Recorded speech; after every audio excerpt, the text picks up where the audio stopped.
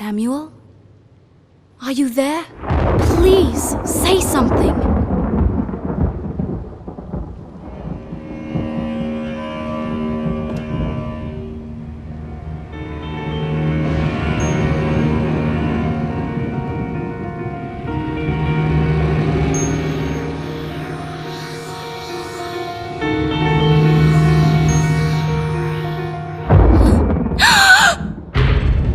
There you are. Where have you been? I've been looking for you. You promised you wouldn't just disappear anymore. I've been looking all over for you. Ow! What's wrong with you? I don't know who you are. I don't know my own husband. You disappear every night. You only talk when it's absolutely necessary. Where is the man that I married, Samuel? I want my husband back!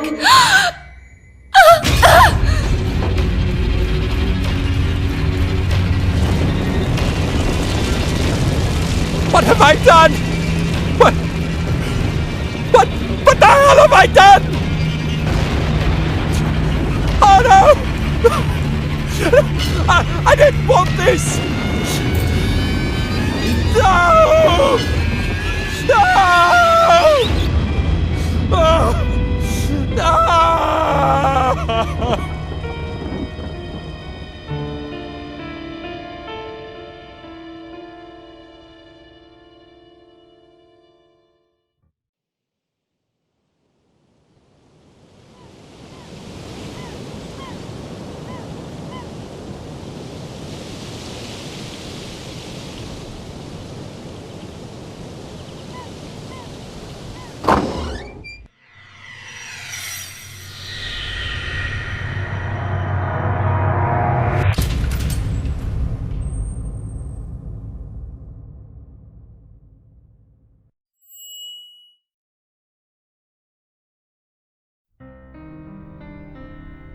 Get on with it! Stick the damn fuse back in! I want to open the store!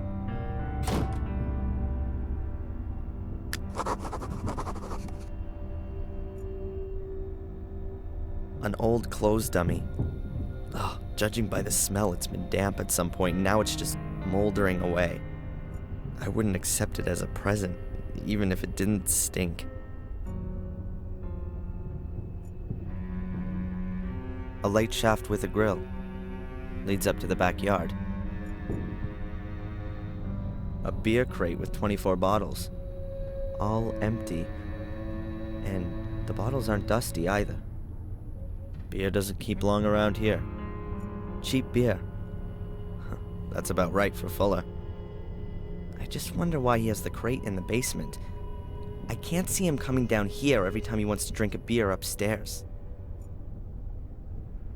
An old garden hose with more holes than a golf course.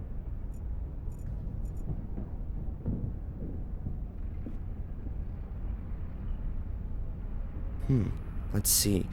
A few plastic containers, bottles and boxes, light bulbs, cables, grease. And a small carton of fuses. The fuse! The fuse, man! Open your eyes!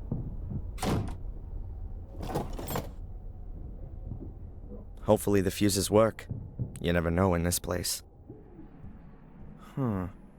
There's just one fuse left in the box. But at least it looks unused. I reckon it still ought to work.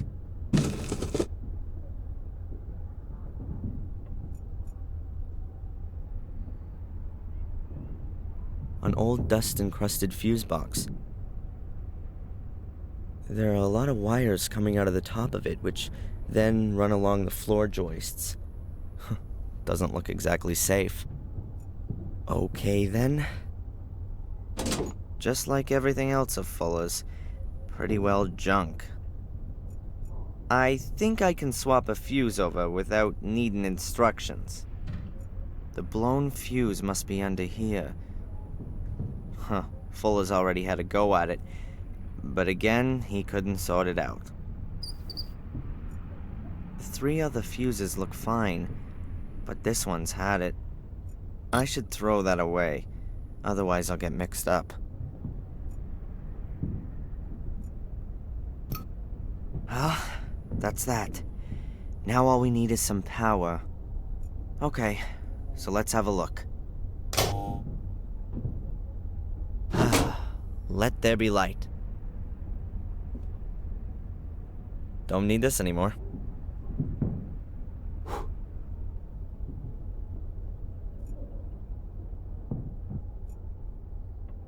My SLR camera, fitted with a flash too.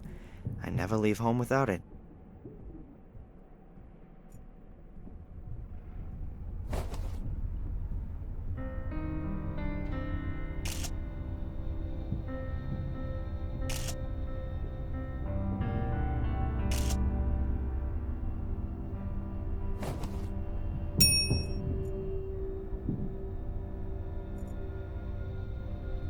That rickety pallet is blocking my view of the lower shelves. I can't see what's behind there.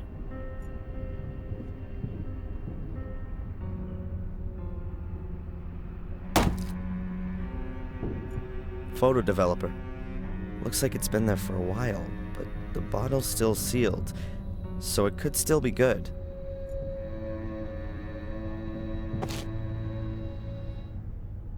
Fuller will hardly miss it, and even if, I can live with it.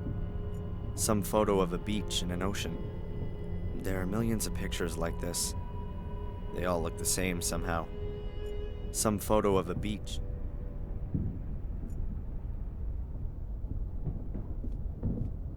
So let's go up. A wonderful working day awaits, full of appreciation and deep personal fulfillment. Ugh. Finally! You make a big deal about going to college, but you're too sappy to replace a fuse. Put that board outside in front of the store. Get on with it! Huh. Fuller. What can you say?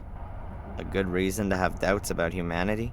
I've only been working here a few days, and I've already given up hope that he might, just once, behave like a normal human being. This is probably the most stressful holiday job that I've ever had. Holiday job in a photo studio? Yeah, sure. Great stuff. Learn new things, earn some money. And the reality looks a little different. Fatter and more bald. Know what I'm saying? The store isn't doing very well. I don't think a cheap sign is gonna change that. But what the hell?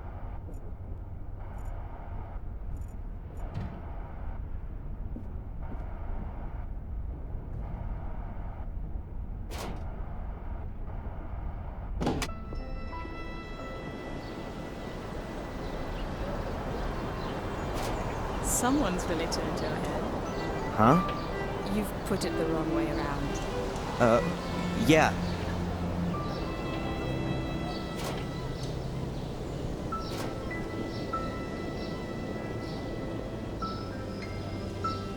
I'd like to get some portraits done. Some pretty black and white pictures.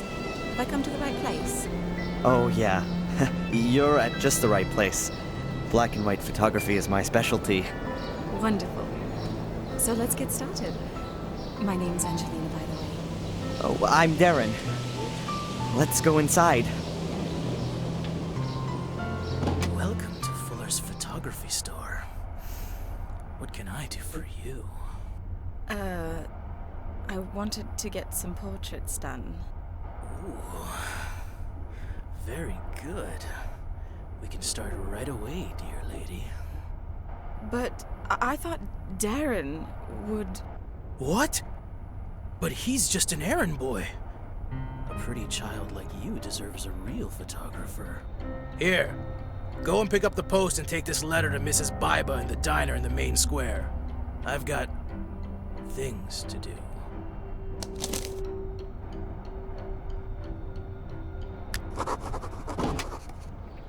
Son of a...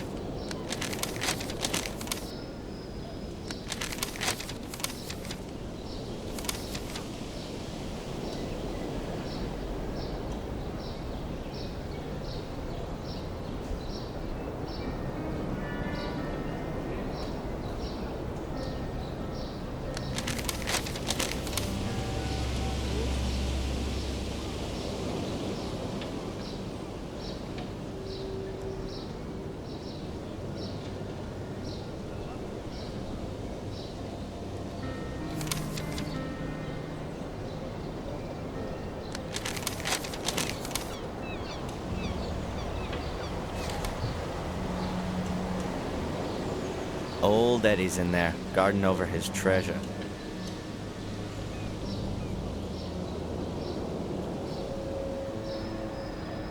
I think that's Fuller's car. I'm not one of those people who knows about such things and goes into fits of ecstasy when they see a classic. Who knows? Is that thing a classic anyway?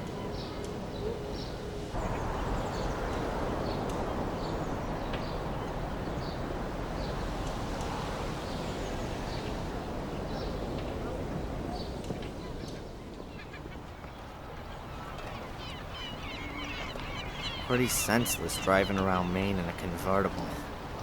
But I reckon that's not what it's really about. It was expensive, and that's what counts.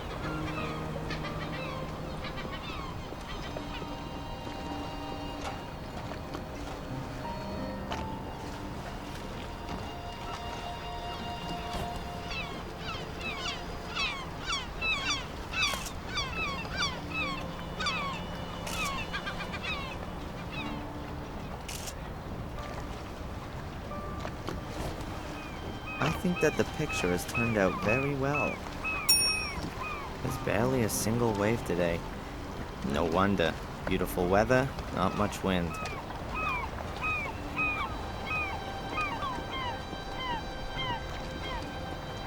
A young woman. She looks sad. A young woman. She looks sad.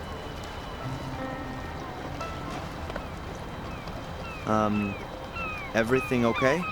No, it's not actually. Carrie died here 2 years ago. She was my best friend. Oh, I'm sorry. How did it happen?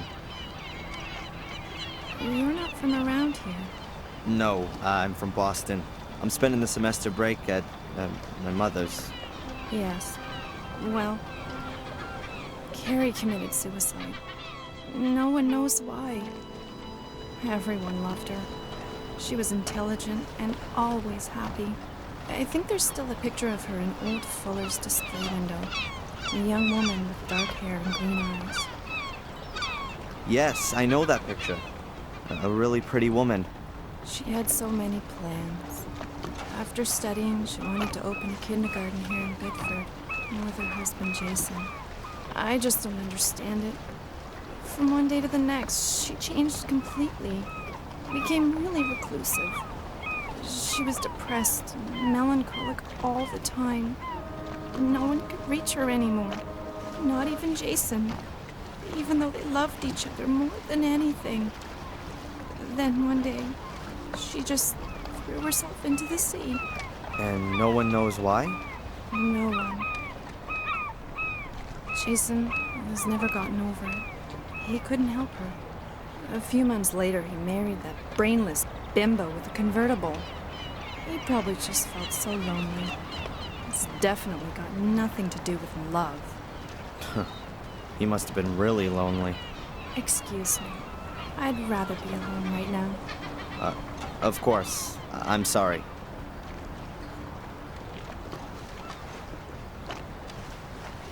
A flat metal bar. It's broken away from the railings.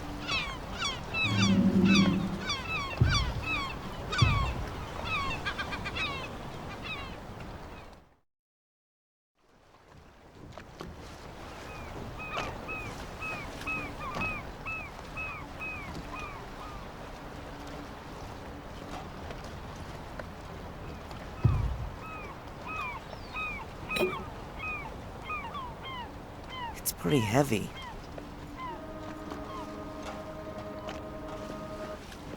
And then I said to him, Jason, I need a new car, urgently. Oh, yeah. And then? What can I say? It's parked right outside.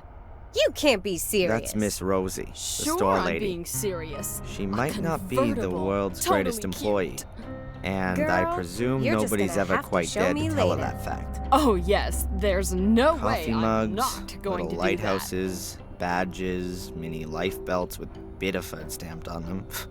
Plastic house And numbers, in this porcelain weather. lobsters, You lying. plastic and what lobsters, did he do? Wooden Well, lobsters. he just left her sitting there. Metal lobsters. Well, she didn't What more deserve could anything the tourist better. heart yearn But that's for? not all.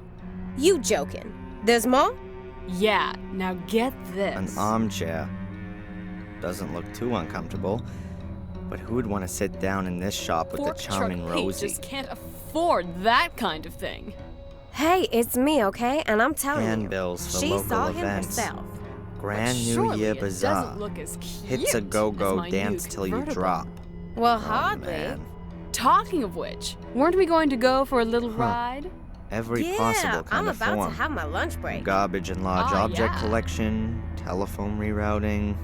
Here's a form from the Make Our Town Prettier committee. And what did your Jason say My to mom's that? on the board of that He one. doesn't know a thing It seems you should about send it in yet. suggestions for improvements around you the town. go, girl. Now don't you go telling anyone, okay? Girl, of course I won't. What are you thinking of? You're a darling, Rosie. What was that story again with your new car?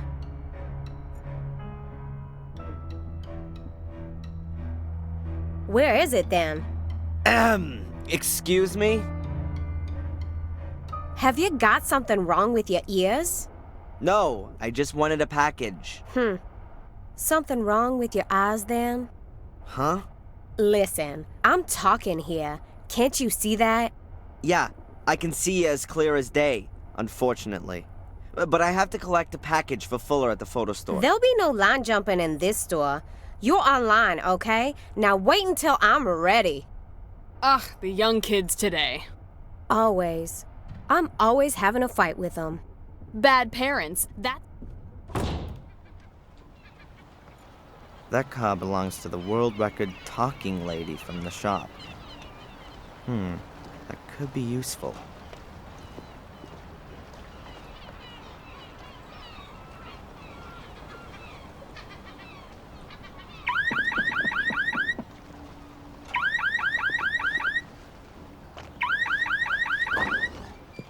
Oh, my convertible!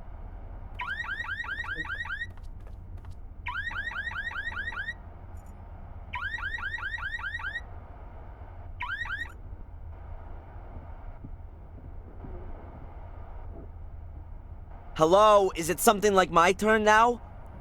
Please, don't let me rush you. Oh, what do you want? I'm supposed to collect something for Fuller. From the photo studio? Collection note?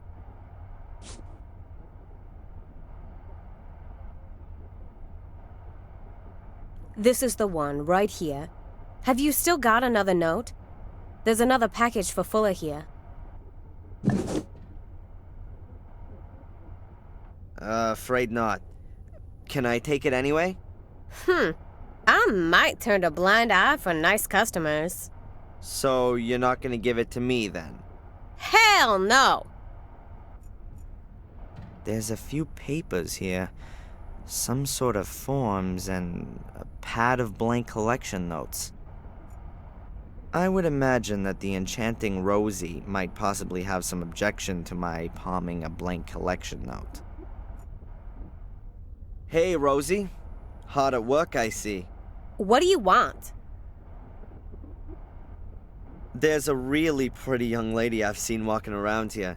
Do you know her? You had a real good look at her, didn't you? Do you know her? Well, I wouldn't say no. She came in here and asked about a photo studio, so I sent her up to Fuller's. She interrupted a conversation I was having with a friend. Can you believe that? Ha! No way! I don't believe it. What brings someone like her, or maybe even you, here to Biddeford? Someone like me. You mean a fat woman in a state full of fitness freaks. You're one charming kind of guy, aren't you? No. I meant, why would someone as unfriendly as you work in a town tourist shop of all places? Well, you ain't exactly a picture of politeness yourself. But I don't work in a tourist shop either. Okay, look. I grew up in New Jersey. My father didn't think the neighborhood was good for me or my brothers and sisters. So he got himself a job in a paper mill and dragged us all up here. Satisfied with that? And you just weren't able to get yourself a job in construction or driving a truck? Look, you shouldn't go trying to take on someone like me. You're punching way above your weight, son. Huh, I can't deny that. Hey, Rosie, did you know Carrie, Jason's first wife? Of course I knew her. I know everyone in Biddeford. At the end of the day, this is the only post office. And what was she like? What's that got to do with you? I just wanted to chat a little. Well, we never spoke too much. She was always so quiet. No comparison with Juliet. At least with her, you can have a decent conversation. Jason's so lucky he got her now. That really wasn't a life for a guy like Jason, with someone like that dragging him down. Now, at least he's got a life. Ah, so lucky. Just between you and me, one shouldn't speak ill of the dead. But that Carrie, she was always a little strange. Uh-huh. Is there maybe a package for me there, Darren Michaels? Mm-hmm.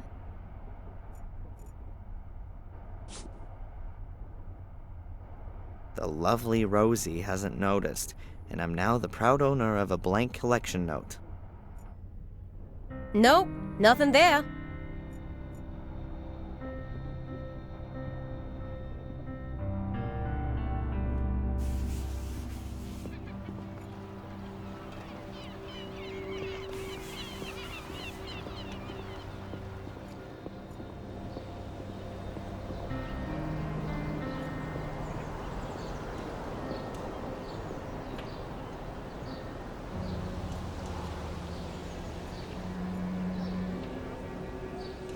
What a flashy thing that is. Probably some tourist's cool ride. Europeans in particular confuse New England with California and think they should be driving around in convertibles or Mustangs.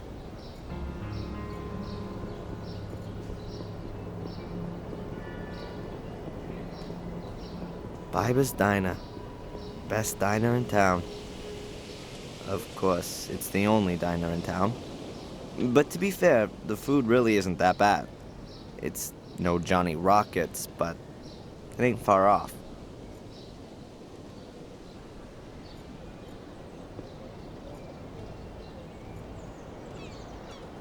I haven't seen such an old bubblegum machine for years. Belongs to the diner. They do that whole nostalgia thing in there, too.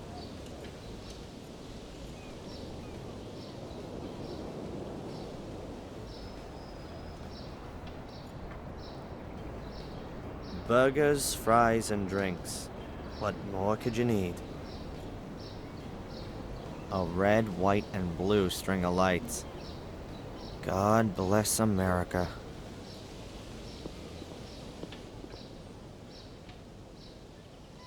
Yeah, just down the street. Thanks a lot.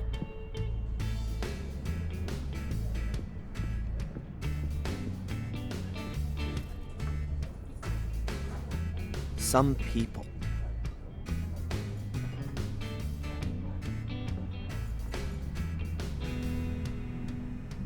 A man in a white lab coat.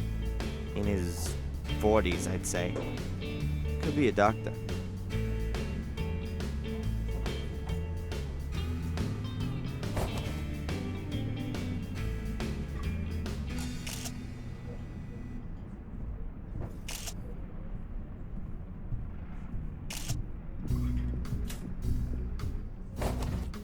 I think that the picture has turned out very well. That's Mrs. Biber, I think. As far as I can understand it, she runs this place with a husband.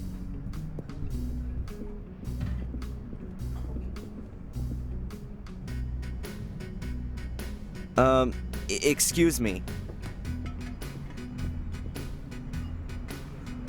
What can I get you, my boy? Actually, I'm here to give you something. It's from Fuller in the photo store. Psst. Hey, come over here.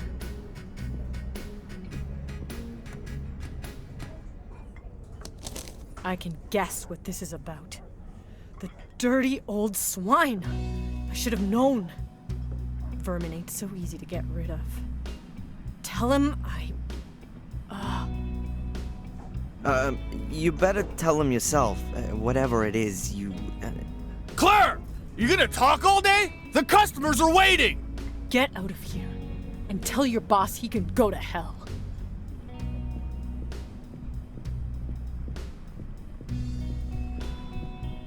Jeez. What the hell was that all about then? Huh.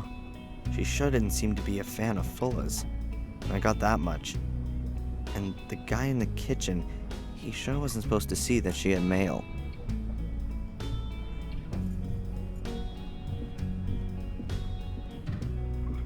Hello? Young man! You're Darren Michaels, aren't you?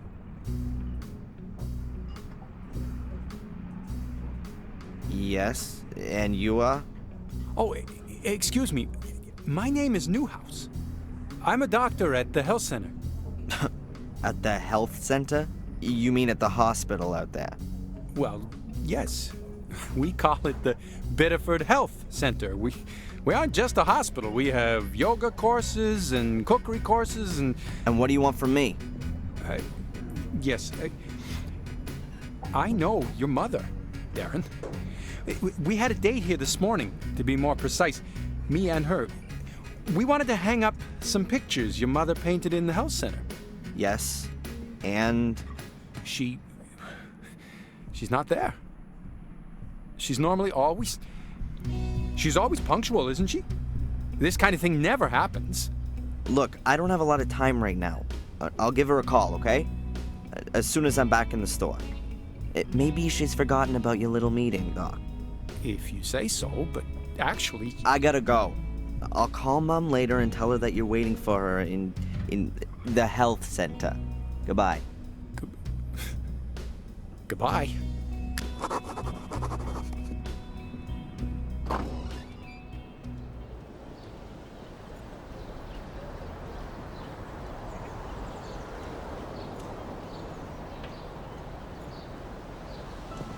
He's sick. That disgusting pig. What's going on? Your lovely boss. Does he always try to grope his customers? No, only the women. That's not funny. No, of course not. What can I say? Fuller's an asshole. Well, he's never going to see me again. Darren, would you bring the photos to the hotel for me? Of course. My pleasure. Thanks, Darren. That's really nice of you. I'm staying at the Wild Coast, room number 5. No problem. You'll have them this afternoon. Thanks, my hero. See you later.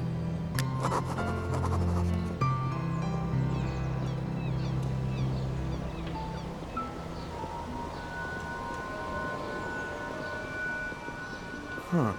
That's the guy from the diner. Is he following Angelina? Hey! You're gonna gawk her ass right off. Whatever the bitch said, it's all a dirty pack of lies. Sure. Back to work!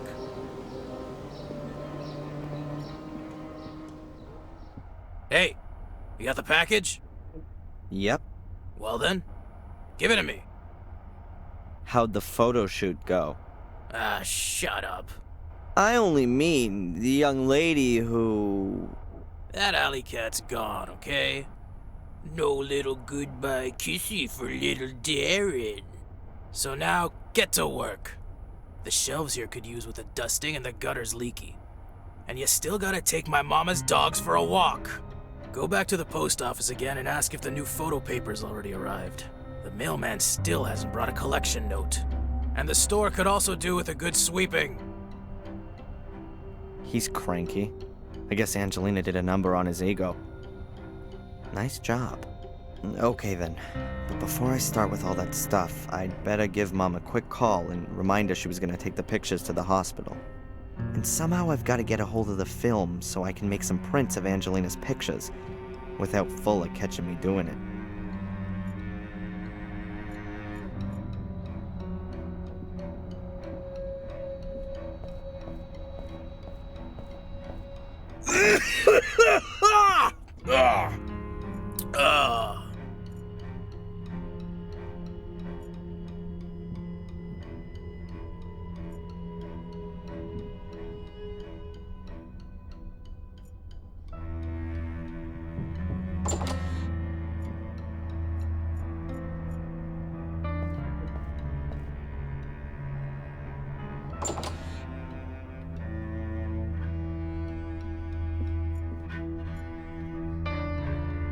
A very old-fashioned safe. There's a logo on it. M.T. Schultz, Pittsburgh. Looks at least 100 years old. I find it hard to believe that Fuller hides anything of worth in there. He's more the paranoid type that wants to protect his telephone bill from prying eyes.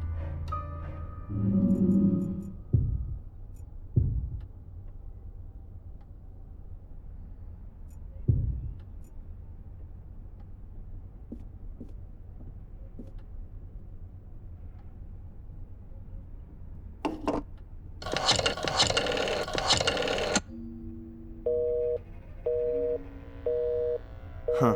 Seems like she's on the phone. What the hell are you doing using my phone? While you're on the clock?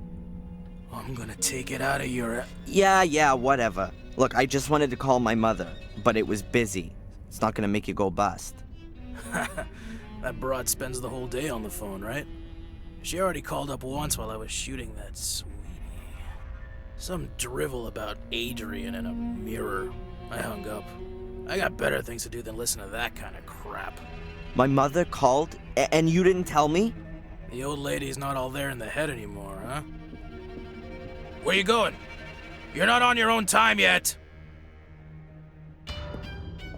Mom? Mom! Mom!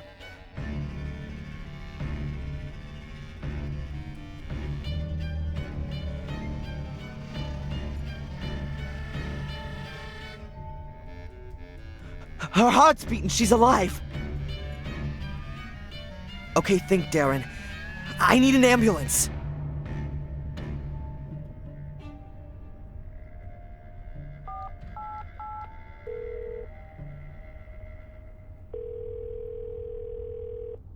Emergency? Yes. My name is Darren Michaels. I've just found my mother. She's unconscious.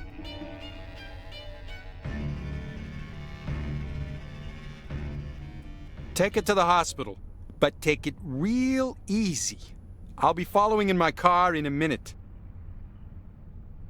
How does it look? Difficult to say, Darren.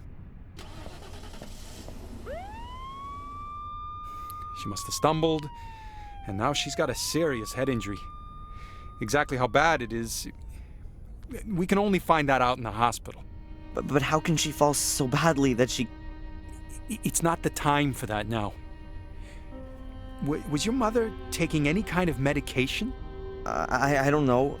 She always has a load of painkillers for her back. No idea. Please, collect anything that looks like medication and bring it back to me in the hospital. What about allergies?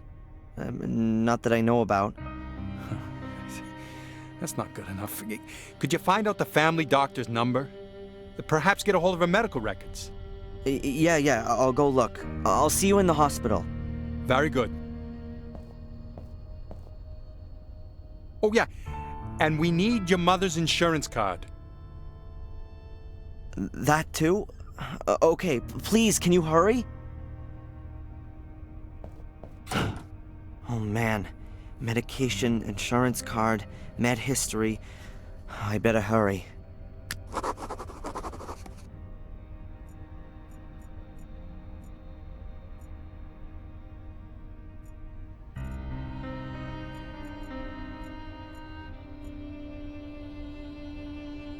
That's Mom's medicine dispenser. There's a box for every day of the week. She always used to joke about it.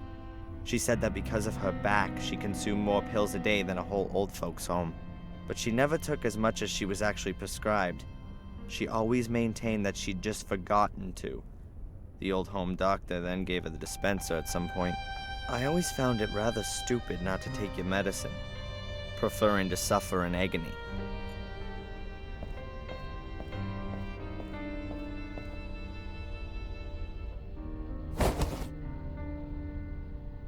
That's gotta be most of the medication.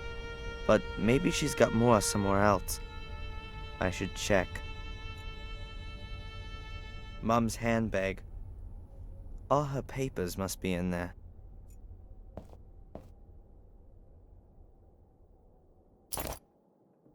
Alright, I found the insurance card.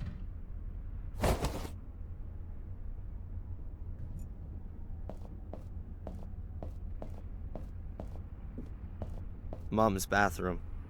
Like her old place, nothing special. We weren't poor, but my mother was always modest. And by the looks of it, so is this place.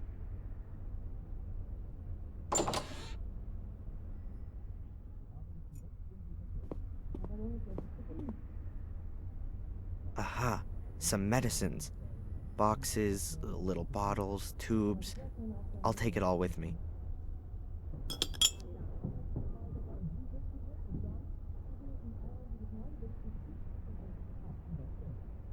I think that's it. I found all the medication.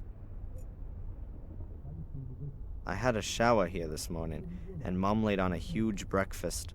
I ate some of it, for her sake. Huh. Back at uni, I usually don't eat anything in the morning.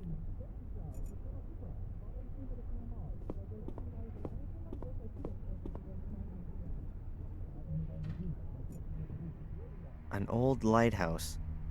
Underneath's a sign with Willow Creek written on it. Perhaps it's from the place in England where she lived. She first came to the US in her early 30s, after the accident.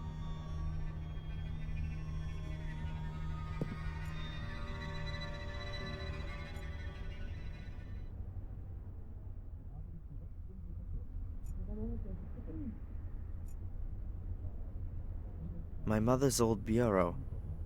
That's where she keeps her letters and financial papers and such. I don't fancy poking around in there just now. Mom likes thrillers and horror stories, mainly old stuff. Edgar Allan Poe and the like. Perhaps it has something to do with her time in England. She's often told me that she worked in a castle that could well have come straight out of one of these books.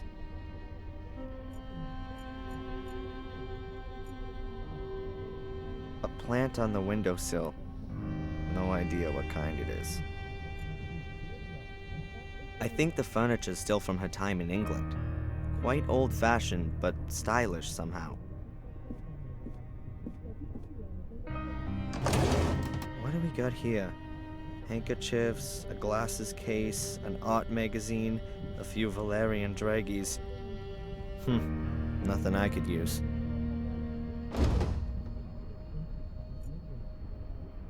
Ah, my mother's address book. I ought to find her doctor's number in there.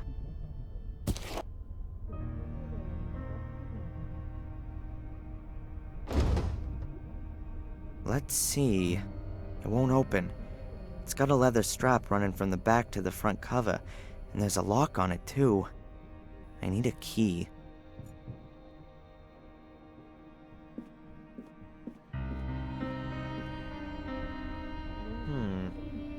Looks like there's something under the flower pot.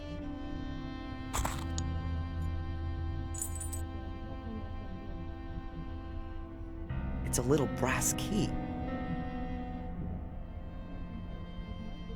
Yes, and that's got the address book open.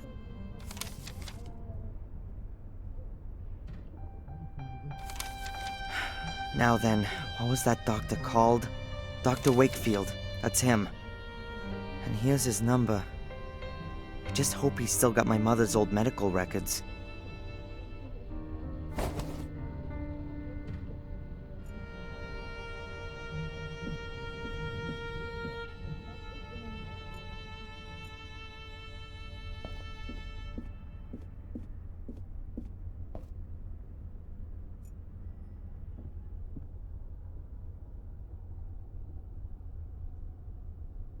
Hopefully the number's still okay. Dr. Wakefield, 555...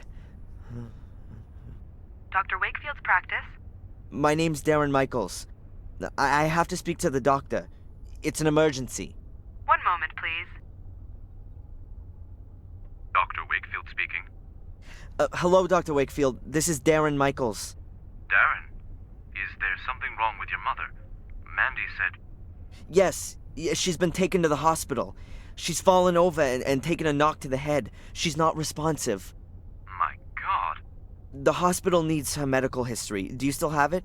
Yes, we must still have it here. Can you fax it over to the hospital? Yes, of course. Hopefully nothing's happened to her back. Wouldn't the support corset protect her? Not necessarily. The corset supports her spine when she's standing up or sitting, but her back has been so badly affected since the accident that a fall can have repercussions. I don't think I want to know. I'll just go down to the hospital and find out there. Do that. I'll have the records sent to Biddeford. I hope your mother gets well soon. Yeah, me too. Give her my best wishes as soon as she's awake. I'll do that. See you later, Doc. Well, that's done. Dr. Wakefield has always cared well for Mom. With that back of hers, she could barely stand, sit, or lie down without causing her pain. And then she has the burns as well. And now this.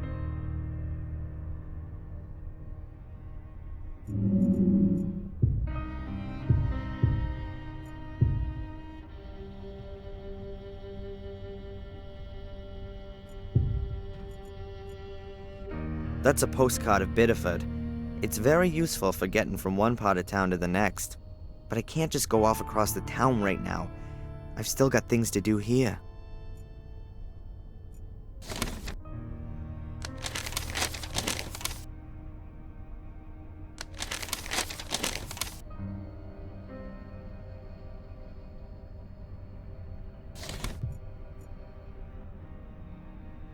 I'll just get dressed and then go straight to the hospital. I hope she's all right.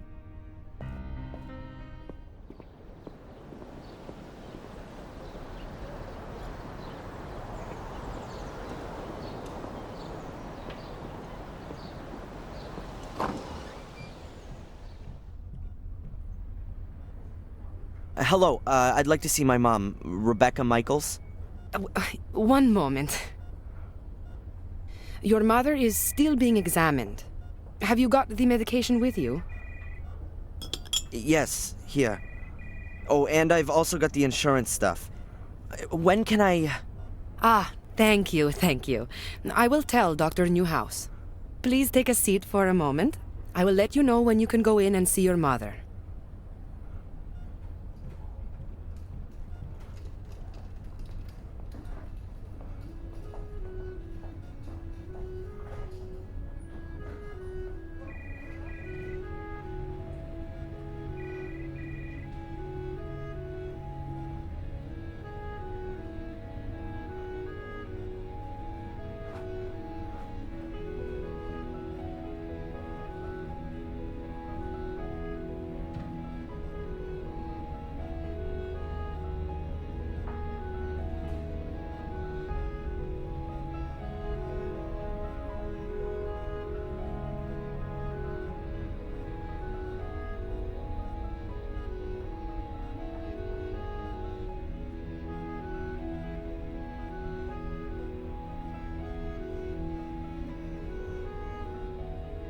Excuse me, Mr. Michaels?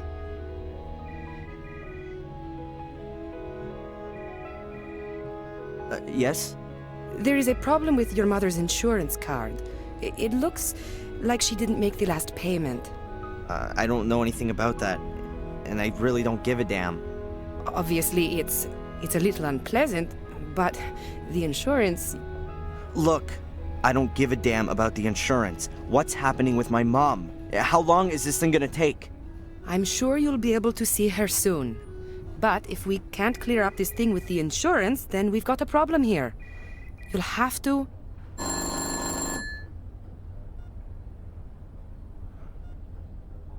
Okay, Doctor. You can see your mother now. The room at the end on the right. Mr. Michaels? I can't help it if your mother hasn't paid, or if the bank hasn't made the transfer, or if the medical insurance won't cover the treatment. Here, take the card with you and sort it out. In the end, your mother will be back on her feet, but she won't have a roof over her head anymore.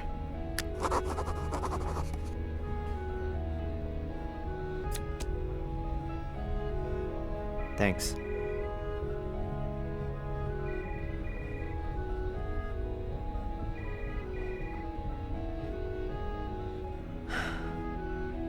How is she?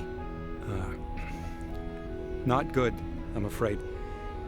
The wounds to her head are quite severe. She must have fallen against the table with all her weight behind her. Is she going to... One should never give up hope. But your mother's in a coma, Darren. I'm sorry, but it's rather uncommon for someone to wake from a deep coma.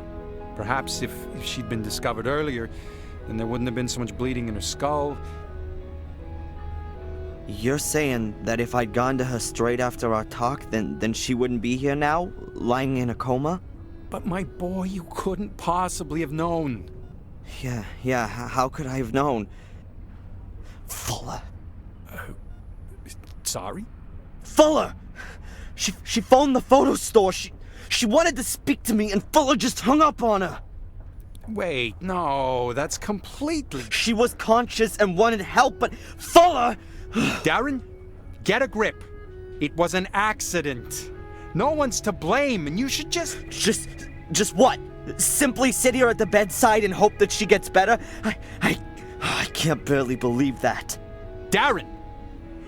You must... Thanks for your help.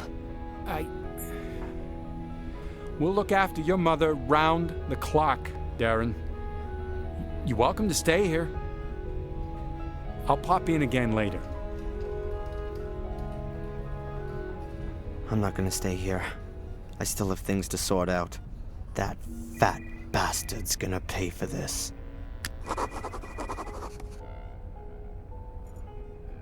It seems to... She looks so weak. My mom always had a fighting spirit, and all this just because she tripped. Probably rushing around again, doing someone or other a favor. And then that stupid cupboard. Oh, and Fuller. If he even... I'm gonna squeeze him dry for this. There's a stethoscope. Presumably someone from the clinic forgot it when washing their hands. Doc Newhouse has definitely still got his. I'll take it with me. They ought to be able to rustle up another one here.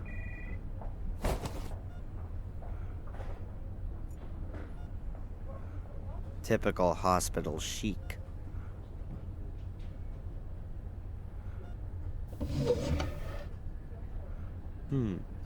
There's a little medicine bottle lying here. Perhaps it belonged to the patient who was here before my mother. Laxativa. A powerful laxative. Sounds useful.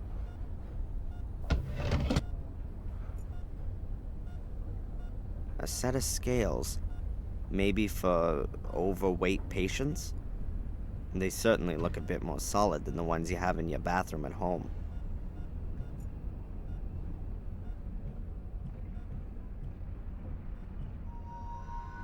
No, I can't tell you that.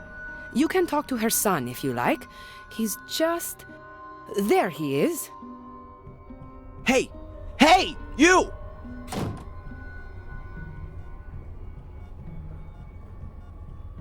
What the hell?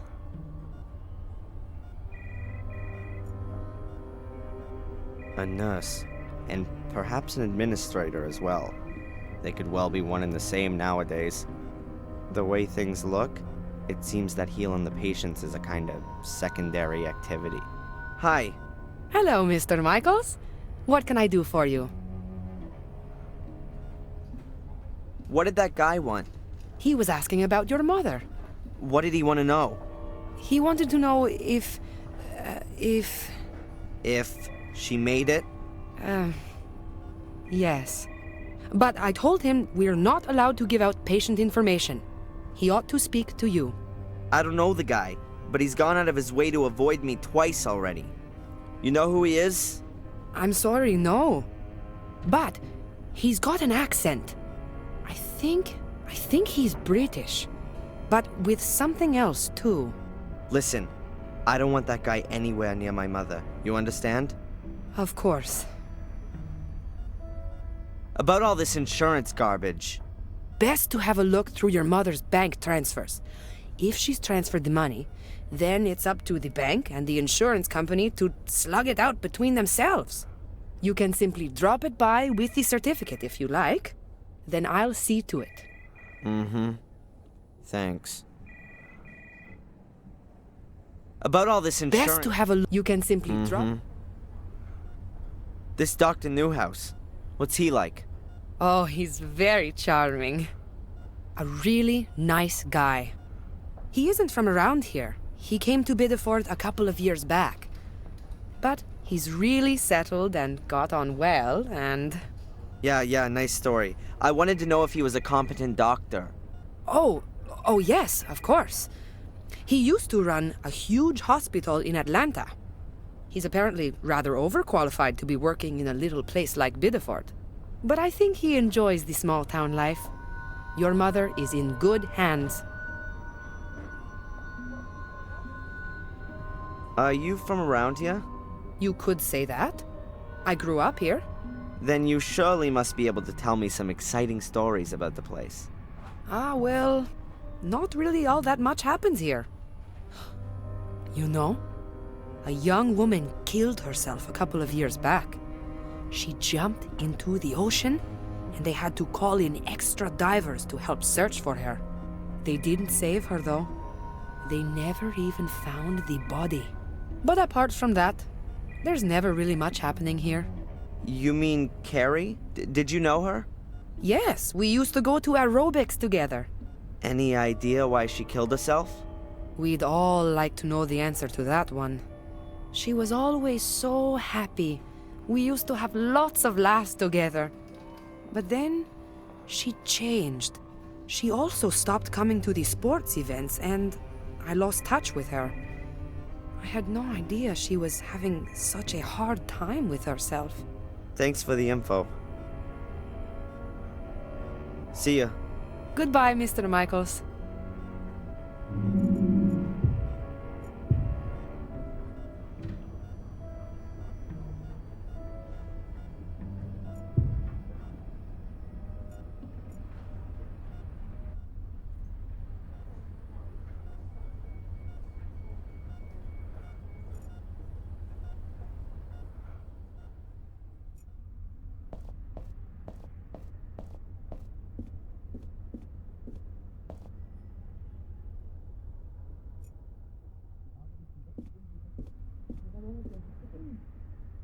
There's no choice. I can't believe I've got to scrabble around in my mother's private things so the damn insurance company doesn't let her die. I mean, what are they gonna do if I can't find any proof that my mother transferred that money? Throw her out of the door in her bed? Alright, come on, Darren.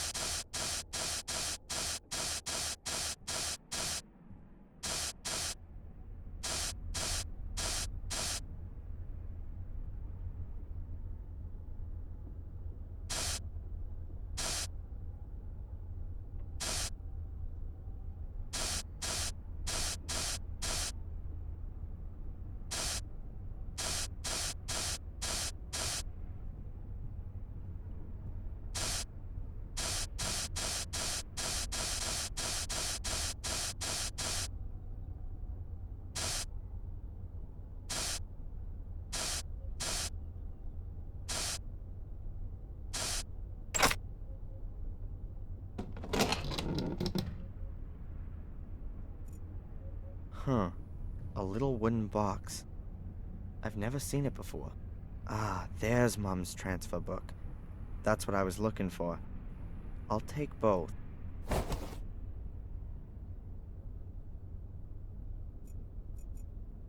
Pencils. Run-of-the-mill pencils.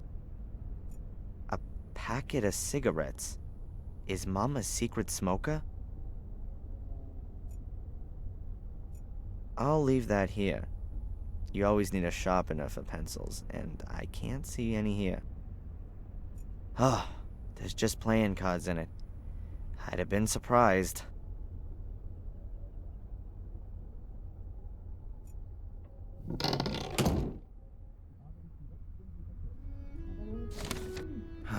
I don't know about all this kind of stuff. Let's see. I reckon that these are my mom's account transactions. This is the rent, and here's 18 bucks, 45 to the phone company. Aha, and here's the transfer to the insurance company. That's from last month, so she has paid. Those guys need to kick up the butt. What's this? A letter? Dear Rebecca, I have received your letter and am pleased that you're well. Of course, I will furthermore send you the full amount. Your suggestion is well intended, and I wouldn't have expected anything else from you. But there's absolutely no question about your receiving any less, even if he has now left home. You have done a wonderful job, and it's now time that you did something for yourself. Enjoy your life in Maine. With love, C. Strange. The full amount. Even if he's out of the house now? What's that all about? Here's my mom receiving a fat payment from... a $1,500 transfer from a bank in England. BCW Bank, Willow Creek Branch. Willow Creek? That name's familiar. Mom used to live in England, but was it in this Willow Creek? And who is this C character? And why is he sending her money? Here it is again. And there! She seems to get the same amount every month. Seems to be practically her only source of income. I don't get it. She always told me she got a monthly injury compensation payment from insurance of the guy who caused the crash, which also killed my father. I definitely wasn't supposed to see that. Suppose it didn't really matter to me either. It's just that... It's just not like my mother to keep secrets from me. I'll ask her why she's lied to me as soon as she gets better.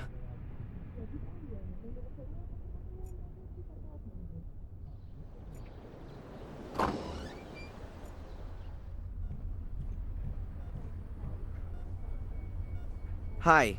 Hello, Mr. Michaels. What can I do for you? I have my mother's bank transfers here. She's already paid for the damn insurance. I was thinking the same thing myself. You know, the insurance company has made a boo-boo. Can I have them? Don't worry, I'll get on it. So that will be the end of it then? Yes, I'll clear it all up with them. Good.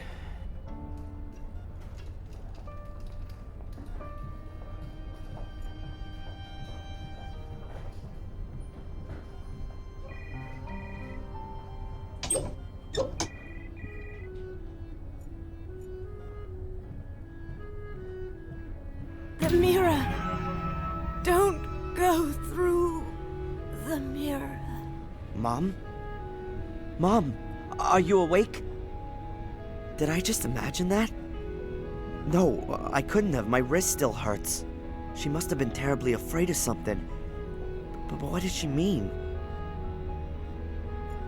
I'm standing here in front of my mother who's lying in a coma, and all I can think of is her lying to me about her accident. Just what kind of a person am I?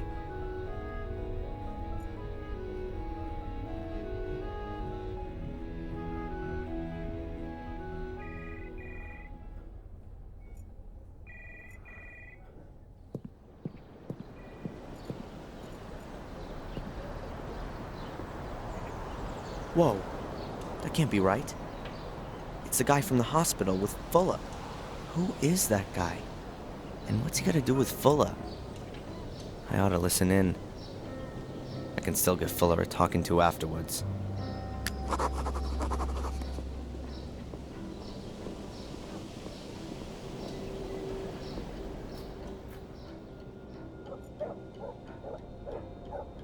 An ancient, rickety tool shed. This is where Fuller keeps the junk that he doesn't just throw somewhere in the yard. So, not much.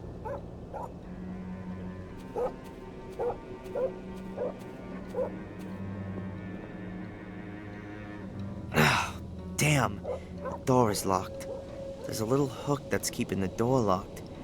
I've got to reach it somehow. I'll never get those bars out of the wall. I can forget that. Huh. I could reach the basement through the light well. But removing the grill would make too much noise. And apart from that, I'd never get up the creaky basement staircase quietly. I've got to find another way. That's the cage for Fuller's mother's dog. But the dog is usually in the house. At least, I've never seen it here in the cage.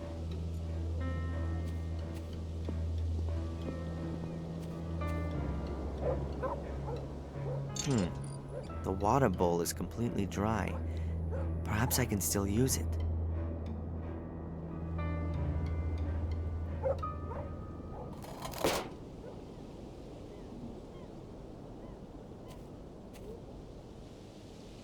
A reel of fishing line. There seems to be a little still on it.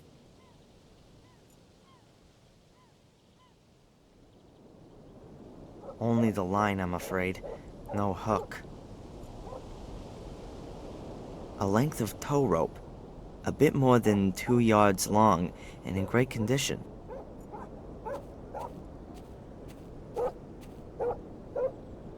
Ropes are always good.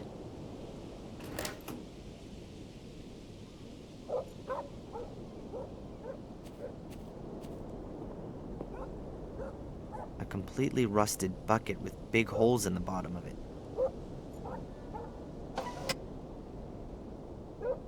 The handle's busted off. I'm gonna leave the bucket there. There really isn't much more I can do with it.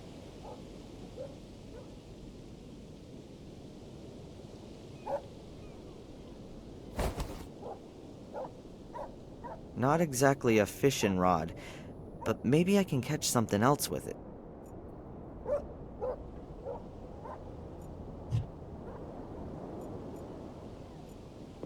That should work.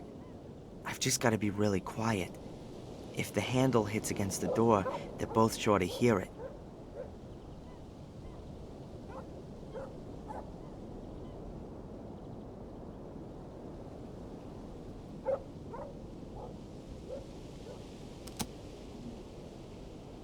Done it.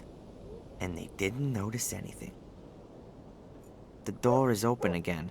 I can go in. I just hope it doesn't squeak.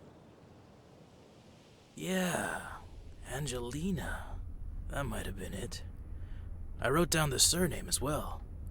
For another $10, I might even remember where I put the note. Not necessary. I know her surname. And your assistant, what about him? What assist? Oh, you mean Darren? That's my errand boy. He works here in the semester holidays. A good errand boy is worth a lot. What do you know about him? Why are you interested in him? You want to poach him from me? No problemo. For $100, I'll even write his notice straight away. What the hell? We'll say 50. Not interested. Do you know him well? What's with all the questions? His mother came in and asked if he could work here for a few weeks. He's a pussy! One of the eternally afflicted. Oh, I feel so bad and the world is so unfair and it all makes no sense. Boo-hoo. So you don't know him? And I've got no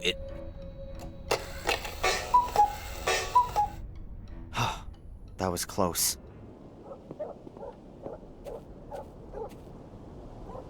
They're both heading for the exit and I'm none the wiser.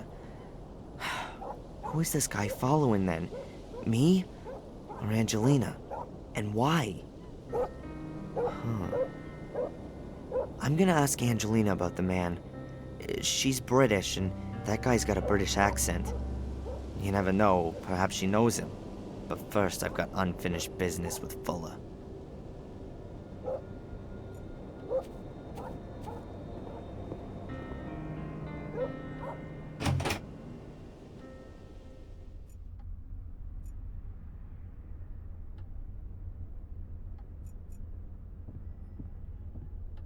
A used up, chewed up ballpoint pen.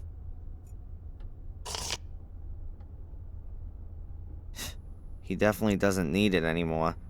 And if he does, well, even better.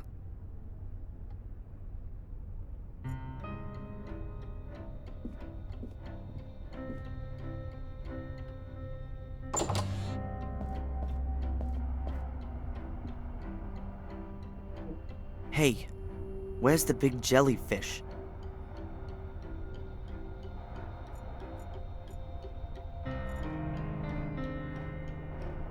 These photo mounts are made of a kind of pressed card. You can stick photos into them to make them easier to hang. The drawback is that they can get easily dusty. The picture frames could do with being a little more professionally presented. But to be honest, they don't really deserve it. The postcards all show scenes from New England.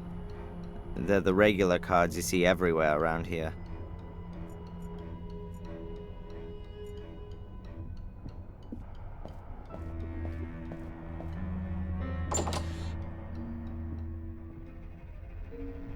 What the hell? A secret door hidden behind the photo backdrops.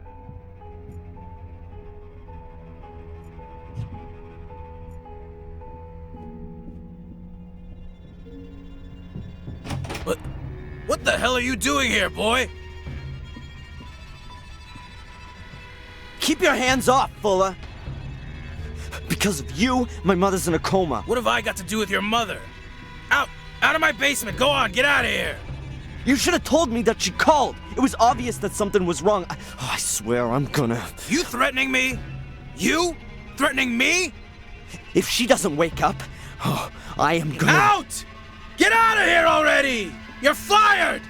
Out! Out! Out! You better pray she doesn't die. That's the only thing that'll save your fat ass. Get out of here! If I ever catch you here again, you'll end up next to your mother. You're gonna regret this, You'll Fuller. never do anything, you pussy! You haven't got the balls! You haven't got the guts! You got nothing! I'll think of something. I'll get him back. That man's gonna pay, you just wait. But I still need the film with Angelina's pictures on it from out of his camera. I could use his darkroom to develop the film and make the prints. If he's not gonna pay me, then that'll do as a partial payment.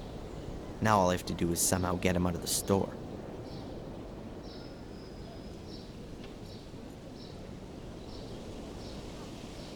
Good.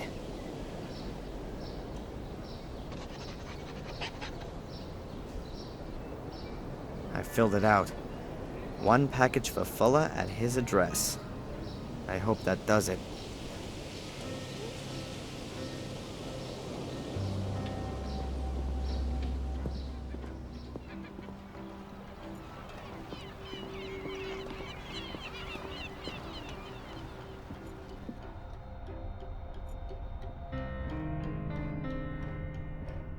Hey, Rosie. Hard at work, I see. What do you want? Does Fuller often get packages delivered here? Yeah, a few times a month. Why doesn't he have the packages delivered to his store? He does, but when he's not there, the mailman delivers them here and then Fuller picks them up for himself. Do you know what was inside the package that I picked up a little while back? How should I? Along with all the tourist stuff and the mail, you're the local travel agent too, aren't you? Have you got anything about a place called Willow Creek in England? Course we do. Take a look back there in the flyers. Is that a girlfriend of yours? Yeah, one of my best ones. Does she sit about in this store the whole day? Excuse me? I wouldn't know what that would have to do with you. I just mean, has she got a job or not? She doesn't need one. Actually, her husband has plenty of dough. And even if he didn't, then she could easily earn good money working as a photo model. As a photo model, huh? That could maybe help me out some. Oh, really? Nothing. It's okay. What can you tell me about Dr. Newhouse? The Newhouses? Well, they came here a few years back. He was a big cheese in Boston. Miss Newhouse has brought a good bit of style to this little town. I know her. My girlfriend Betty is her best friend. Really? She gossips as much, too? We don't gossip, okay? You really want to know all this stuff? You know the Bibas? From the diner? Sure I do. What can you tell me about them? I don't gossip, but her marriage ain't exactly the best. Really? Yeah, she's apparently very nice, a little jaded and stressed out. Can't ever forget her work. But him, he's an asshole. Been boozing for 2 or 3 years and is a bit free with his fists. Why doesn't she leave him then? Huh. No idea. She's real dependent on him. The diner belongs to the both of them. And besides, where would she go? Nobody would take her. I wanted to pick up Fuller's package with the photo paper. No, please. I can't accept that. Why not? It's not signed. Fuller has to sign the note? Stupid. The mailman, of course. Fuller should ask him tomorrow morning. He probably just forgot when he was posting the note through Fuller's door. It's not possible for me to wait till tomorrow. Thanks. Yeah.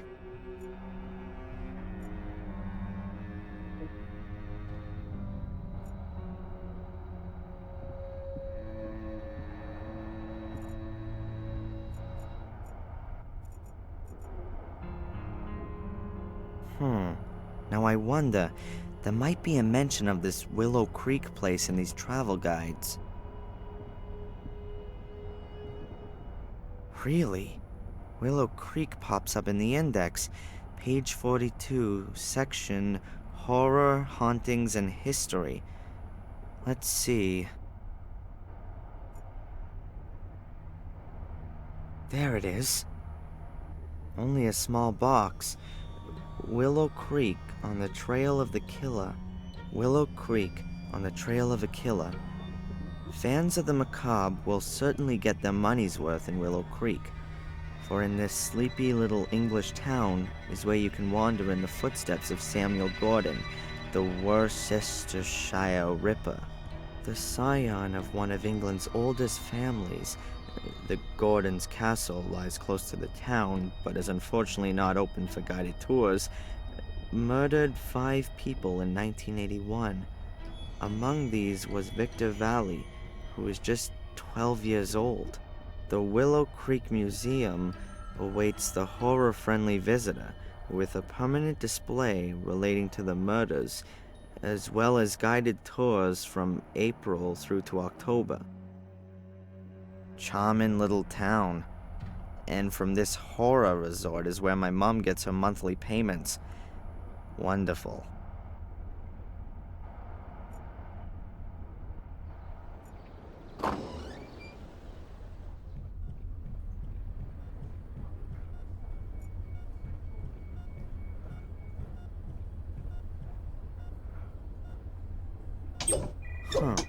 The news of my mother's accident seems to have spread quickly. A couple of people have already sent flowers.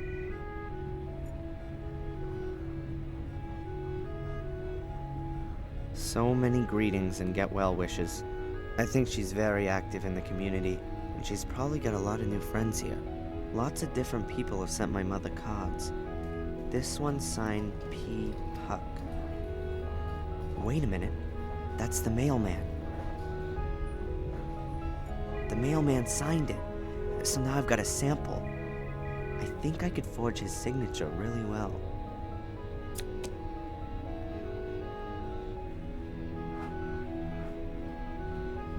Okay, good. I've got the original. I guess the signature is kinda half decent.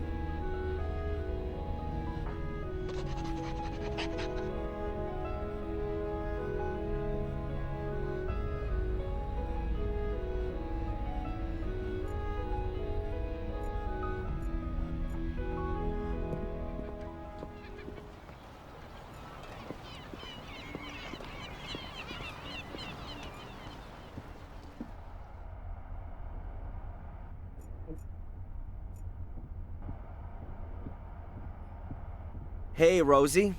Hard at work, I see. What do you want?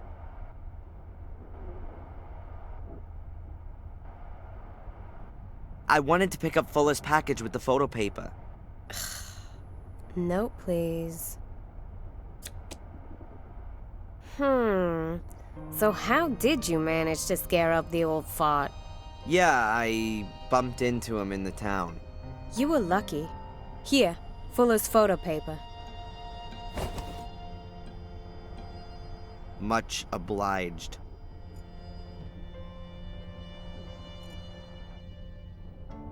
Huh. The bimbo reads fashion magazines. Why is she doing that here? Excuse me, ma'am.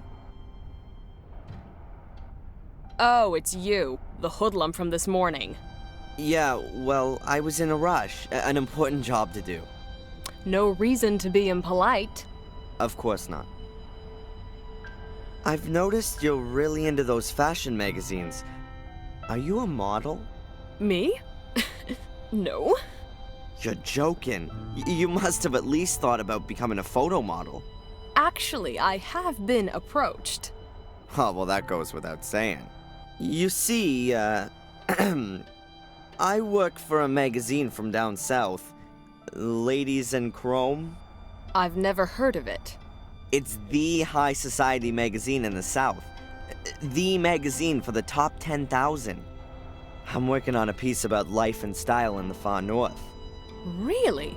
How exciting. Maybe you have some recent photos. I'd love to show our readers what fine taste people up here in the north have. This is your stylish convertible, right? It is! And I'd be happy to be at your disposal for your story. But I don't have any photos. That shouldn't be any problem. There's an excellent photographer in town, isn't there? Fuller? You can't be serious. That savage would never be able to like me properly. Oh, so you don't know What don't I know? who Fuller really is?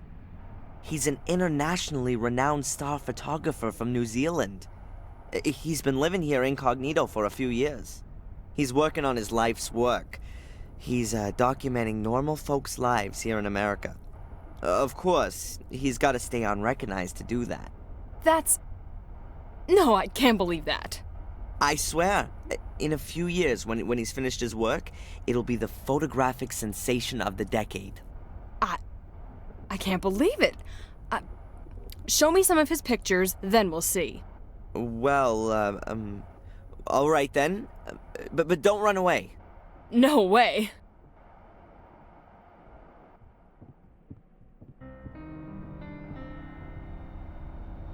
My God, what a lame story.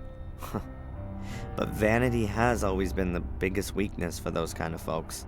If I can show her a few reasonable photos, then perhaps she'll lure Fuller out of the shop for me.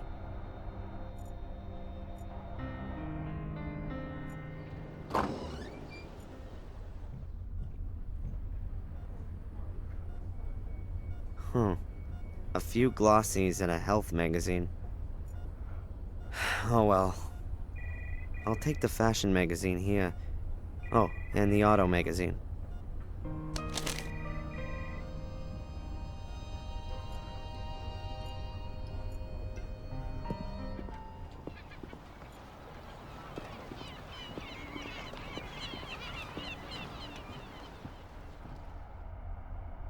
2 magazines.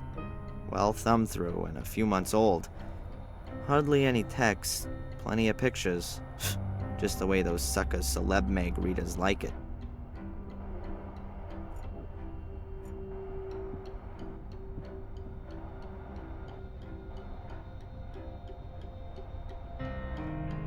Look, I've got a few of Fuller's earlier works. Really? Show me! Which pictures are by him? Oh, that one there. Oh, and there too. Oh, and here's another one. Exactly. Yeah, that one here. They're really wonderful. It was all just for the money. In reality, he's an artist, you see. But the project here in Biddeford is his real passion. Living incognito amongst us common folks, working on his masterpiece. Can you imagine what an effort it must have been for such a cultivated and refined man like Fuller to play a primitive, stinking, sweaty asshole? That's true art. You should call him. He could photograph you in your car up on the cliff top. Now? Yeah. Unfortunately, I've got to hurry, my lady. I've got a deadline to meet in Dallas, you see. Oh, of course. I'll call from my car phone and arrange a photo shoot. Oh, excellent. But don't let him realize that you know his true identity. Who knows what that'd do to his artistic spirit. I understand. Thank you so much. Oh, no problem. Shall we meet here again this evening? Agreed.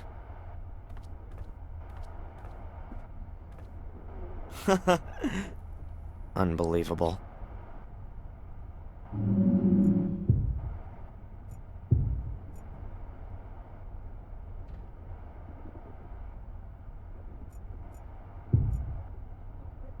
That's a postcard of Biddeford, but I first want to see if...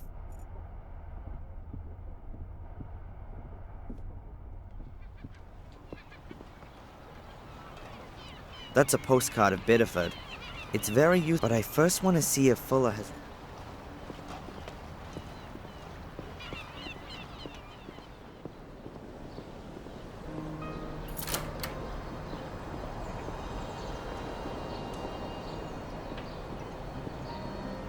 And there he goes. Now I ought to have a few hours to get Angelina's film and develop some pictures in the darkroom.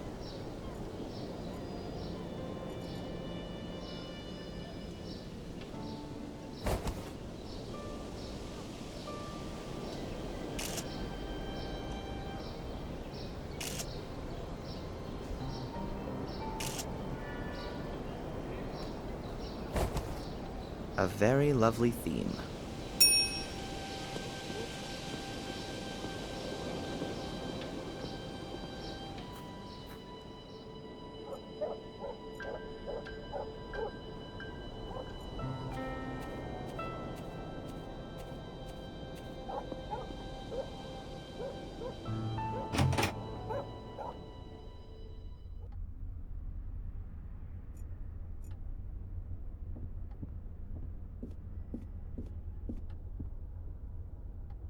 Alright, let's see. But I need to get a move on. Fuller's had a clock built into it, so there's a time limit.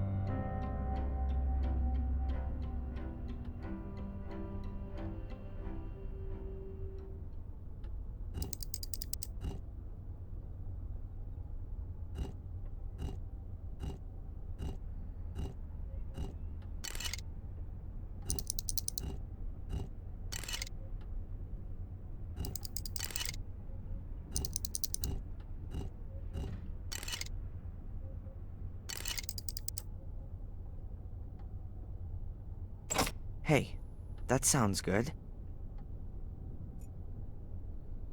Yes, there you go. Aha, a film cartridge.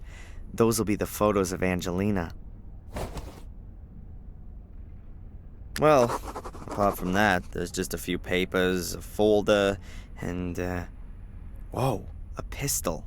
I'd better leave everything where it is. As soon as I've developed the pictures and made copies, I'll pay Angelina a visit in the hotel. I I could really do with a bit of a distraction.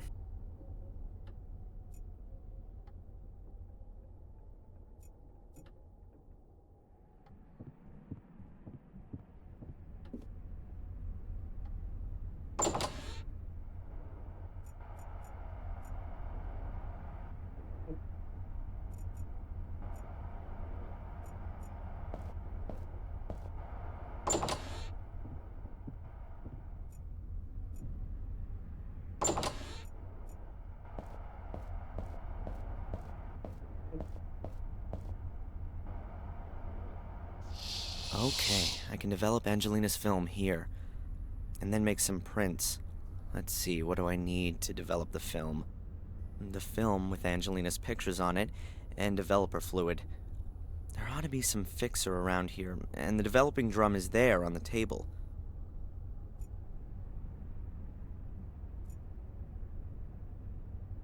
An old, rather battered locker.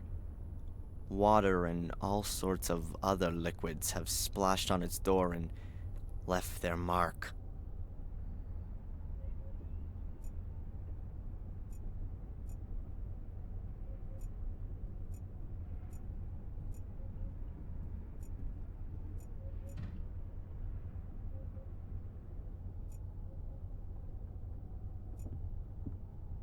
A bottle of distilled water. I'll take that with me.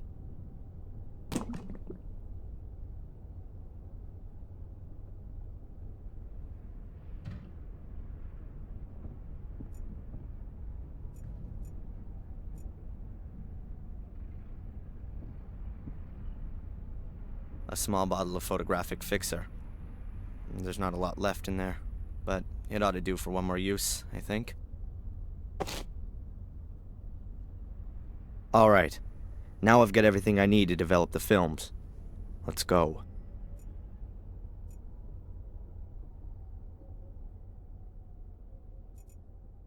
First of all, light off.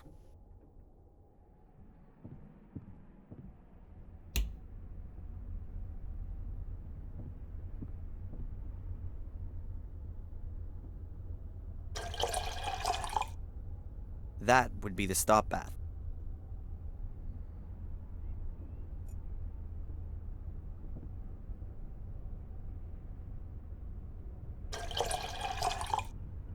That's enough. Now there's just the developer to go with it.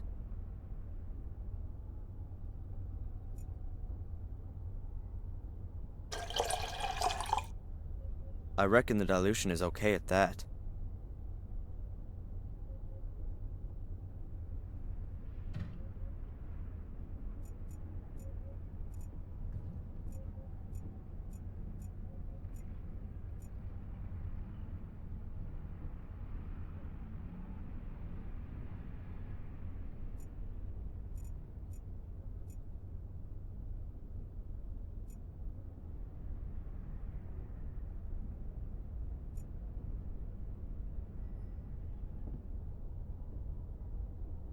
That has to be enough.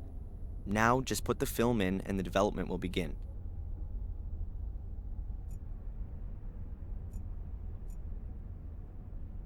The film and the developer are now in the developing drum. Good. Now the developer is oxidizing. It gives off electrons, which are then picked up by the silver ions in the light-sensitive layer of the film. The more light that falls on a location, the stronger the reaction, and so the place then turns darker. In short, the film is now being developed.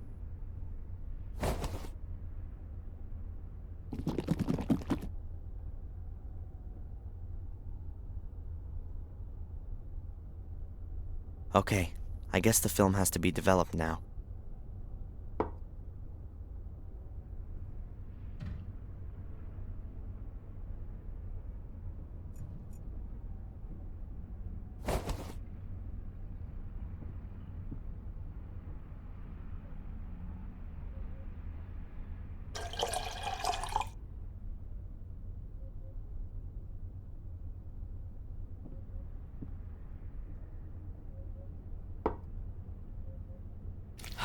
Oh well, that's the end of the fixer. But what was left ought to have stopped the development process. I hope everything's worked. A completely normal waste bin. I'll make a note of that in case I want to throw anything away. An A4 size package. Fairly heavy. Either it really is photographic paper, or it's full as dirty mags for the week. Ah, nice. 50 sheets of top quality photo paper.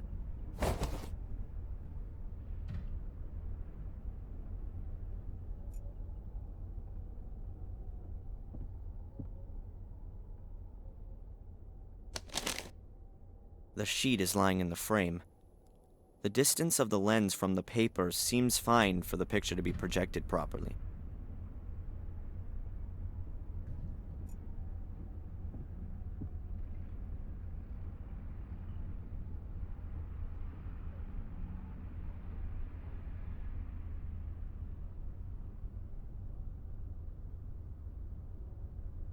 So far, so good. The film's developed. That's the first step. Now I have to make the prints. Let's see. I need photo paper and an enlarger. That's over there. Then I need developer. There's still enough in the bottle.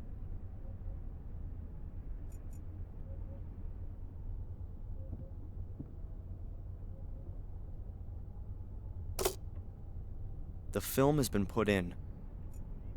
Then let's have a go. The longer I leave the lamp on, the more contrast the picture gets. Let's try it.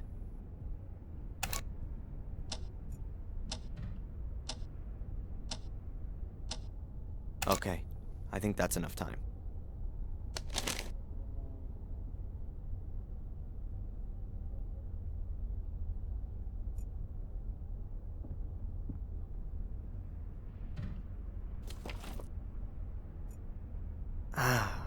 Here we go.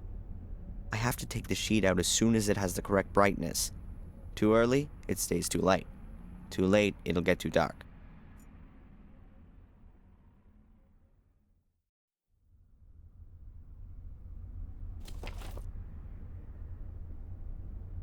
The photo's exposed and developed.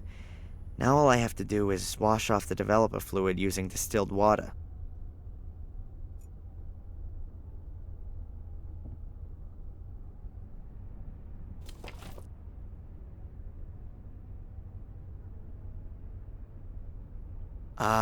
The contrast is good and the brightness is right too.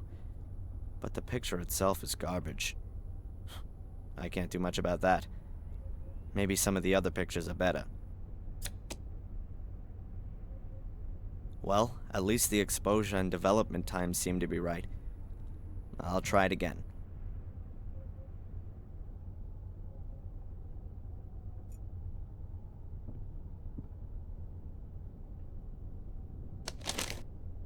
The sheet is lying in the frame.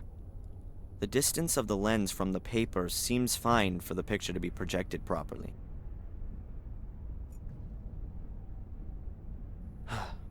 Okay then, let's try again. I have to measure the exposure timing.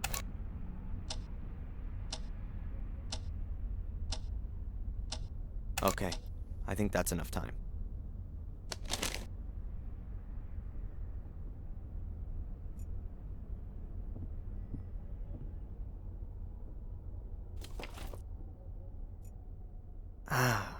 Here we go.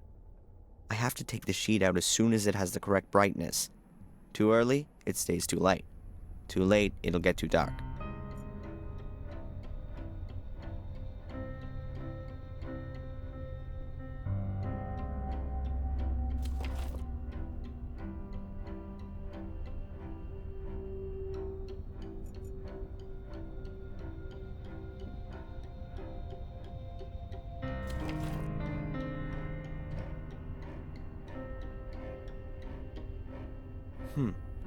The contrast is good, but the picture's too dark.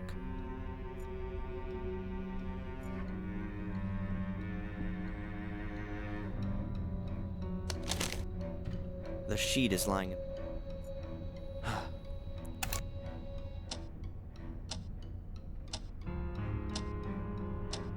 Okay, I think that's enough time.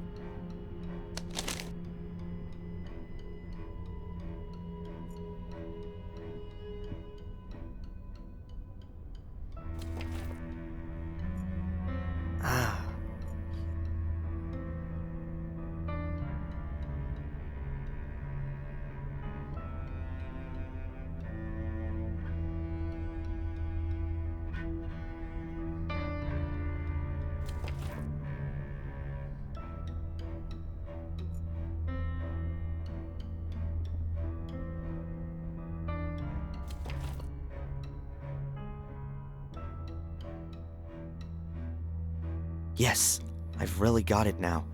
Brightness and contrast are correct. If Fuller only had any idea about photography, then maybe even the picture would be good too. Maybe the next one. This could well take some time.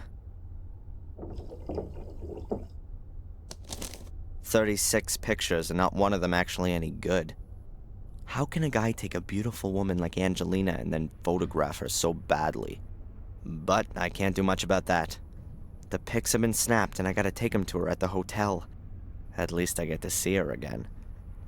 And it's also not my fault that the pictures are bad. What the?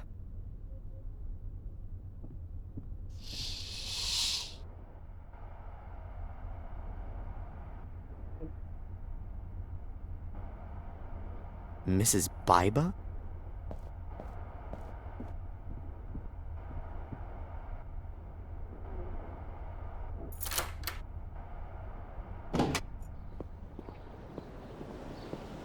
Can I help you, Mrs. Biba? Is Fuller there? No, not at the moment. Then, can you give him this? Give it to him personally. As soon as he gets back. I gotta go.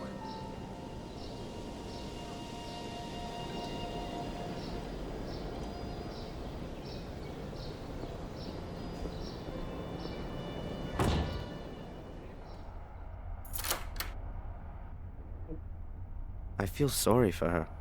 There's something not right going on here.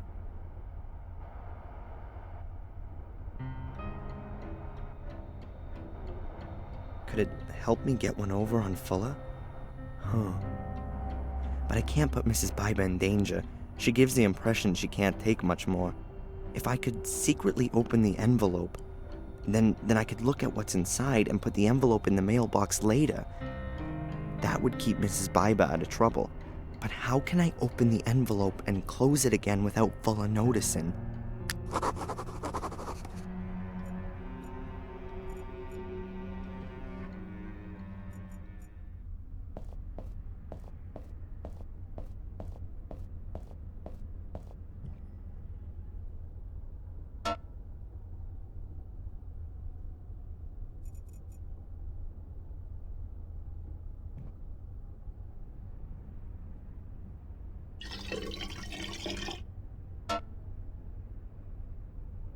The kettle's full.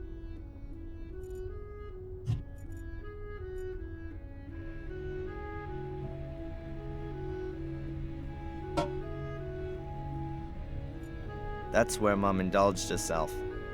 We had an ancient wood-burning stove at home that she used to cook on. She always said it reminded her of her time as a cook back in England.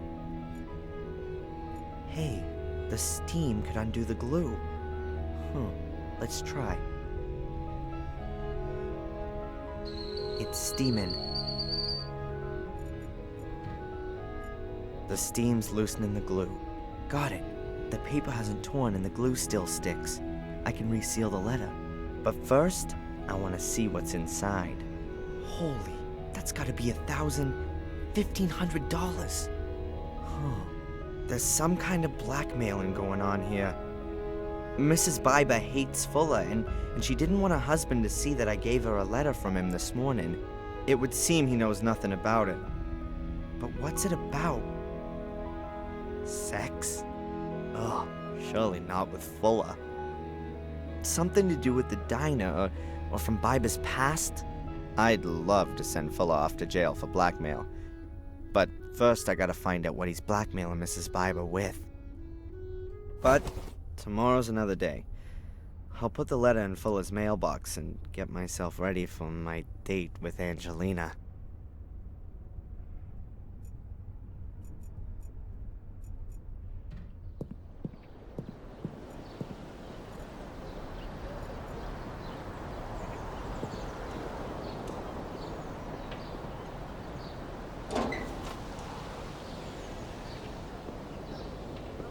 Hopefully he doesn't take too much pleasure in it.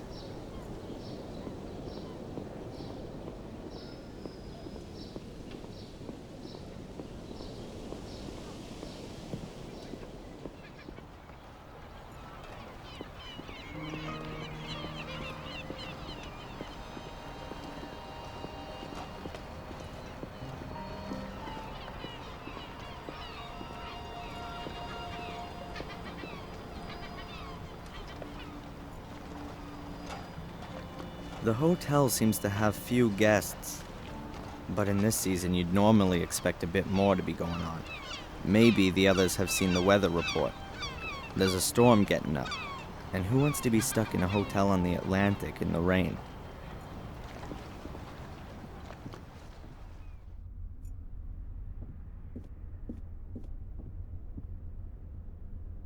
Excuse me. Yes, please? You know my mother? Rebecca Michaels? Rebecca? Well, of course! We sit together on the tourist board. You're her son? How is she? Not good, I'm afraid. She's lying in the hospital. She had a fall. Oh, my dear boy, that's... I'll let my wife know right away. We'll send her a card. Well, if you like. So what are you doing here, then? Shouldn't you be with your mother? I'm gonna go see her again later. Well, please, give her our best wishes. Yes, of course. Does the hotel belong to you? It sure does. My grandfather built it, and I've been running it for the past 15 years. Do you live here with your family? It's like this. The guests value the quiet family atmosphere here. It really is something quite special to stay in a small, family-run hotel.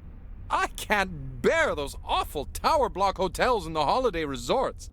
And at some point your children will take over the running of it? Yes, I hope so. My daughter's studying to be a hotelier in Switzerland. I only hope that our hotel here doesn't end up being too small and provincial for her. My son, well, he's got rather different interests. What's he doing then? Now, he's a musician. Really? Yes. He even thinks he can make a living out of it. Some people live very nicely from it. What does he play? He plays an electric bass in a band. I think it's called punk rock. And you're worried about that?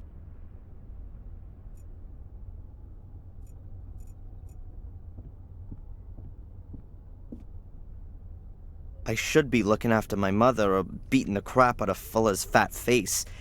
But instead, I'm standing here with a stomach full of butterflies. I don't know what it is about her, but man, I got it bad. All right, let's go. Come in.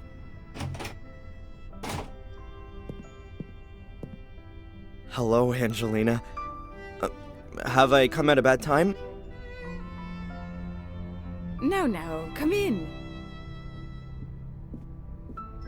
I've got the pictures with me. Here. Oh, great. To be honest, it's anything other than great. The wrong lighting, pathetic composition. Fuller has really no idea what he's doing. I thought that might be the case. I'm sure they would have been better if you'd taken them. How would you take my picture? Well, your face should, well, Just do it! Huh? Don't tell me that you, the would-be star photographer, haven't got a camera with you. Sure, of course. Come on, then. I still need a present for my parents' wedding anniversary. Very nice. The light is perfect. Have you been living here long? Oh, I don't live here at all. I study in Boston. My mom just bought a house here a few months ago. What brings you here? Look over that way. Yeah, like that. Are you an actress or something like that? You got it. I'm a famous English actress on my way to Hollywood. No, but seriously. I study literature and history in England. I'm interested in English immigrants in America, their aspirations, their dreams, their reality. Wow, that's interesting. If you say so, we'll see. I wanted to drift a bit, collect some life stories. I don't yet know exactly how I should organize the work. My mother's from England, too. She came over here more than 20 years ago. Really? Do you think I could talk to her? That isn't possible at the moment. That's a very pretty bracelet. Oh, thank you. I got it from my grandmother. She was always there for me. Unfortunately, she died last year. Oh, I'm sorry about that. Thanks, but you don't need to be. She was very ill at the end, you know? It was a relief for her. She gave me this bracelet shortly before she died. I'm sure you'll find it silly, but I always have the feeling that she's near me and looks after me. Perhaps we could do a few more special pictures? For your portfolio. I always wanted to have a few photos of myself as a model. Oh, sure. I don't know, what did you have in mind?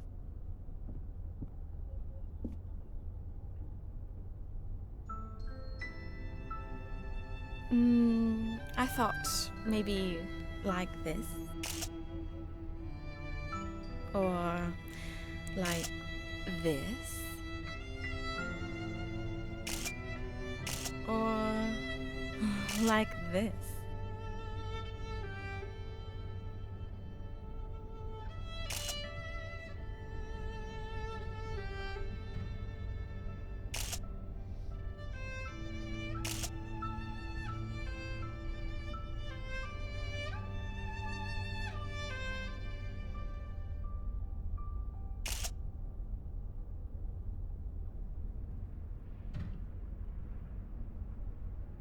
That's it.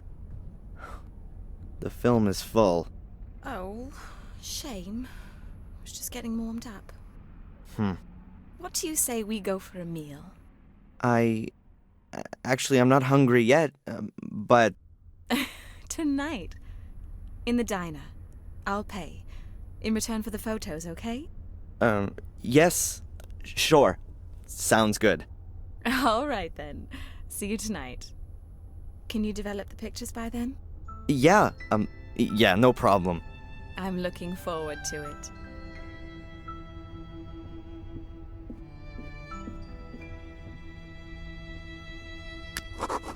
Jeez. That was certainly something. Yes, Miss Angelina Morgan has a room here. Would you like to leave her a message, or would you like to go up? How many nights has she booked? Damn, no more pictures on the film. I'm sorry, sir, but you'll have to ask Miss Morgan herself. I can't. All right. Brown comb-back hair, a long straight nose, eyes close together. Which room is she in, then? I'll inform her that you're here. Mr. That won't be necessary. I'll come back later. Thin lips, sallow skin, angular face, pointed chin. But please, don't tell her I was here. It's supposed to be a surprise.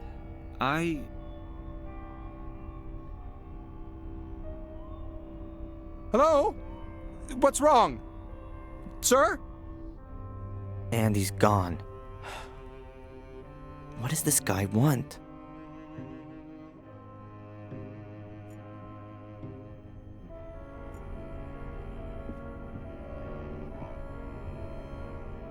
Excuse me. Yes, please? This guy, the one who was asking about Miss Morgan, had you seen him before? Sorry, no. He came in and asked me a few questions. Then he disappeared. A strange fellow. Do you know him? No, but I think he shouldn't be let near Miss Morgan. Of course not. I call upstairs, and only when the young lady agrees do I let him up. And he can't come creeping around here. Well, that possibility can't be completely excluded. But you can only open the doors from outside with a key. Since when has Miss Morgan been staying here? You seem to be her friend. Ask her yourself. We run a very discreet hotel here. Would that be the case if I were to leave a 20 on your counter? Sorry?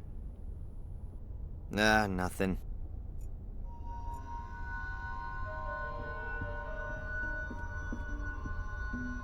Well, great. I need to develop the pictures before my date, but I can't get into Fuller's darkroom anymore. So I'll have to get by with just domestic items. Mom's bathroom will make a great substitute darkroom. I've still got the remains of the photo paper. And I've got developer. I need a red light, 2 flat dishes, and a little acid to use as a fixer. And something to do the exposing with. A projector, for example. I'll write everything down so I don't forget anything. What a day.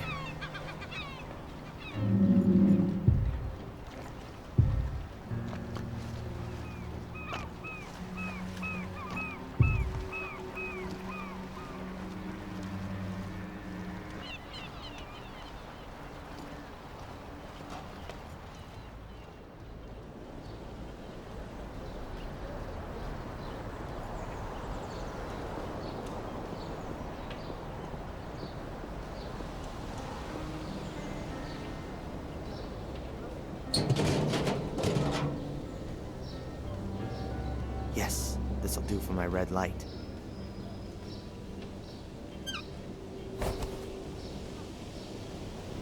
This chain of lights is gonna stay dark tonight.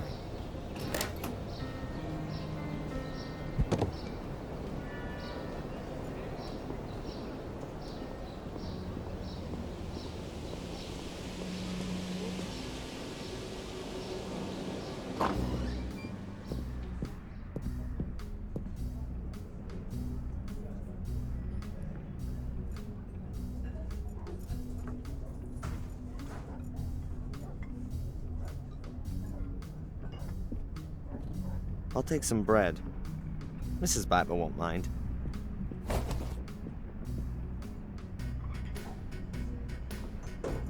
Ketchup, mustard, mayo, salt, pepper, syrup, sugar. And a bottle of vinegar.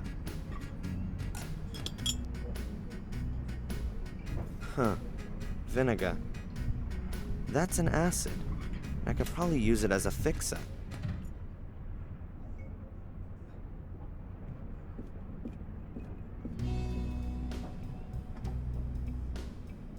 Sorry, Mrs. Biba?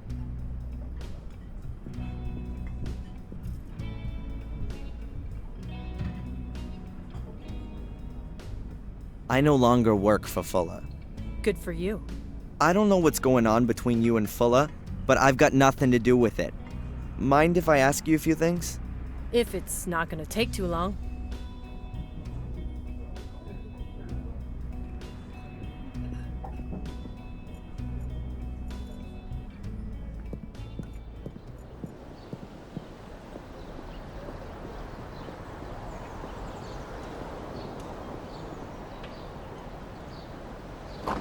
Well, come on. Come on in. Take a look around. Buy something. Thanks. Ah, a young man. You a soldier? Bit slow on the uptake. Have you served? Sir, no sir. Ah, so you want to put me on, do you? Find something for yourself and then beat it.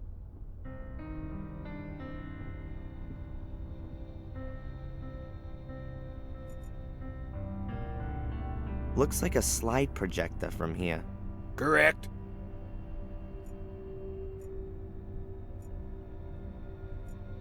Perhaps Eddie picked it up somewhere in the Second World War.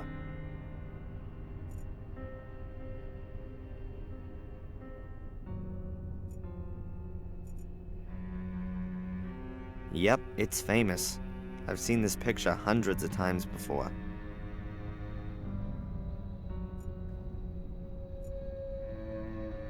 The junk shop owner. He appears to be blind. Maybe he's just putting it on. That would fit with the cliche.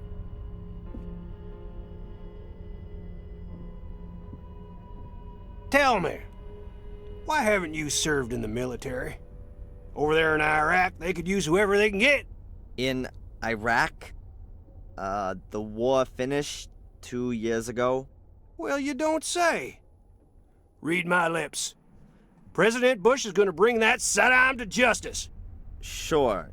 you know that Bush is no longer the president, right? Well, he'll still bring him to justice. Where there's a will, there's a way. Yeah. Sure. And who are you? Is this your shop? No! I just busted in here and you've surprised me, just as I was about to clear the place out. Oh, how amusing. How long you been waiting to roll that one out? Your generation lacks respect for its elders. I fought for you to live here. I spilt my blood for you. And I'll pay your pension. So we're quits, Mr. Edward D. Warren. Ed for short. Or Eddie to my friends. Hello, Eddie. I'm Darren. Nice shop you got here. In my time, it wasn't customary to speak to older folks using their first name. But we're living in my time now, aren't we, Ed? I think you should find whatever it is you're after, and then scram. Just like I thought. Play the good citizen, but still chase after every dollar, like the devil chases souls. Come on, what then? So, what's life like here in Biddeford? Well, you're not from around here? No. I go to college in Boston. Oh, so you're an intellectual then? Some sort of desk guy, an egghead who just talks clever all day? No, I'm... Then you're the artistic type. Some depressive junkie? You're fixing your problems with a self-help group, right? No, I'm studying physics. Well, we sure need that stuff. So what brings you here? I'm visiting my mother over the semester vacation. She's been living here a few months now. Rebecca Michaels? Oh, well, nice to meet you, Rebecca. Oh, man. You know my mother by any chance? Nope. I don't get out much. What's she doing here? Fresh sea air and all that? You could say that, yeah. A quiet place to retire. Do you know Fuller? That idiot next door? Sure I do. You can never choose your neighbors, can you? You don't seem to like him. That guy hasn't done one damn decent thing in his life. Lazy bastard just sits around in his store, has his mommy wipe his ass for him, and lets the place fall apart down around his ears. Heed my words. He represents everything that's wrong with this country. You got that right. From World War II, everything's just been downhill, yeah?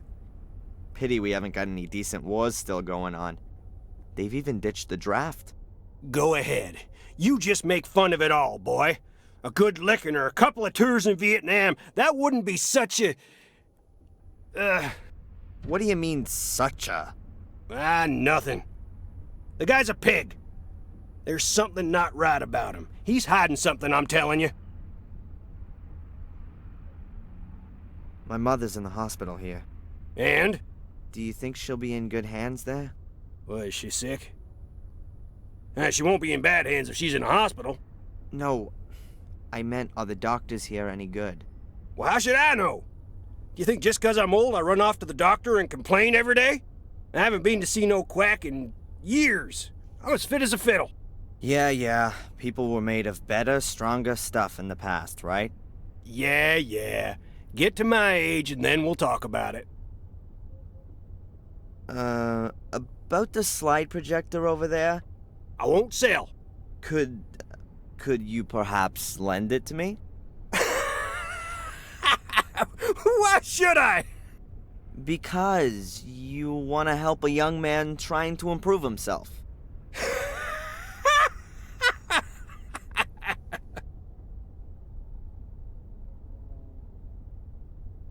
I won't sell. Because...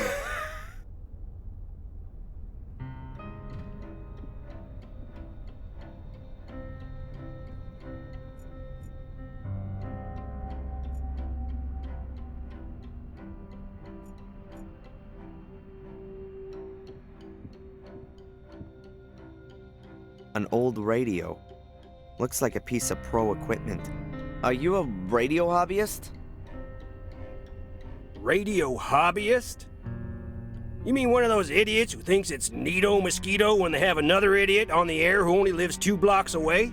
I was a wireless operator with the Hells Devils, 8th Infantry Regiment of the 4th U.S. Infantry Division.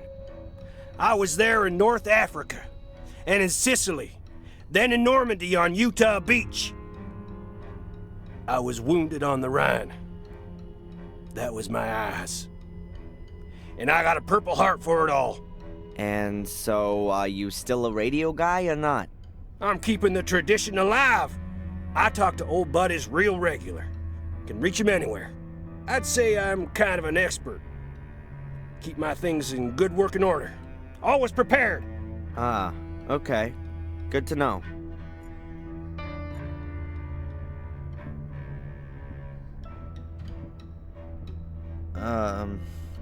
Come on, what then?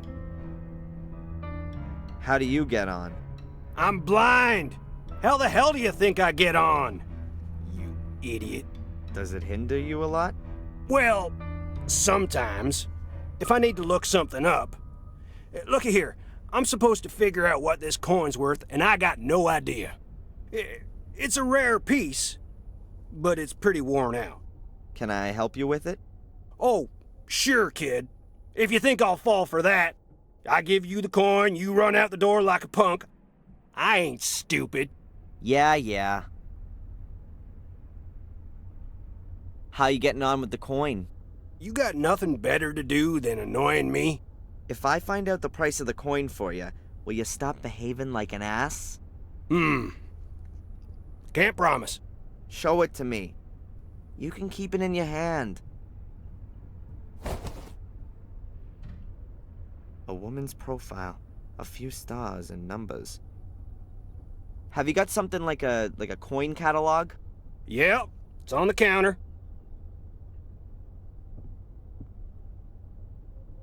Oh, boy.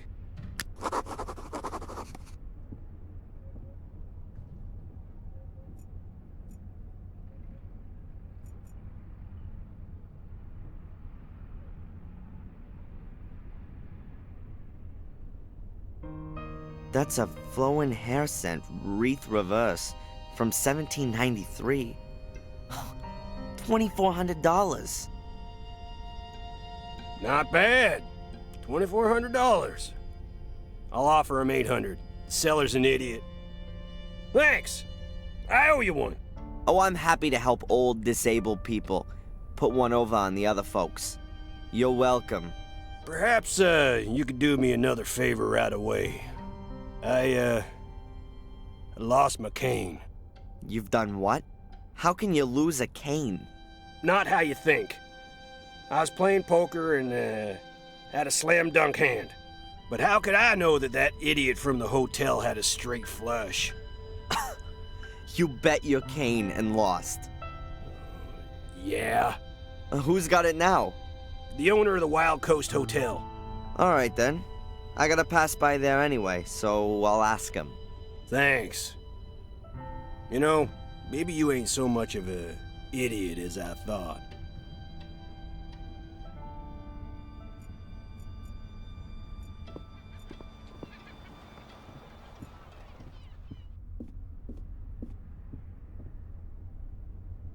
Excuse me. Yes, please? I've heard that you have poker games here every now and again. Could I maybe sit in on a game? I ask you, please. This is a respectable hotel. We don't condone illegal gambling. I'd like to get back into playing poker. I'd be interested in a blind man's white cane as a bet. Yes, nice. We sometimes play a little game or two of poker here, but nothing public, quite private. Never for high stakes. Wouldn't you say that for a blind man, a white cane would be quite a high stake? He wanted to bet with it. You know what? I think I'll inform the police about your game. I mean, that can't be right now, can it? You can't take a cane away from a blind man. Well, go ahead and call the cops. I've got nothing to hide. I won the cane fair and square. You can ask the other players. If you say so. So what was that again about the fair and square win in an illegal gambling game in a respected local hotel? What would Rosie think if I told her about it? What would other people think, in fact? Taking the cane from a blind man. What a devious, slimy character you are. No, please, don't do that. I am sorry. I really didn't want the cane, you know. Eddie just didn't have any more dough with him, and he threw it in as a guarantee. How much did he stake on it, then? Oh, it's not worth talking about. What's $100 anyway? You seeing him today? I could give you the cane. Give him my best, and tell him he can consider it a gift from a good old friend. Well, great. I'll take it with me and pass it on to Eddie, then. And give your mother my best when she wakes up. Yeah.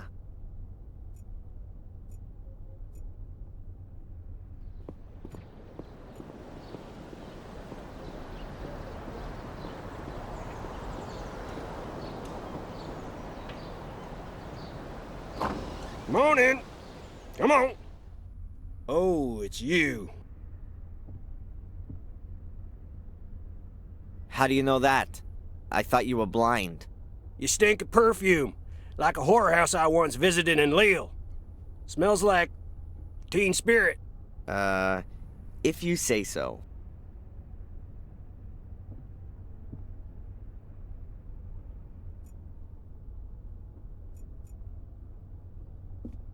Your blind man's cane. Well, thanks. You know, you're smarter than you sound. Best put it by the door.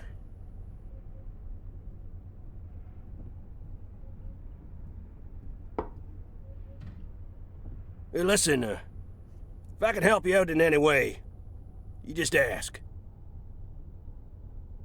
About the slide projector. It ain't for sale. I don't want to buy it. I just need it for a while.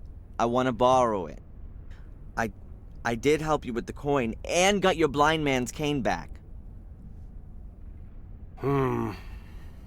That's true.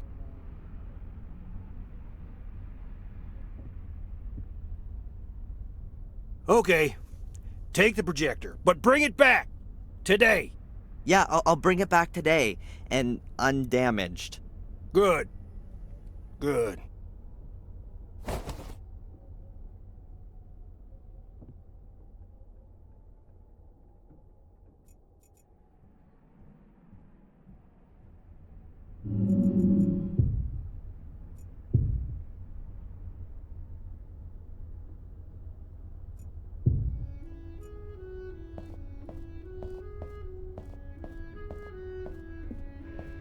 The bathroom will make a good dark room. It's got no windows and it's tiled. Perfect. Now I just need all the equipment. I need 2 bowls, a makeshift fixer, and an enlarger. The bathroom will make a good dark room. It's got no windows and it's tiled.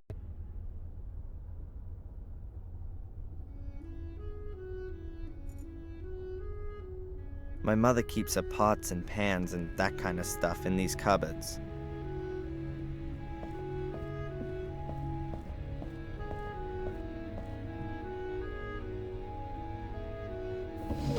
Somewhere here there was... Aha! A flat dish. Exactly what I need to develop the pictures.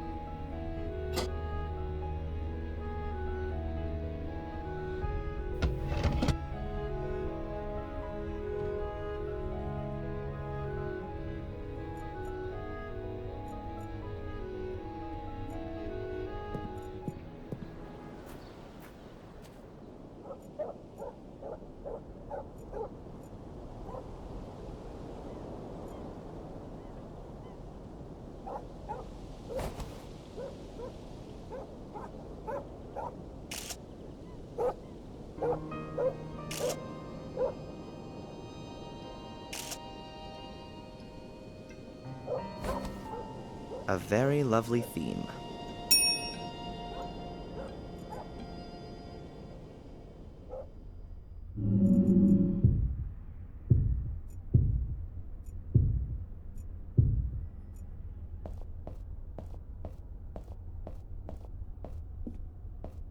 Alright, I've got everything I need to develop the pictures.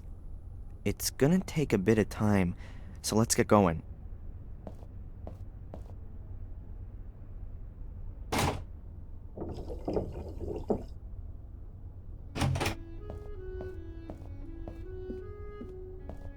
I've got the pictures. Huh. They've come out quite well, considering the conditions I had to develop them in. All the stuff that I need for developing is in the bathtub. I hope I won't be needing it for a while. I'm just gonna take Eddie's slide projector. I wish I could make some reprints of some of the pictures, but there's no more photo paper left. But I'm gonna keep at least one. I'll go and visit my mother one more time, and then I'll get ready to go out. And you think that the guy is following me? A student from England? Why? No idea. I didn't say that he is following you. I only said that he might be. Perhaps it's me he's following. It's all right, Darren. I didn't mean to upset you. What's wrong with you? Oh, I don't know. It's just all too much for me at the moment. My mom's in the hospital, there's this thing with England, and then this guy. Which thing with England? Yeah, well, my mom, she gets money from England. A village called Willow Creek. Do you know it? Yes. I even know roughly where it is. I think it's a place where my mom worked as a cook. And she still gets money from there? Her plum pudding must be heavenly. That's the thing. I mean, that's more than 20 years ago. Who's sending her over $1,000 every month? And for what? I found this box next to the bank transfers. Huh. I've never seen it before. And that coat of arms with the 3 lions? That's an English emblem, isn't it? It is. What exactly are you doing? I just thought you maybe wanted to see what's inside. You know how to open it? There were thousands of these caskets produced in the 19th century. There's a special kind of lock mechanism that's supposed to keep curious people out. Well, it didn't really work. What's inside?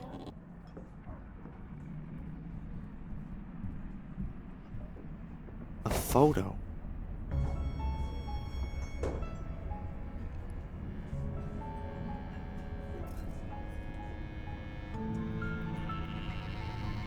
A man and a woman in front of a wrought iron gate.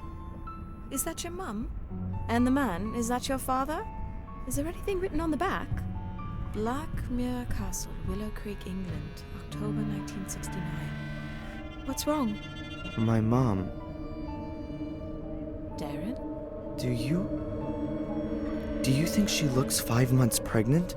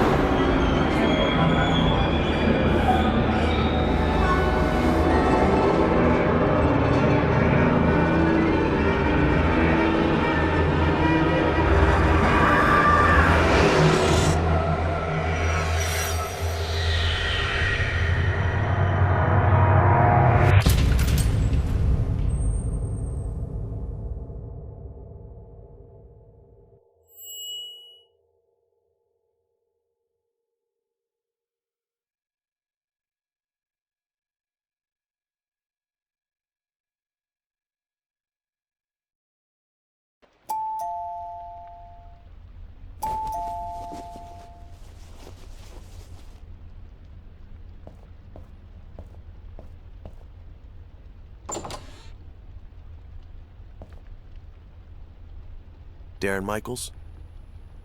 My name's Conley. I'm captain of the local police department. Are you gonna arrest me?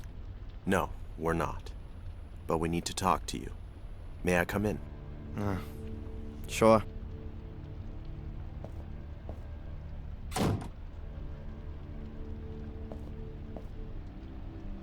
So?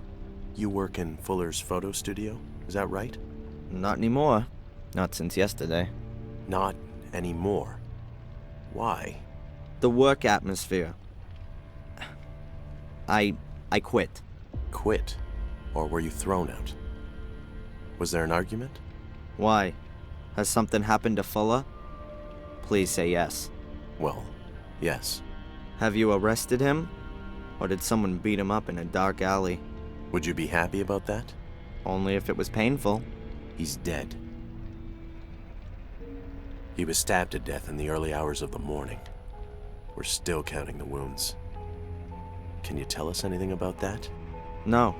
Nothing you'd find fitting. Someone must have been pretty angry with old Mr. Fuller. How angry were you with him, Darren? So angry that I don't feel sorry that he's dead. But I've got nothing to do with it. Look, I saw him for the last time yesterday afternoon when he threw me out. And you haven't been in the store since then? No. Darren, we found your fingerprints. Of course, I worked there. On the safe. Was that part of your job? Look, what do you want? Where were you last night? I was in Biba's diner with a friend. Correct. Angelina Morgan. You haven't known her very long, have you? Do you have to be engaged if you want to go out with a woman in this town? Very funny. Only if you did know her better, you might be able to explain why Miss Morgan murdered Mr. Fuller. What? She was practically caught red-handed. Practically? She was standing over Mr. Fuller's corpse, covered in blood. The whole thing could have only been clearer if we had a notarized, certified video of the murder. That's crazy. Perhaps she found Fuller dead and wanted to help him. That's what she claims, too. And what was she doing in Fuller's store in the middle of the night? What do I know? Ask her. We have. She says she was told to go there by a man on the phone. By the guy following her. Correct, by a stranger. That's why I'm here. Miss Morgan says that you told her about her pursuer. Yeah, absolutely. And the hotel owner saw him too. I've already been to see him. He confirmed that someone was asking after Miss Morgan, but he couldn't give us a proper description.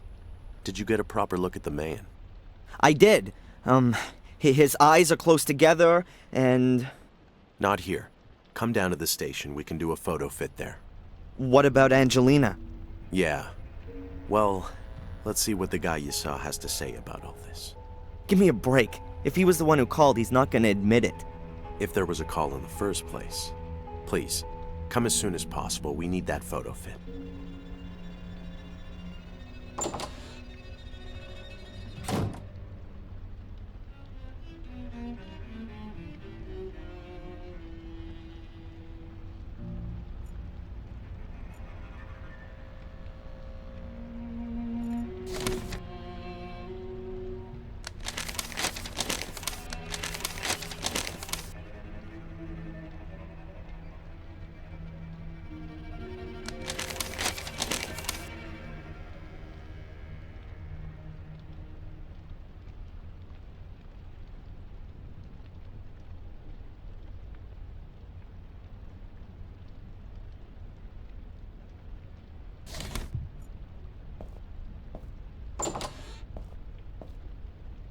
No, that's not him. The hairline was higher.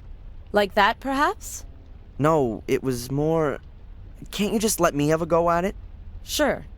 Look, here are the various chin shapes and eyebrows and so on. Yeah, I was watching you. I get the idea, okay?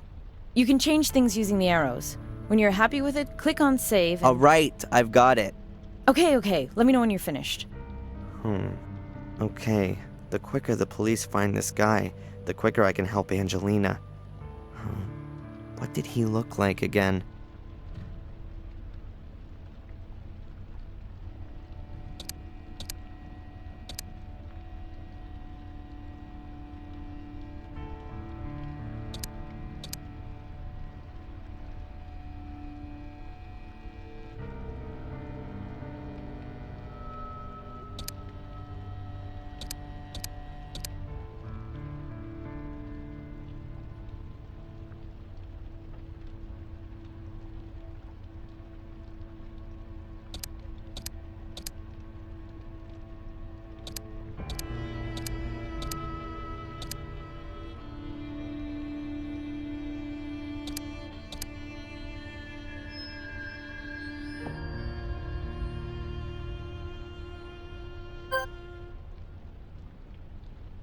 So?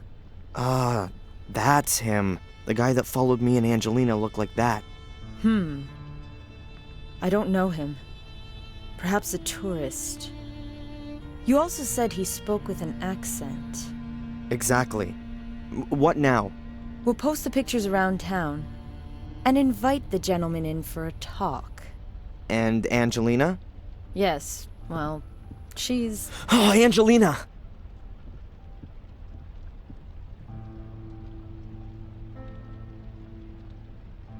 Darren!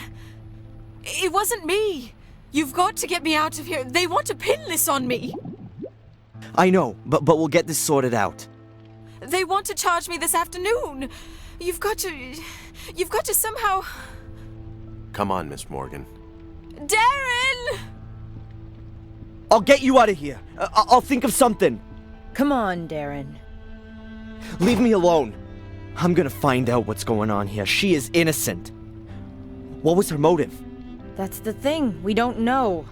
Look, others had a motive. Fuller blackmailed people. Is that so? Mrs. Biba from the diner, she paid Fuller. Lots of money.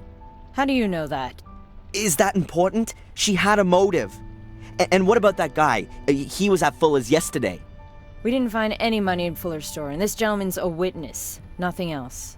As far as the alleged blackmailing is concerned, have you any evidence? Evidence? Ask Mrs. Biba. And she's gonna tell us if she was blackmailed by Fuller?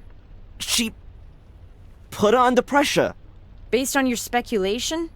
No, that's not enough. We need evidence. Or at least something that would suggest blackmail before we can move on it. And until then, our only suspect is over there behind bars. Fine, then I'll get a hold of the evidence.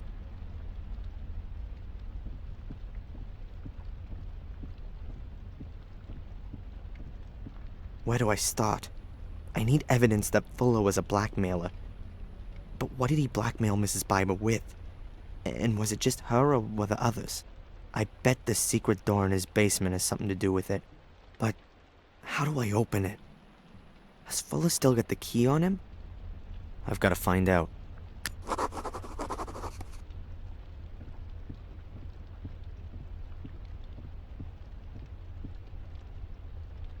These rather sinister fellas are wanted. There are some wretched criminal mugs among them.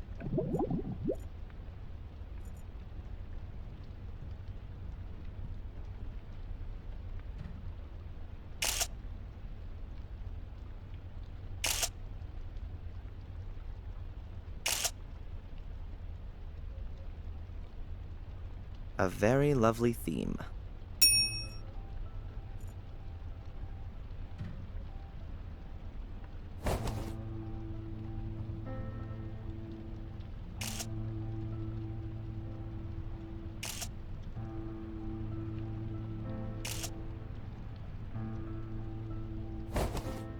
I think that the picture has turned out very well.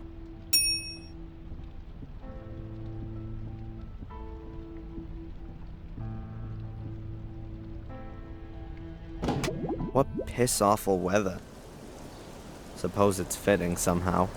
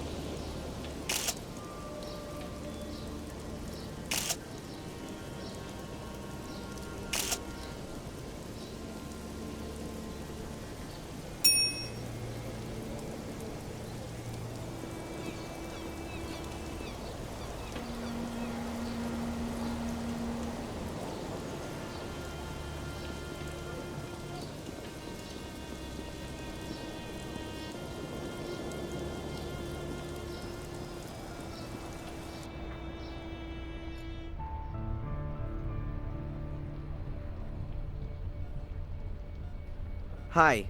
Hello, Mr. Michaels. What can I do for you? How's my mother today? No change.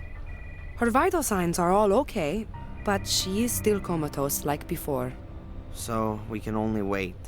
It looks that way. Has the guy who inquired about my mother been here again? No, at least not on my shift. And please, can you tell the other nurses that they should keep an eye out for this guy? The police are looking for him. I know. The police faxed through a photo fit picture. Good. You heard what happened to Fuller? Oh, yes. Beatrix told me. They brought him in here this morning, covered in blood. Did you know Fuller? Not personally. What do you mean by that? I'd heard of him. Okay, listen. I'll tell you. As a woman, it wasn't an especially good idea to have your picture taken by him. Why not? He was a creep. And was not supposed to be able to keep his hands to himself. That sort of thing gets around, of course. Thanks very much for the information. No problem.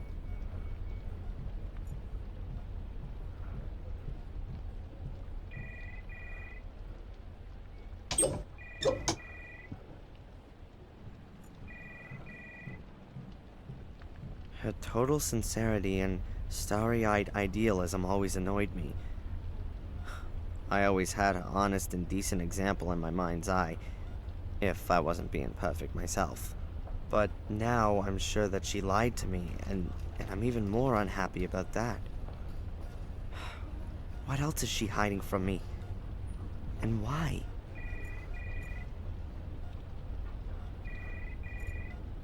Hey, Mom.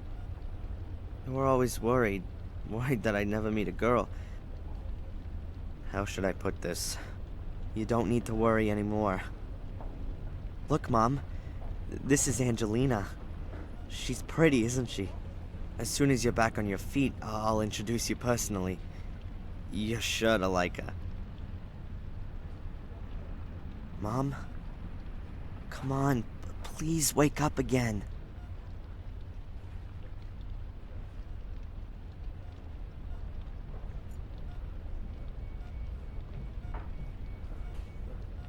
There are a few cables hanging down the side of the unit, mostly to the sensors attached to my mother.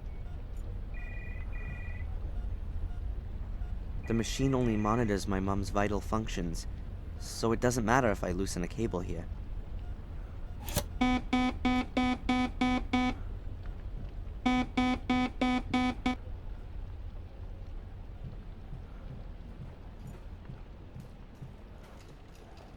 There's a delivery note for liquid soap. Perhaps the delivery note will be of use. I'll take it.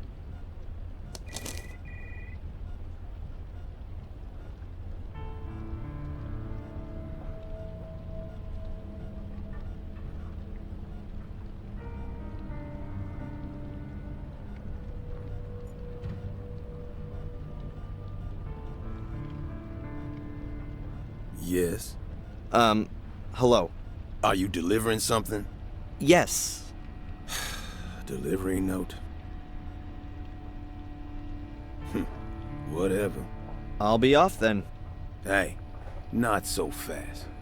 What you delivering then? Liquid soap. So, where is it? Huh? Where is the package? Oh, what a klutz. I left it in the car. Man, unbelievable. In my day, I wouldn't have never gotten away with that kind of thing. Oh, no. Does that mean I'll never be able to become a security guy now? I'll get the box.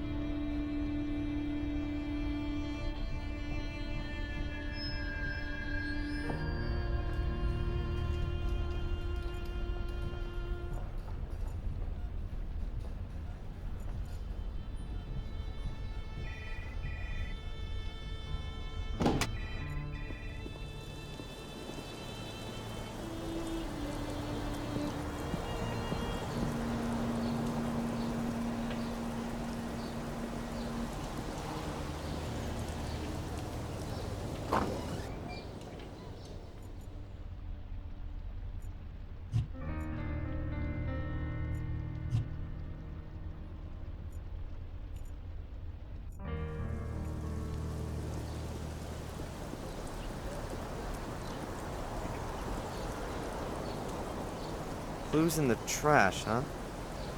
Huh. It's worth a try. Oh, man, that stinks. So, what have we got here? Trash bags with leftovers, packaging, paper towels, and... Hey, some torn up pieces of paper. That really might be interesting. Those are the paper snippets out of the trash can at the diner. Let's see if I can put them back together.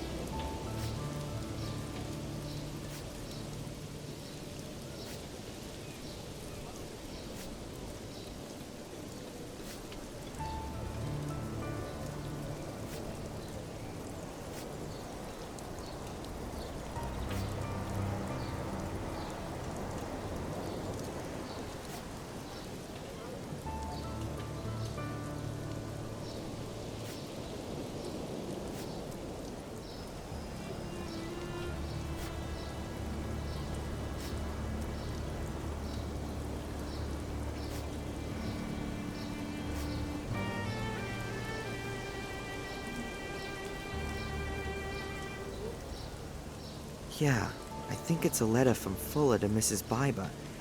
Maybe even the one I stuck in her hand yesterday? Dearest Claire, I'm a little disappointed that you don't come to visit me anymore. Don't you miss our time together at all? All the fun we had? Take a look at the pictures. You look so happy and contented. Don't you think so too? I tell you, that was some kind of fun we had too. And you just can't bring yourself to admit it. Are you worried about it getting out? Well, it would be too embarrassing, wouldn't it? A married businesswoman has to watch her reputation. What would the folks say? What would your husband do with you? It would be a scandal. But I'll protect you from it.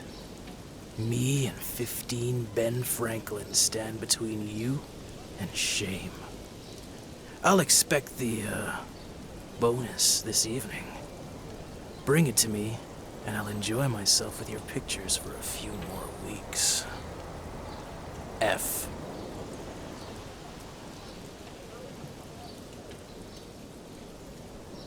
Huh.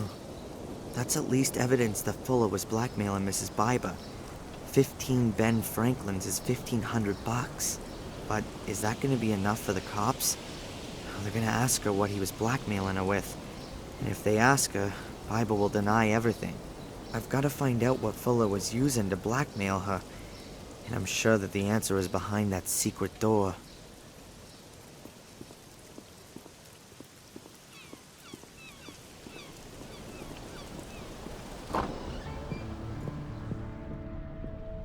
Dr. Newhouse from the hospital. Oh, excuse me, the health center. Excuse me, Dr. Newhouse. Hello, yes? What can you tell me about Mrs. Biba? And do you know her husband? Oh, well. Now, a person shouldn't speak ill of others, but her husband, he's a very unpleasant fellow.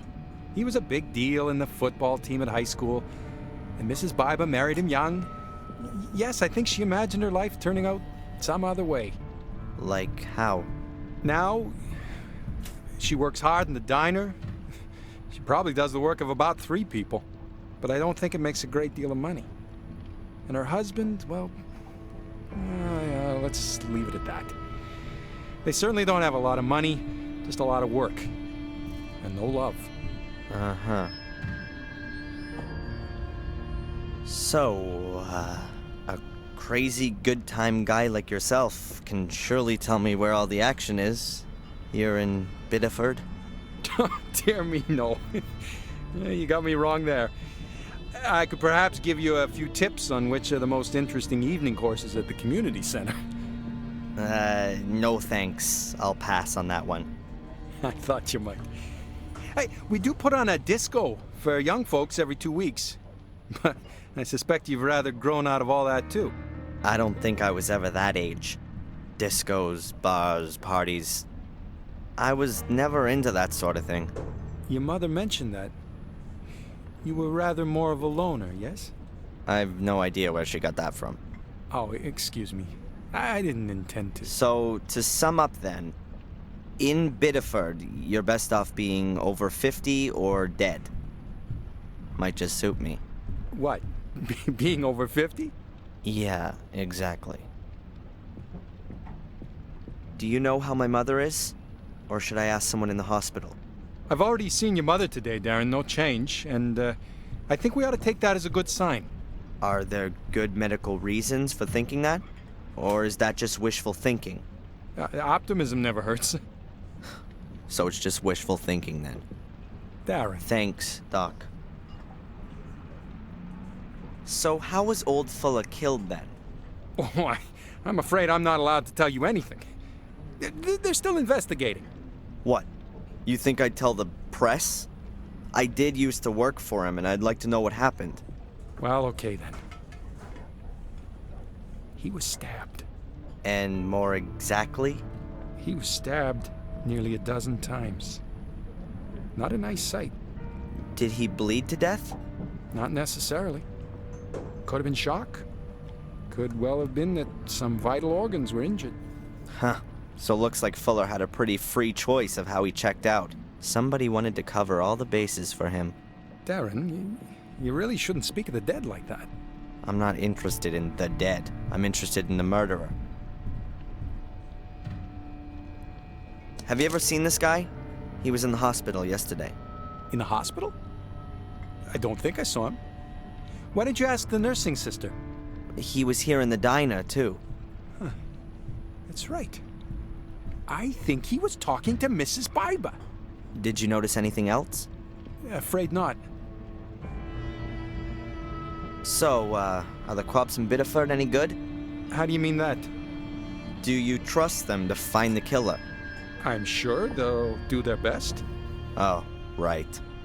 We've never had a case like this before. Oh, so you don't reckon it's such a bad thing if they've got the wrong person, since they still have to practice? I'm sure that the captain will solve the case. As I understand it, there's also a department in the health center for the less mobile. A morgue. Yes, that's right. This is a small town. We doctors at the health center are also responsible for checking corpses. So don't you have to have special training for that? If there's even just the slightest sign of a crime, then we get an experienced pathologist over from Portland. So that means that Fuller still hasn't been looked at. Right now, we're waiting for the pathologist. We've only prepared him. Do the nurses sometimes stick their fingers in the deceased's personal effects? Outrageous! Of course not. These things are properly stored away in the morgue, as they should be. Thank you. Well, that's it for now, I guess. If you've got any more things you want to ask, just come and find me.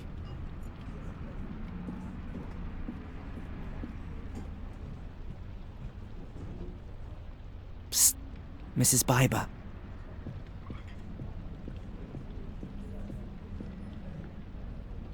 Yes, what can I get you?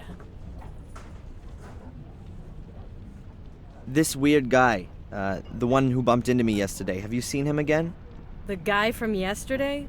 Sure, I think I'd remember him. This guy. Oh, him. Nope. I haven't seen him again since he was in here questioning me. What did he want? He was asking after Miss so-and-so.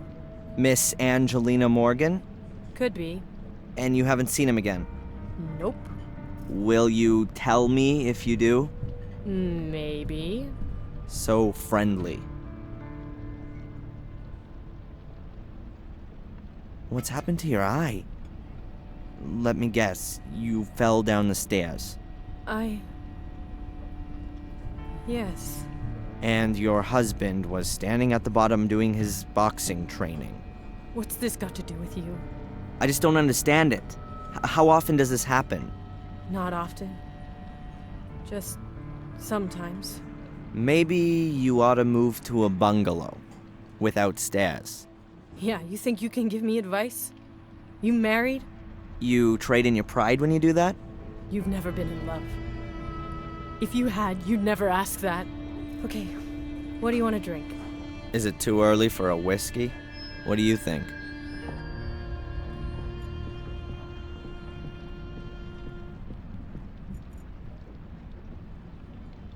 Psst. Just Mrs. a moment, please.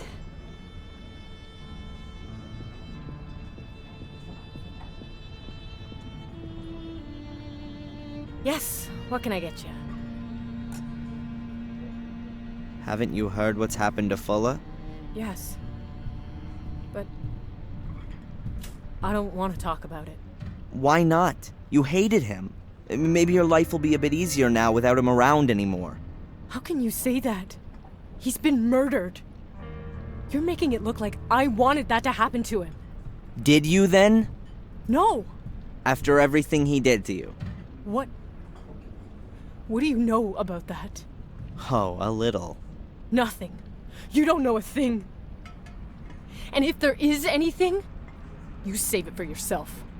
Or what? The same thing that happened to Fuller will happen to me? Get out. Psst. Mrs. Biber. Yes, what can I... So, are 15 Ben Franklins enough of a motive for murder? What? The $1,500 you had to pay Fuller. Get out of here. You just can't... You don't... Have any evidence? Could be I do. It's about time the truth got shook out. I didn't murder Fuller. Where were you when it happened? So now you're a cop. Would you prefer it if I go to the cops on this? I was at home. Alone? With my husband. I believe you. That shiner you have there says it all. A girl I know is being suspected of having killed Fuller. I'm sorry about that. If she was lured into a trap, she has no motive. She also wasn't being blackmailed. I don't know what you're talking about. Was Fuller blackmailing anyone else? Did anyone else have a motive apart from you? Oh, you got nerve. I wasn't being blackmailed. Listen, I'm sorry about what happened to your friend. But if she's not guilty, then she won't be held for long now, will she? And I don't know anything about blackmail. Huh. So you don't want to help me get an innocent girl out of jail? I can't. Psst.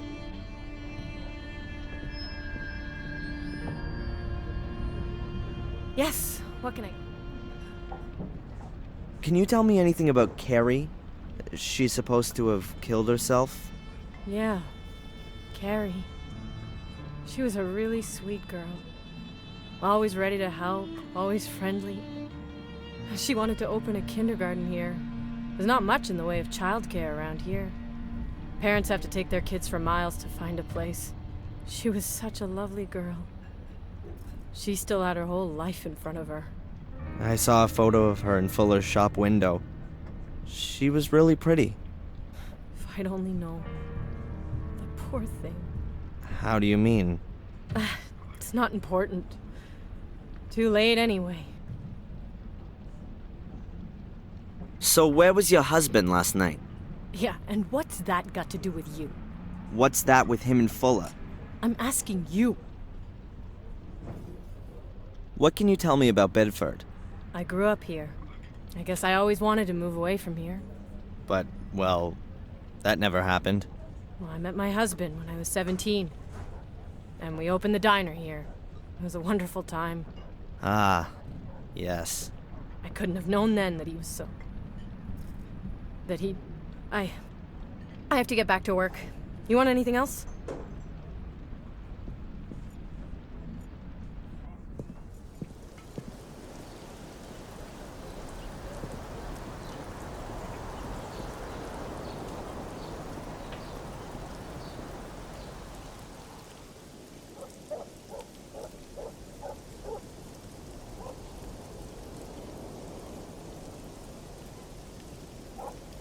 If somebody told me the old fat pig dumped poisonous waste, then I'd completely believe it.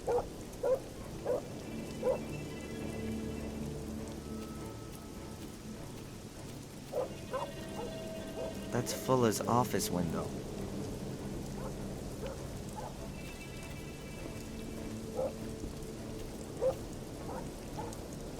Yep, that could be my way into the house. I can get into the basement through the light well. I've just got to get rid of this grill first. It looks very heavy and it's rusted into the concrete.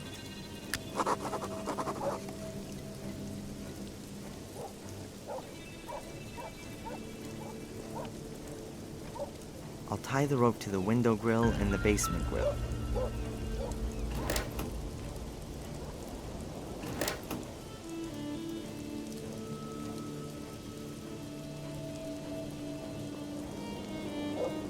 Hey, if it worked in ancient Egypt, it should work here.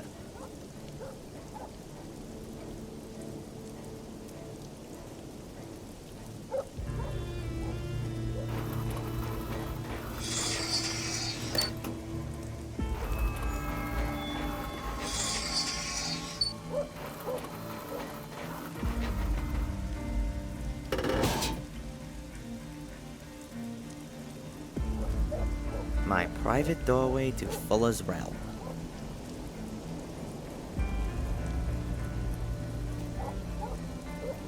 I'll take the bar with me. Perhaps I can use it a second time.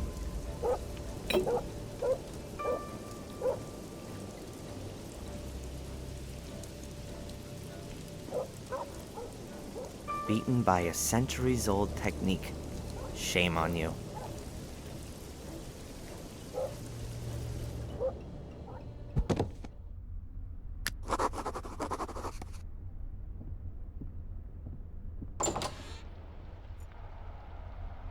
I don't think I'll find anything that the police missed.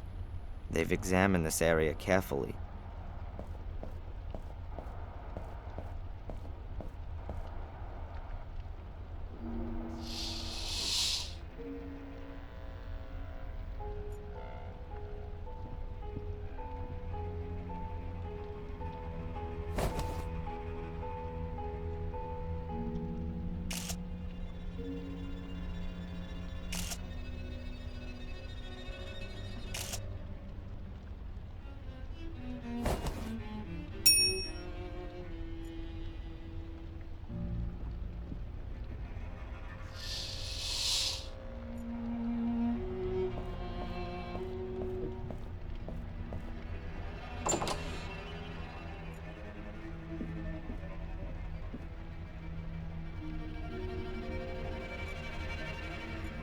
What have we got here? The US, Hawaii, something illegible, and Europe. Fuller's smeared half of it with his filthy paws. A greasy map of the world. My World Tour is written next to it. A few places are marked. The USA, around Utah, Arizona. Then over to Hawaii. Afterwards comes North Africa, possibly Egypt. Then China, and then Europe. Looks like somewhere in Germany.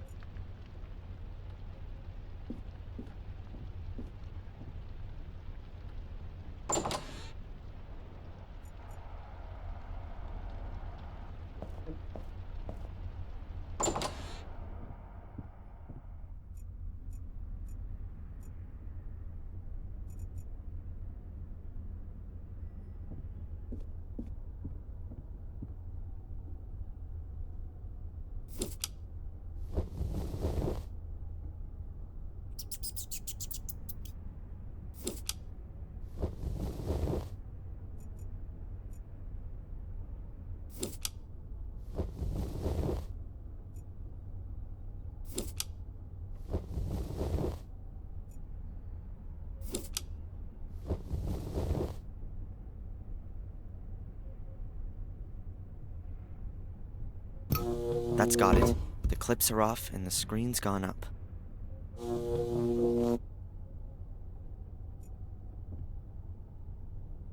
Battered-looking numeric pad with small metal buttons.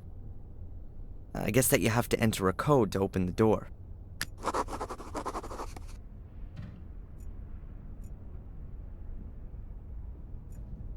When you stand here, it feels like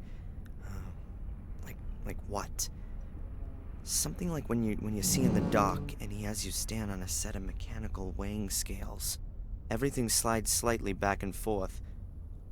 The floor gives a little as you stand on it. Could it really be a set of scales? Would that fit in with a secret door? Aha, I knew it. If it really is a kind of scale, then it could measure Fuller's weight while he tapped in the secret number into this pad, and the door would only open when the two matched. Pretty well thought through for sure. For me, there's the problem that I have no idea how heavy Fuller is. I've got to find that out if I want to make progress here.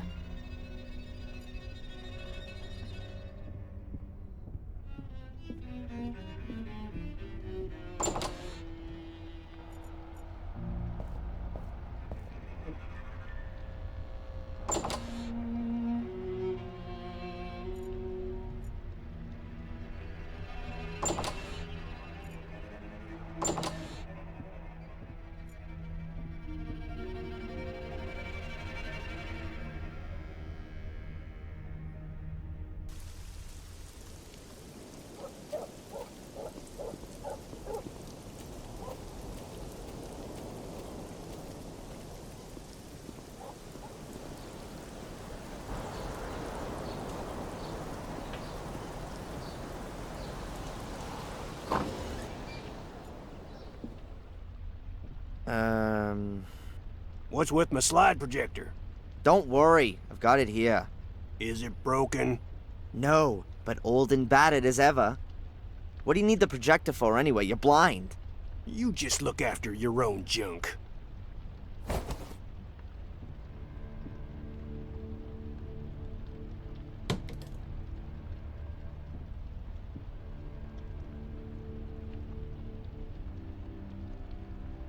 Have you heard what happened to Fuller?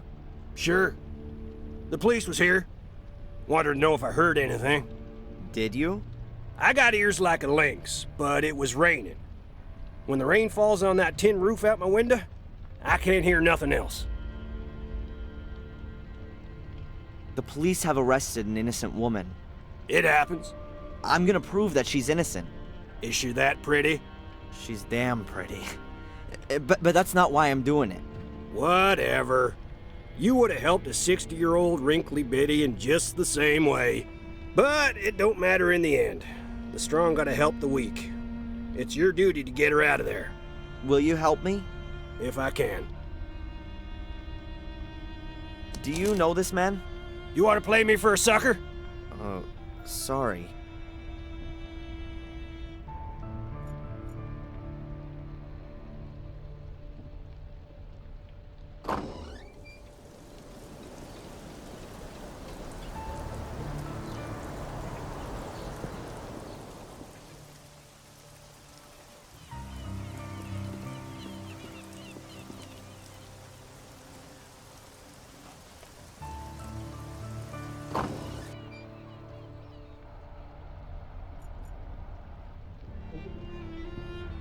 An empty package. Looks like someone's unpacked the shipment here and left the packaging. Some people.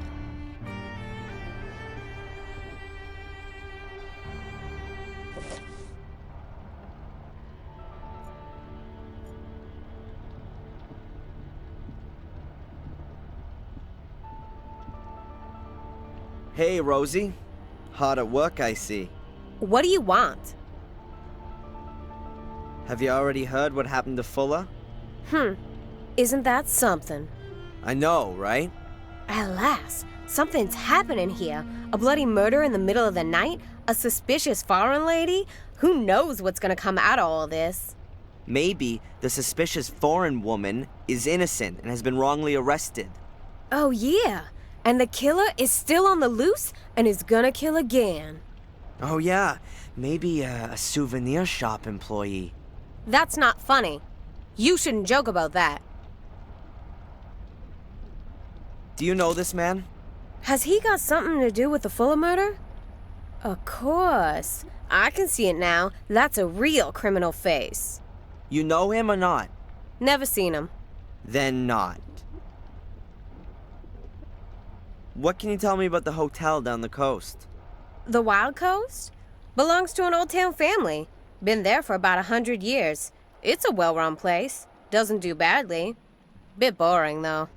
No scandals? The owner doesn't get on too well with his son. He's hanging out in Portland. Some kind of musician. But exactly what? I don't know.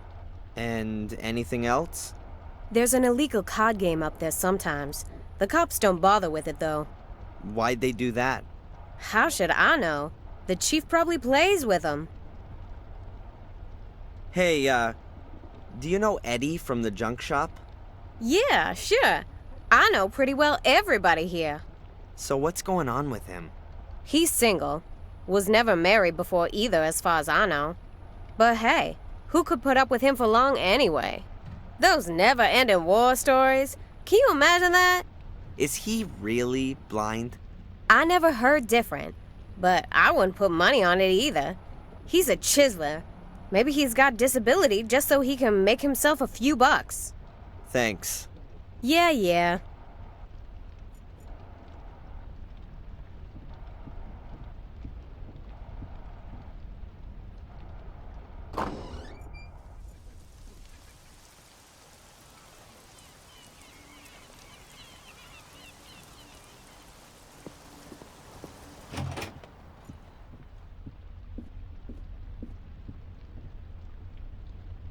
Excuse me. Yes, please?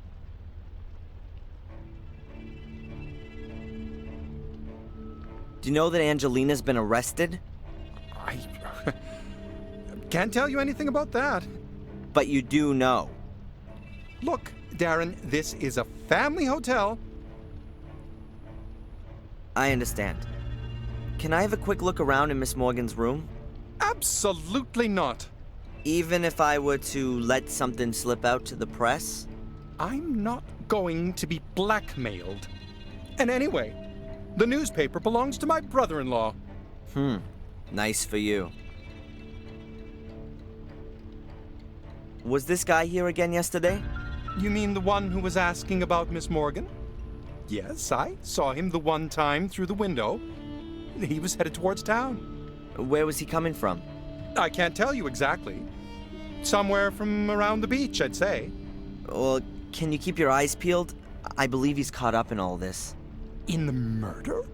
For sure. He was following Miss Morgan, and now he's framed her for the murder. What are things coming to? What kind of folks are running around in our lovely little Biddeford these days? What do you reckon? Who do you think murdered Fuller? Well, the cops already have a suspect. That's crazy. It wasn't her. I hope so, too. And I also hope they keep it quiet about where she was staying. And that's all you're worried about? Now listen here. My whole family's welfare depends on this hotel. You know what my daughter's tuition fees in Switzerland cost? There's an innocent girl sitting in jail. That interests me more than your daughter's college fees. Forgive me, you're right. But if Miss Morgan is innocent, which is what we all assume, then the truth will soon come to light. Oh, I'll bring it to light, all right. Whatever it costs. The weather isn't going to be suiting to your guests. Oh, yeah, well, there's not much going on anyway. The change in the weather was already announced. And to be honest, right now I'm quite happy there's not so many guests in the hotel. You know why. What with the incident. Have the cops sealed off Miss Morgan's room? They were here first thing this morning. Got me out of bed, they did. I was worried that they'd pull the whole room apart. Took a whole lot of photos and fingerprints. You know, like in a movie. But they didn't. The captain had a look round the room, made a few notes, and told me that nothing should be touched. But after 10 minutes, he was off again, without taking anything with him. So are they coming back again? I don't know. I didn't get the feeling that the captain was looking for anything in particular. He just wanted to take a look around. So there could definitely still be clues hidden in the room.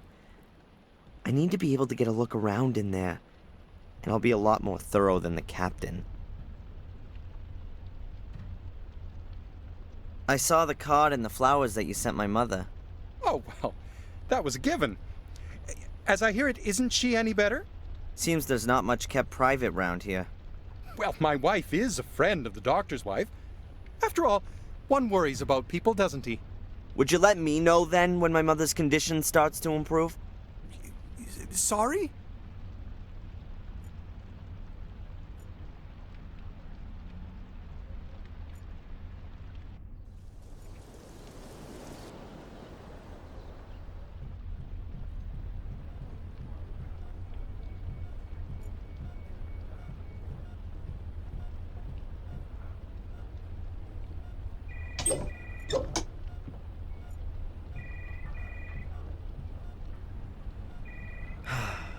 All right then. I'll take that heavy thing with me.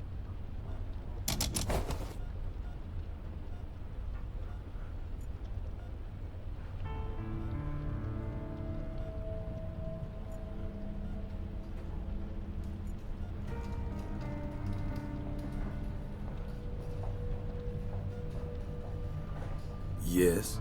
Hello. Are you delivering something? Yes. Delivery note. Whatever. The package? I've got it here. Okay. Can I go in now? No, you can't. Where's your pass? My what? Your visitor's pass? You have to get a visitor's pass back there. Oh, come on. What is this garbage? I just want to take my package to the mortuary. And you need a pass to do that. You're enjoying this, aren't you? You could say so. I'd think about that if I were you.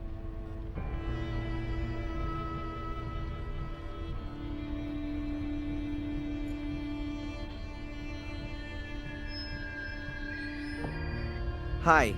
Hello, Mr. Michaels. What can I do for you? I'd like a visitor's pass, please. You don't need one. They're just for folks delivering stuff. But you're wearing one, aren't you? Dick, the security guy over there, insists that all the employees wear ID. I'm not so petty. Visitors shouldn't have to get messed up in paperwork. Oh, yeah? So that means that just about anyone can wander in here off the street.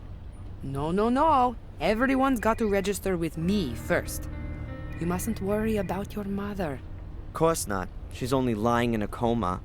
It wasn't meant like that.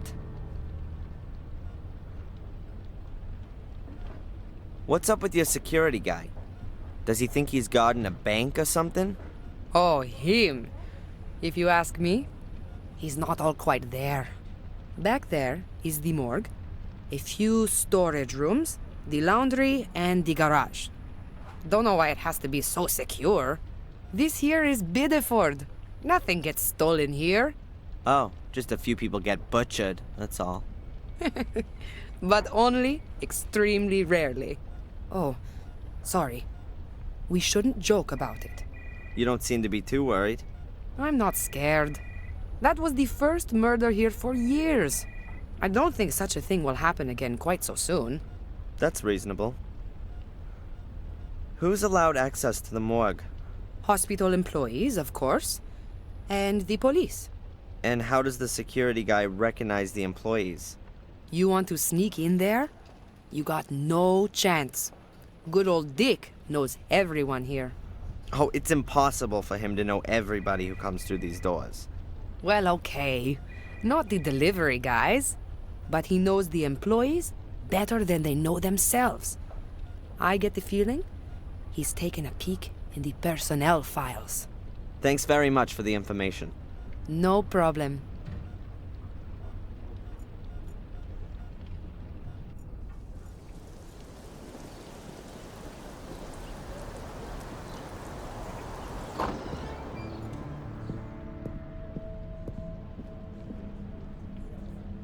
Excuse me, Dr. Newhouse. Hello, yes?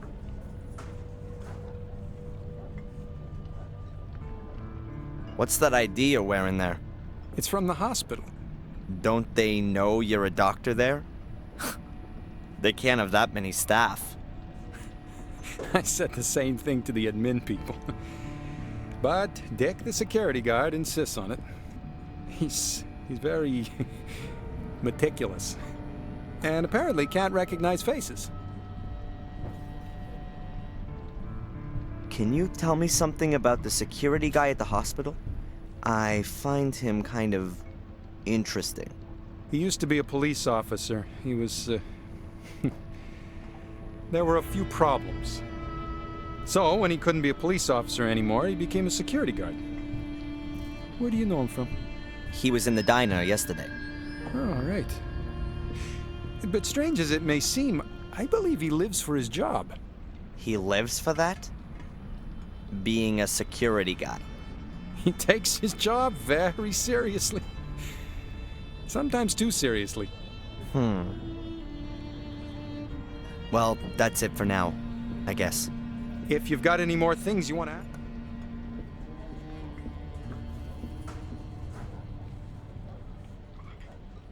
Mrs. Biber? I'll be right there.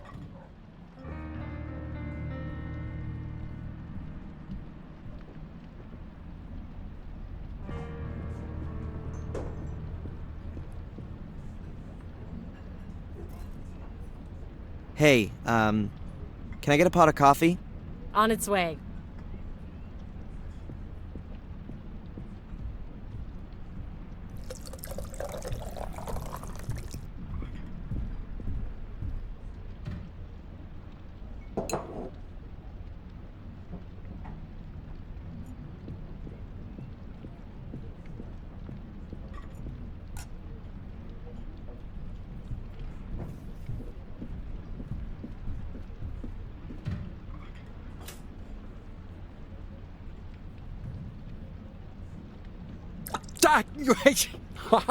Hot.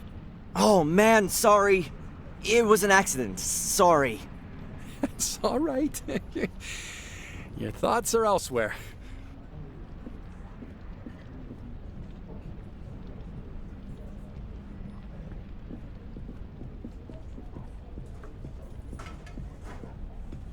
Oh, give it here, Dr. Newhouse. I'll rinse out the stain.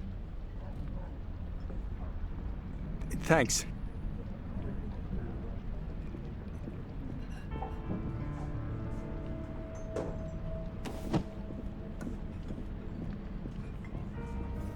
No harm meant. No damage. I just gotta keep it cool.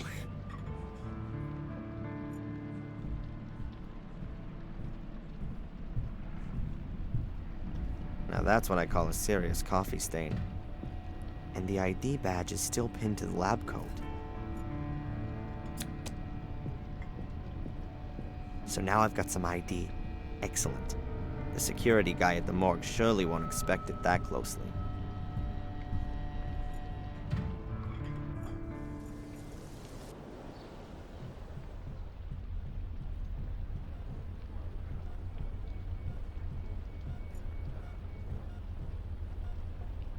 Yes.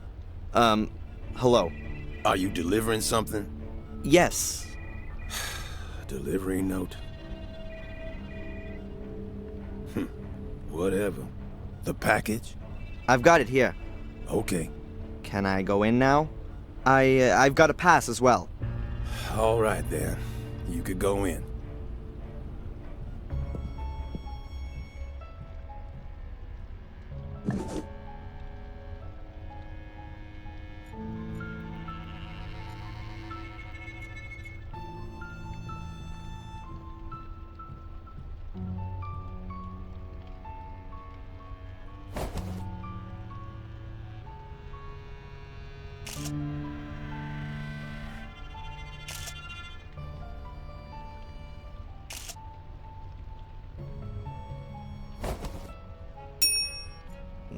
Not a pretty sight.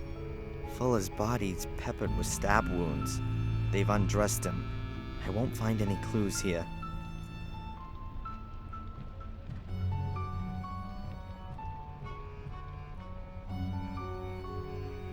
Huh.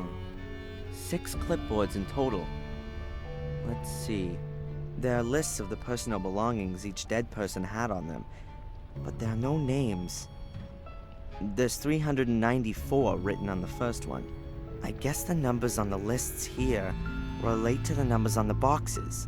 That means if I can work out which of these lists belong to Fuller, then I know which box his stuff is in. Number 394. Hairbrush, lipstick, car keys, mirror. That's hardly gonna be the contents of Fuller's pockets. Number 412. Wallet, keys, Polaroid photo. That could be Fuller. Oh, wait a minute. A wedding ring. Fuller was never married, so it's not 412. Number 433. Credit cards, earrings, anklet. No, not Fuller's. Number 448.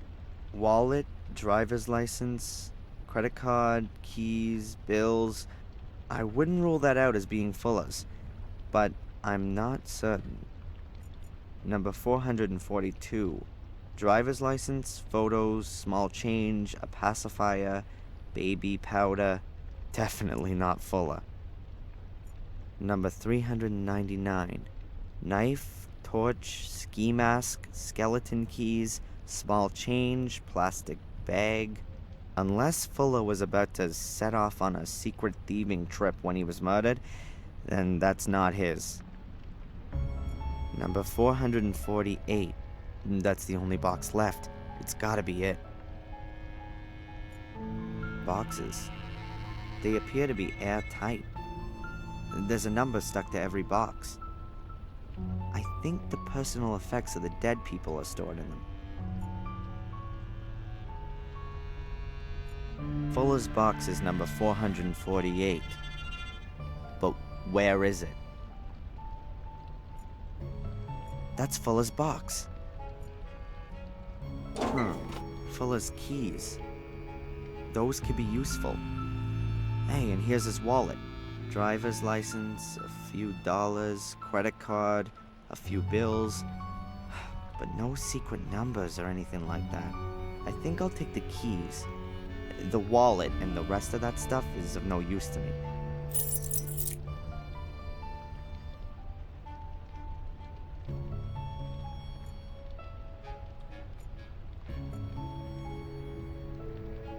A syringe. Quite a size. I guess any remaining fluids are sucked up with that. I certainly wouldn't want my flu shot injected with it.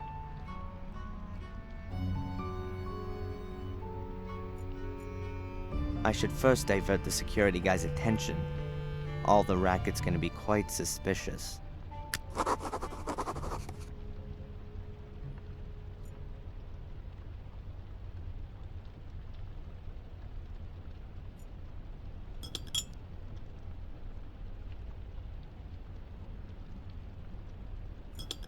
I've drawn a little of the laxative into the syringe.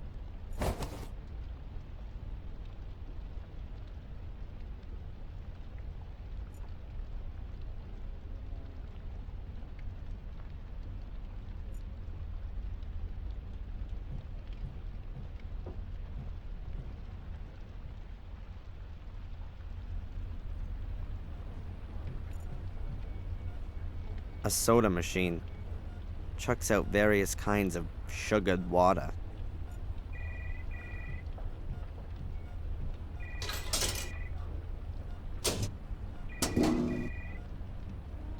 A bottle of soda. Great.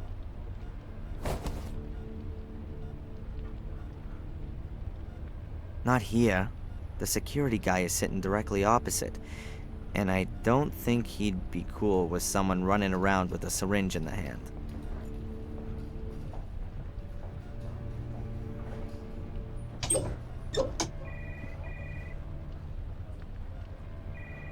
Nice.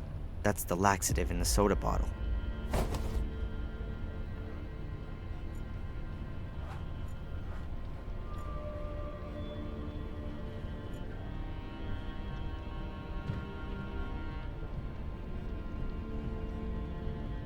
Hey boss, you want a soda? What do you want for it? Nothing. You just gonna give me a soda as a friendly gesture? Exactly. That's very nice.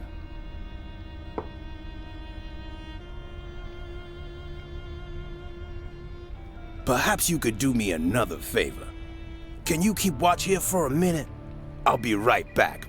Real quick. I thought you couldn't leave your post. It's an emergency. I'll be back in a minute. Wait here. Okay, no problem.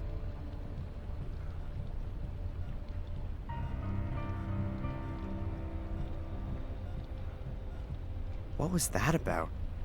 Strange. Oh well, he's gone.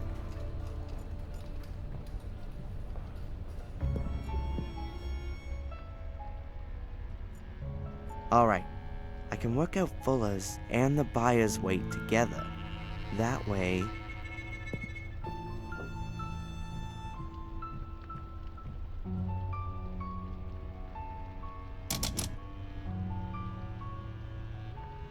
£348. The only question is, how much of that is buyer and how much is Fuller?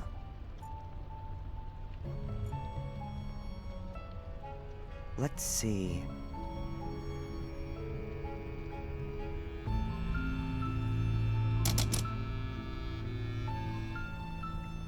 The buyer weighs about 53 pounds. 348 for Fuller with the buyer, minus 53 for the buyer makes 295 pounds. That's Fuller's weight, and that's what I gotta put on the scales. Perhaps a bit more.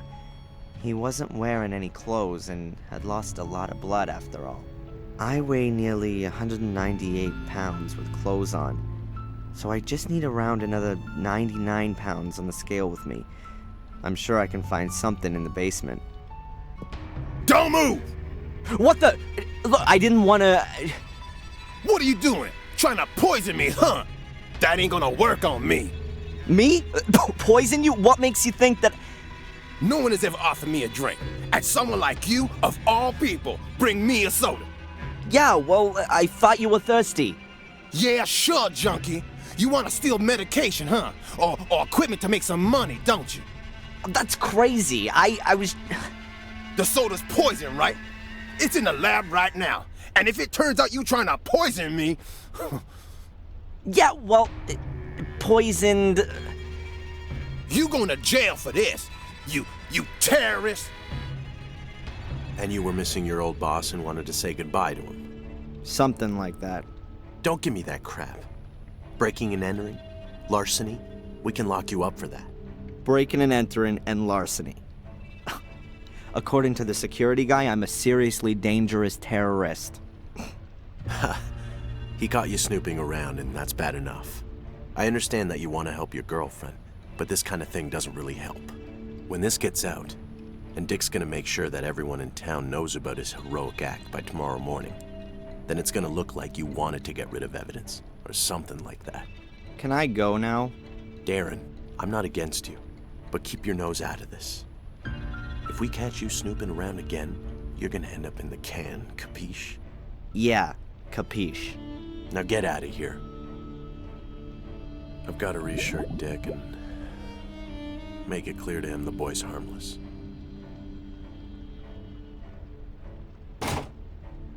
and I'm gonna continue where I left off, at Fuller's secret door.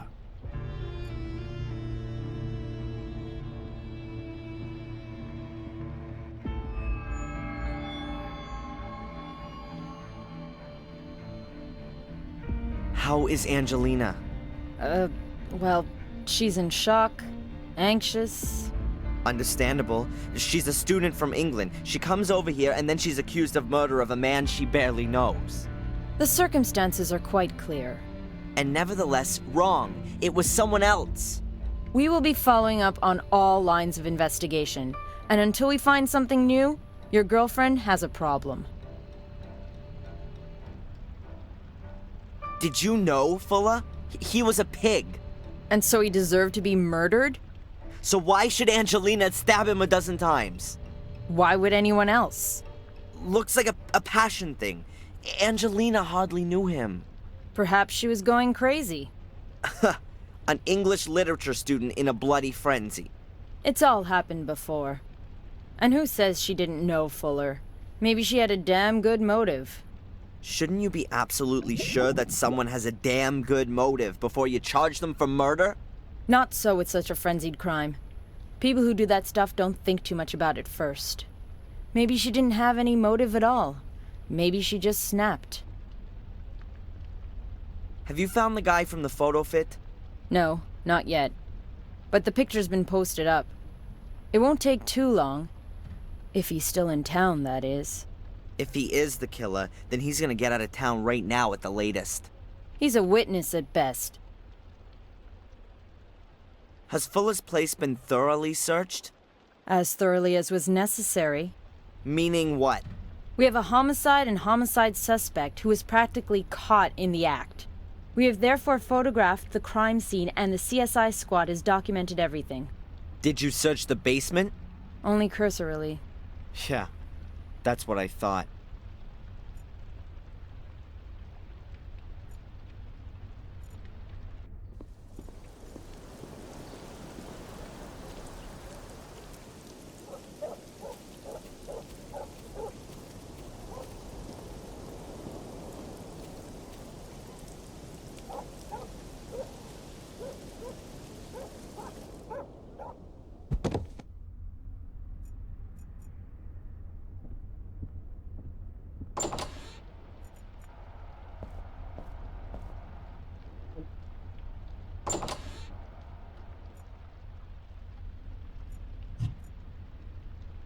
That's Fuller's keys.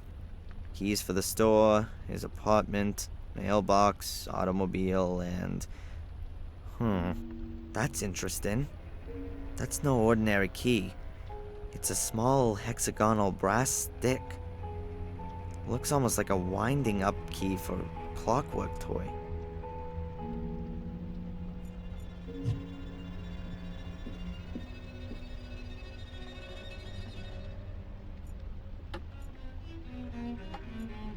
Let's see what happens when I turn the key.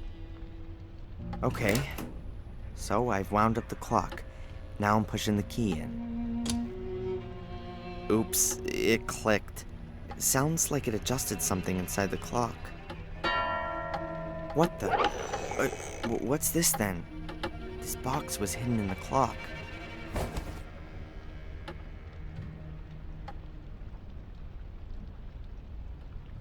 Come on, I just need a little tip for the damn combination. Huh. 4 negatives.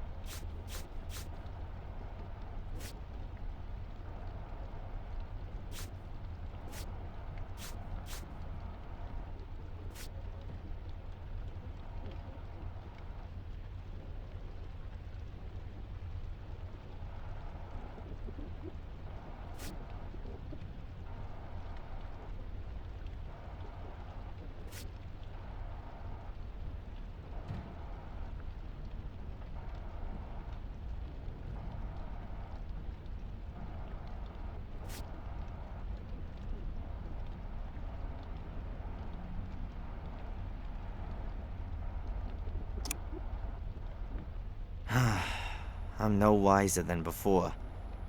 I'll try it again later.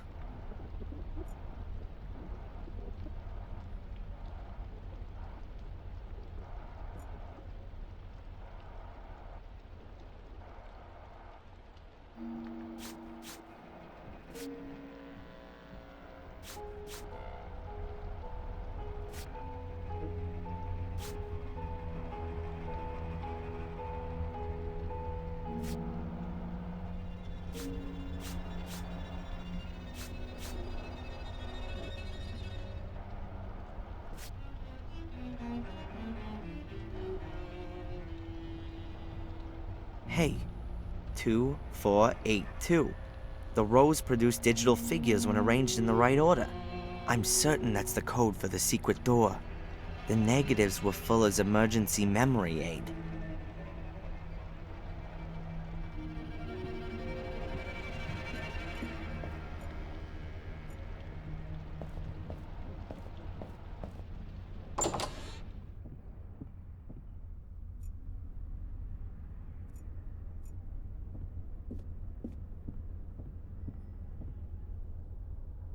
Okay, I'm missing about 90 pounds of additional weight. That shouldn't be a problem.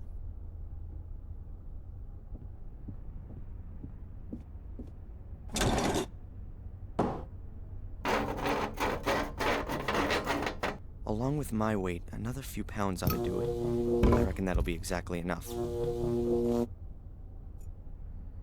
It might work now.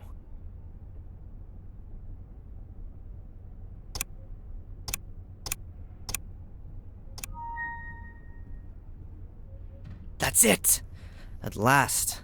Now that the door's open, I'll get this junk out of the way.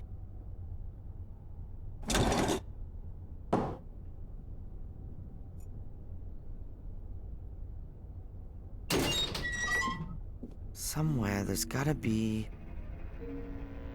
Ah, here. Oh my God.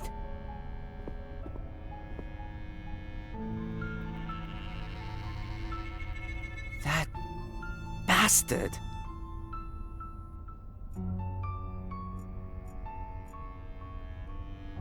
Like in a torture chamber or something like that. The bed's got a metal frame and a worn mattress. It's stained and moldy. No sheet, no pillow, just this grubby blanket. A camera tripod. An older model than the one up in the shop, but it's got the same mounting system. It's for Fuller's camera. The metal locker looks very old. Perhaps it's from a school or a sports club.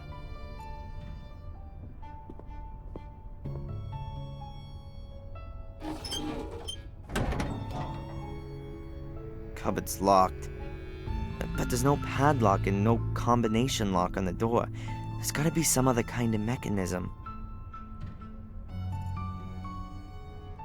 There are these shiny golden balls on the bedposts. That must be brass.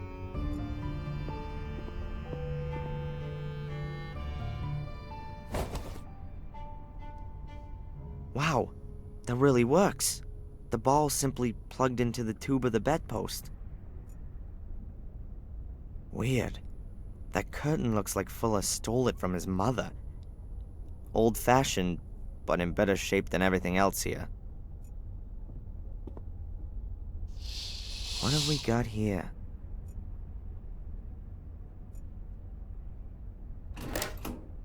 Something's happened.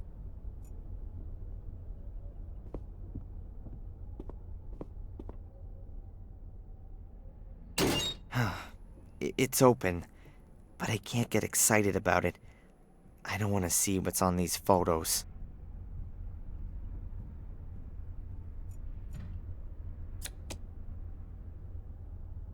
Ah, there's only Mrs. Biber in these pictures, but there could be other pictures of other women, and therefore lots of people with a motive. That, along with the blackmail letter, should easily convince the police. Fuller was a blackmailer, and worse, There must have been dozens of people who wanted him dead. Dozens of people with a motive. Unlike Angelina. I'll get her out of jail with this.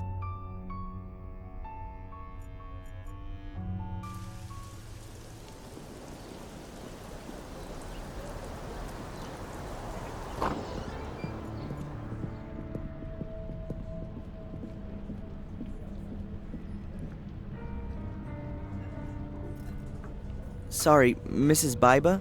One moment.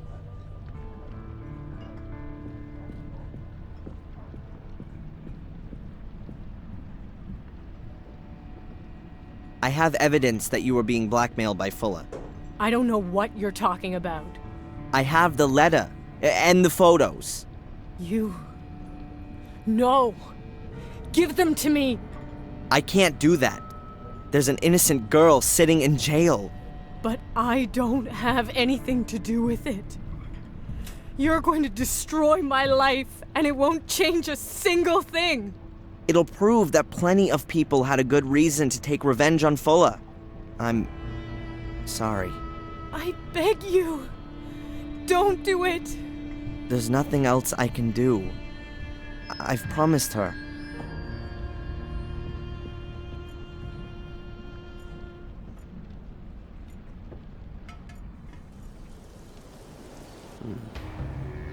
That's really interesting. It's repulsive. And a damn good motive, right? Indeed. But it doesn't mean that the Bibas have anything to do with the murder. Of course not. Look, I guess your people would find even more in Fuller's secret room. Then you'll have plenty of suspects, all with good motives. I've already sent some people over there. But all of this doesn't prove that it wasn't Miss Morgan. But she had no motive. Yes, she did. That's him. That's the guy that followed me. Nice that you came, Mr. Reginald Boris is my name, Captain. I'm a private detective from England. I'm sure I can contribute a few things that will clear up this case quite considerably. That's what we like to hear. We have a few questions for you as it happens. For example, why you lured Angelina into a trap? Mr. Michaels. The important question is surely why? Why did Miss Morgan murder the photographer Fuller? Well, quite simple. She was also photographed by him. As you can see, not quite as revealing as the others, but I haven't got all of the photos. I'm sure your people will find other pictures that put it beyond all doubt. What the? Those are mine!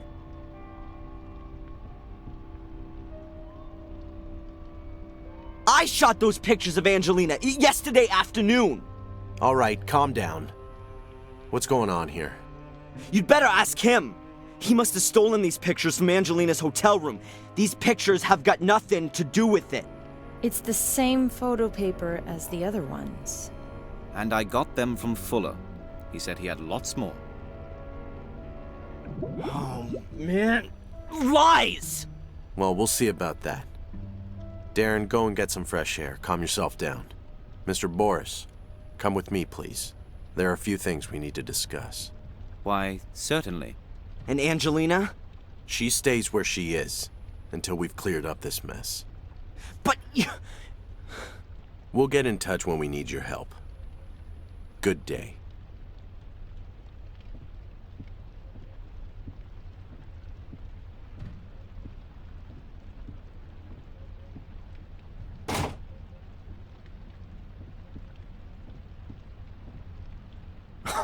This can't be for real.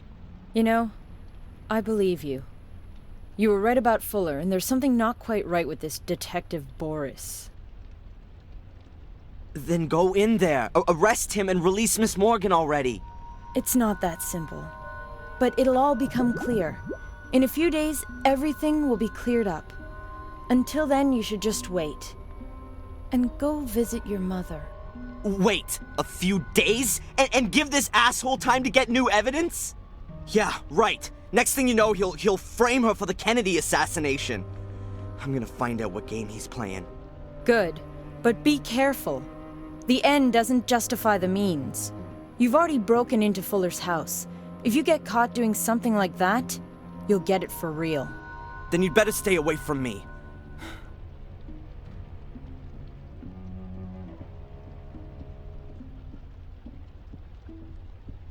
He can only have gotten the pictures from Angelina's hotel room. I should have a look around there, regardless of what the police think.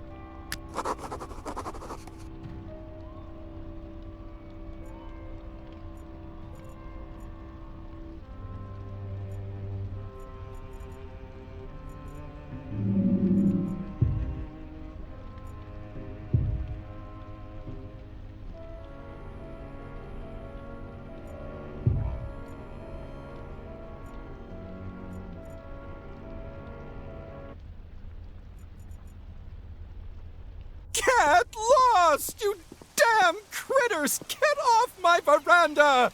The seagulls seem to like the veranda just as much as the hotel owner does.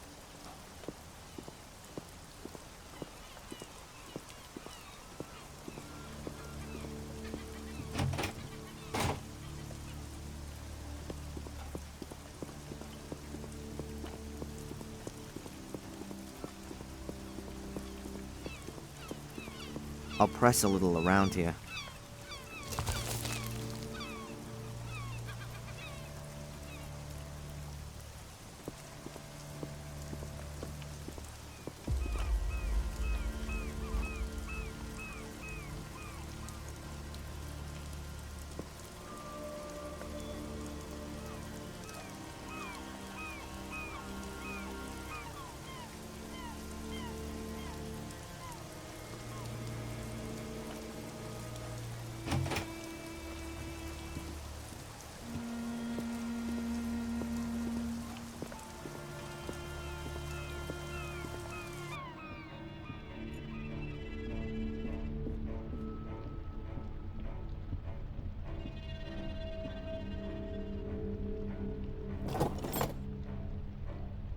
Got it.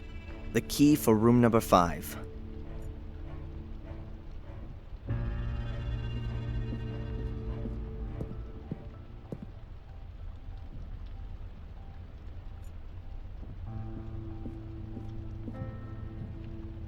Nice work.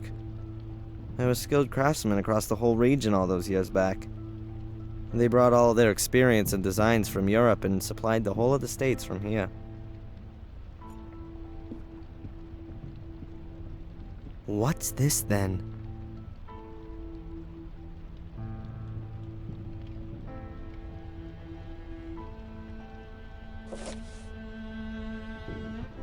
I don't believe it. A microphone. A listening device.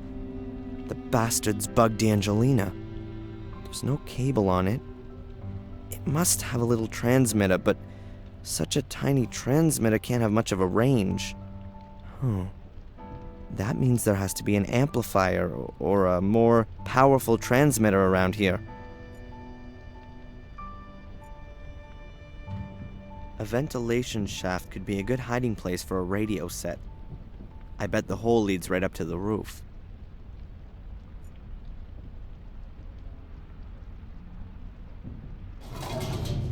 I knew it. A radio set. The bug only needs to transmit a few yards, and then this powerful set amplifies the signal and sends it on to wherever.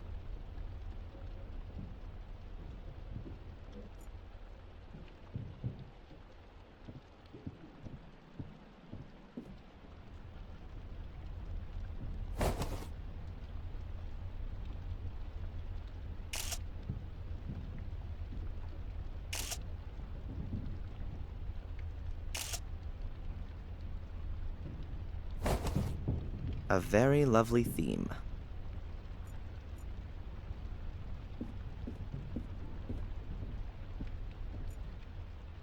Where have you come from? What do you think you're doing? You can't just march through the rooms. This is a discreet, familial hotel. Where is the key for room 5? Miss Morgan's room! You've got it! Give it here! Immediately! Don't let the police hear about this, for heaven's sake!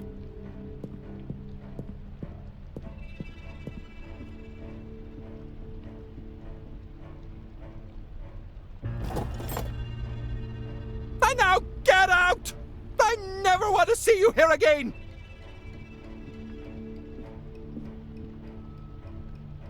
If you just... Don't! Man, was he upset or what? Doesn't matter. I've got everything I wanted and I don't need to go back into the hotel again.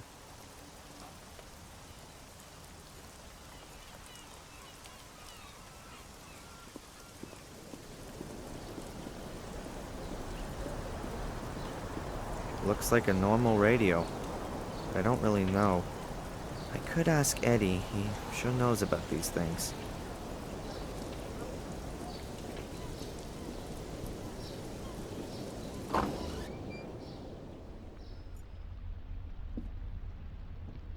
There was something else.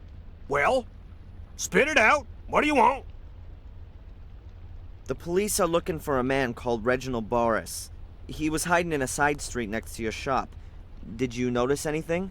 If I noticed a little punk like that, I'd have given him an earful. That I can believe.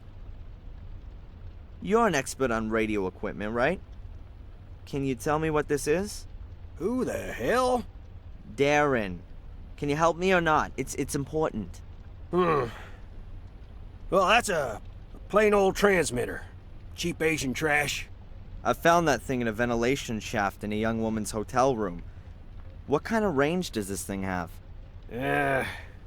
Not far. If it's used in a room, a couple of miles at best. And it's not possible to find out where the receiver is, right? That doesn't help at all. Damn. I know all the hams in the area, and none of them would hide that kind of thing in a ladies' room. But I intercepted some strange Morse code last night. Long wave, just after 1800 hours. Someone knew. He said something about a girl who is now safe. He also said he'd be back in touch today at 1800 hours. that could have been Reginald Boris. A foreigner? Yes, and apart from that, perhaps Old Fuller's murderer, and someone who wants to frame an innocent party. And you want to stop that? Well, maybe there's a spark of decency in you yet. Can we track down Reginald if he transmits again at 1800 hours? Well, you bet. With directional antennas. I got one here. We'll have to build another one. We'll get his bearings from 2 different points, and then bang! We got him. What do you need for it? Oh, well, let me think. I've got a radio here. We can use that. I need a metal tube, a copper wire, at least a meter, and you'll need headphones and a compass to get the bearings right. You bring me that stuff, and I'll build you the direction finder. And hurry! There ain't much time till 1800. 1800 hours. That's 6 p.m., right? Oh, my God.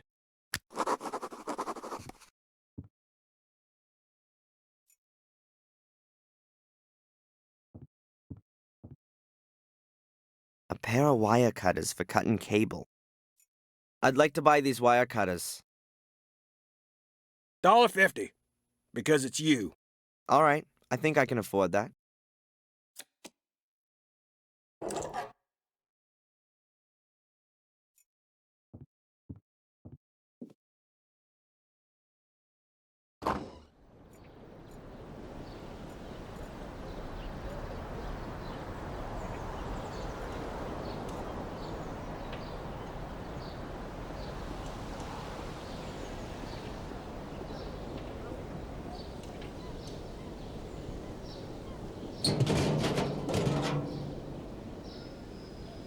All right then. There's no choice. I need the copper wire.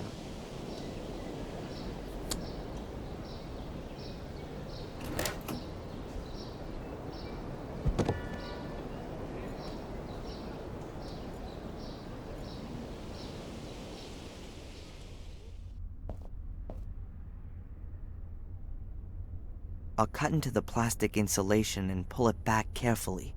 And now I have a real nice piece of copper wire.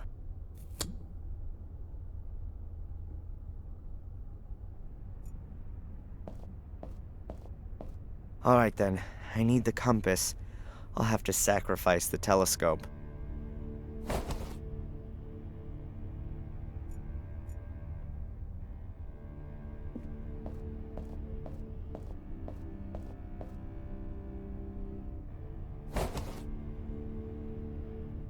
I'll just borrow it.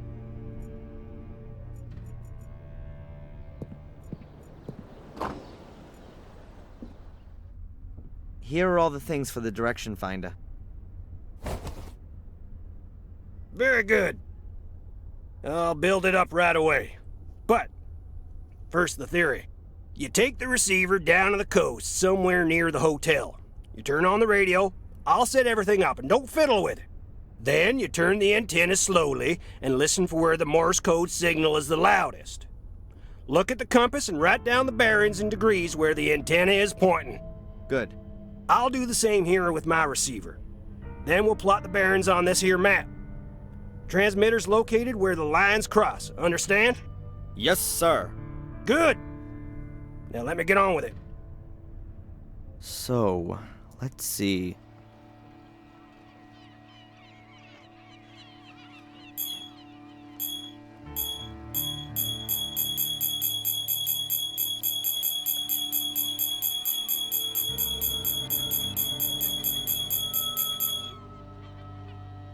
I got it.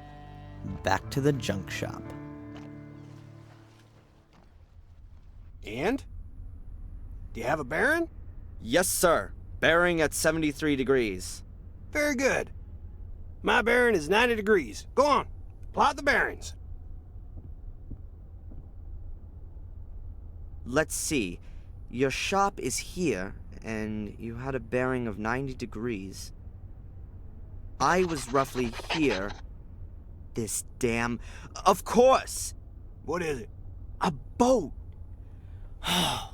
Boris has got a boat. That's why no one here knows him, and why the police didn't find him. The lines cross a few hundred yards from the coast, about 2 miles to the east. Good work. Now you need a boat. One of those lobster fishermen owes me a favor. You can use his.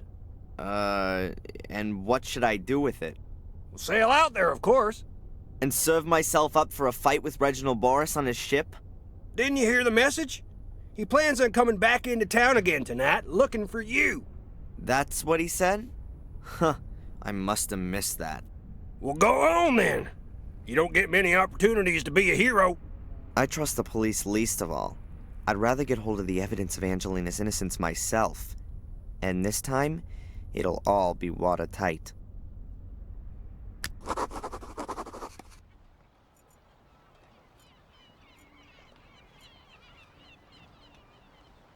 I don't know much about sailboats, but I think this thing is called the boom. That's the thing that smacks unwary people on the head, knocking them overboard.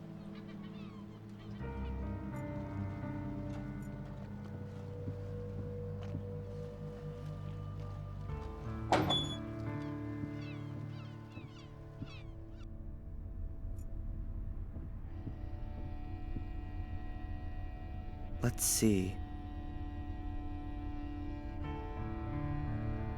Wow, this is a cool model. What have we here? A file titled Willow Creek. I don't believe it. Why the hell does Reginald Boris have pictures on his computer of a place where my mother regularly receives money? Something very strange is going on here. They're photos of me. They're all from yesterday, me walking around town. This is me leaving the store. And here I am going to the hotel. And here I am with Angelina in the diner. Huh. That picture's been taken through the window. That Reginald fella must have been creeping about the whole time.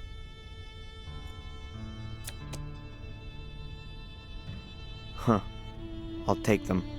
Even though they'll probably be of no use. The pictures of a big sailboat on a stormy sea. Maritime romanticism. There are hinges on one side of the frame. A safe. Hopefully it contains a few answers.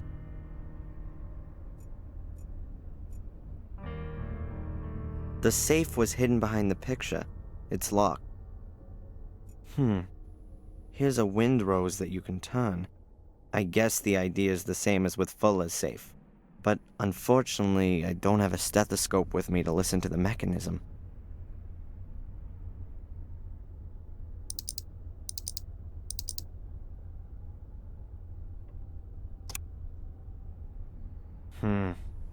Nothing. Cardboard folder. It looks really new. There's an A on the front. Huh. At the front of the folder is a small piece of transparent foil with lines on it. Strange. I'll take it with me. What else have we got here? Photos of Angelina. Some of them are clearly quite old. She can't be more than 13 or 14 years old in this one. Here she is as a kid. Huh. A note. New York, Boston. Perhaps that's her route? Yes. This proves that Boris has been following her for a while. I'll take the folder.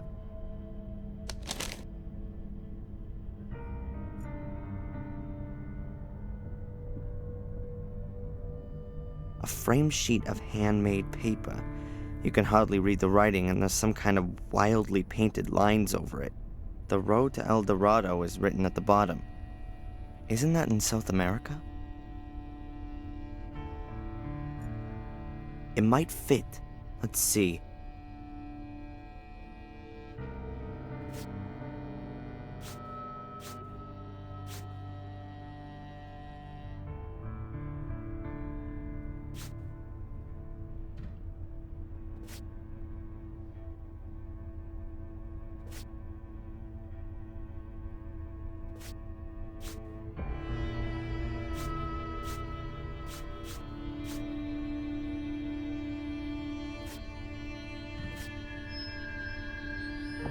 The foil fits perfectly. It shows a route around the southern tip of Africa. The route is southwest, south, southeast, east, northeast, and northwest.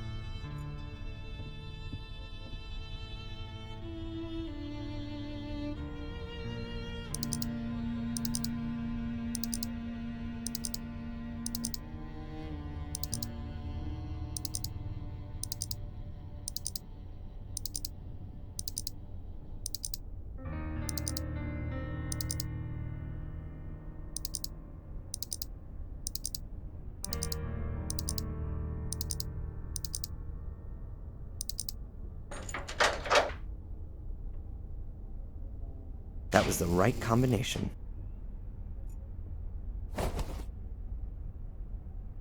Huh. A ring with an eye-catching symbol on it. Looks a bit Celtic. A tree or something. It's not gonna help me, though. A floppy disk. Labeled with Biddeford and today's date. That looks more like a clue. I should have a look at what's on it straight away. If the disk doesn't contain any critical information, then I have to keep searching. Either way, I should get a move on. I don't know how long Boris is gonna stay on land.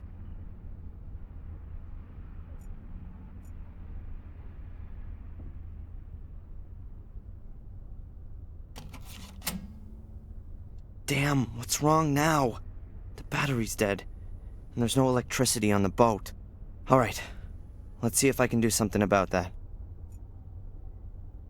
The cupboard looks like it's made of burl wood, but it can only be really a thin veneer, otherwise it'd be too heavy and expensive.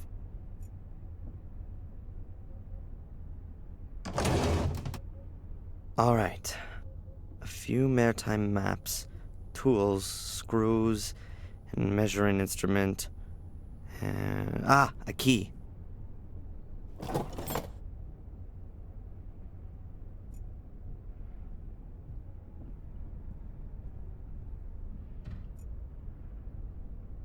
A flip-up seat with a lock on it.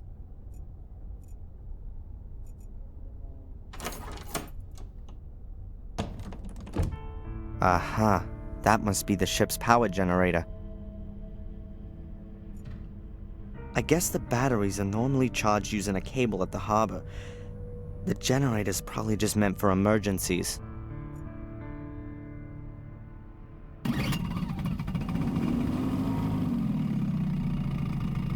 Huh. Completely dry. I need to pour in some gas.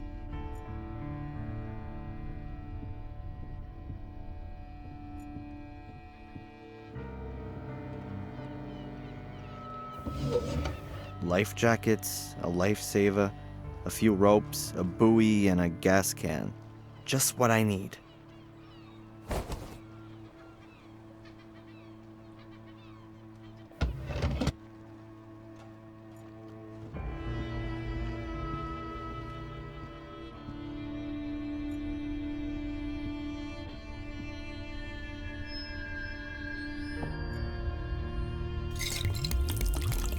All right, ready for the next try.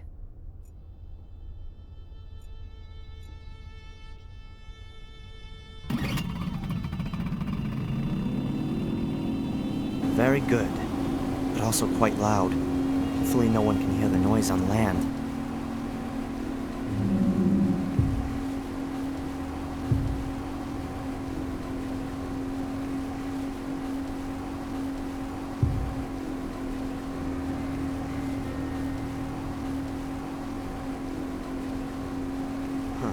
Let's see if there's anything on this disc that'll shed some light on what's going on.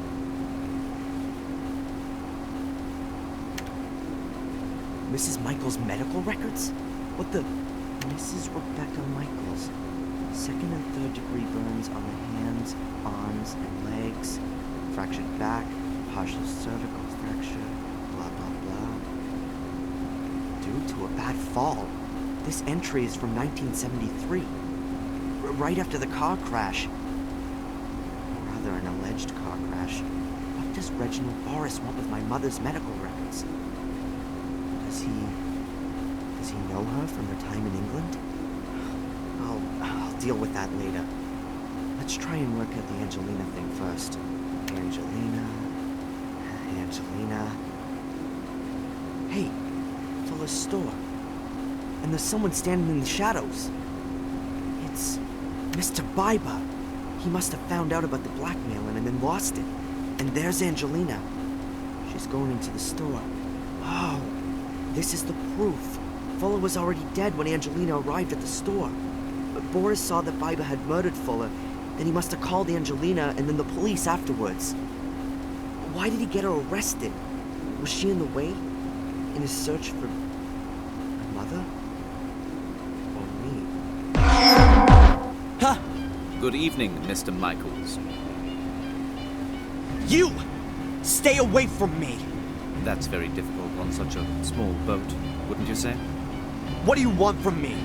It's all very complicated, believe me. But we'll have enough time to clear it up. We're both going on a little trip. I don't think so. Ah! Damn it!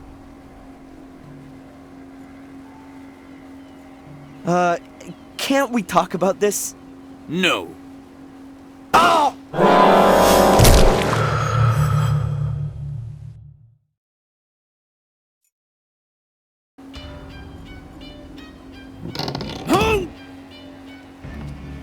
Ah!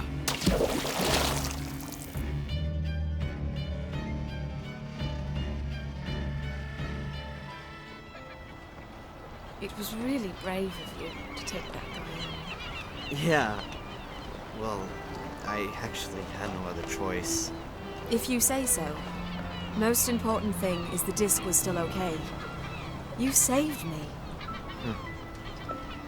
I just wish they'd caught Boris.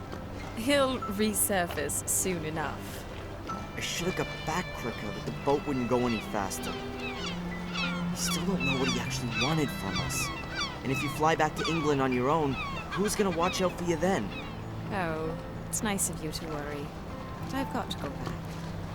And Boris seemed to be after you and your mother, right? Nothing's going to happen to me. I still wish you'd stay here. Or that I could come with you. We've been through this already. You have to stay here with your mother until she gets better. You can come and visit me in a few weeks. By then I'll know more about the mysterious Willow Creek. What? What do you mean? I'm going to investigate. Willow Creek, Reginald Boris, about the time your mother was at the castle. Listen to me. You are not gonna do that. Please, keep out of this. But I'm a historian. Digging into the past is just what I do. Don't worry, darling. I'm going to miss you. Anyway, I know who could save me if I get into trouble.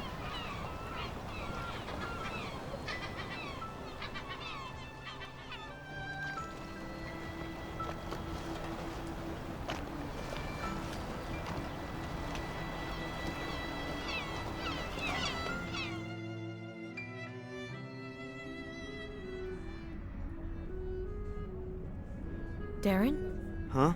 They just called from the hospital. You should get over there straight away. My mom.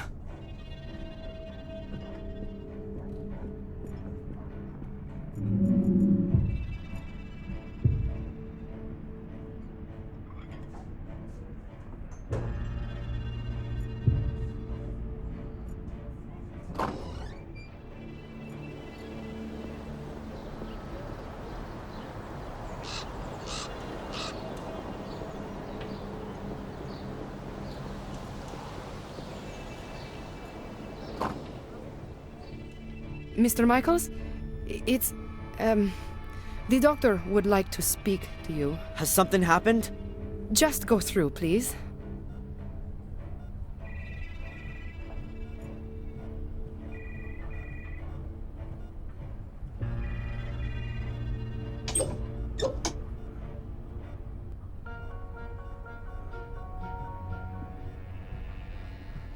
Darren, Where's my mom?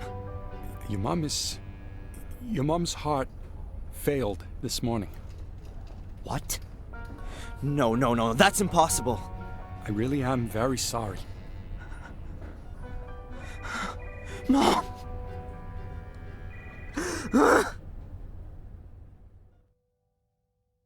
Hello, this is Rebecca Michaels. Unfortunately, I'm not at home at the moment.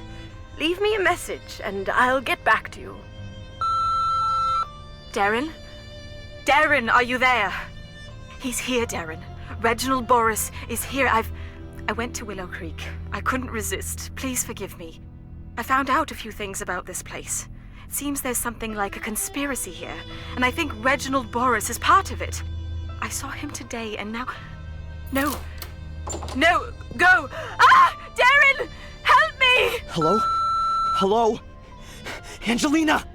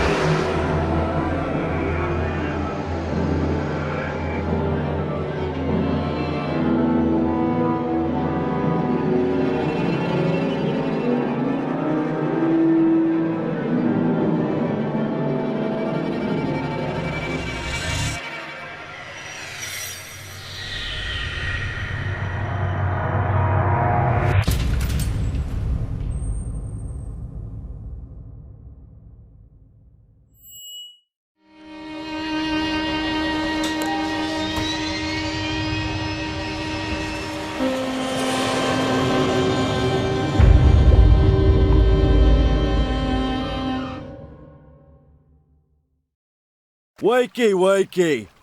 We're there!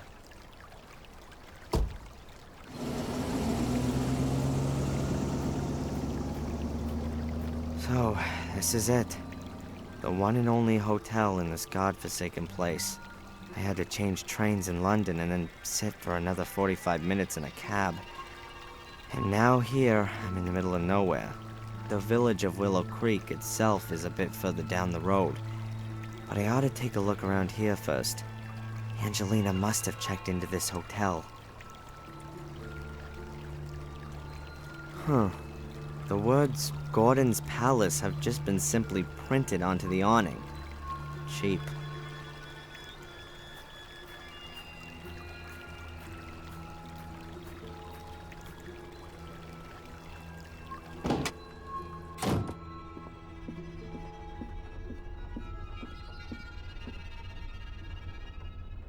Oh, a new guest. Welcome to Gordon's Palace. My name is Murray. Hello. I'm looking for a young woman who's spending some time here. Maybe you've seen her? Yes, maybe I have, but maybe I haven't. You have to understand this is a discreet hotel. I can't talk about my guests. So, she's a guest here. As I said already, a discreet hotel. Almost dead, one could say. It's off-season right now. It'll get busier. This is the best hotel in Willow Creek and a place with history. This was once the sanatorium of the dreaded Robert Gordon, the Dr. Frankenstein of Willow Creek. Oh, yeah? Yes, yes. He was the uncle of Samuel Gordon, the maniac murderer. Everyone thought squeaky clean Sir Robert was a respectable doctor. But in reality, he conducted illegal experiments on the sanatorium's patients. Very nasty goings on. And then someone thought it would make a great hotel. Of course, of course. Immediately after the murders 12 years ago, the tourists came in throngs. They wanted to see everything. But where could they stay the night? There wasn't a hotel. So, I bought this building. The patients were taken away straight after the incidents, of course. Some also escaped. So, anyway, I bought the house, had it renovated, and now it's the best hotel in the place. How many nights did you say you wanted? Actually, I just wanted to know if you've seen this young lady. Her name is Angelina Morgan. Now, I can't talk to strangers about guests. The hotel's reputation, you see. I see. And if I were a guest myself, then... Then, of course, we could have a little chat about who else has a room here at the moment. All right, then. A room, please. For, let's say, 2 nights to start with. Very well. That'll be £90.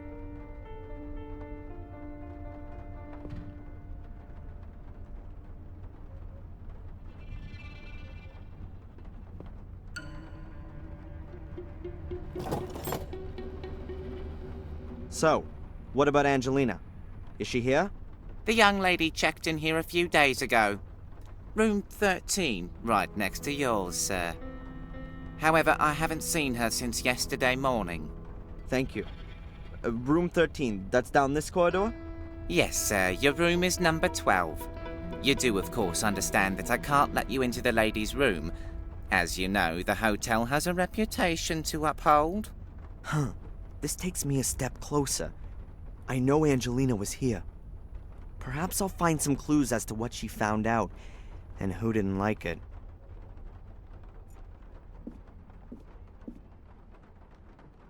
A stand with what looks like tasteless postcards from tourists. They show either pictures of the village or blood-stained knives. Here's one with a screaming woman on it. Huh. Willow Creek. I was here and survived. Willow Creek. Makes your blood freeze. Willow Creek. Home of murderers. Unbelievable. You know, I can never be bothered with most postcards. But here's a card with a drawn map of the area showing the murder locations of 12 years ago all marked out. I could use the map to help me keep myself oriented. I'll take it with me. I'll put it on your bill. What the? A cheap plastic mask of Samuel Gordon. Toy knife with blood-stained blade. And the worst thing is that you can bet that some of my fellow humans actually buy this stuff. And what's this thing supposed to be? Huh. The original soul key. Summon dark forces and scare the pants off your friends. Lights up in 3 different colors. Gruesome sound effects. Hellish fun. Batteries not included. I can't get my head around it. I'd rather chop my hand off than buy this plastic crap from China and speed up global warming and the demise of mankind.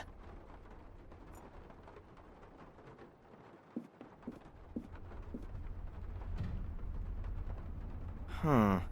A bottle of schnapps. Maybe I could grab it while Murray's not looking. Murray seems to have just been eating something. I'm guessing that he's the only employee in his hotel, so he can't just go and leave his position at the counter to go and eat. The knife hasn't been used. I'll take it. Maybe I can still find a use for it.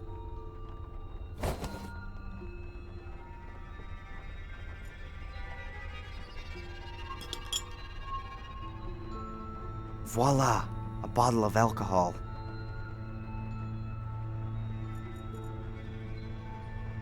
One of the keys belongs to Angelina's room. It's number 13. But I can't get my hands on it while Murray's standing at the counter.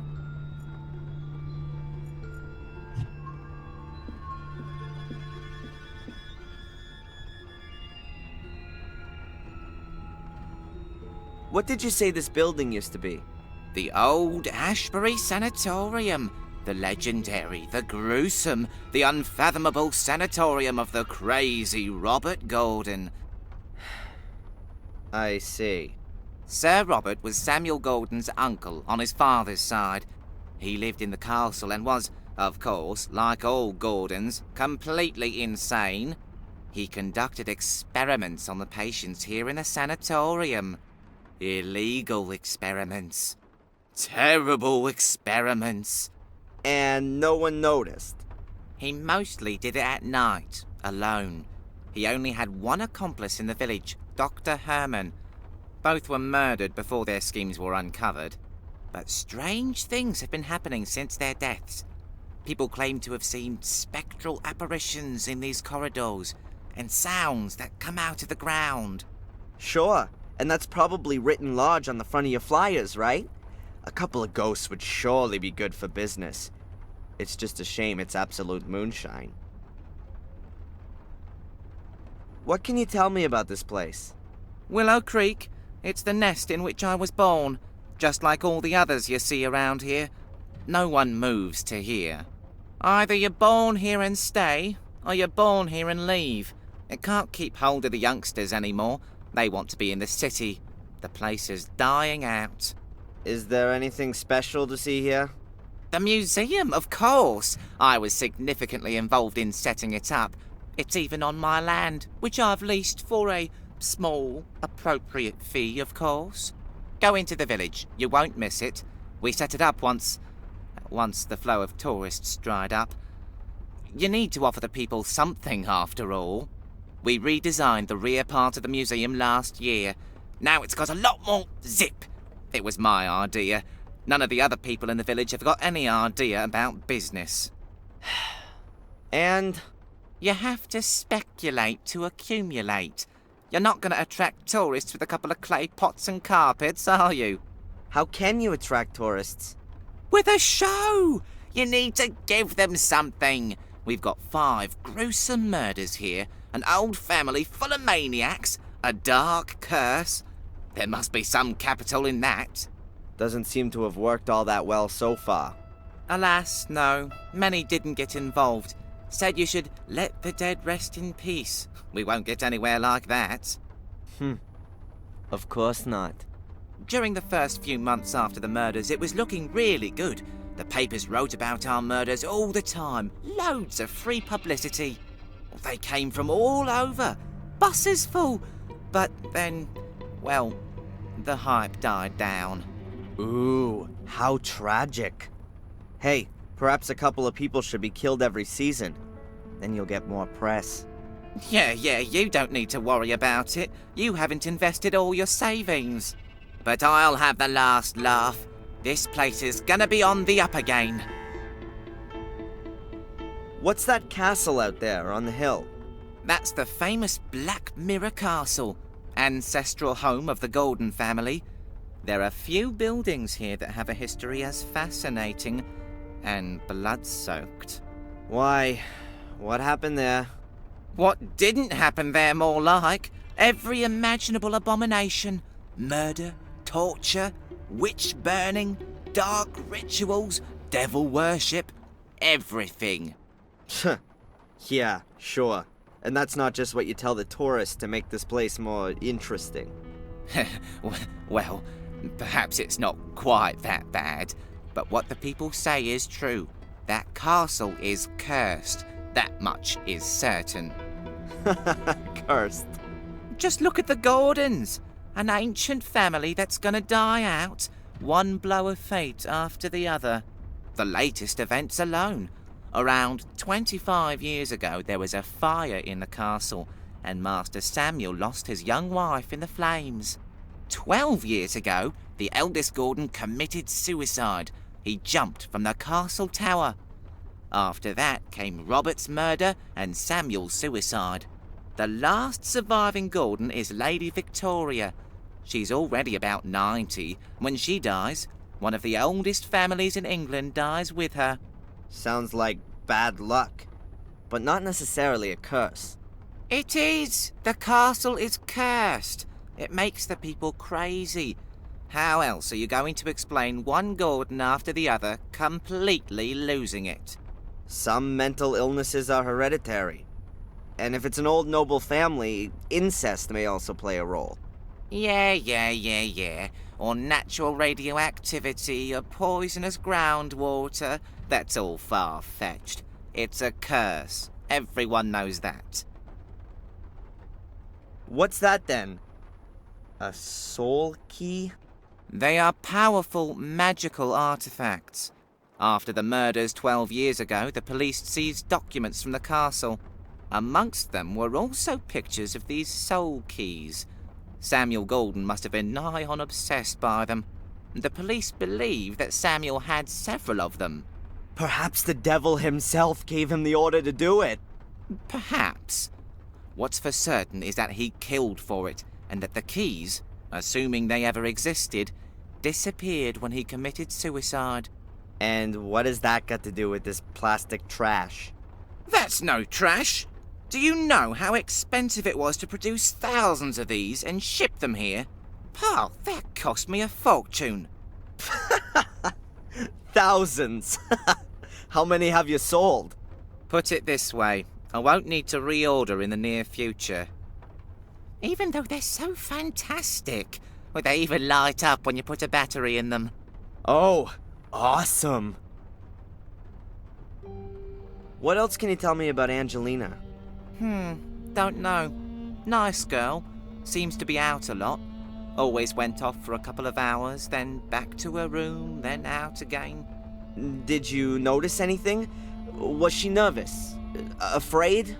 No, not really. She seemed to be a bit stressed. Tense. And always in a hurry. That's just what young people are like. Did you call the police when she didn't come back last night? Why should I? She paid up front, everything's fine. Oh yeah, everything's fantastic.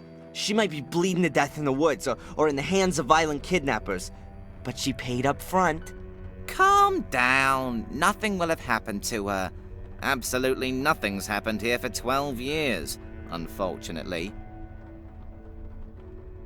Couldn't you perhaps give me Angelina's room key? If you buy the hotel and let me retire, then we can talk about it. And if I forget a 50-pound note on the counter, would you go outside to look at the pretty pictures on it in the daylight? Young man, this is a quality hotel. I can't and won't allow its reputation to be damaged. No one will notice. There's not a soul here. You can't bribe me, and that's that. Thanks for the chat, Murray. My pleasure.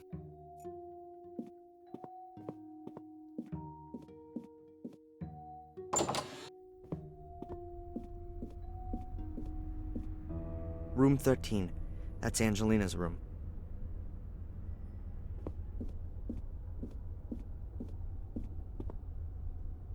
And that's my room, number 12.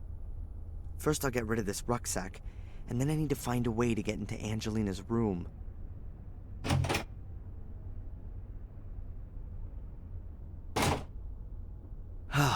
That's better. Strange. The wall doesn't look like it belongs here. Looks temporary to me. It's pretty dark back there, but it looks like the passage simply hasn't been renovated.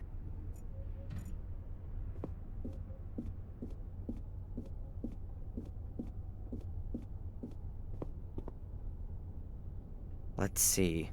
A few crime stories, poetry collections, fairy tales, horror stories. Just the thing for a relaxing night in a hotel.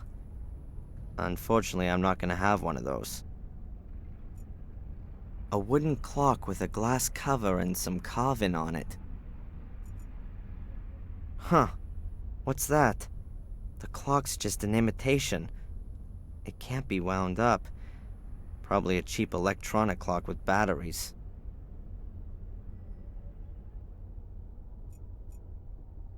Yep, that's how it's done.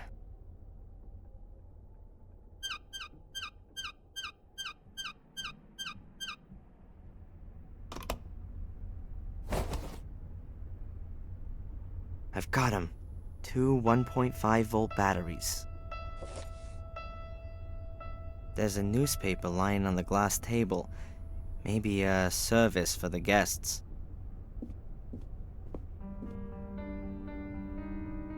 Oh no, can't be. The paper's already several weeks old. Probably so little going on here that Murray hardly ever gets back here to tidy up. The idea is very much that you sit yourself in this armchair, read one of the books from over there, while quietly smoking a pipe or a cigar. Judging by the ashtray, it looks like that hasn't happened for some time though. It's sparkling clean. There's only a box of matches lying in it.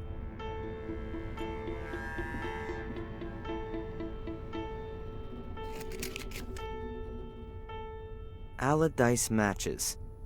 Sounds like there's still a few in here. Nothing's older than yesterday's paper, but I don't have to read it. I think I'll just take a few pages.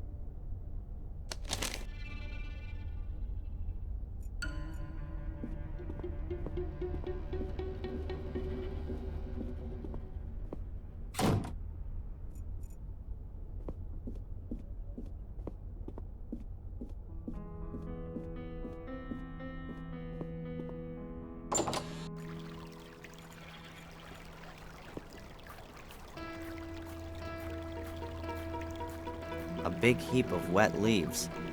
A gardener must have raked them together from off the lawn.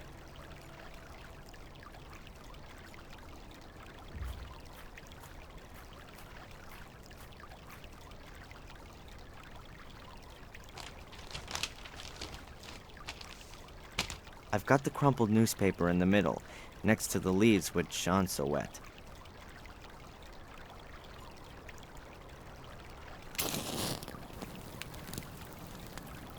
The newspaper's lit. The leaves next to it are just charring. They're not gonna burn, they're too damp for that.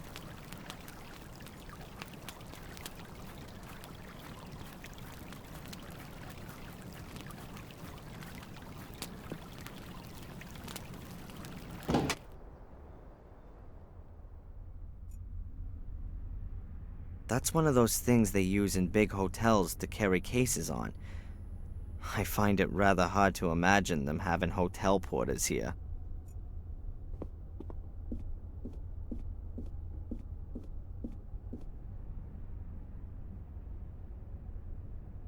Murray, there's smoke outside. I hope the hotel isn't gonna burn down around our heads.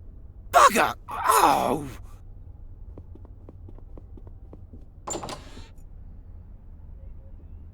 As long as Murray's outside putting out the fire, I can take Angelina's key unnoticed.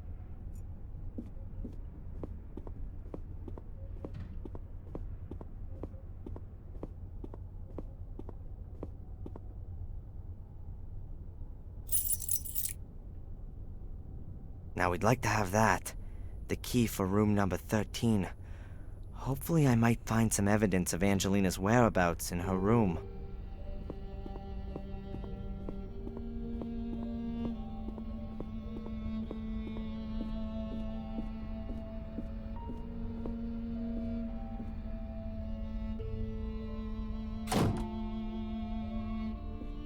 Those little brats! They've no idea how dangerous that is. They yeah, should... the young are really bad.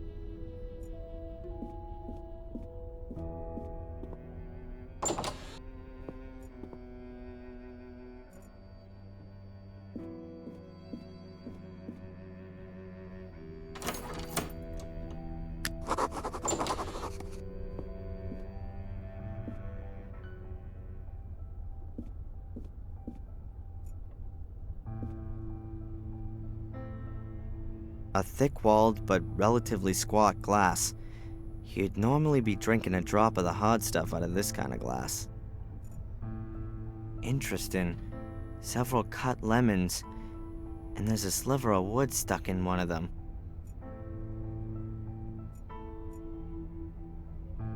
Here's a few sheets of writing paper. Now, did Angelina make any notes about her investigations? A thick, heavy, and very old-fashioned bedspread. There are woolen threads around the edges. I can't take the cover, but I can take the wooden thread as a souvenir. It wouldn't be the first time something like that had come in useful. The bed looks old-fashioned, but not uncomfortable. I'm rather tempted by the idea of a couple of hours on it. I've been on my feet for more than 24 hours now. But I really can't allow myself a break until I've found Angelina.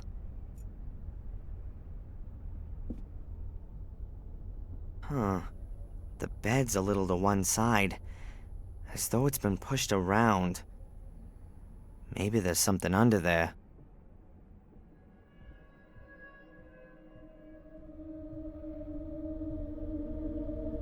Aha, now then, the carpet under the bed has been torn up, and there seems to be some kind of metal cover there. I need to take a closer look at this.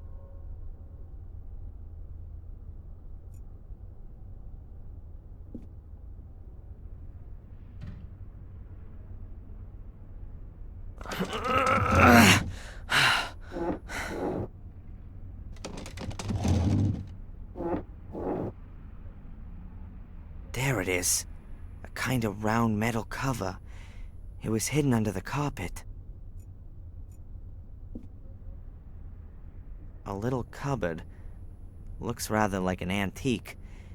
And inside there's... Sleeping potion. Now could that be Angelina's? Maybe she was having nightmares from all that business. What the hell have I gotten her into?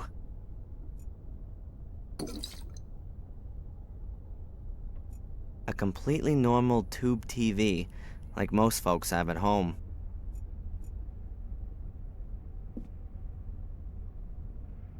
What's that? One of the pictures I took of Angelina. That's gotta be a clue for me.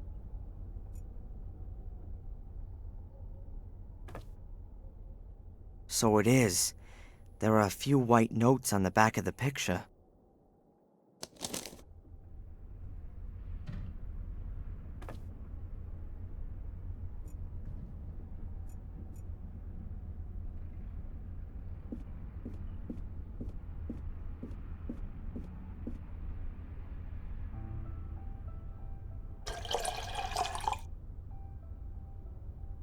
The glass is half full.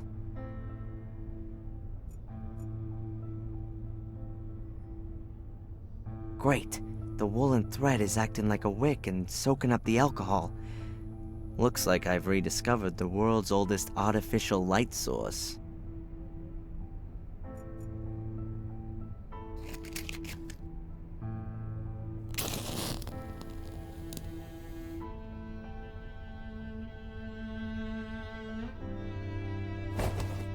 Awesome! My little fire's lit.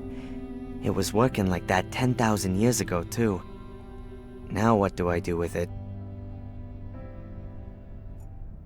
So, let's see. At last.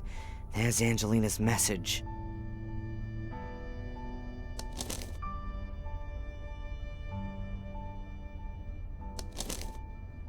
Sunday, 1600.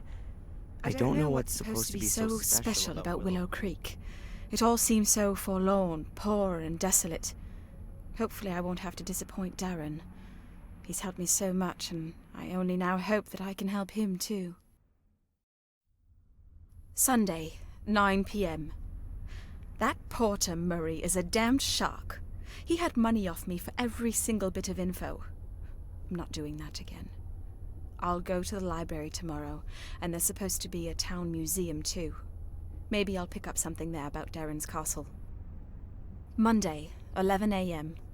Black Mirror was built in the 14th century by the two brothers, Marcus and Mordred Gordon. The brothers argued and virtually waged war with each other. To this day, descendants of the Gordon line still inhabit Black Mirror Castle. They will, however, soon die out. The last young Gordon died 12 years ago, having committed suicide. Monday, 2 p.m. I've got something on the tree symbol that Darren discovered on Boris's ring. The symbol is mentioned in the Chronicle of the Gordon family. I also stumbled across it in the library. It's the symbol of a secret society, a kind of sect that wants to summon up dark powers and uses corpses in the process. What if Boris is one of them? Monday, 4 p.m. I found out in the pub that people believe there's a curse on Black Mirror Castle and the Gordon family. Maybe I'll change the topic of my degree thesis. I'd much rather write about accursed castles, though I can't see my good Prof. Hubbard being too thrilled about the idea. Monday, 9 p.m. He's here. Reginald Boris is here in Willow Creek. I've just seen him sneaking about the hotel. What should I do? Is he here because of me? Now, of all times, right when I want to investigate the passage. I'm not going to let myself be stopped, but I'll send off some insurance.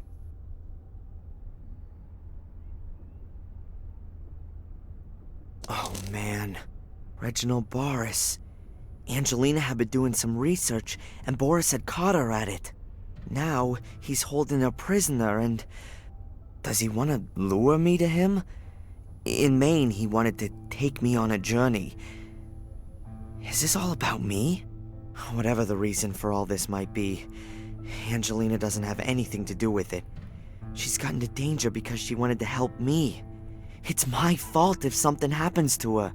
I ought to go into the village and listen around. Angelina was there. But I need to be careful. I don't know who might belong to this order that Angelina warned me about.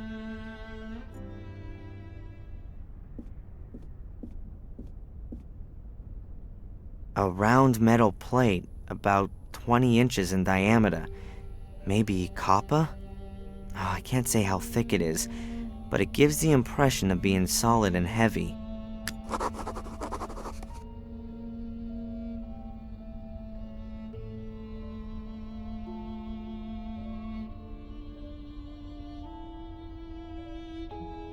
There are 5 rings on the cover, and they turn. There's an animal symbol engraved on each ring, and in the middle of the cover there's a handle.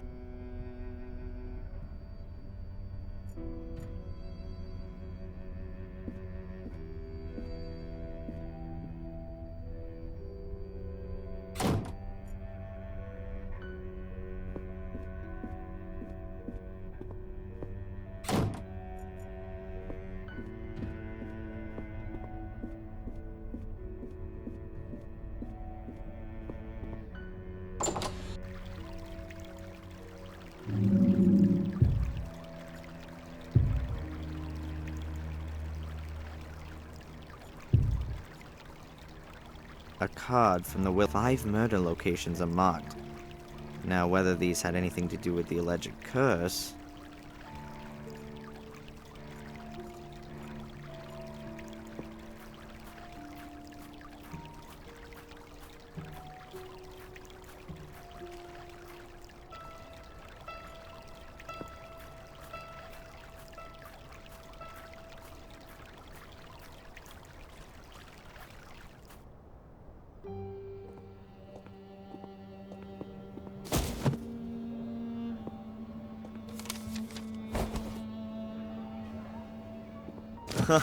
We all know that old one.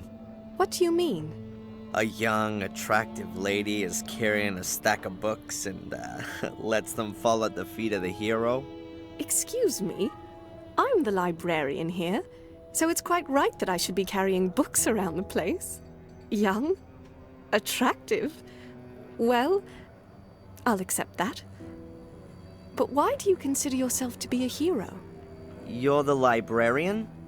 Oh, then you can definitely tell me something worth knowing about this place, Miss, Valley. You're American? Darren Michaels. Do I really sound American? Oh, yes. Now let me see. Your accent is non-rhotic. That is, you don't sound the phoneme R at the end of a syllable or before consonants. And you have hard A sounds. That's the famous Boston accent. Awesome! I really do come from Boston. I've spent half my life in books, so something has to have stuck.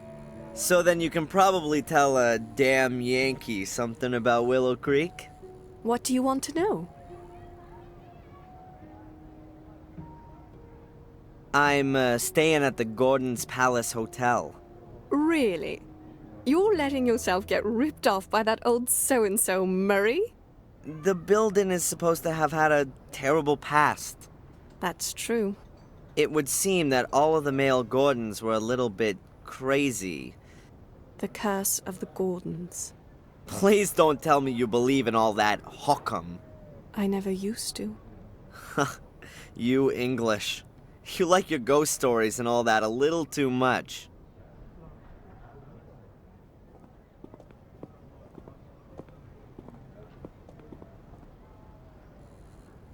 That's the obligatory village pub.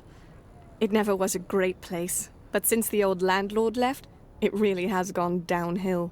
The new landlord is Tom, the chap at the chili stall. The fair will be here for a few more days yet, but I wouldn't bet that it'll be coming back again.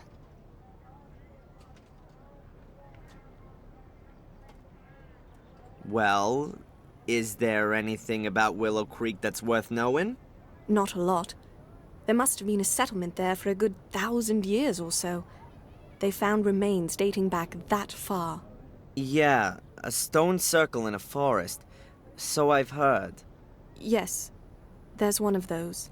It really only kind of got going around the 13th century when there was a monastery built in the neighborhood. Also a church and the first part of a castle. And more recently? You're talking about the murders. That's 12 years ago now. Let's not talk about those.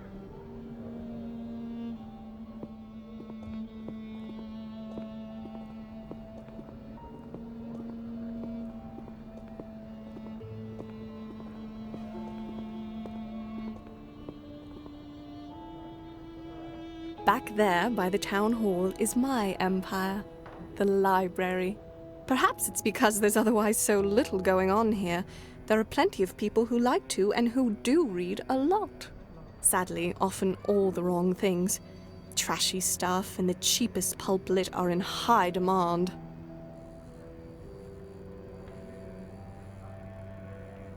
The castle nearby, isn't that the famous Black Mirror Castle? It certainly is. Its inhabitants have influenced things around here for centuries. Sometimes for the good, sometimes rather more negatively. How do you mean that? Everything around here belongs to the Gordons. In the old days, virtually everything that went on here was all decided in the castle. Just what could happen in the village, and what could not. And who lives in the castle today? Lady Victoria Gordon, the last of the Gordons, her old butler Bates, and her late brother's widow, Lady Eleanor. I think there are a few other servants too.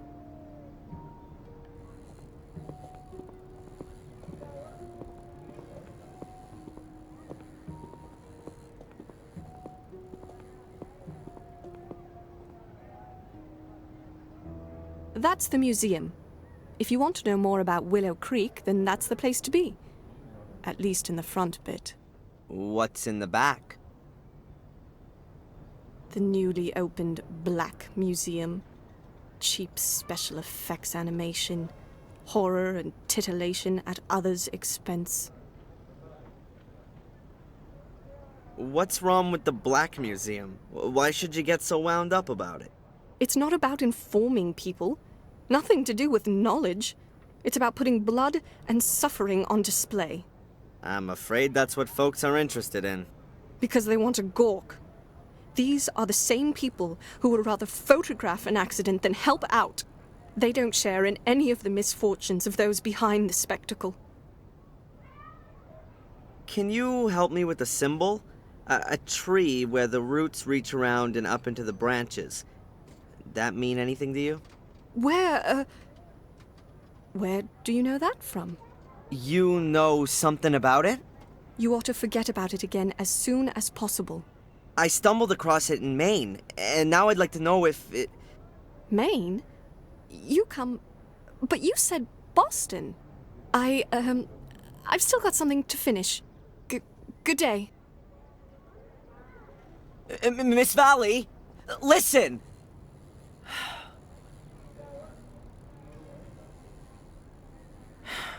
And she's gone.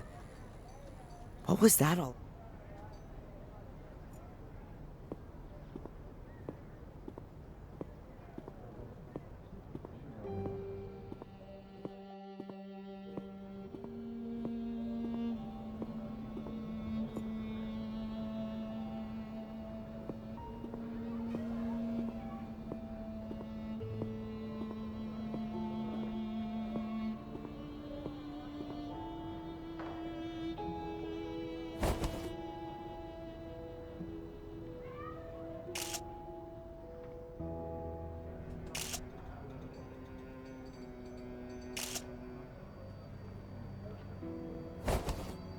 I think that the picture has turned out very well.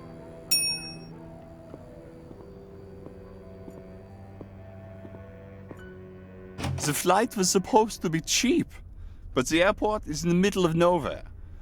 The taxi here was more expensive than a private jet. Calm down, Albert.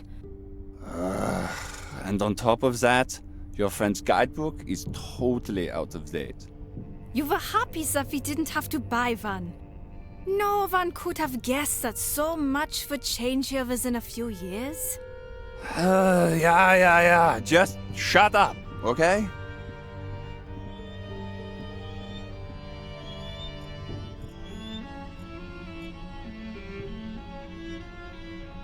Postcards, brochures, and advertisements from Willow Creek.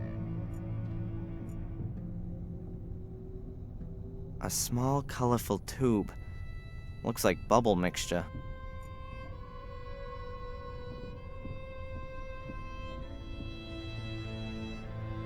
Yay, a treasure chest. I found the treasure. Now I'm rich. Looks like a cross between a Roman chariot and a lawnmower.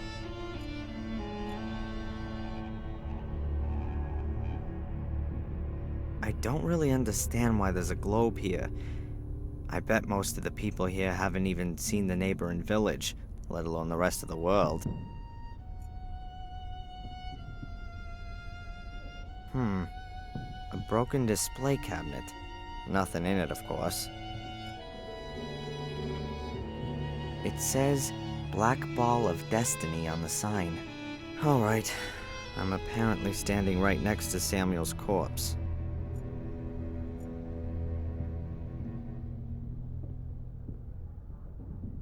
An old cast iron stove. Does that belong to the exhibition? I doubt it.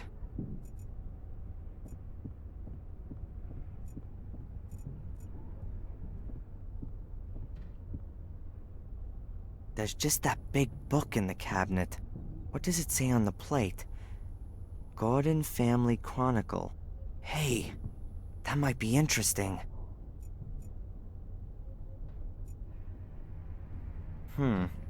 This page is full of medals.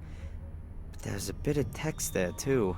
And therefore our brotherhood should operate in the spirit of this great man for all time.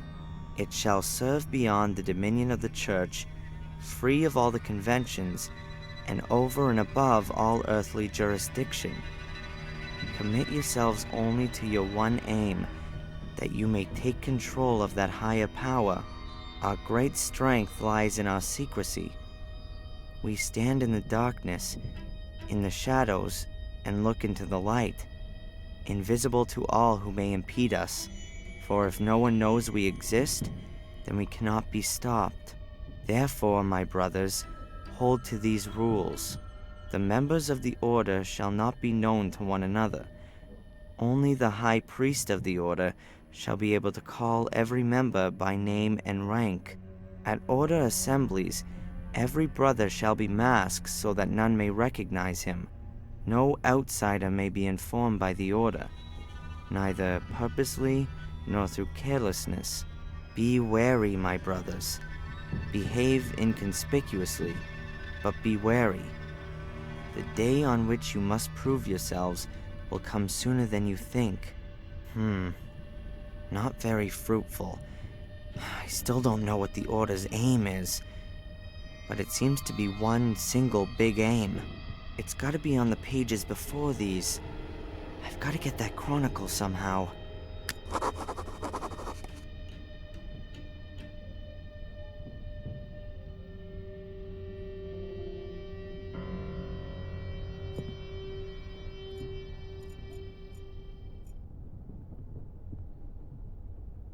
An old telephone, like the ones they used here in Europe at the beginning of the century. More like towards the end of the century for Willow Creek. I don't think that's part of the exhibition.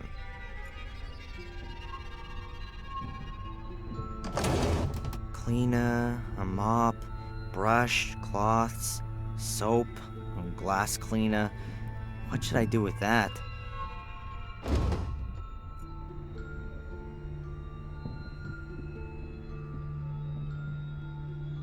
I'm not sure if this chair is supposed to be for exhausted or knowledge-hungry visitors. An ancient sewing machine. I bet they sewed the curtains here with it, and then just left the thing standing where it was.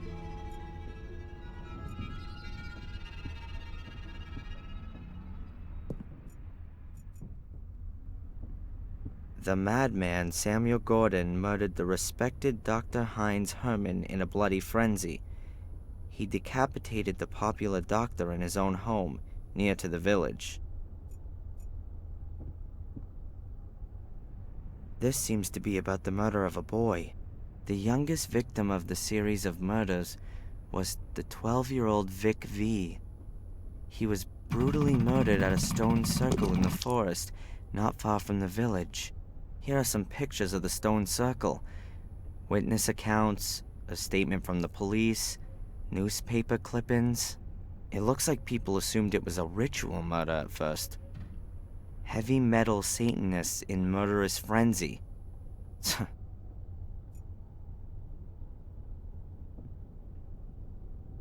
A shredding machine? What's that all about?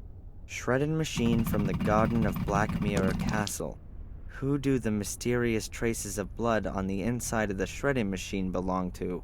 What kind of gruesome stories could this machine tell us about its former owner? In what kind of bloodthirsty crime did it play an incisive role?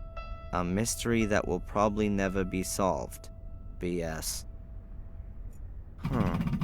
The window is locked and alarmed.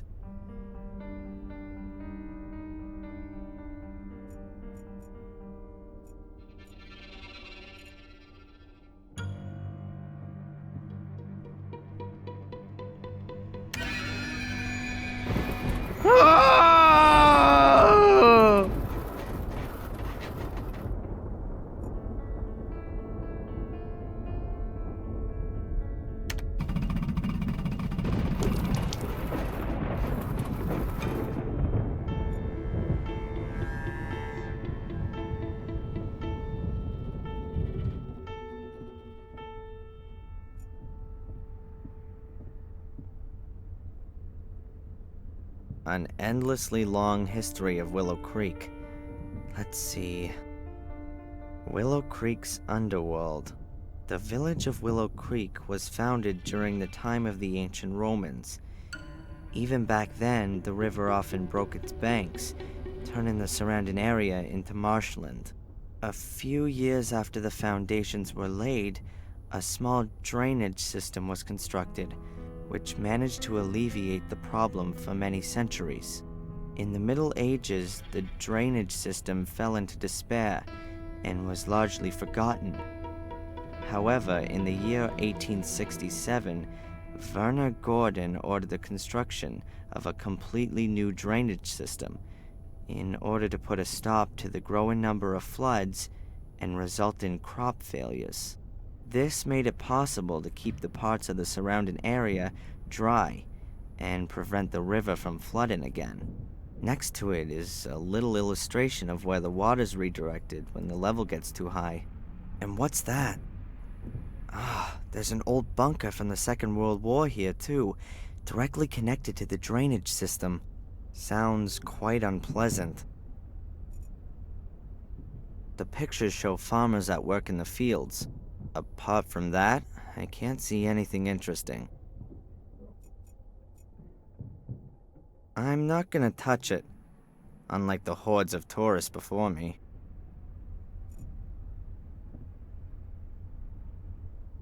Excuse me. Hi. I've just arrived in Willow Creek. Have you got any tips for me? Is there anything worth seeing? Are you also a tourist? Yes. You could say that. Well, we actually wanted to take a look at the notorious sanatorium today, but some kind of freak has made a hotel out of it, and the guy at the reception tried to pawn us off with some cheap tourist rubbish. Like we were thrill seekers. Exactly, Albert. And then he said that the ghost of this Samuel Gordon still haunts the castle. You can see him at night at the windows of the burned wing. Really spooky. Laughable. Anyway, we came here afterwards. We'd expected a bit more from a black museum. We'll go and see the castle afterwards. Hopefully, that's at least worth looking at. Thanks for the information. Well, enjoy the rest of your holiday. Thank you, you too.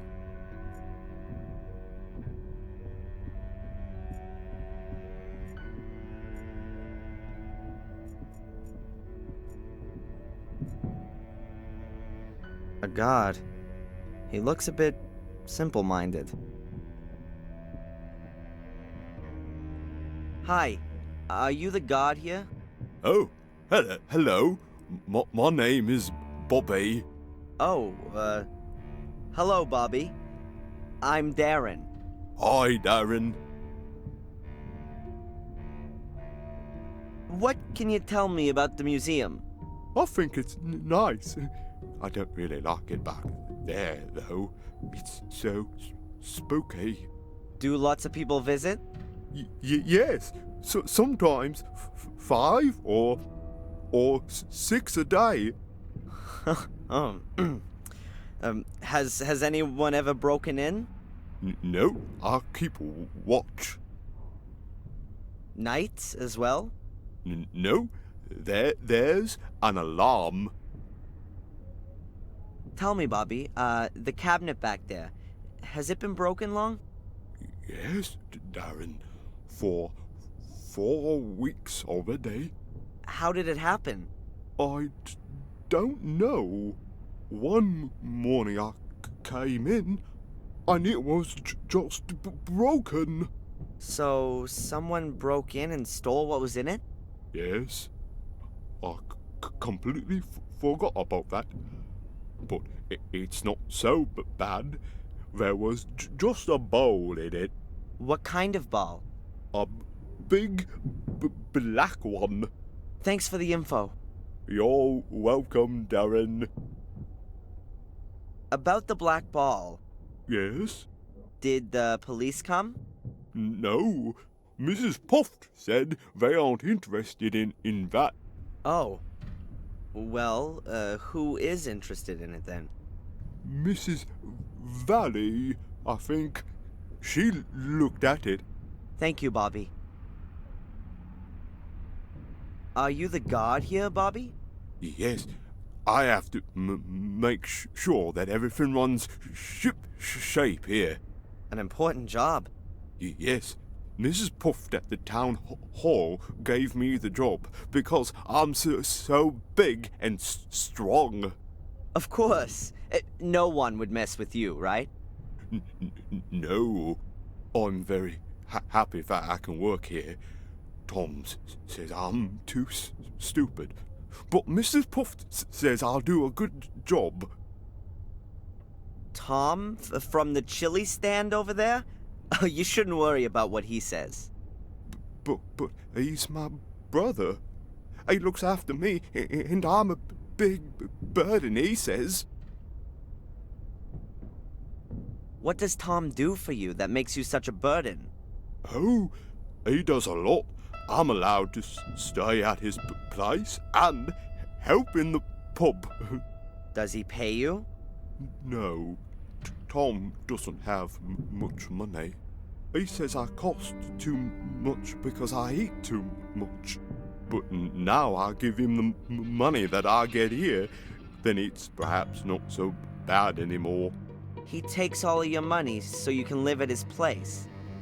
I don't find that fair. It's okay. It's better than having to do those other things again. What kind of things? He used to make me help him doing bad things. I don't like it. I'm a god. Gods can't steal. Tom stole things, and you had to help him. Oh, no. No, I didn't say that. Oh, no. Bobby, it's okay. I didn't hear a thing. Thank you, Darren. That big book over there in the display case, the Gordon's Chronicle. What can you tell me about that? Everything about the Gordon family's in it. Lady Victoria gave it to the museum, but it's only allowed to be shown here, not back there where it's spooky. I can imagine that Lady Victoria doesn't want to see her family chronicle in that crappy, ghoulish black museum. May I have a closer look? I'm not allowed to take it out of the showcase. Have you got a key for it? Yes, Mrs. Puff trusts me. I've got keys for everything. Except the front door. And Mrs. Puff always puts the alarm on because of the insurance, she says. So the Chronicle is never taken out of the display case.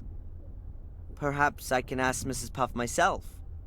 No, the book mustn't be taken out. Lady Victoria has forbidden it. She says it's an evil book. So you've got a key for the display case, but you're not allowed to open it. Exactly. All right, I'm out of here. See you around. See you soon, Darren.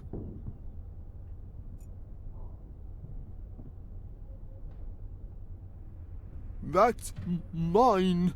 Yeah, sure. I just wanted to have a quick look at it.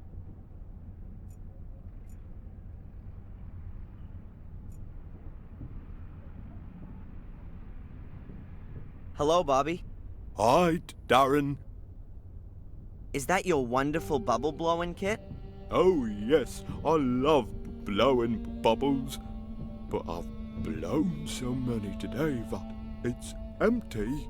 Maybe I can get some more soapy water for you. No, thanks. It's nearly closing time. I'm not in the mood anyway. I'm too hungry. Why's that? I had no breakfast. Tom didn't buy any bread. We've got no money because the pub isn't doing well. And now there's this expensive stall as well. But you still need to eat. Tom doesn't eat much. Beer's just as good as bread, he says. Yeah, I bet.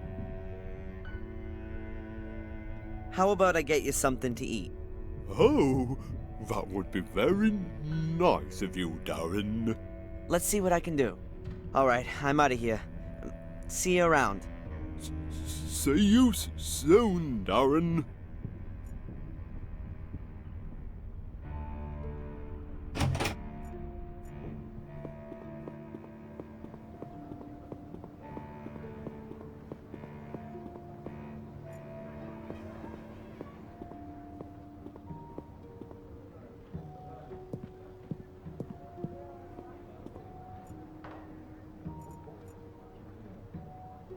Willie's Texas Chili. Now that sure makes me feel right at home. A chili stall. A bit tatty. And it doesn't look like there's too much going on.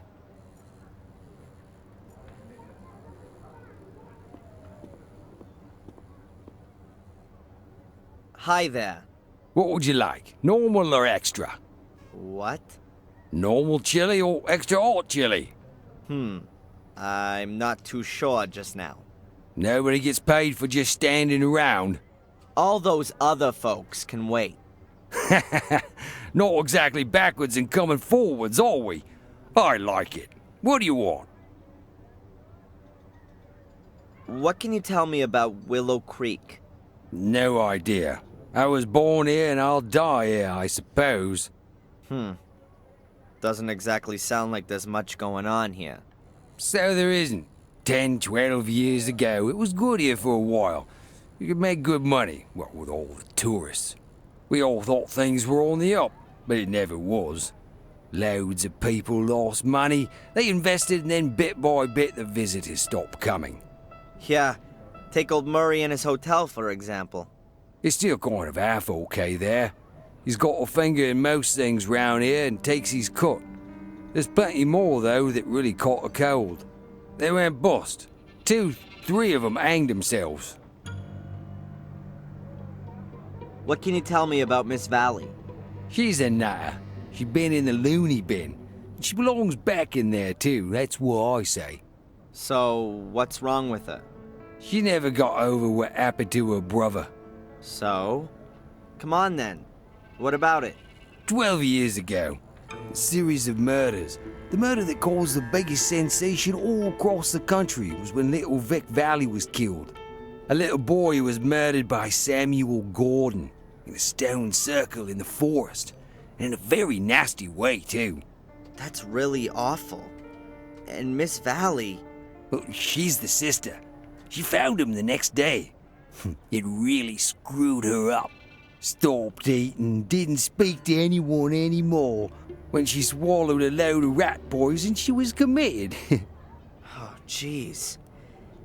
And in spite of all that, she's come back out now and is back living in Willow Creek of all places? Turned up here again a few years back. The doctors reckoned it would be better for her, but once you've had roof damage, then, well, it's always gonna leak, isn't it? That's what I say. What can you tell me about the museum? That's another brilliant idea from the town hall.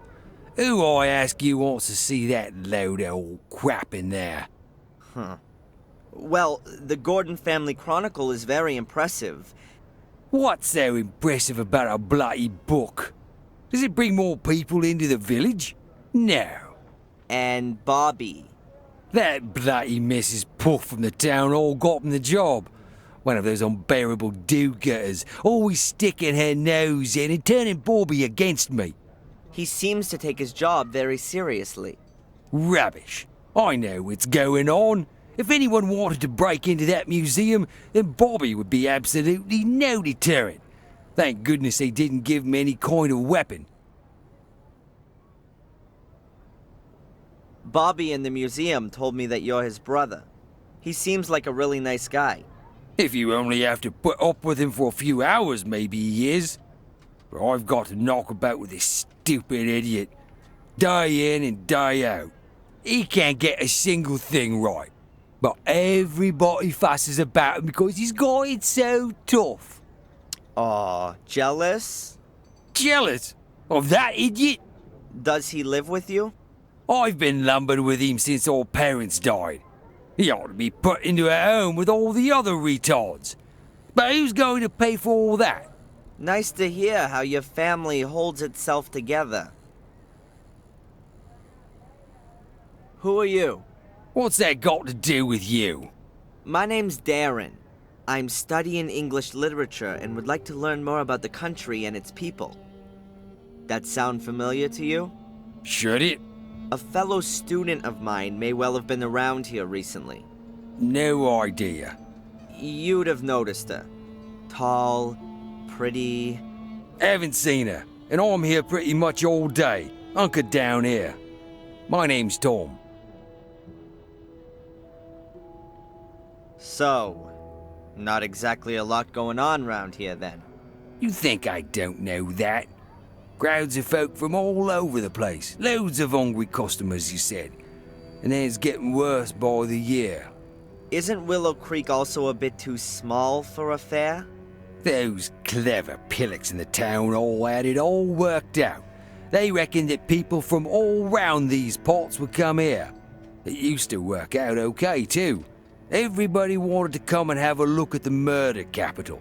But nowadays, it's just one big loss maker. The people just aren't gonna be drawn here by a couple of carousels and a few stalls. And who has to foot the bill for all these fantastic ideas? Me. Is the pub yours? Where'd you hear that?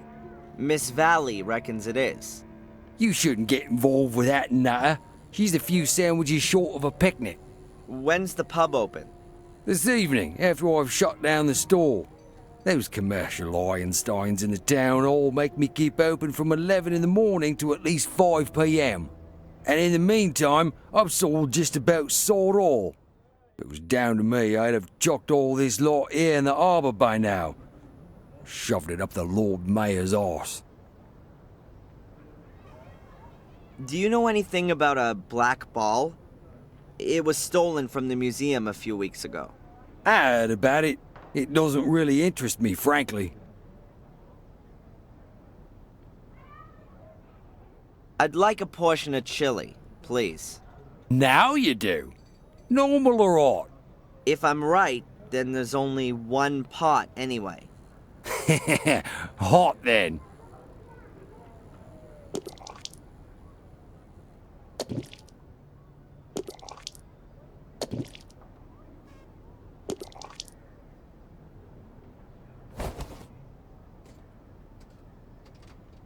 You called it right. Oh, the mighty Lord is generous to the lower born. I need to get on.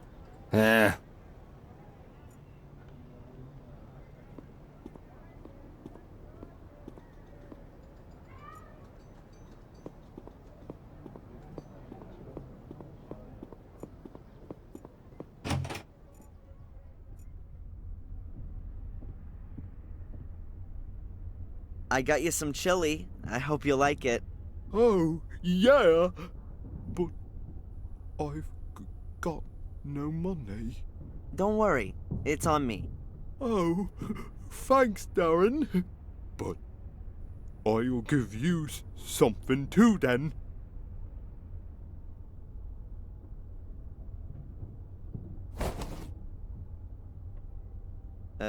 Thanks.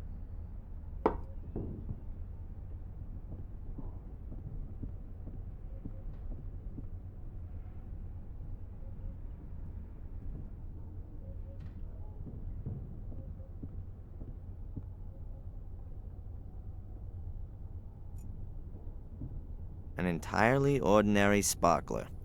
Was definitely much more valuable to Bobby than it is to me.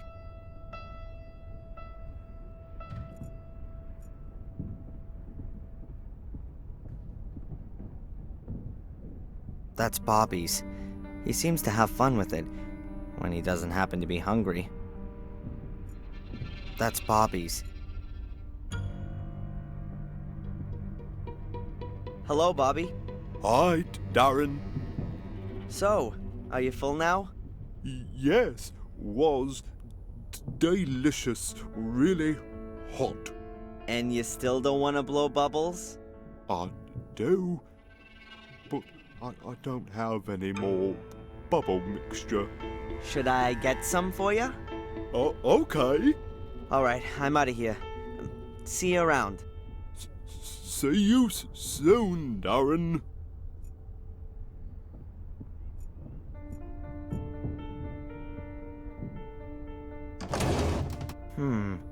Liquid soap. I could use that for the bubble mixture, but I don't want to take the whole bottle.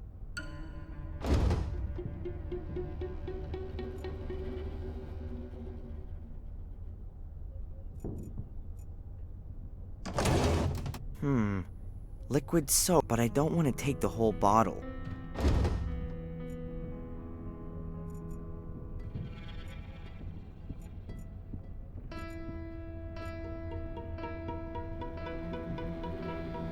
I'll take that with me, okay?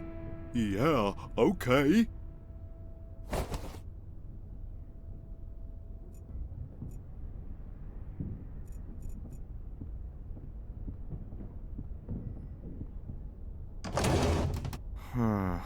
There must be some...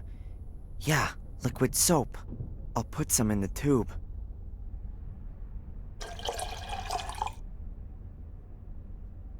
That's it.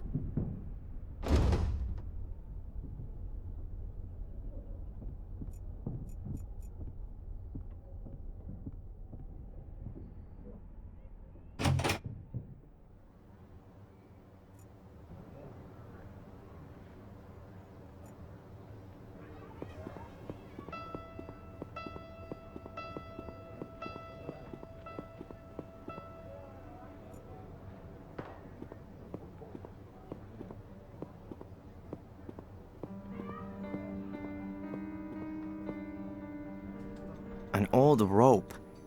It's wrapped around the pole up there, and the other end disappears into the canal. I can't make out where it leads.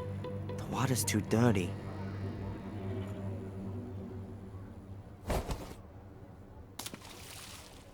Aha, a little bucket. Perhaps one of the residents wants to save money by collecting some of his water from the canal.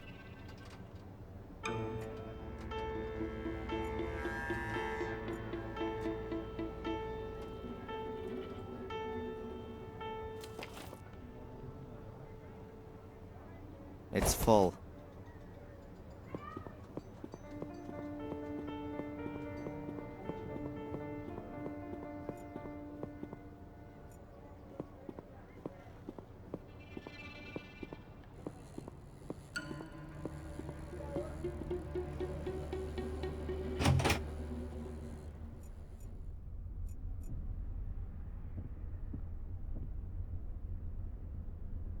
Look, Bobby. I filled up the bottle with soapy water.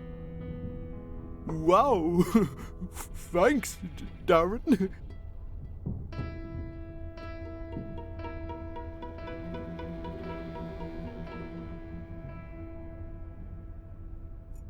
All right. This is my chance.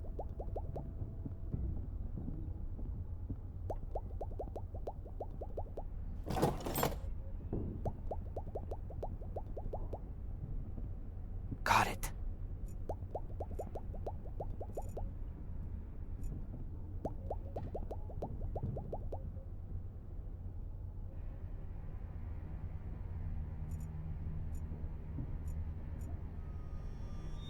Dear visitors, it is 8 p.m. The museum is now closing. Please make your way to the exit. We would like to thank you for your visit and look forward to seeing you again tomorrow from 11 a.m. Ah, damn it. Hi, Darren. We're closing now. I heard. You can come back tomorrow. Yeah, thanks, Bobby. See you then. See you then, Darren.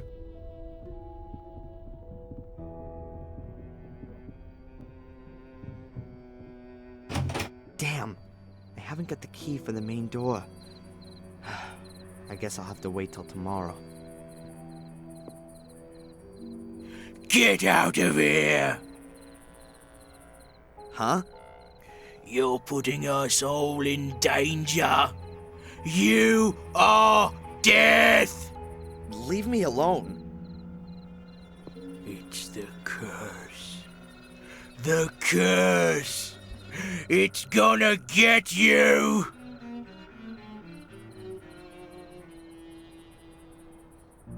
Get out of here!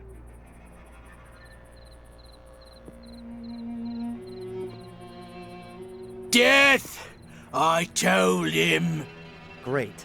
So I'm Death. That's the only piece of information I've picked up on this trip so far. And now, back to the hotel? Or is there anything else for me to find out here?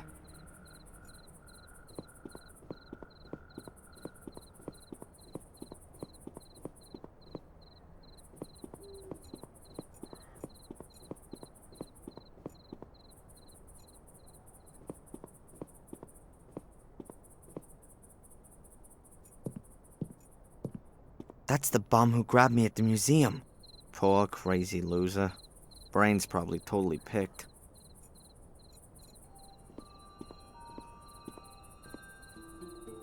Hey! What's all that supposed to be at the museum? Hey! You know me? You are the Antichrist. Yeah, and you're just a little soft in the head, right? You can't deny it. It's in you. It's in your veins, in your heart, in your head. What's in me? The evil spirit. Oh, that's enough! Your head is full of crap, marinated in alcohol. Can you feel it? The menace? The evil? Oh, get off!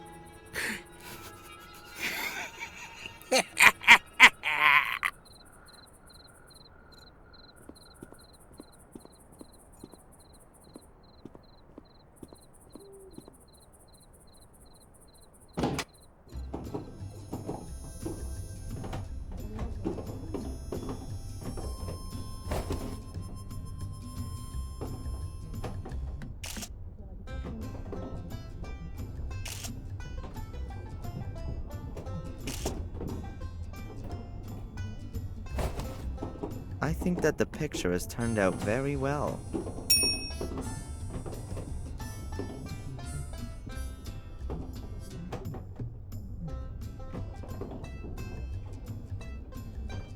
Have you seen anything else interesting? Yes, we were allowed to look at the castle today. That was really great. The ruins are totally creepy. But the chili we ate was even better. It was the most delicious I've ever eaten. The trip was worth it for that alone. Oh. I should try that too. Did you see the ghost? There are no ghosts. We searched the castle thoroughly. At least the garden. No ghosts. I thought so. Well, enjoy the rest of your holiday. Thank you, you too.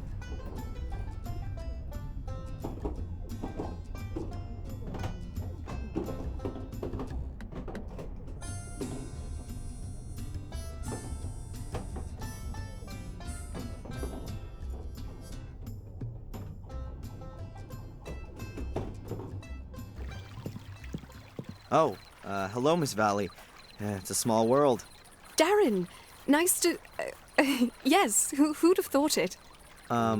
Is everything all right? Me? Yes, why? I mean, why not? You seem a bit nervous. Oh, no, I've just... with Murray about... I just see ghosts. It's just the 12 years, you understand. No. And how could you? You aren't... I mean, every 12 years... Every 12 years, something terrible happens. In the village, in the castle, in the forest. Dreadful things.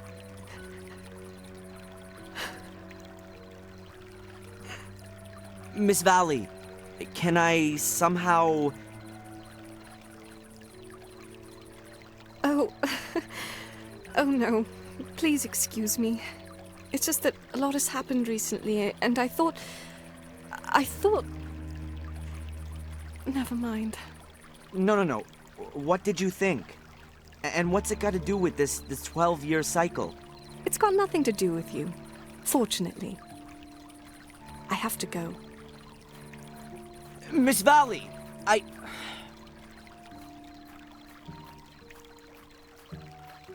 What's wrong with her? She seems to have some serious problems. But so have I. Still no trace of Angelina. Perhaps I'll get some brilliant idea tonight.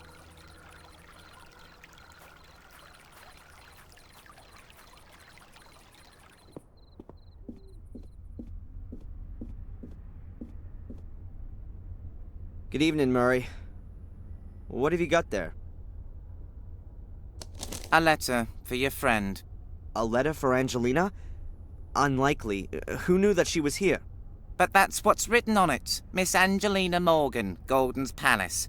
It was posted somewhere very close to here. Yesterday, I would assume. Will you give me the letter? It could be important. Indeed, it could. Important for Miss Morgan. Give me the damn letter. I gotta... You've got to restrain yourself, young man. This letter is addressed to Miss Morgan. And I'm not going to breach the sanctity of the post to... Murray! Angelina has been missing since yesterday. No one in the village has seen her. Maybe she's been kidnapped. Have you considered that? Perhaps she's on a day trip and doesn't want anything more to do with you. Have you considered that? I must think of the hotel's reputation. I'm not going to give you the letter. But...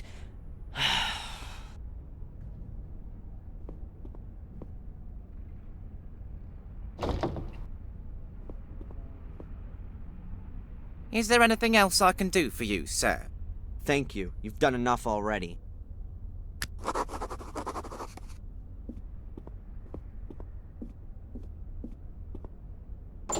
There goes my night's rest. I've got to have that letter. It's gonna move things on. I can feel it.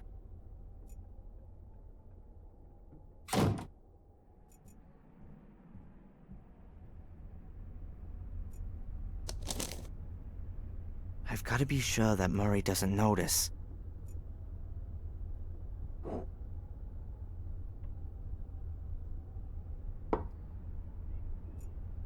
That's only possible when Murray isn't looking.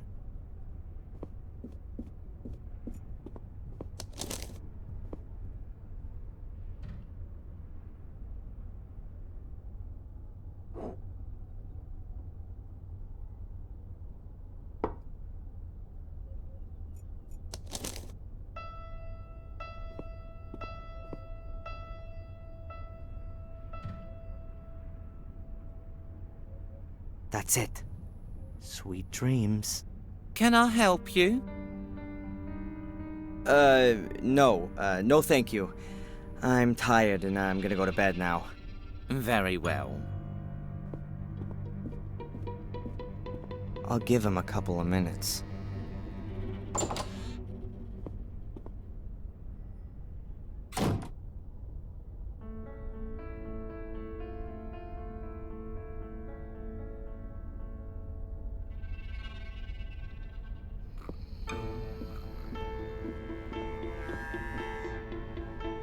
Excellent. He's fast asleep. Okay, Murray's asleep. Now I can get to the boxes. But without a key or a lock-picking tool or something like it, I'm not going to be able to open the box with Angelina's letter in it. And I don't want to go looking for the key in Murray's pockets. He'd notice that and would hand me over to the cops right away.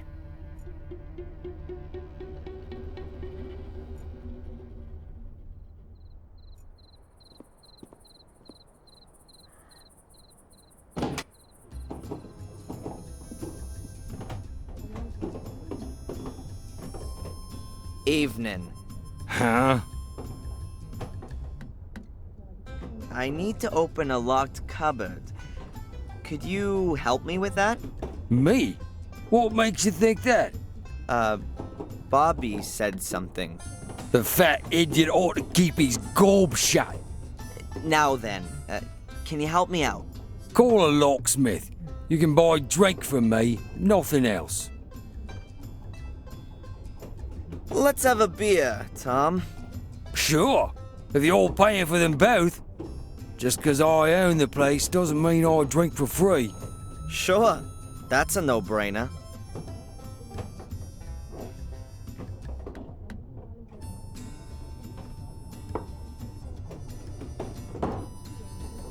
What's up? Why aren't you drinking? I'm not so fast. Haha, Yanks, can't handle proper beer, eh? Tom, you didn't want to have a drink today. Shut your gob, Spacko. You're supposed to be real handy, so I've heard. There's something in that. My dad had a workshop. I used to help him a lot. I was already tuning mopeds even at 10 years old. Really? I've got 2 left hands. I can't even crack a simple lock. Nice try. But I'm not that boozed up. And I'm not an idiot like him over there. Why don't you have yourself another beer? It's on me. You don't have to ask me twice. Please don't.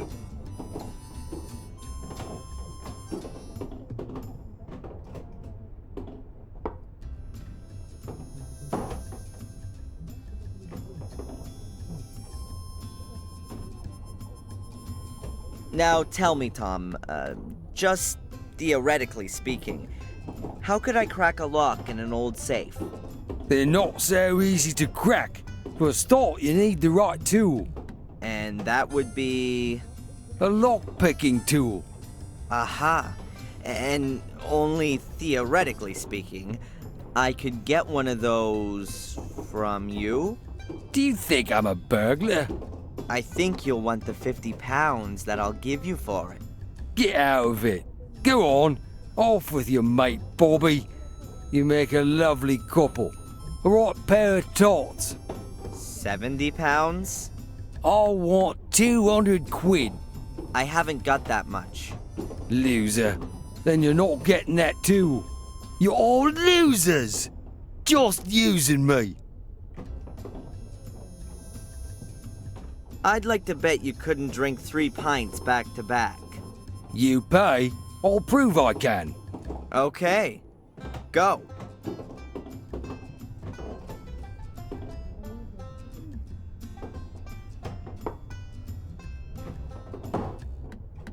There you are.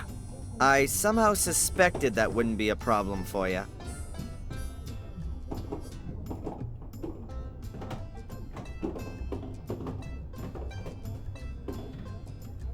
Are you a burglar, Tom?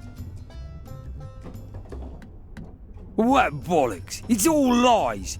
You don't get decent people stealing. Exactly. Then you also don't need a lock-picking tool then, do you, Tom? Peace off, you wanker! Get out! Give me some peace! Off you go! And take that idiot with you too! I'm only going once you've given me that tool. Here, 50 pounds, and I'll bring it back to you. It's not my fault, you know. It's Bobby. If he wasn't like he is, things would be better. They all left me on my own. They only left me that animal. How could a decent person get on like that, with such a millstone around their neck? The tool, Tom?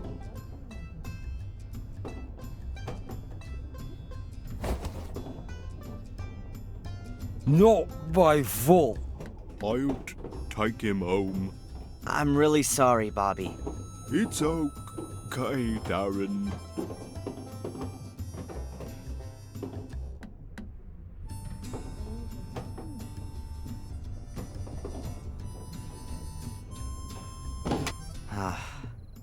I feel like the world's biggest asshole.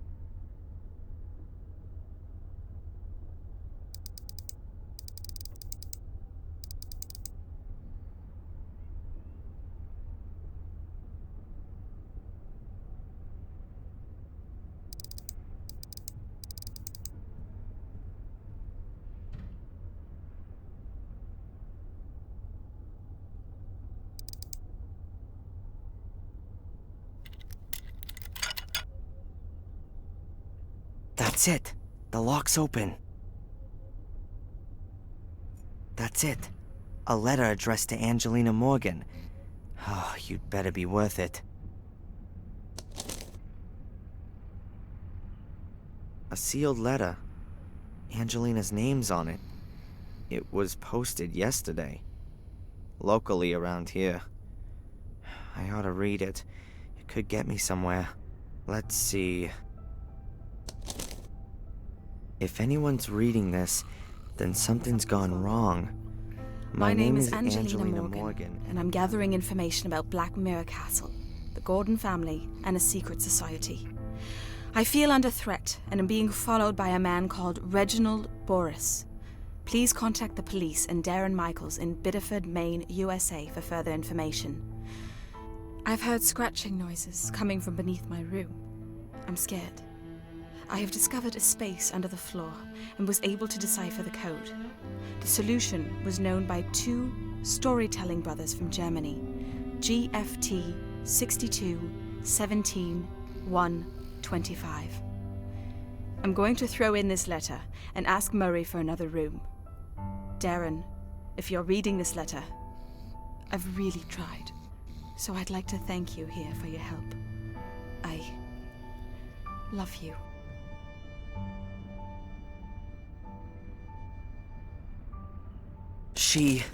No. I would break down if anything happened to her. Noises under her room. Reginald Boris creeping about the hotel. Two storytelling brothers.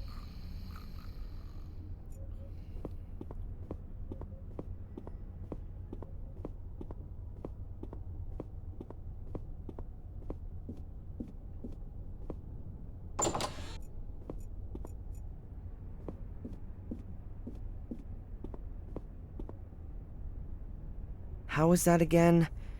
Two storytelling brothers from Germany. And here's a book. Grimm's Fairy Tales, that's gotta be it.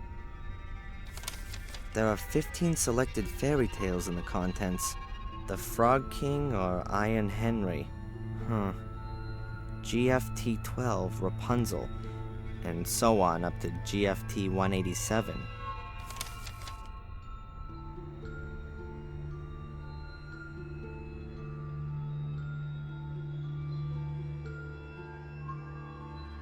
That's exactly what's in Angelina's letter.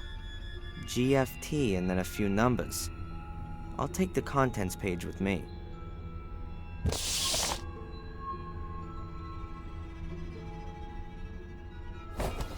Shame about the book, but nobody would have read it in the next 100 years anyway.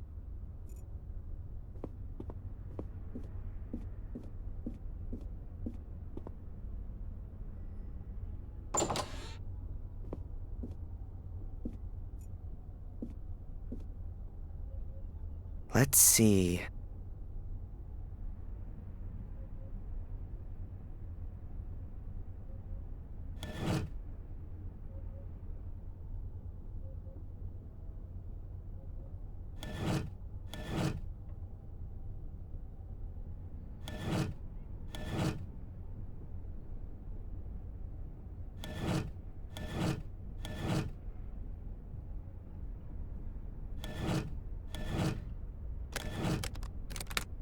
That's it. I heard a quiet click.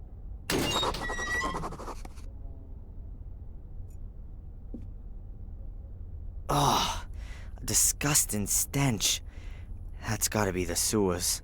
Or a hole that's being used as a sewer.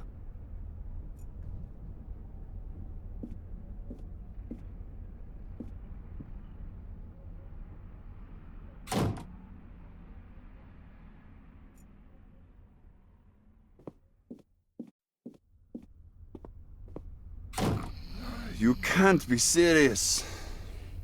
He's fast asleep, like a baby. Hey, my man. Wake up! How? What? Nah, it's about time. What can I do for you? We want another room. The whole corridor stinks of sewage. Of course.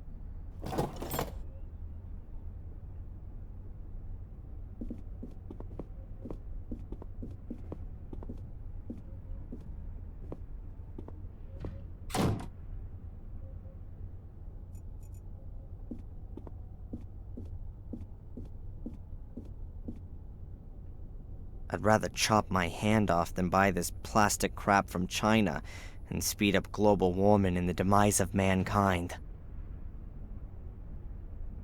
I'd rather chop my hand.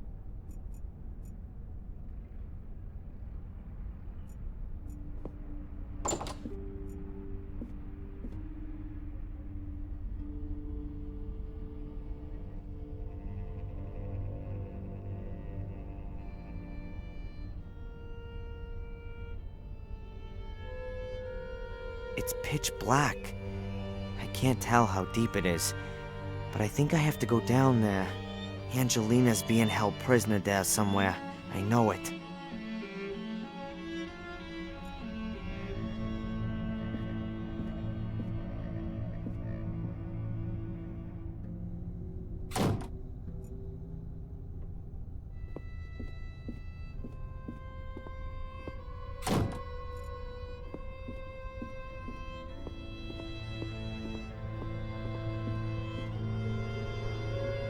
Huh.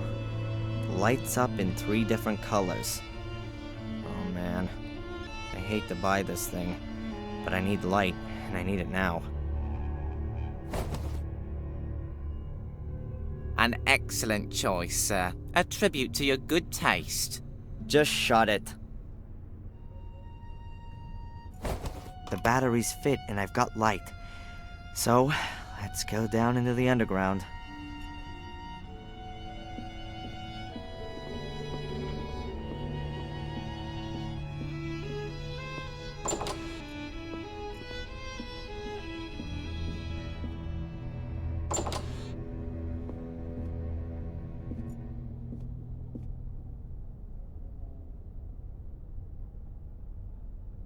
It really is the sewers. Pretty ancient for sure. More than 100 years old. I can see water, and there's some steps in the wall.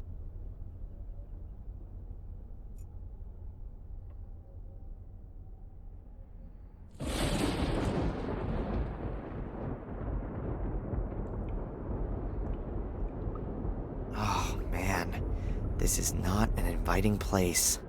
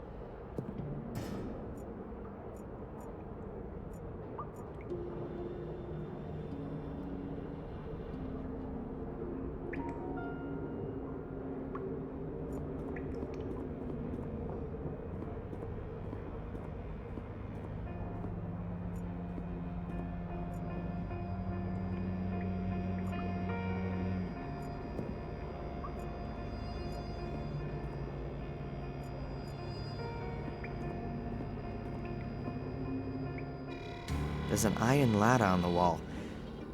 I ought to be somewhere under the car park or thereabouts.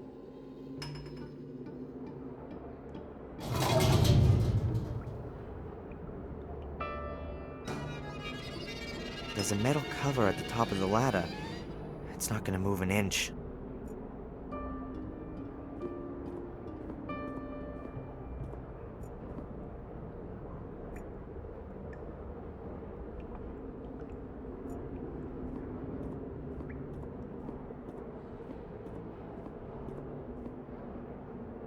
Hey, there's a metal bar on the wall.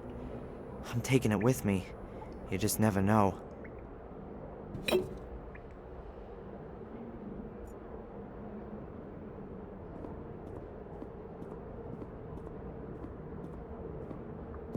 What was that?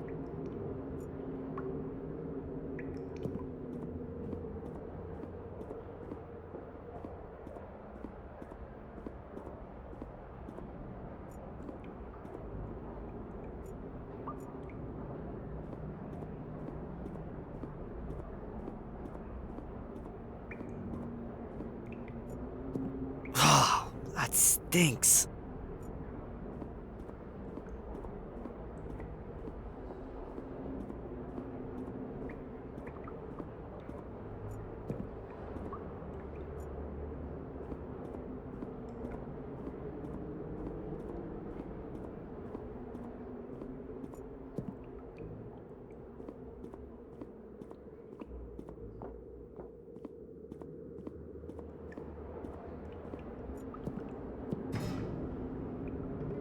I don't exactly know what all these grates are for.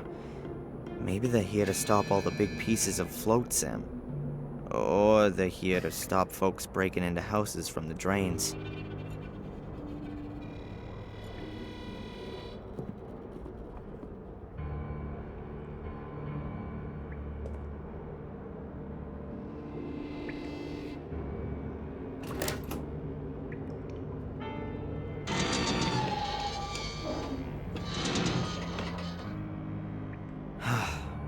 Seems to be holding.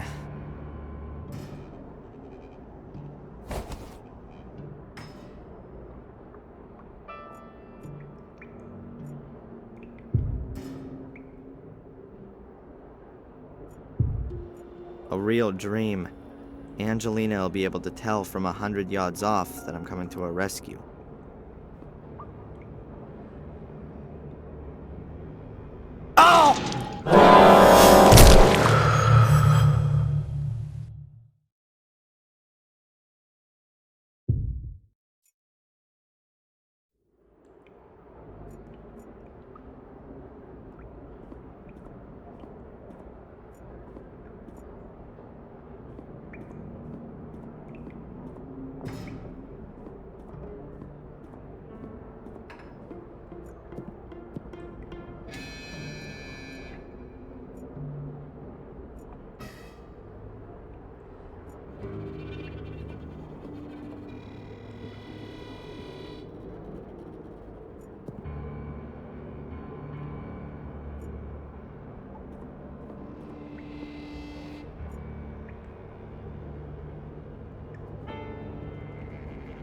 Huh.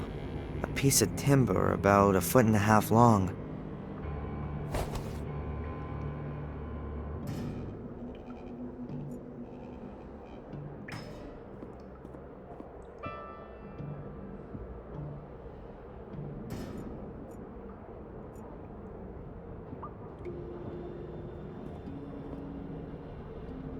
Huh. Ah! I hate rats.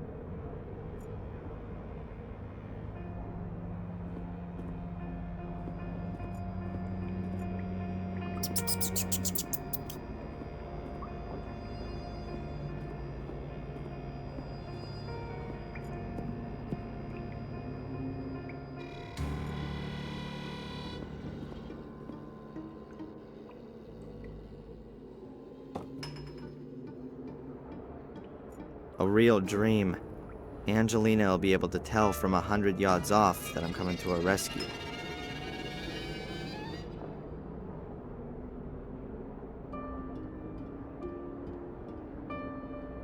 If Angelina is here, then she's definitely got to be on this side of the grate.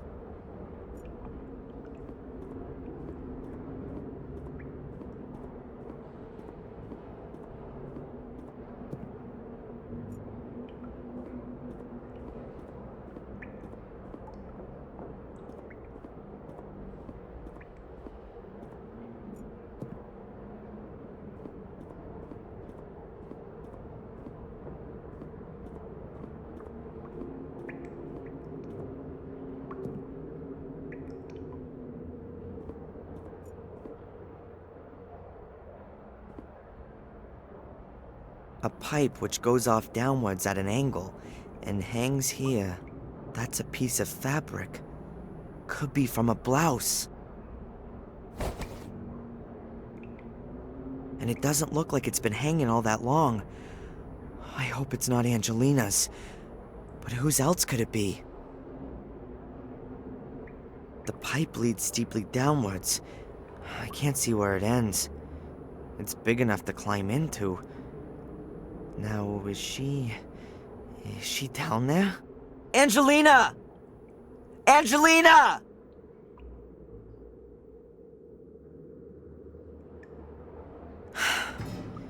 Nothing.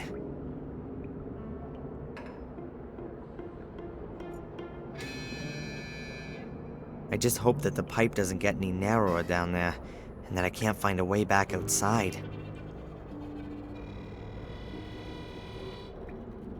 Damn slippery, as though somebody had greased the pipe with... Ah! Ah! Oh! Damn. As if someone has put oil all over the pipe. Oh, the stupid soul key is cracked. I can't even see my hand in front of my face. Huh. I've still got the camera. The flash might help.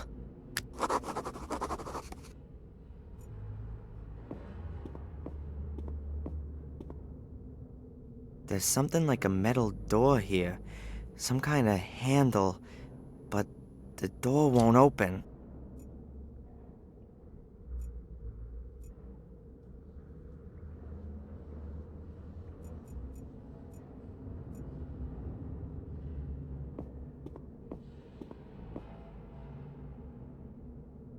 There's something very cold lying here.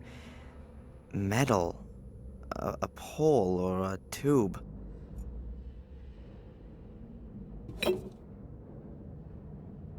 It really is a tube. About 18 inches long and quite heavy.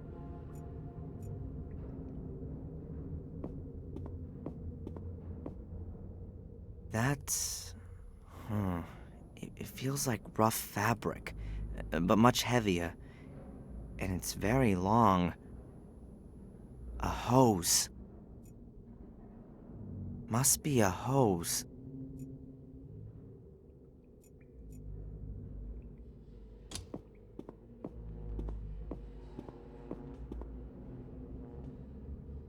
What's that?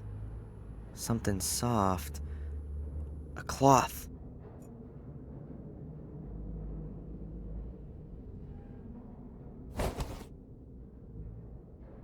I've got it.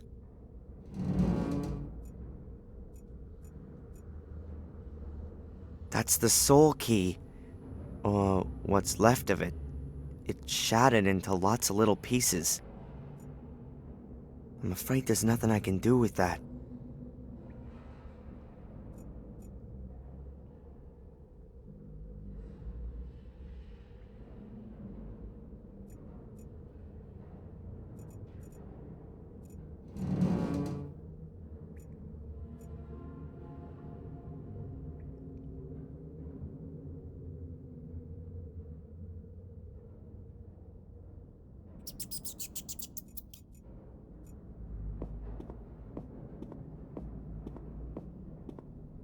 A metal thing. A bucket. There's something slimy in it. Oil. Stale, old oil.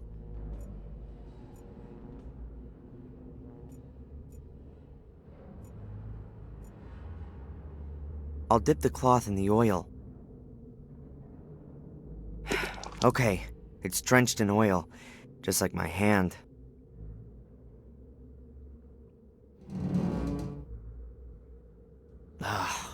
The thick oil slowly running down the bar. But the cloth ought to hold. I've stuffed a corner into the opening of the tube.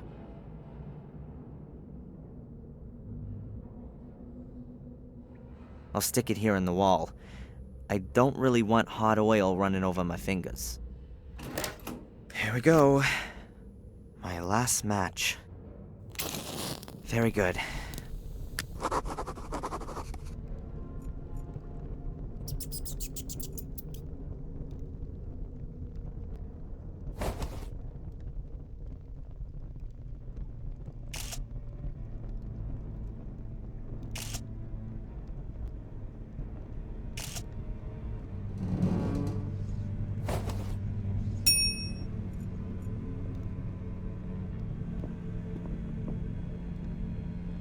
Kind of switchboard with a handful of switches and fuses.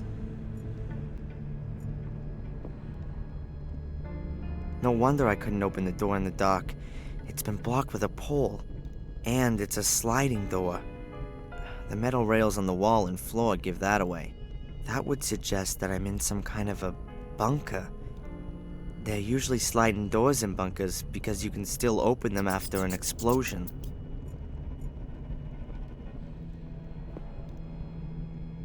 Perhaps I can open the door with that. Nothing's happening. Nothing's happening. A few loose wires are hanging out of the box. Looks as though they've been pulled out on purpose. I'll stick them in again.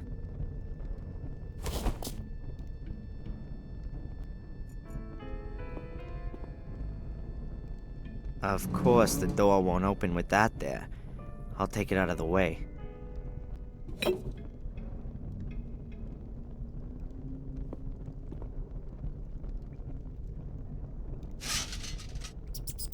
So let's see.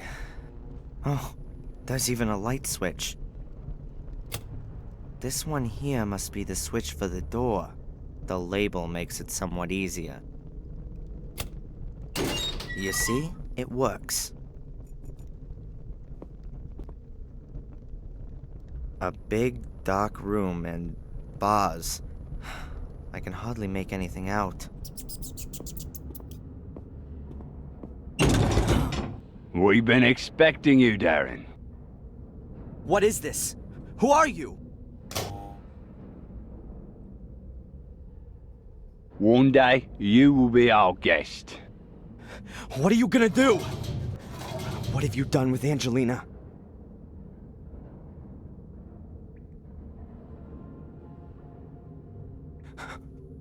No.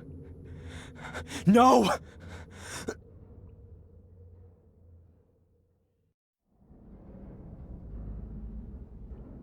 I'm going now. By the way, escape is impossible. This is an old Second World War bunker. There are meter-thick concrete walls, steel, and rock between you and freedom.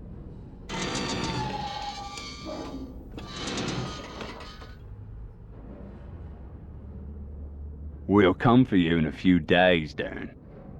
I wish you a pleasant stay. Damn it! What do you want from me? Why did you have to use Angelina as bait? Why her?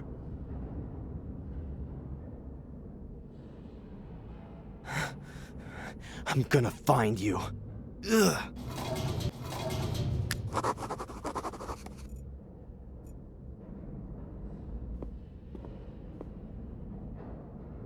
Looks like a screwdriver.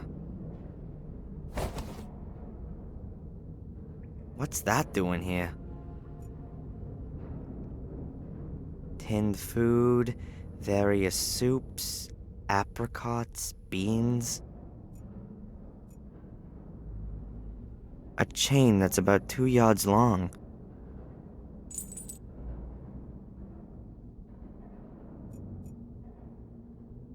That's one of those things you can light gas with. The metal part is rubbed with a kind of flint and then makes sparks.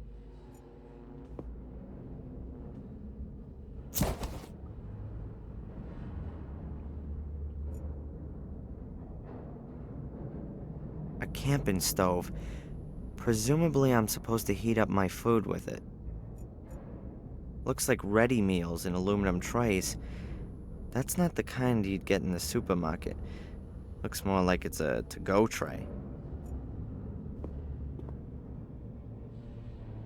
I'll just take one.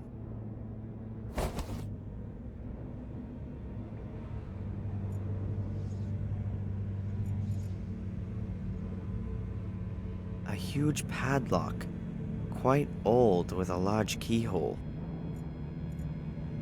It's still very strong, even though it's old. I won't be able to break it open. I could use a welding torch right now. Or... Welding powder.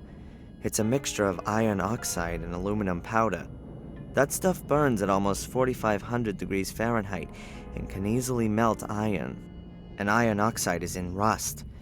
There's enough of that here.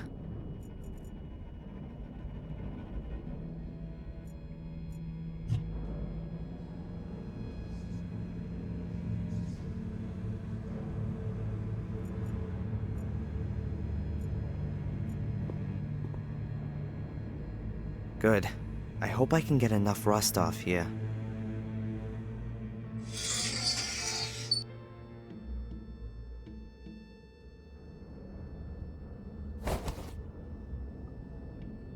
I've collected the powder on the pages of the storybook.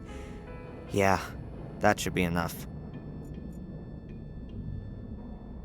Right. I'll carefully scrape the aluminum off with the knife.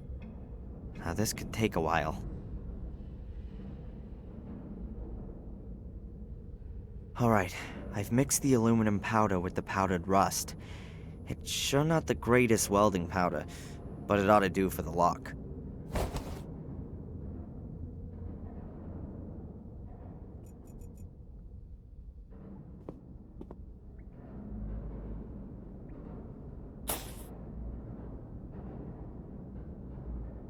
That's it. The welding powder's in the lock.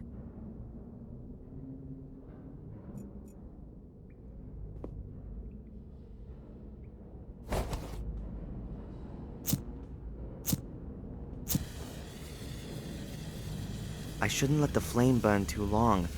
Who knows how long the gas will last. Good.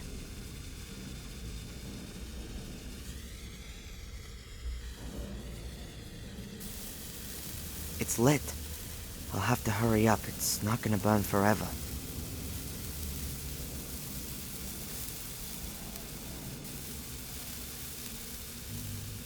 Alright then.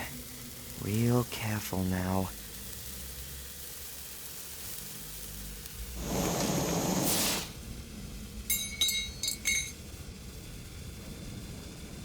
It's really evil stuff.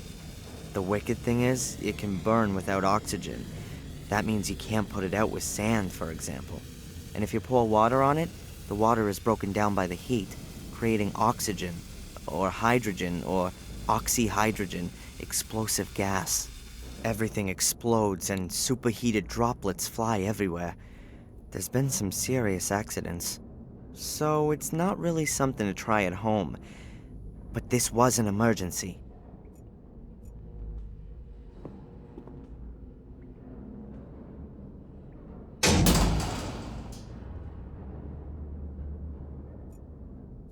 I'll put the light on first.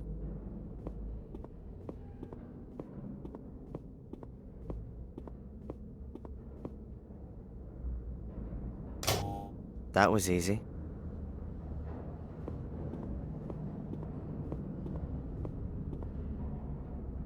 That's, no idea what that is. It says here that it's a rubber dinghy with a built-in compressed air capsule. You pull the ripcord and the dinghy inflates within seconds. Phew. It must have been the cutting edge of technology back then.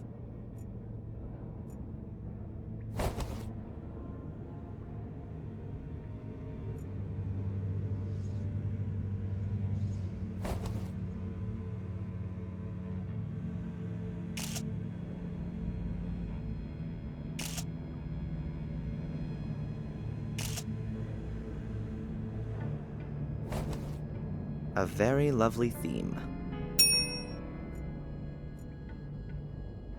An old box. Let's see. Magnesium flares. I'll take them.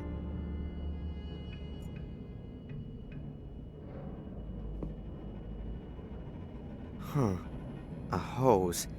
Quite thick. The kind that firefighters use.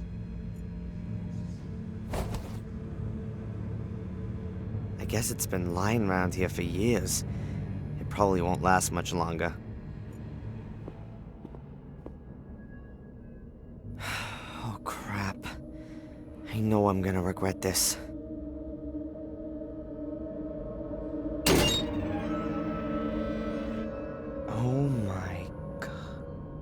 Angelina's pursuer, Reginald Boris.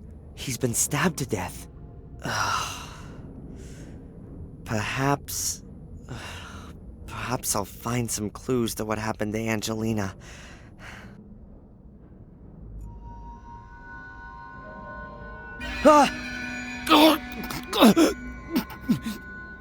Don't let it happen. You have to stop the evil. God damn it! This can't be for real. This can't be for real.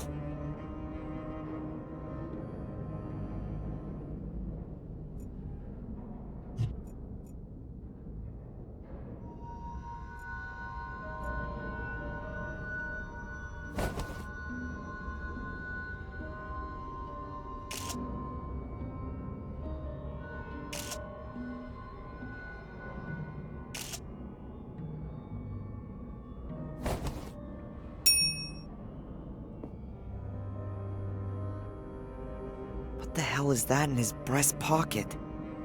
Oh, gee, looting a corpse. Just what I needed. But if it helps Angelina...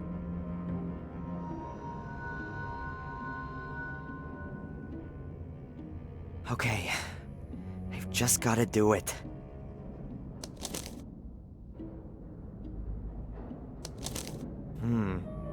Sounds like a poem. But this is just half of it. The paper's torn. Days be done, Gordon's son, hanging long and grow, the light end in sight. I've no idea what that means, but I'll take the paper. And there's something else. Insulation tape. That's it. Luckily, there's nothing else here.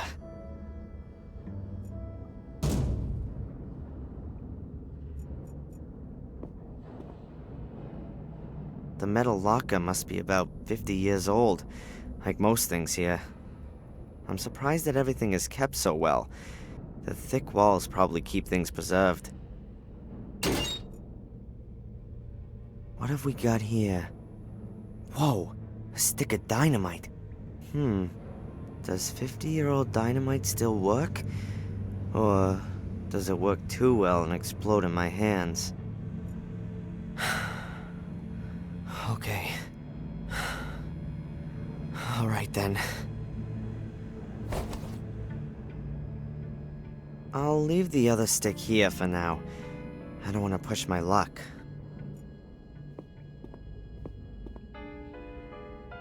The people who were living in this bunker seem to have left half of their things behind. There are bottles, boards, crates, pipe fittings, cardboard boxes, all kinds of things.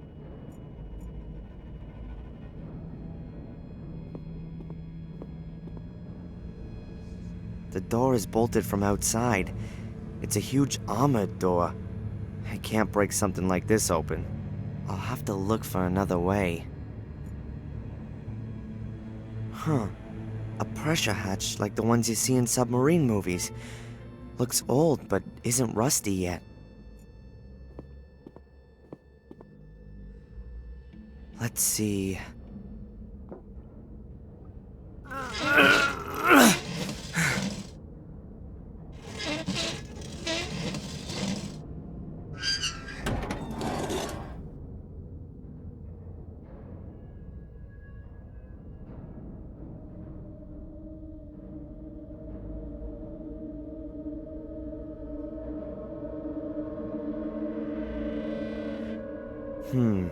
There's not much to see. Oh, it smells like stagnant water and rust.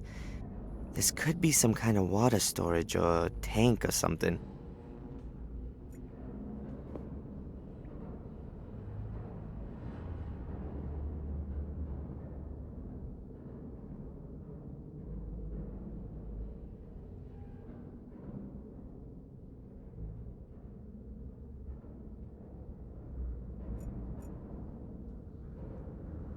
What a disgusting brew.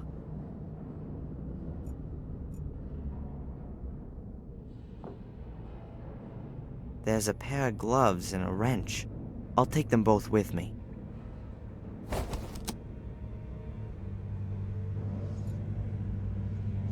A hatch. It leads back downwards, but that could be my way to freedom.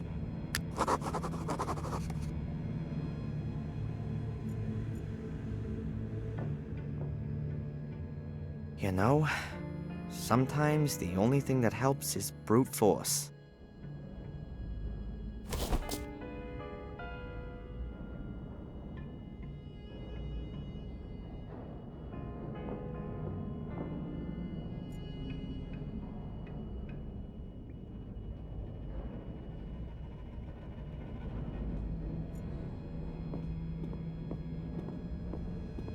Boards, a broken lamp, and an old-fashioned detonating device.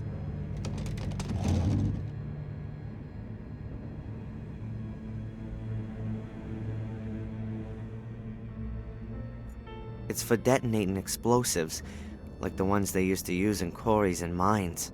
You turn the crank handle to build up an electric charge. When you press the button, it fires an igniter cap at the end of the wire.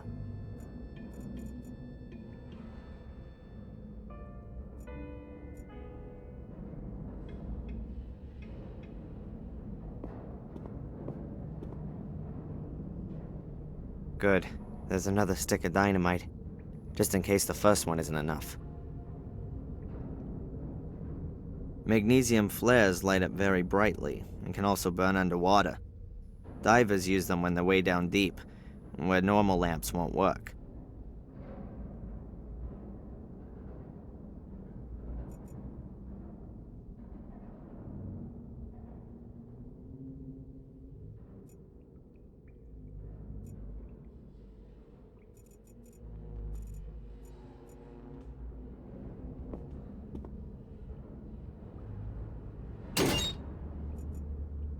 There's a box.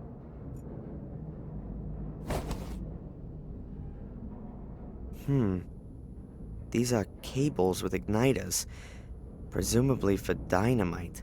I'll take one of the cables with me.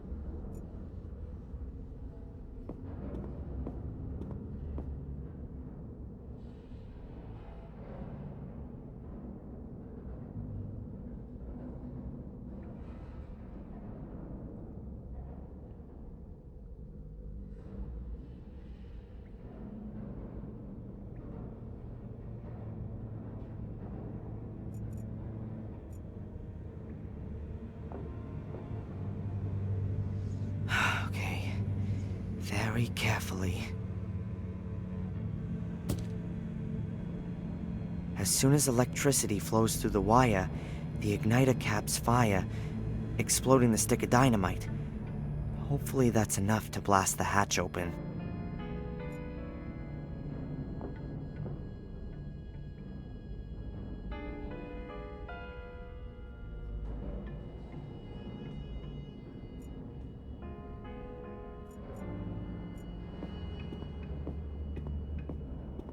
Alright, I'll wrap the ends of the two wires around the contacts.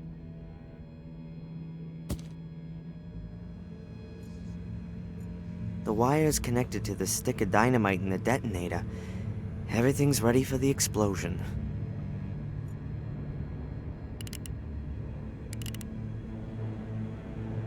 You know what? I've always wanted to do this.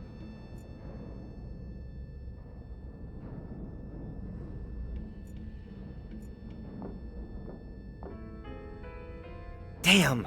There's hardly a scratch on it. It's ripped the handle clean off, but most of the energy from the explosion is just dissipated. If the girder fell down, it would hit the hatch, and one beam, more or less, shouldn't affect its stability.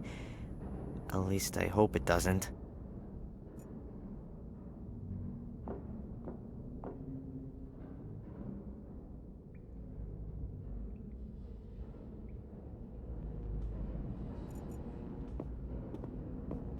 Hopefully the second stick is as sound as the first one.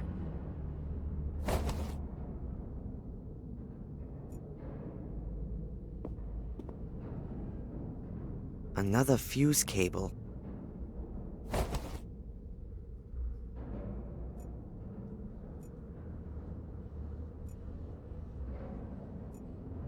I hope that works.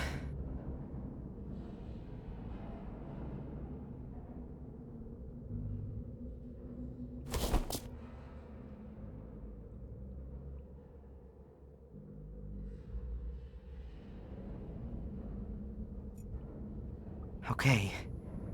Very carefully.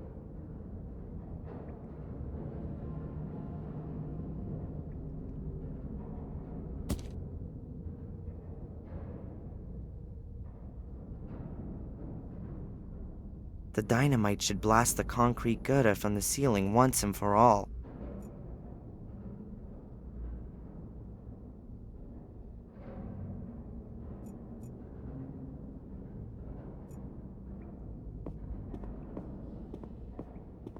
I'll wrap the end of the two wires around the contacts again.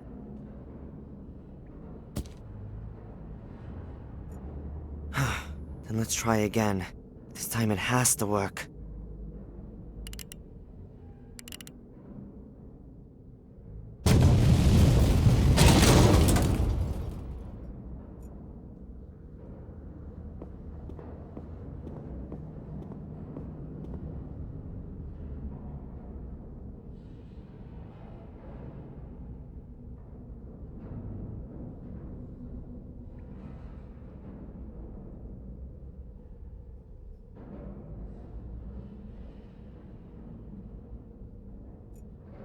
I can't move it, it's too heavy.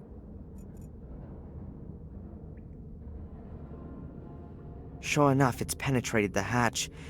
There's some kind of pipe down there. It leads downwards. It would be big enough for me, but I can't see where it leads. And I can't squeeze past the piece of concrete.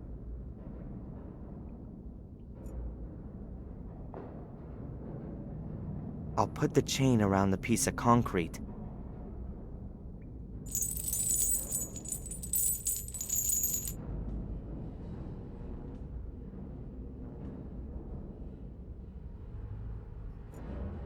There are metal eyelets on the dinghy. I'll fasten the chain on there.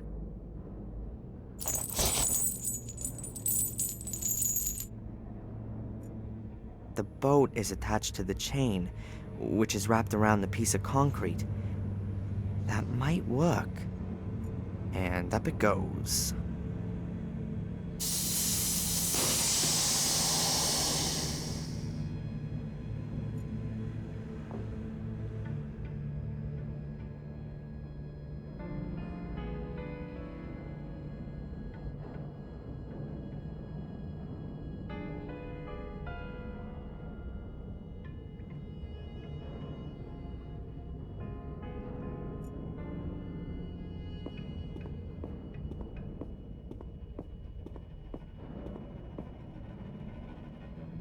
Damn.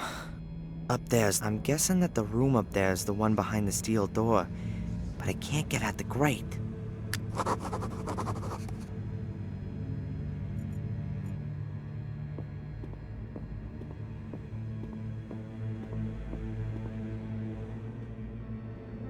The concrete beam has broken off a piece of the wall here, and a few wires are sticking out.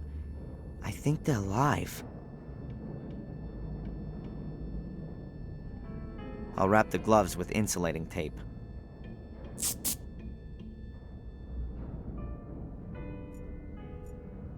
It'd be best to bend the electric wires out of the pipe and into the tank room.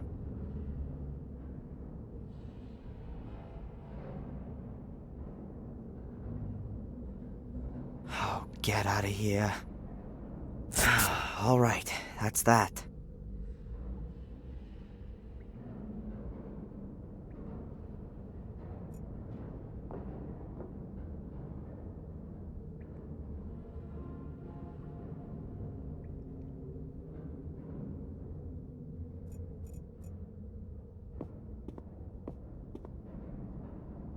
The metal door closed behind me when the guy pulled one of these levers.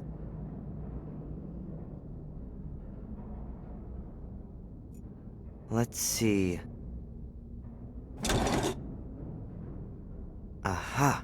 I don't see any reason to close the door. I'll leave it open so there's a way for me to get back.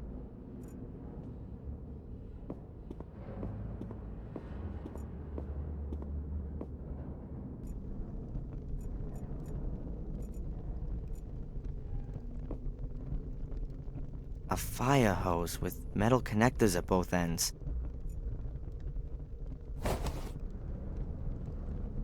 Not exactly light. The metal connectors at both ends are heavy enough on their own.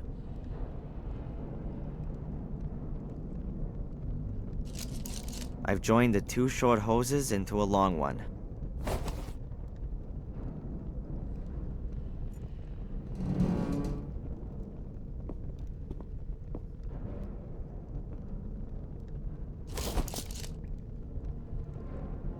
The connector fits.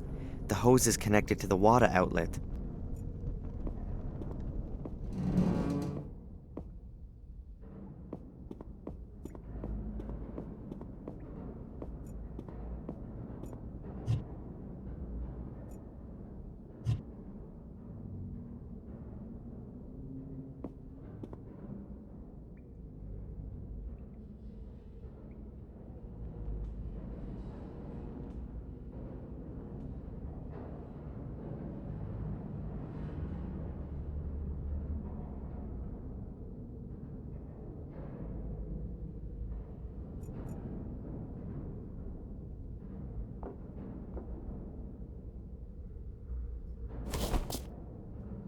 It is just long enough.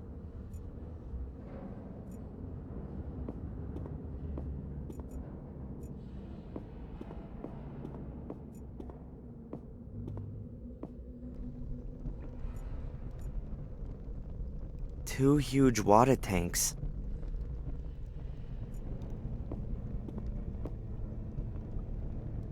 All right then, let's flood the pipe.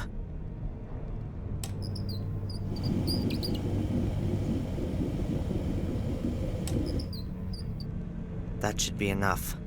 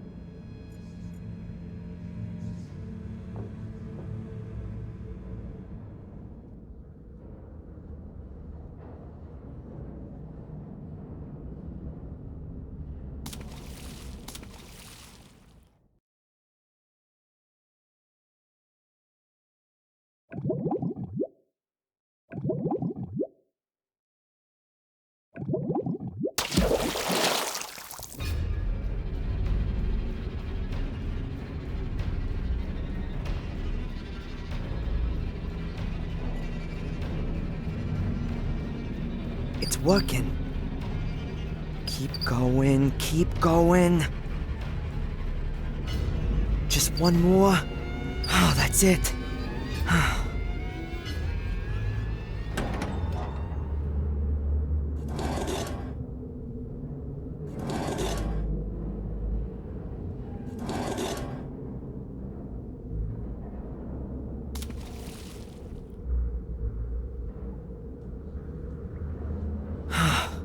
Just in time.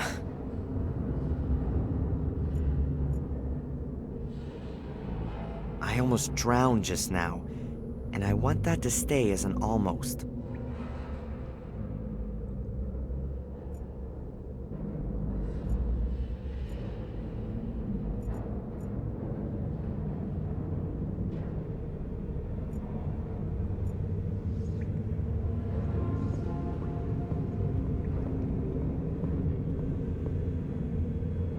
Brilliant.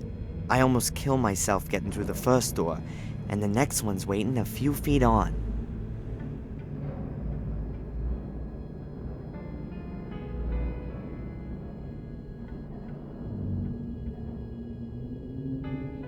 and you wouldn't expect anything else. It ain't doing the slightest thing.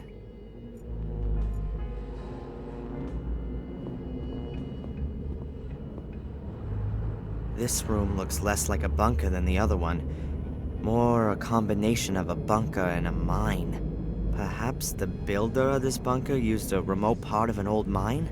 The rock face gives extra protection, and less earth would have to be moved.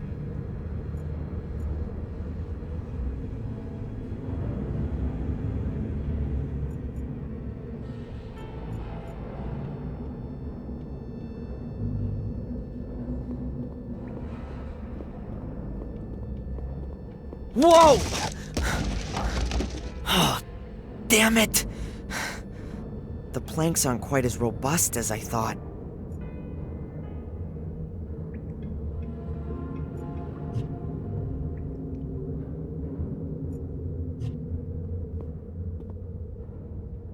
Weird. One of the planks is broken. Fortunately, the others are thicker and have lasted. There's a shaft down there.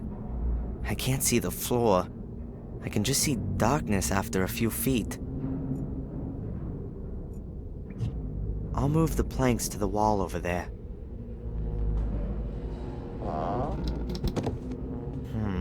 Still not much to see. The light only reaches a few feet down.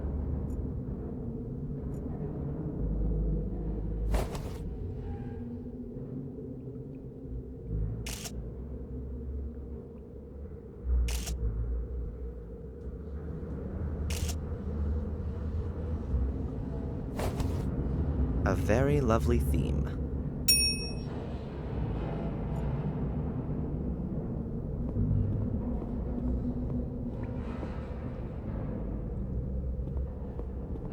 The bunker room's on the other side. Maybe the door can be opened from this side?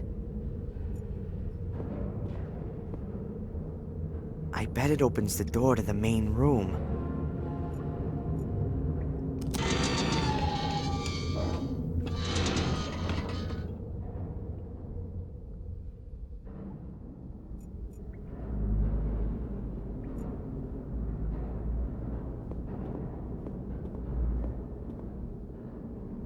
An iron chain, quite solid and around 5 yards long.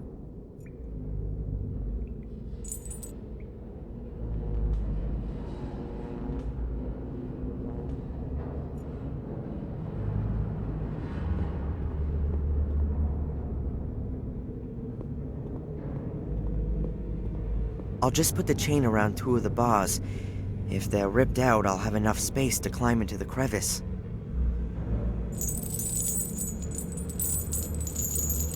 Now I need to fasten the other end of the chain somewhere. It's of no use to me as long as the wagon just stands around. An old wagon, like what used to be used in mines. It appears to have been built to transport heavy loads. It looks very solid and heavy. One of the wheels is missing. Perhaps that's why it was out of service.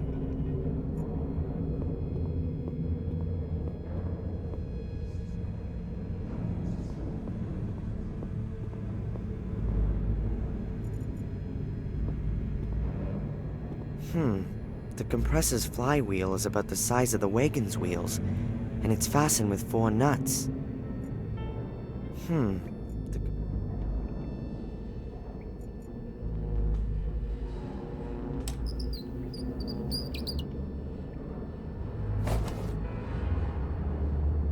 Got it.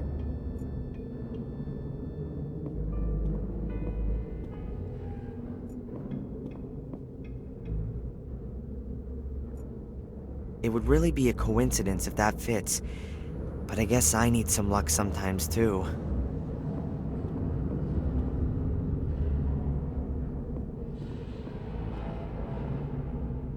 It could really fit. It's a little smaller than the other wheels, but it's just as solid.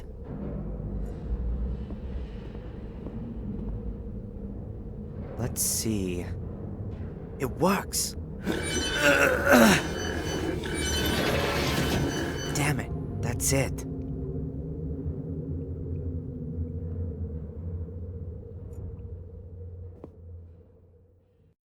I'll hook the chain under the coupling.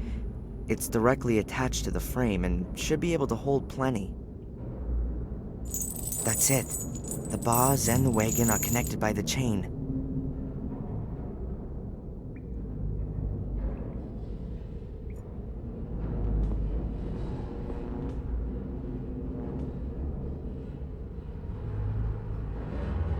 Get out of here. It's disappeared. I don't even want to know how deep that thing is. I'm definitely not gonna climb into it. Okay, I've chained the wagon to the grate. If I were to push it into the abyss now, it might rip the bars of the grate out of the concrete. But maybe not, and I've only got one try. I should make sure by increasing the weight of the wagon. Huh, a pile of stones. Most of the stones must weigh at least 60 or 80 pounds. The stones are adding real weight, and I can barely manage to get them into the wagon.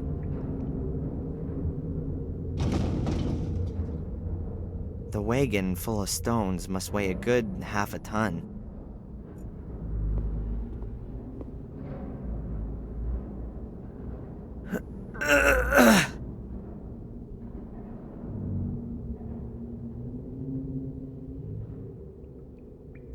The wagon is right at the edge of the shaft and it's full of 100-weight stones. I can't move it an inch.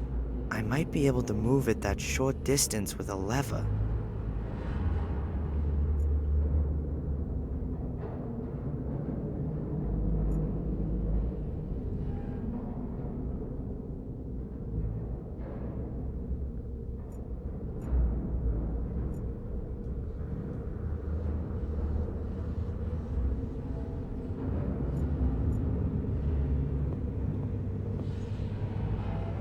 The planks are of various thickness, and some are much more worn than others. Perhaps they're made out of different kinds of wood. I'll take one of the thick, solid ones. I'll leave the rest where it is.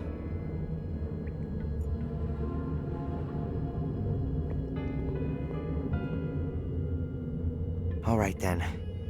I just need to make sure to get out of the way quick enough as soon as the wagon falls.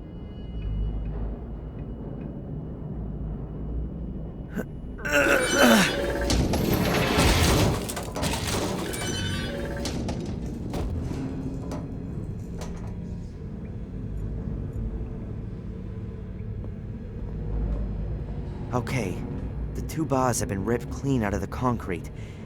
Now there's enough room to climb up through the crevice. Let's hope that the crevice leads to freedom.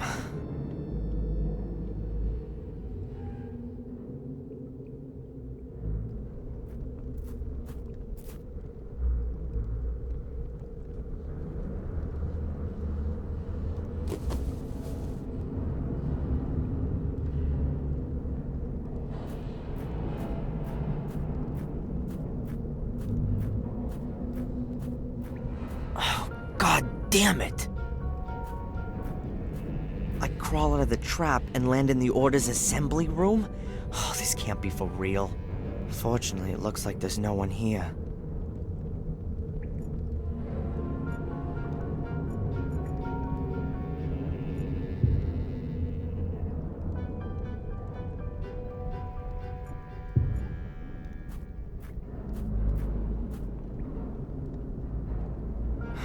Not again. Why do I continuously find myself standing in front of locked doors? Ugh! Oh, hell. That's another way of doing it. Alright. Calm down now. Angelina's still missing. Perhaps she's been used as bait in order to lure me here. But why? And where is she now? Perhaps I should talk to Miss Valley again. She knows more than she lets on. The question is, what's with the Order? I mean, who belongs to it? What do they want from me? Ah! Oh.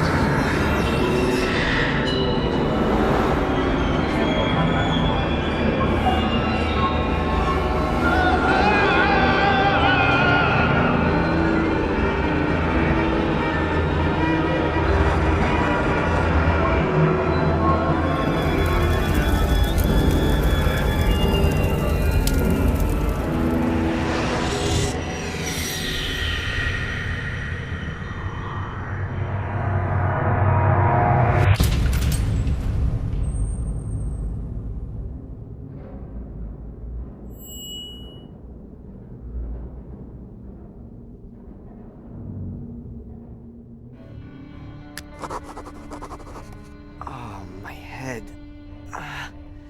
Who the hell was that? And now where am I?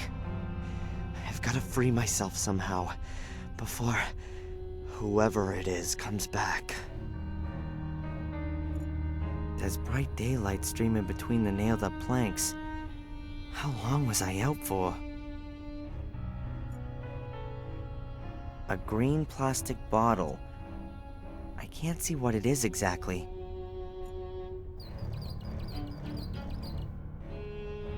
I'll shove it closer into the light.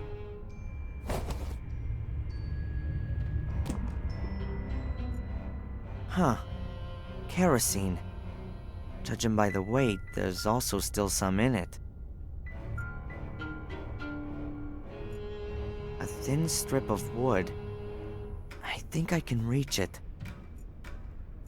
Huh. An old kerosene lamp. Looks pretty big and heavy. The glass is missing.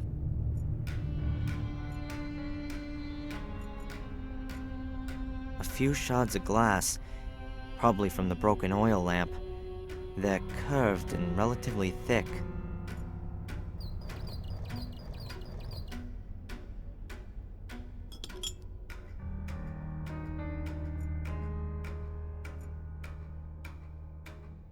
I could try to cut the bottle open.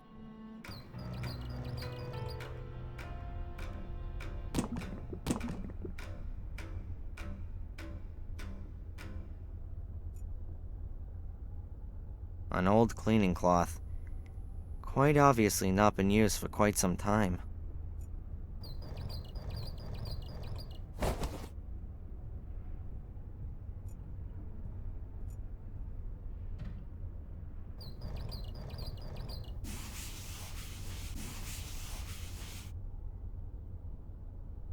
I think I've got it all. The rag is now soaked in the kerosene.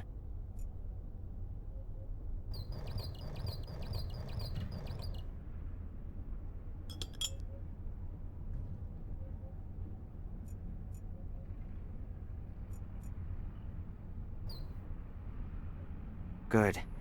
I'll hold the shard of glass in one of the beams of sunlight. I think it's doing it. The shard focuses the light and heats a tiny spot on the material. Now that oughta... Wow. Way cool.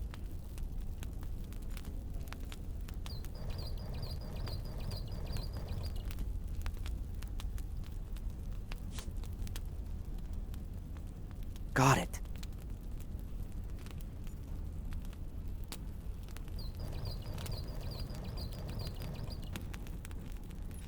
Oh, okay. I have to get there.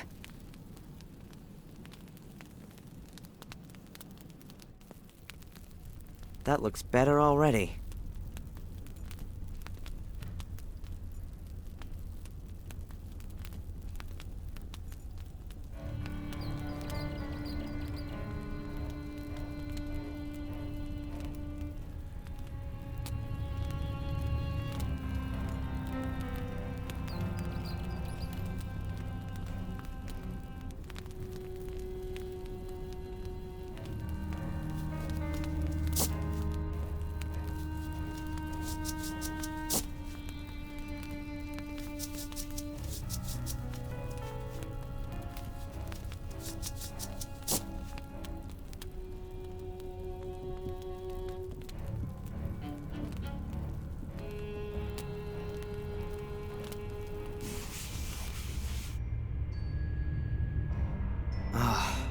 That's much better. The idea of these things is that you hang your suit or uniform over it to stop it creasing. You can then maybe brush it down, too.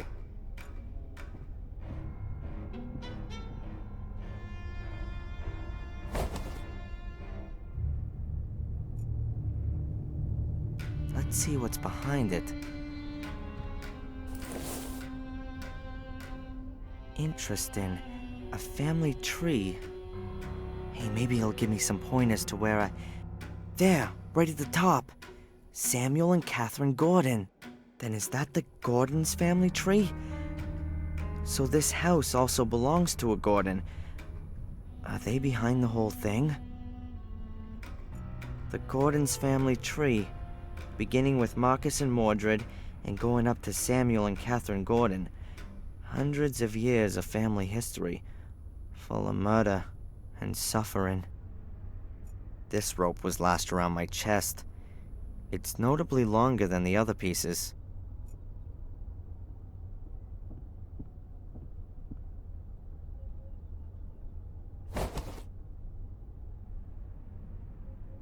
Huh. The remains of what I was tied up with.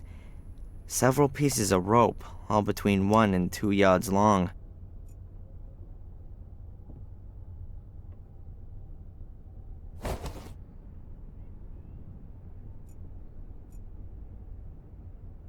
This place in the wall looks a little strange somehow.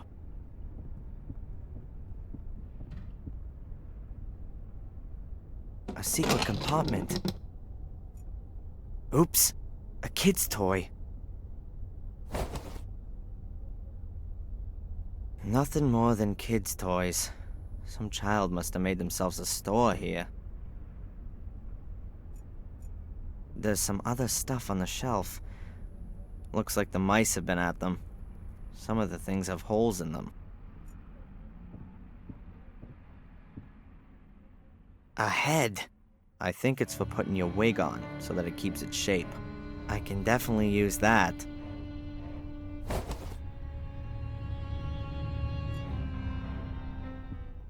A hallway with a stair at the end. There's a kids program on the TV.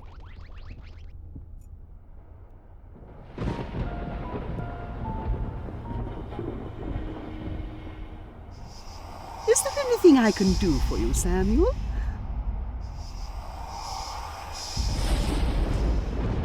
What the hell was that?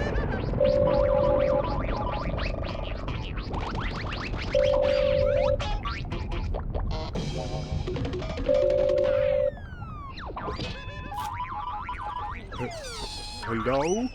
Yes. We've arrived. It's nice here. Everything's just like you said. No, Tom's gone shopping. Yes.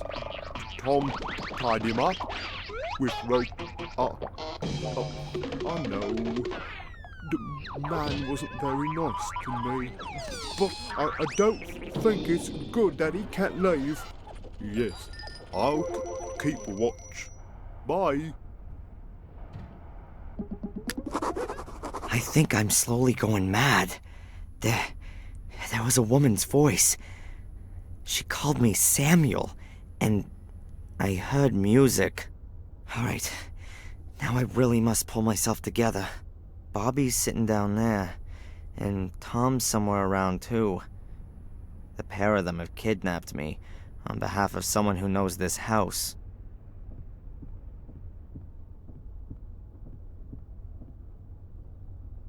But where the hell am I here? And more importantly, how the hell do I get away?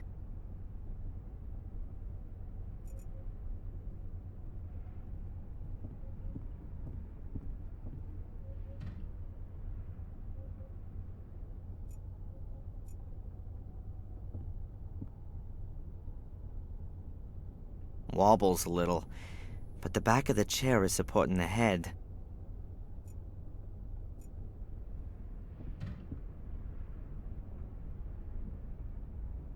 Not bad at all.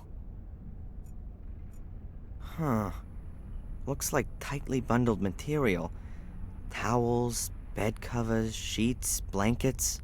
Perhaps the occupiers weren't able to take them with them, but also didn't want to just leave them to the rats and mice. That's why they bundled them all up as tightly as they could.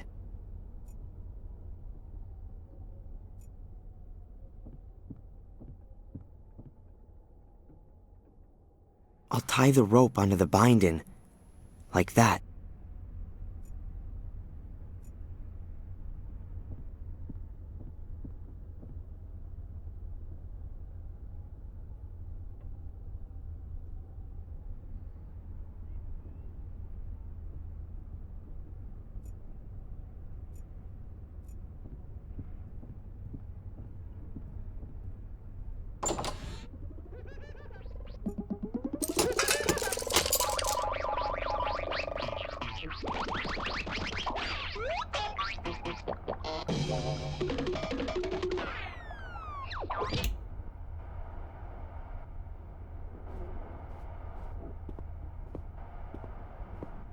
Okay, now I need to act quickly.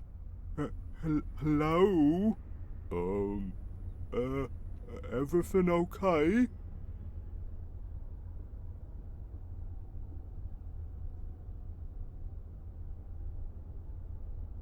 Oh. Sorry, Bobby. Nothing personal. And now, let's get out of here. But where's all my stuff? I need my camera. Let's hope that Tom doesn't choose right now to come home from shopping, and that it's not all that far to the next town.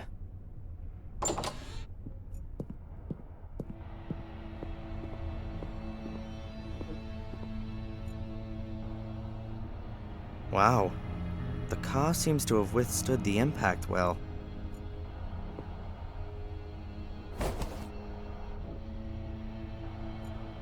Bobby must have had himself a sandwich. And there's the wrapping paper still lying there.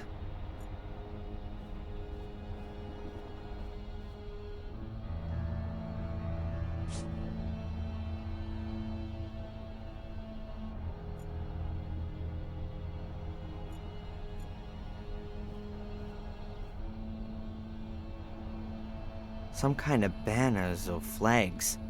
Strange that no one's taken them. These things usually stand for history and tradition. And would somebody who lives in a castle like to have them with them?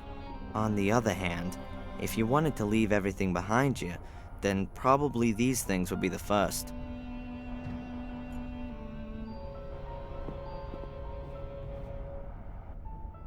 A finely carved wooden chest. Now are my things in there?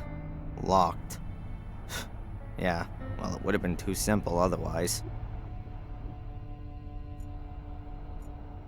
The lock in the lid kind of suggests that it's not going to be easy to get the lid open. Yep, so it is.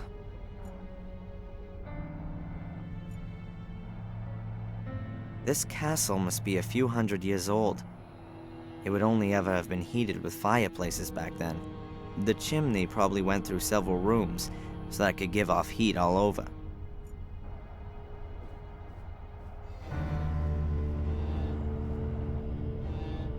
It doesn't look like there's been a fire here recently, but there are still a few charred bits of wood in the stove. I'll take one of the smaller pieces. Ah, now my fingers are all black.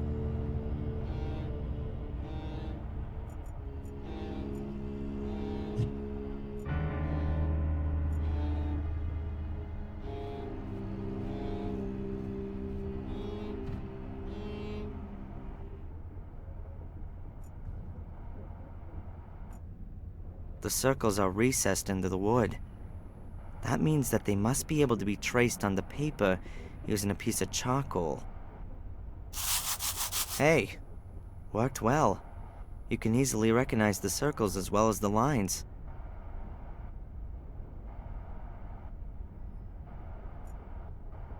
What if the circles on the chest are simplified notes? Notes which just give the pitch but not the duration of the note.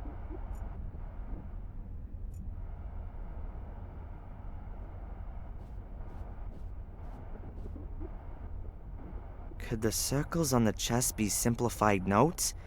Notes which just give the pitch, not the duration? If they really are notes, then there's a starting point missing. Perhaps you can begin anywhere, and just have to pay attention to the relative pitch of the notes with one another.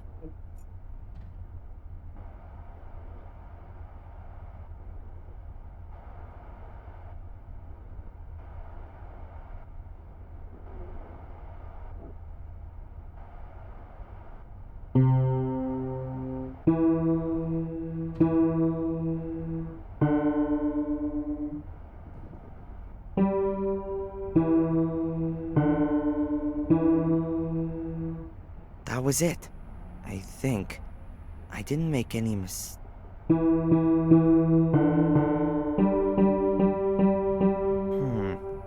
always the same note.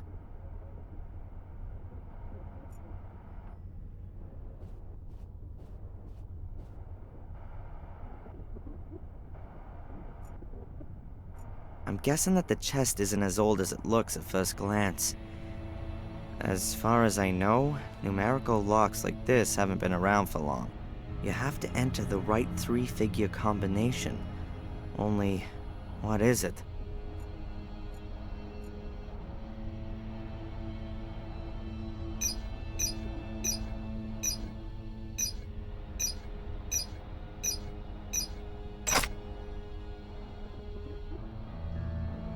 Sounds like it's done something. Got it. Combination worked. Alright, there's my stuff. Alright, I'll just take this stuff. I probably won't need the rest anymore.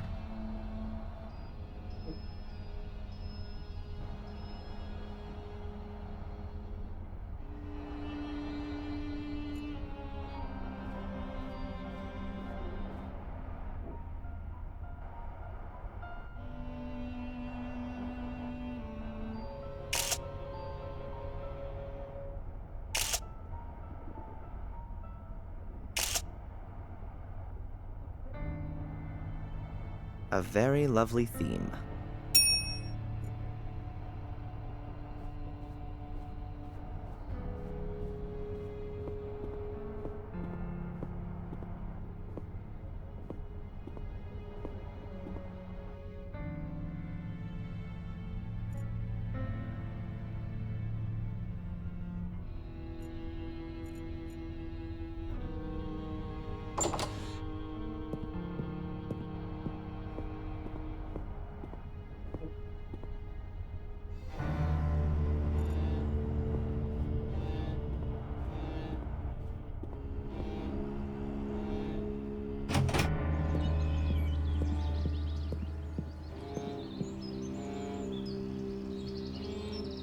Oh, great.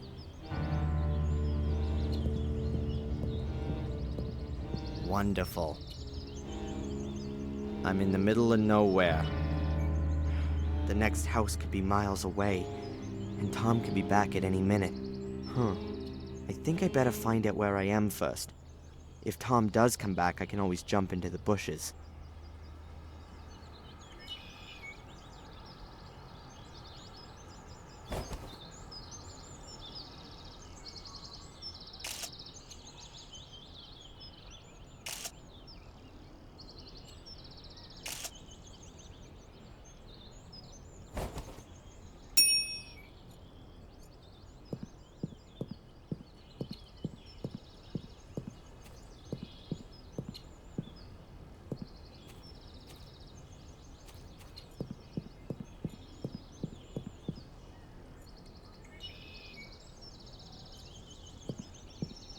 Trees blocking the way, but I reckon I can climb over the trunk.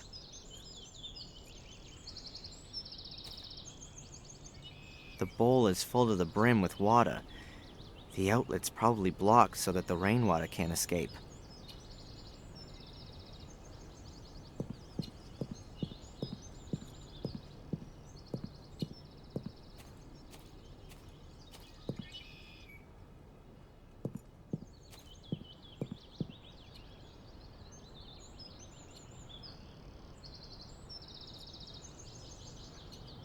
A dream habitat for frogs and swamp plants.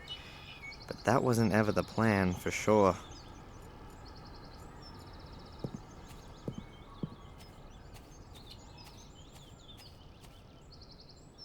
The boy's around 12 years old, I guess. Looks like he could be watching me. Hey, kid! I know you're there. Come out, I'm not gonna hurt you. You couldn't anyway. I'm much too quick for you. If you say so. I'm Darren Michaels, a mighty physics student. I'm Van Helsing. Whoa! The vampire hunter? I always thought you were a bit older, sir.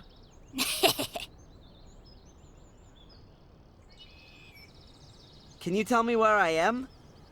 What's this castle? Eh? It's the old Gordon's place. The Gordons? From Willow Creek? Willow Creek? I don't know what you're talking about. Sir Richard and Lady Eleanor used to live here. And where are we exactly? Where? In Wales. Oh, great. Have you seen the two men who are living in the castle now? Yes, nasty men. You bet. One of them chased me. Said he would call the police if I don't disappear. I'm sure he wouldn't do that. The woman was much nicer. Which woman? The pretty one. I see. Was here a few weeks ago. She was snooping around and asked me about the summer house and the laboratory.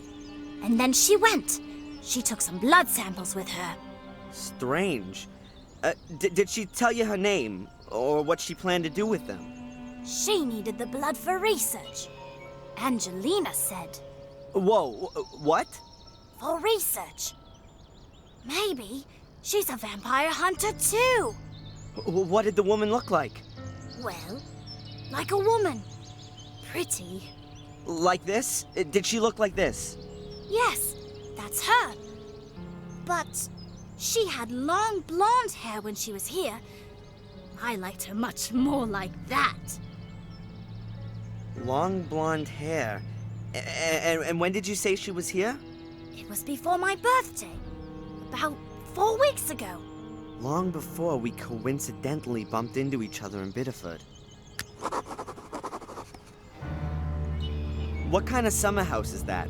It's all ruins. Blew up. Really? Yes, a long time ago. My father says that old Sir Richard died in the explosion. He had his laboratory in the summer house. He was a scientist. I think he was a vampire. Really? Of course. He experimented with blood. Who else does that kind of thing? Maybe you're right. And they gave up the castle after the explosion? Maybe. That was 10 years ago. Since I've been coming here, the castle has always been empty. What exactly did the woman do when she was here? Looked at the castle and the summer house, especially the house. Do you know what she did there? Looked for something, and I think she tried to get into the old laboratory. At some point, she gave up and started searching at the tomb in the marshes. I had to go home because it was starting to get dark. When I came back the next day, she walked past me coming from the summer house. She had a bag of blood in her hand and was very happy. And then, she left. I saw some toys in the castle. Are they yours? Yes, all my things. And my car. I got that for my birthday. I daren't go in there since those men have been there. You better not. They're dangerous. Are they werewolves? No. But they kidnapped me. Cool. Listen, Van Helsing, can you do me a favor and keep watch for the car and the other man coming back? I need to have a look around here, and, I need a lookout. Of course. Nothing gets past me. Excellent. That can't possibly be a coincidence. Angela snoops around the Gordon estate, and I discover a connection to this very family in Biddeford. Did Angelina lie to me? The question is, did she have a good reason, or does she work for the Order? I can't leave here before I found some answers.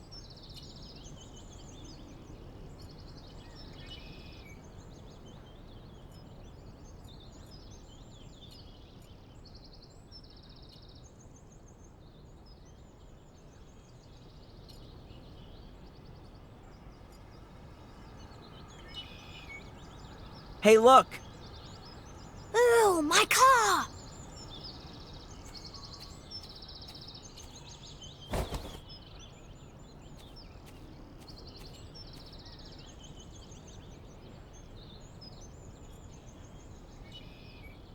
The little guy's hatchet. Oh, it's seen better days. Can I just borrow the hatchet? Yeah, of course.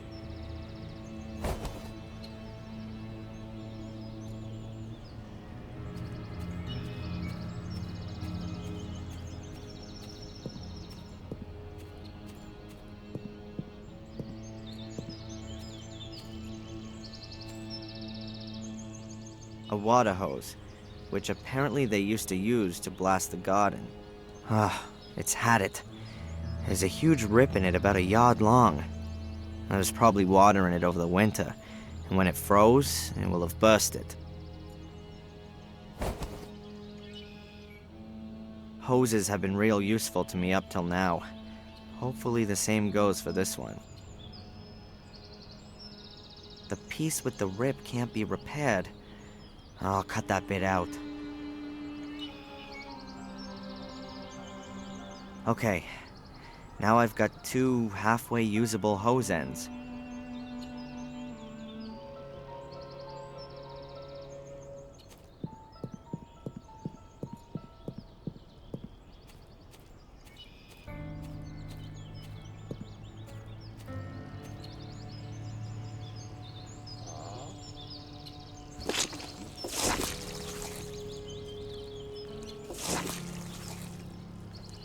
Oh, damn! That could also have gone in my eye.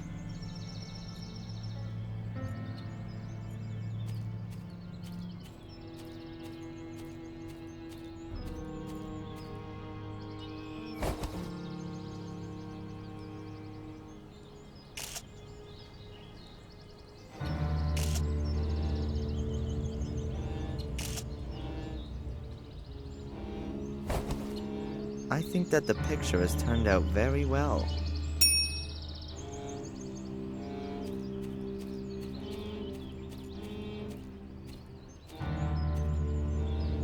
Huh. A hook. It still looks pretty sound despite the rust.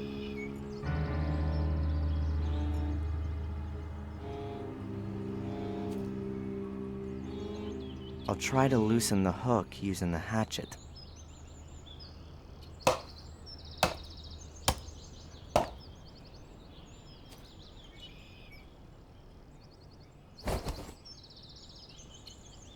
That worked amazingly well.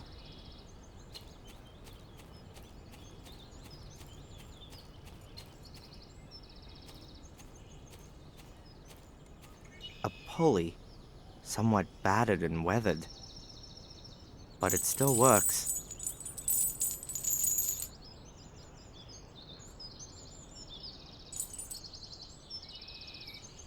Looks useful. I'll take it with me. 3 very similar trees, all about as thick as an arm, about 3 or 4 yards tall, and pretty bent over by the wind.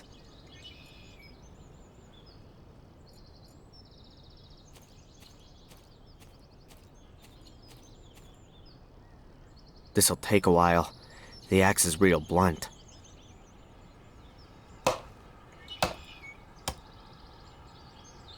Okay, I felled the trees and trimmed the trunks for a good 1.5 yards.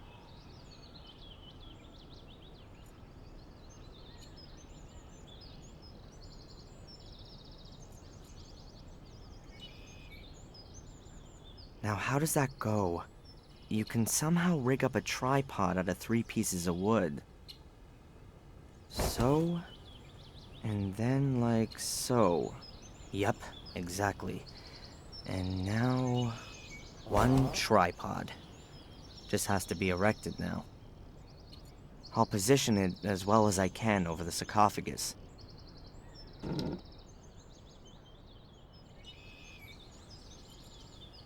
Little Van Helsing reckoned that Angelina had spent a long time messing around the tomb here. And here's the lid, not lying squarely on the sarcophagus.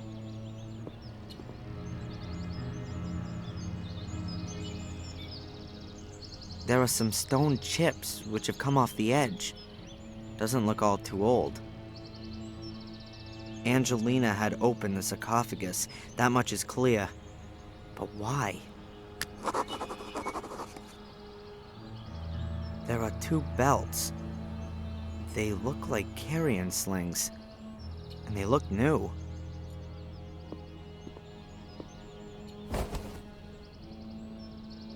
The belts are a ripstop weave. They'll sure hold quite a bit.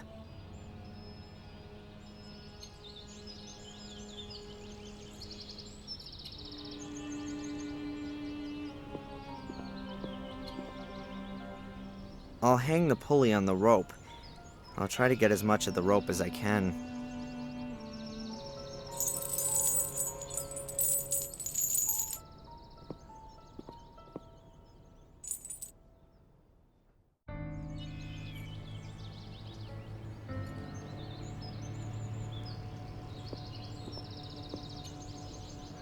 I'll place the sling around the back right corner and the other around the front left one. The slings are exactly long enough to touch in the middle.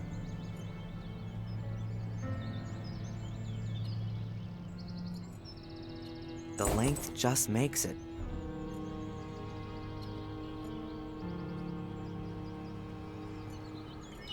Real careful. I hope it's gonna hold.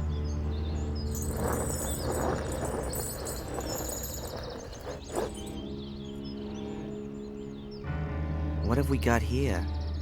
Steps leading down. The gap is big enough to squeeze through. I only hope that my rig up doesn't collapse as soon as I'm in.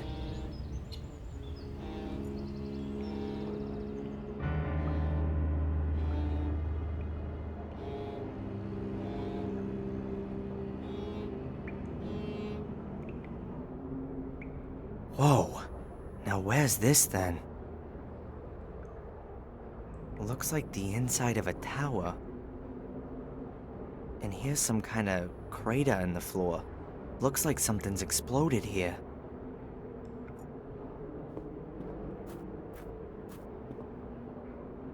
The poster survived the explosion relatively undamaged. It was probably hit squarely by the pressure wave and then pressed against the wall. Here's a table showing the occurrences of blood groups.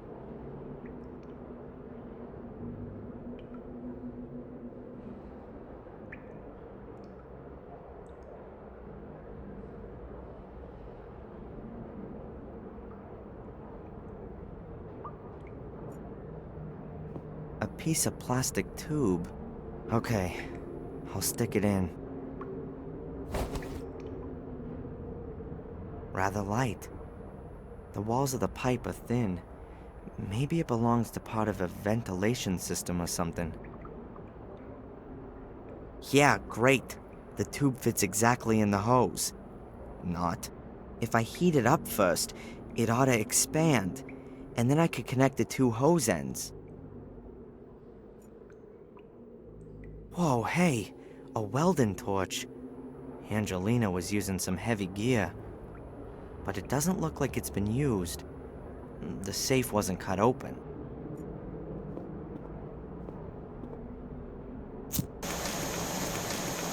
Works perfectly, but it's not gonna help me much with the safe.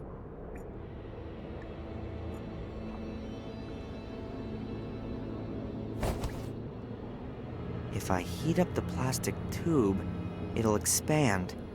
Then the ends of the hose will fit into the tube.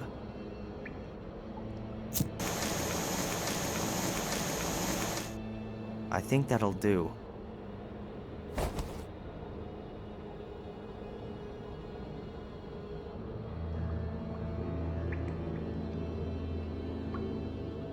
It fits. Just wait a bit while it cools down.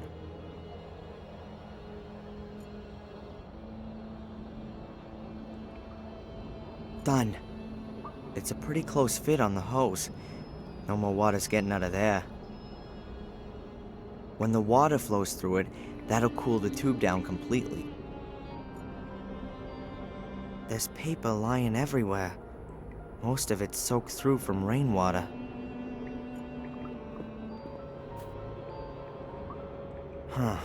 Here's a folder. It's only wet on one corner. Newspaper cuttings. From 1981. 12 years ago. William Gordon in fatal accident, Willow Creek. William Gordon fell on Tuesday from his studio in the tower of his home due to unknown causes. Blah, blah, blah. William Gordon, suicide. As the police today announced, We are now dealing with the fall of the master of Blackmere Castle, close by the village of Willow Creek. In all probability, a suicide. Here's another piece a week later. Grim serial murders in Willow Creek. Blah, blah, blah. Latest victim of Bloody Trail, Vic Valley, just 12 years old. According to police sources, his body was found next to a stone circle in the woods. The condition of the corpse gives reason to suspect a ritual killing. Another 2 weeks later. Main suspect in Willow Creek murders identified. As Scotland Yard has announced, it has been established that at 3 of the murder scenes, there are signs which suggest the involvement of Samuel Gordon, the grandson of William Gordon, who was killed last month. Samuel Gordon was found dead 2 weeks ago at the foot of one of the towers of Blackmere Castle. Apparently the tower from which his grandfather had previously... blah, blah, blah. Reports about the murder fest in Willow Creek 12 years ago. No wonder that Sir Richard was interested in it. William was his brother.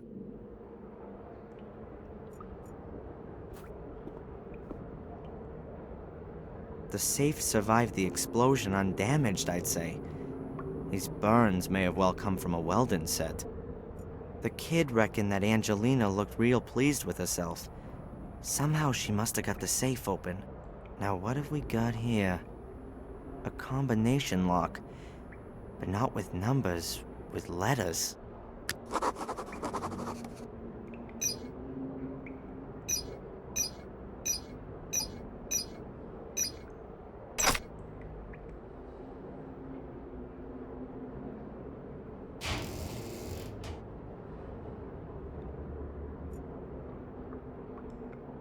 A metal holder with several blood samples.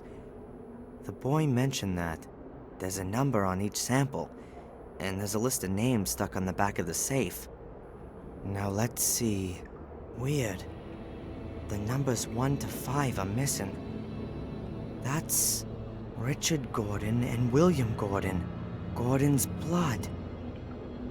What does Angelina want with that? Does she need it herself or something? Or does she want to stop it getting into other people's hands? Whatever it is, I can't trust her anymore. She's in this thing somehow and she's lied to me. I ought to drive back to Willow Creek. Maybe she's turned up there in the meantime. And then we'll see.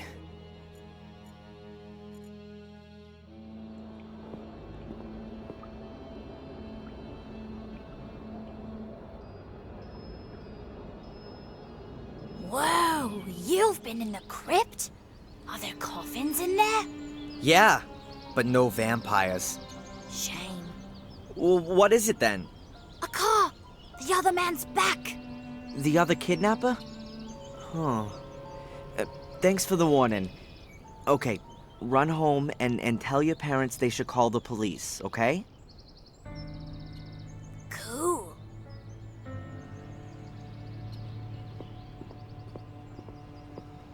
I've got to be careful. Tom won't be too happy that I've disappeared.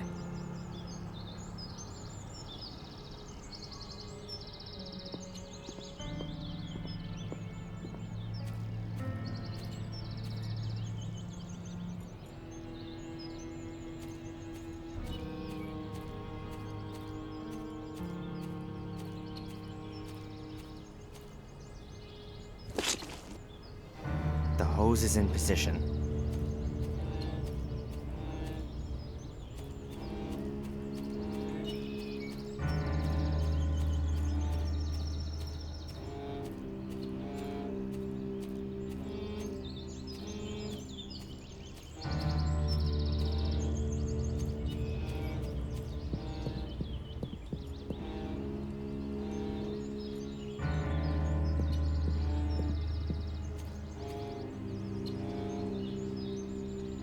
It's on. Okay, good. Let's put the whole swamp underwater.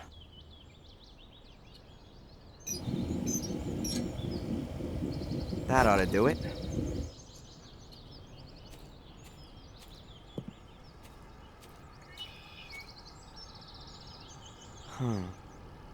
Tom's car's back there. Maybe I could hotwire it and... I don't care what's happened to your head, you useless pisswit. Make sure you get the old cow on the phone. I'll look for that bastard.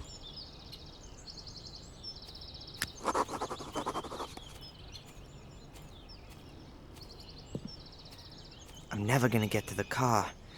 Tom would see me, and I think I've seen a weapon. Looks like there are two options. I can wait here for the police and then explain to them for hours on end what's going on here. Or I can lay a trap for Tom and then steal his car. Okay, let's hope everything works as planned.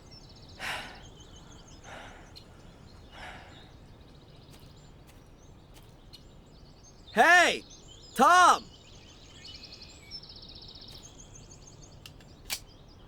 Stop! Stay where you are! Don't move or I'll shoot.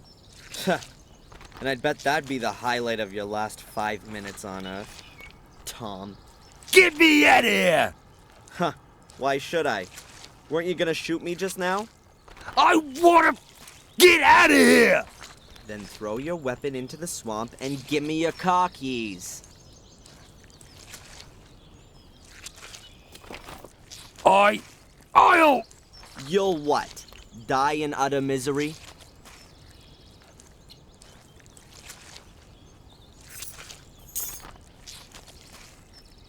There. Now get me out of here. Not so fast. Who ordered you to kidnap me? You're supposed to pull me out of this! Was it this secret society? I don't know anything about a secret society. The Order. That means nothing to you? Yeah. Okay. I was supposed to find you, knock you out, and bring you here. And then? She was going to call me on the phone and give me further instructions. She? A woman. Sounded quite old. No idea who she is. And she didn't want me staying in Willow Creek? Yeah. I was supposed to bring you here as soon as possible. Do you know who belongs to the Order? No idea. I've only ever seen these nutters over by the mine. They were wearing masks. I don't know who they all were. What's going on with Angelina? Is she involved with all this? I've already told you. I don't know any Angelina. Tja, I'm inclined to doubt that. She was only in the village a few days ago. Then I didn't see her. You would certainly have noticed her. One more time. I don't know any Angelina, and there was nobody sniffing around the village either. Except you, okay? Throw me a bloody rope, will you? Or something or other. Alright then. I'm gone. The police will be here soon. Get me out of here! Why? Do you seriously believe you're gonna be sucked to the bottom? Idiot.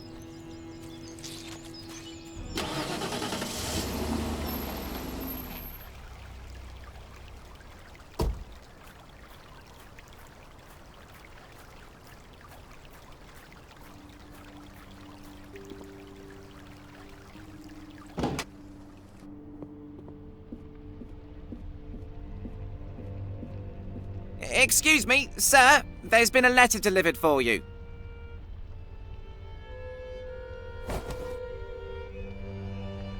Who delivered it?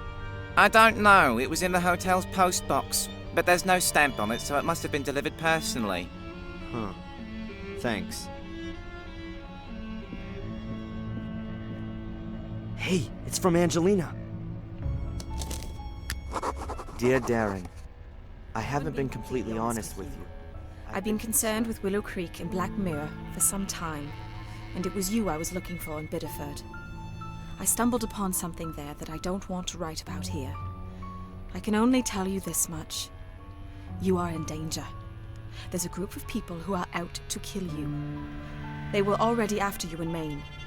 They caught me here in Willow Creek, I managed to escape, and I've been hiding in a safe place since then. I found out today that you are here. I'll explain everything to you and hope that you will forgive me. No, I know that you'll forgive me when you know the dreadful truth. Come to the old lighthouse tonight at 11 o'clock. Make sure that no one follows you. I'll explain everything to you there. Together we can put an end to this whole thing. Take care of yourself, and trust no one. You don't know who might belong to the Order. Angelina.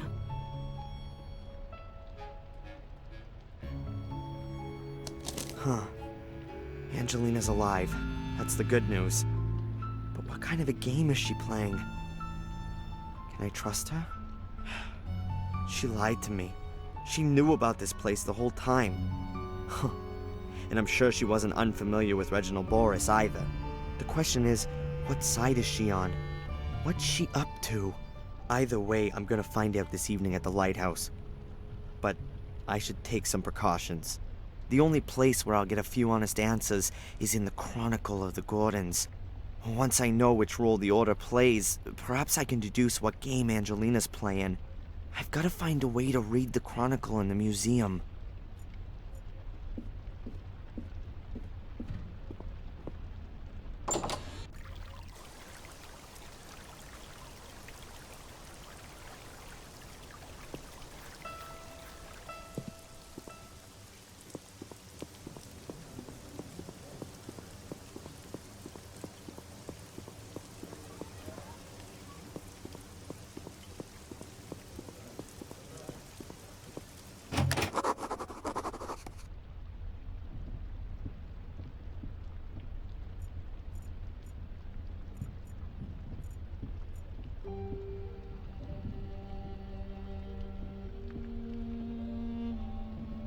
Bobby's gone, but I'm not gonna get my hands on the book as long as these tourists are around.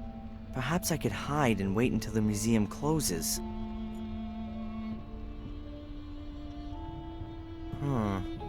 A great place to hide.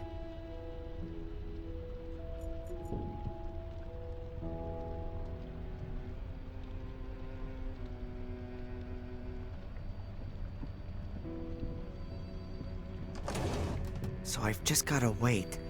The museum closes in an hour.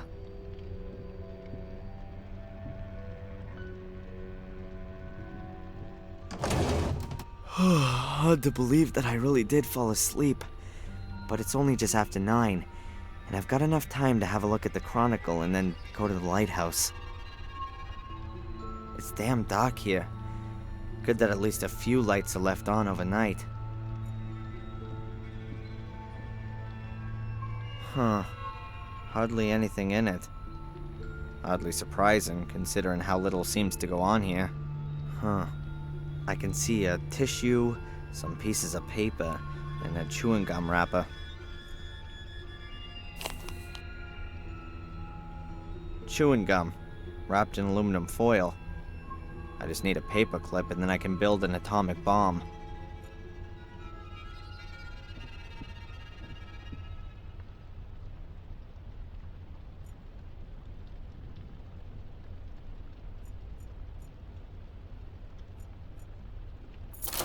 It's open. And therefore our brotherhood should operate and it shall serve be our great, for if no one knows we exist. Therefore, my brother, the members of that order us no outside. Be wary, my brothers.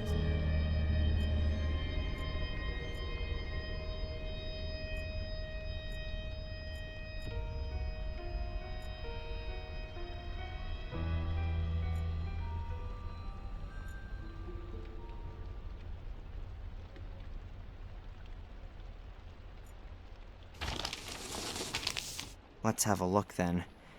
This is where the part about the Order seems to begin. Only the brave actions of this valiant man preserved us from Mordred. It is to him, Father Matthias, that we owe for our life and freedom. Let his name not be forgotten, no less his doings, which we carry with us in our hearts. But nevermore shall the destiny of our community lie on the shoulders of one man alone. A man who may not possess the strength of Father Matthias, and cannot withstand the powers of evil as he did. Therefore, a secret society shall be founded. The most decent and brave men of our community shall belong to it. They shall guard the academy and the key, the sacrifice room and the scriptures. They shall be the very men that stand between the world and the abyss. They shall pass their knowledge of Mordred and his dark forces from generation to generation. They shall be the descendants of Father Matthias in both spirit and action, for he gave himself for the well-being of us all. Does that mean the Order want to prevent Mordred from gaining power again? 100-year-old crazy ass. Crazy. But assuming the people in the Order really believe in it, then why are they after me? I don't intend to bring Mordred or any other bad spirits back into the world. And even if, how could I? These guys are completely nuts. People have been murdered here because of this ghost story. And Angelina, does she believe in this? Huh. Time that I ask her just that. We're gonna meet at the lighthouse soon.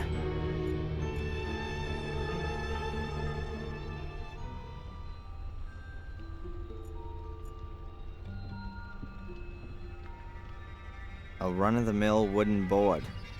It's part of the sewing machine. I'm sure no one will notice if this piece of wood goes missing. I'll take it.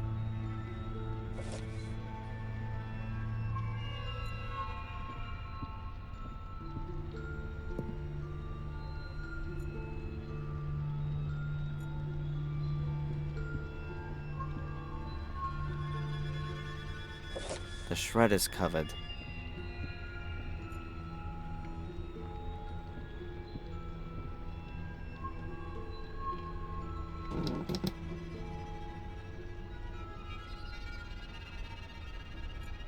Huh. There are 2 metal strips. One on the wall and one on the window. That's gotta be a pretty simple alarm. As soon as you open the window, the contact is broken and the alarm is triggered.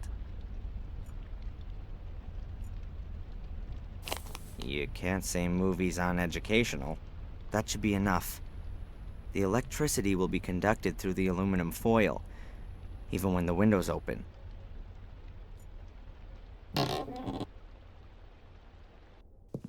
That went well.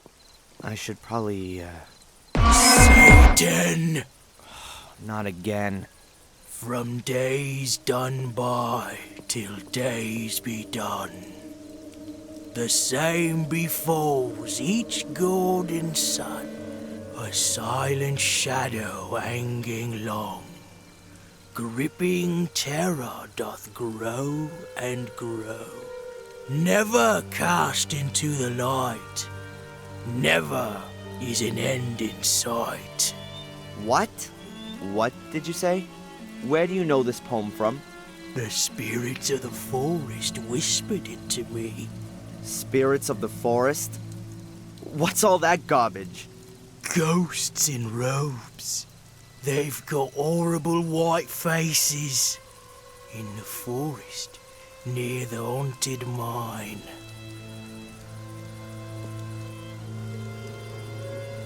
Hey, wait! Do you belong to the Order? Hello? That was the poem that Reginald Boris had on him. He probably belongs to the Order.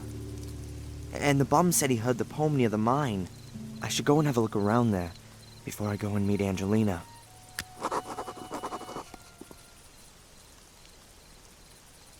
So it's here.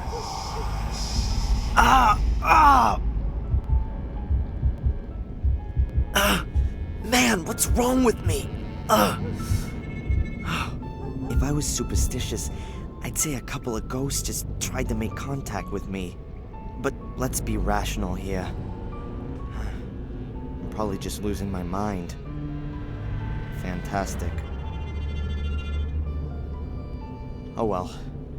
Hopefully it's just lack of sleep and the exhaustion.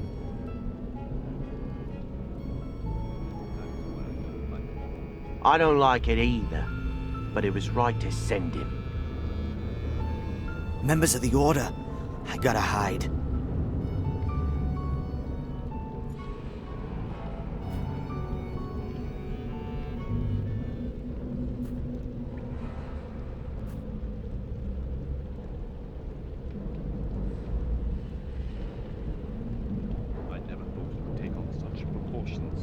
Once they opened the grave and the boy wasn't in it, I knew this would happen. But he was so far away. Isn't it possible that the curse hadn't taken control of him? She sees it differently. Otherwise, she wouldn't have tried to keep him captive. Psst. She's coming. We thought we should meet in the mine today, due to the weather. Is that okay with you? It makes no difference. I should have guessed. Miss Valley's behind all this. She's Little Vic's sister. She's been really involved in the whole thing.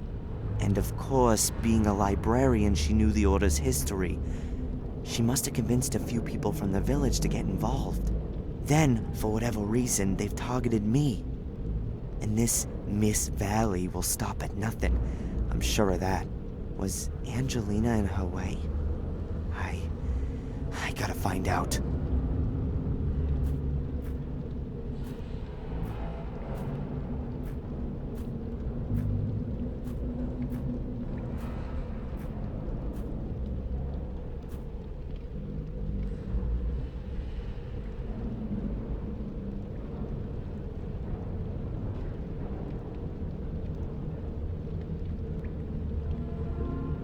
What does this mean? Why are we having this meeting? Is there something new from Reginald? What about the girl? Is she really here again? Have you heard anything from Wales? There's some bad news. Brother Reginald is dead. What the bloody hell did you just say? Oh my god! But this is not the time for mourning. The girl is still snooping around here, and what's worse, he has escaped. How? What are we gonna do if he finds out? Silence. The danger is near. Very near. Both the girl and our American friend could destroy everything we've created over the last few years. I'm afraid we're forced into taking drastic measures.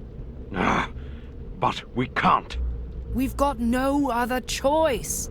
I better get out of here. What was that? Is someone there? It's him!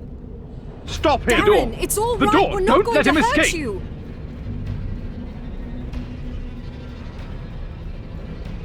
Be careful! You've got no chance. I said stop him. Don't let him escape!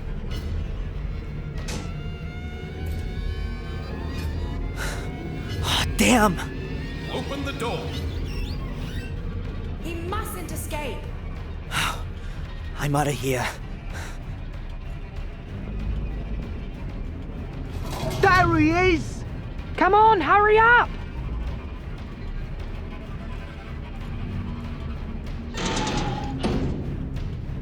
He's closing the door. Push it! I can't hold it closed forever.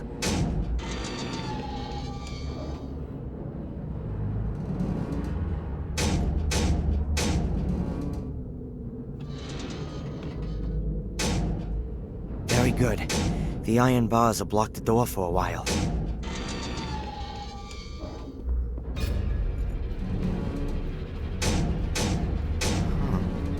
Nothing's happening. But it must be possible to open the door with this lever. I'll keep trying.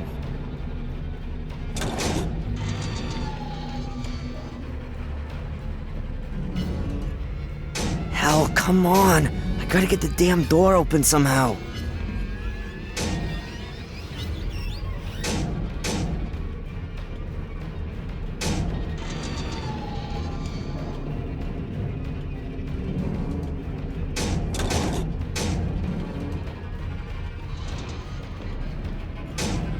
Hell, come on.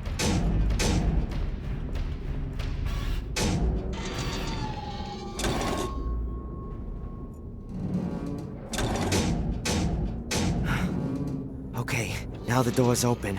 Let's get out of here.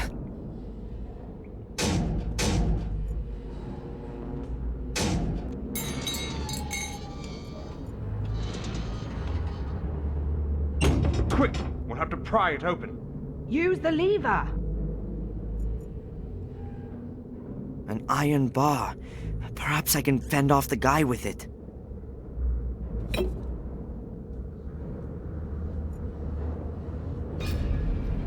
Half of the hose. No idea who tidied it up again.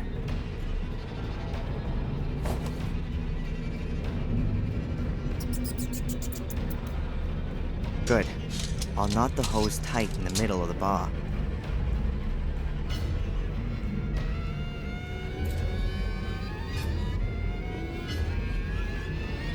Perhaps it'll work.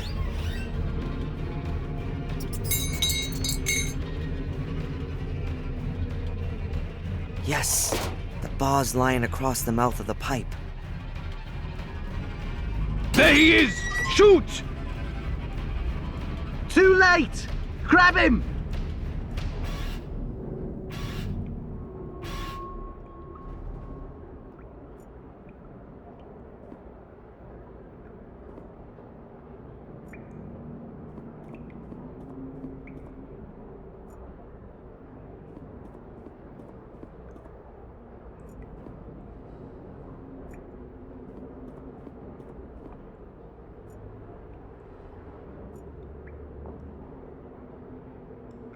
Well, they sure aren't gonna follow me through this heavy grate.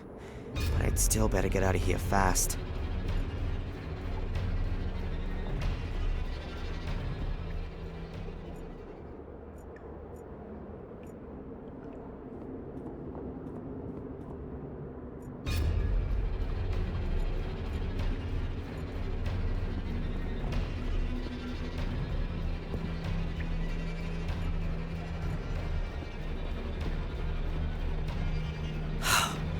I've already just been here.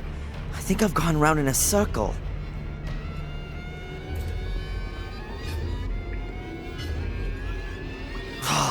That stinks.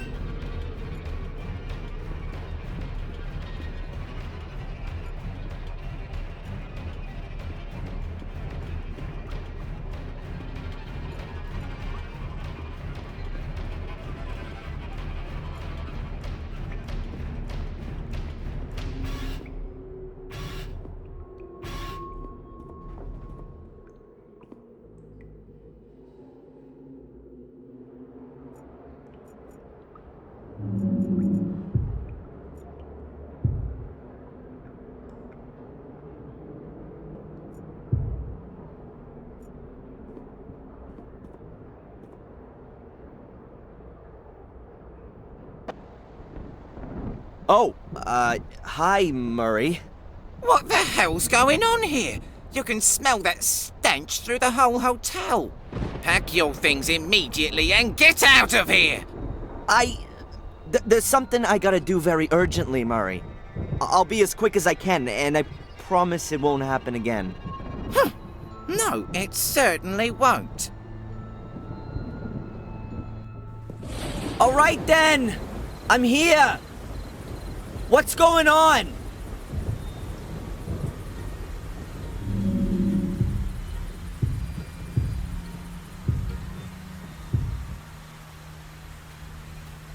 Angelina? Where are you? Angelina! Angelina!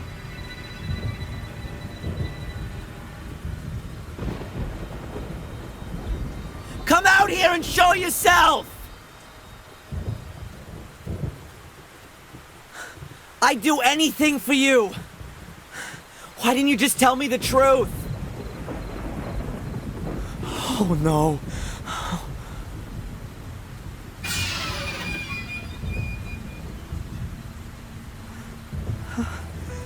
Angelina.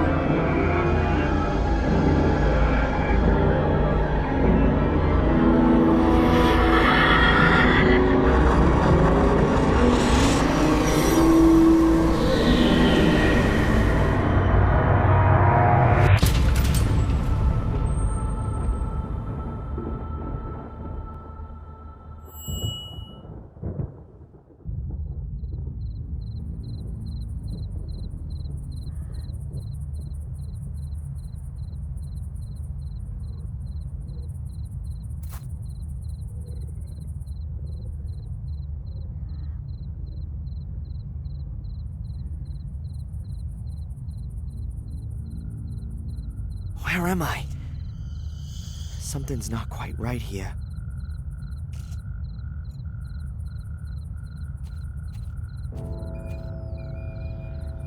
It says Fuller. What's Fuller's grave doing here? Ugh! You pussy. I'm gonna get you.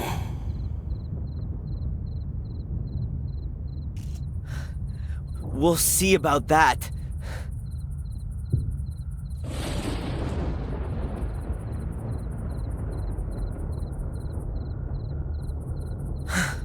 What the hell was that? Did I see a ghost?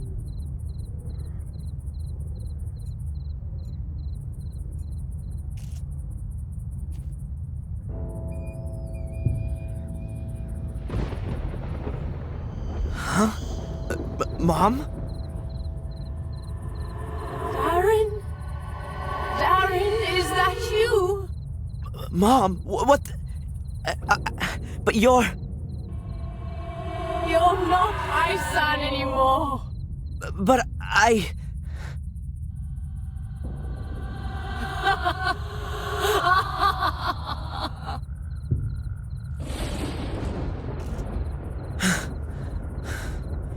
What the... I don't believe it.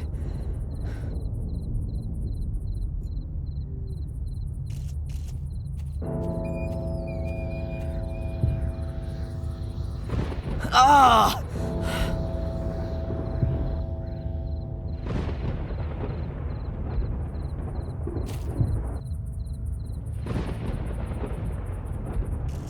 Ah!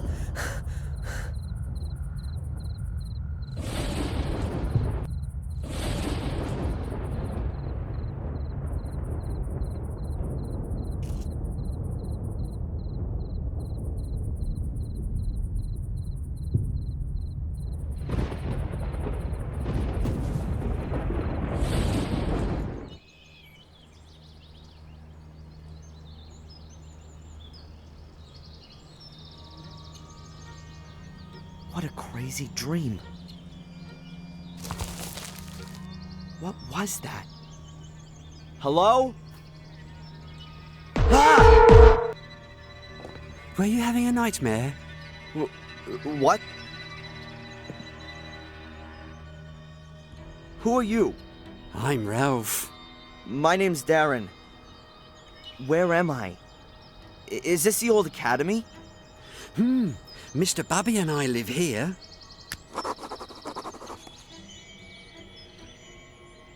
What are you two doing here? You and Mr. Bubby? We live here. You've already said. But, is there nowhere else you could live? No, the evil house where we used to live doesn't exist anymore, and we didn't want to go back there anyway. Could it be that you once lived in Sir Robert's sanatorium? And Mr. Bubby too. He protects me and tells me what I have to do. It's good to have a friend. And Mr. Bubby says that all the time too. Isn't it dangerous here? The ruins look like they're in danger of collapsing. Sometimes stones do fall down when it's stormy and there's thunder, or if the wind's blowing wildly. But then we always hide anyway. Mr. Bubby is scared of thunderstorms. Are there good hiding places here then? Maybe some hidden rooms or passages? We always hide ourselves here in our house. Nothing can happen to us here.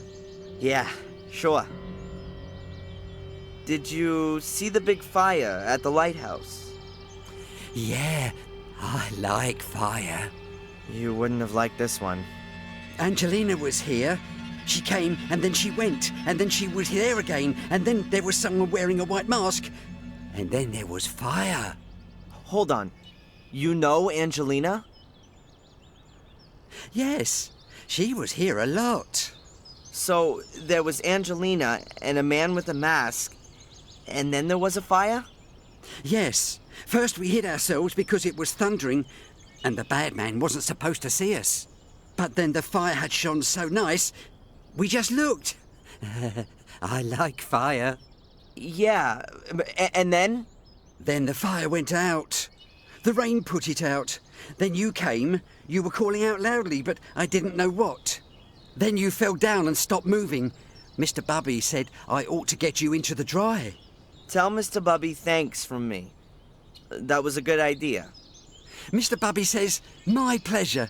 We don't often get visitors here. What happened then? Then the police arrived. We don't like them. They wanted to take us away to here. Then along came a really nice black car. It looked a lot different from the police cars, or the cars we sometimes see in the village. It looked kind of old, but it was very nice and shiny. But it wasn't there for long. Did you see who was sitting in it? No. You said that Angelina was here quite often. Yeah? When was the first time she was here? I don't know. Approximately. Around about... What do you reckon? 100 years ago? Huh. And what did she do here? She had a very careful look around at everything, and then she found our house. She said she was looking for something. A door that led under the ground. When she was here yesterday and disappeared for a short while, where was that? I don't know. Mr. Bubby wanted to make himself nice for her and didn't look. Mr. Bubby wanted to make himself nice for Angelina? I think Mr. Bubby was a bit in love with her. But he could never bring himself to tell her. And now, it's too late. Maybe he'll tell her next time, when she comes to visit us. You think she'll come and see us again soon? That's, I don't know, Ralph. Perhaps. You know Black Mirror Castle? I've never been there. I think there are bad people that live there. Sir Robert lived there, and he was bad. Yes, he was. Our friend Samuel used to know the castle. Samuel Gordon? He used to help me and Mr. Bubby. I liked him. But then when they shut down Sir Robert's wicked house, they said that Samuel was a wicked person as well. I don't believe that. Sometimes you do things that are wrong, but you don't mean to be wicked. Wicked voices make you do it, said Mr. Bubby. I need to get going, Ralph. See you.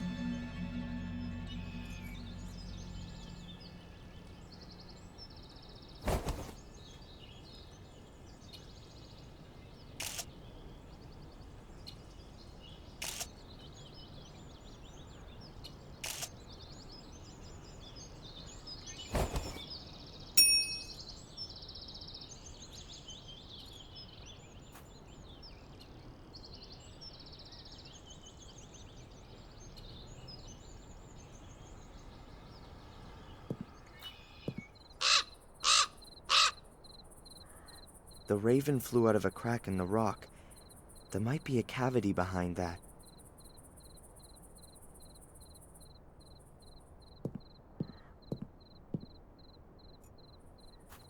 A heavy stone pedestal. There are 4 recesses.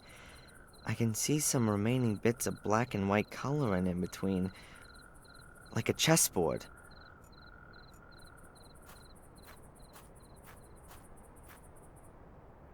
A solid stone slab. It looks like there could be a space behind it. But how can I shift this slab?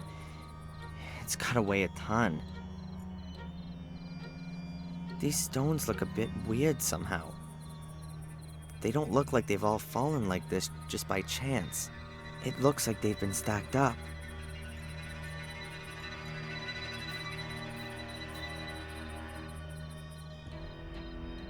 There's a little stone figure. Could be a chess piece.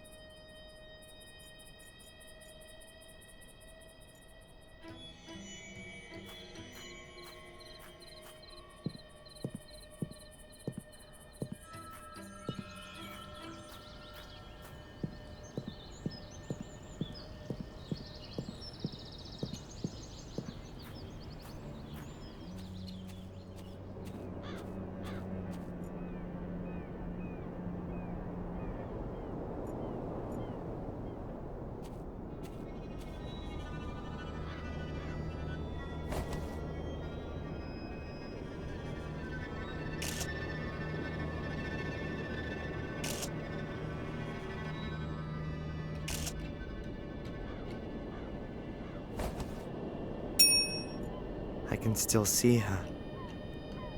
The charred body hunched so unnaturally. Terrible.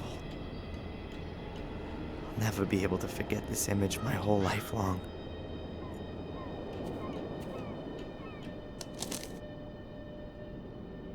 A small smudged note. It says, "The king went north, the pawn went south, the queen..." I can hardly read the rest.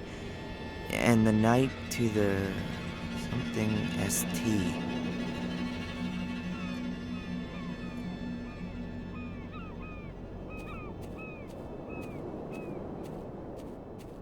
There's a knife sticking out of the wooden beam. It looks like someone's been carving into the beam.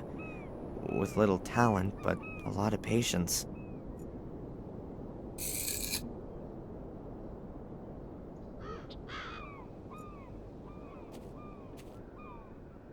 What's that amongst the stones? A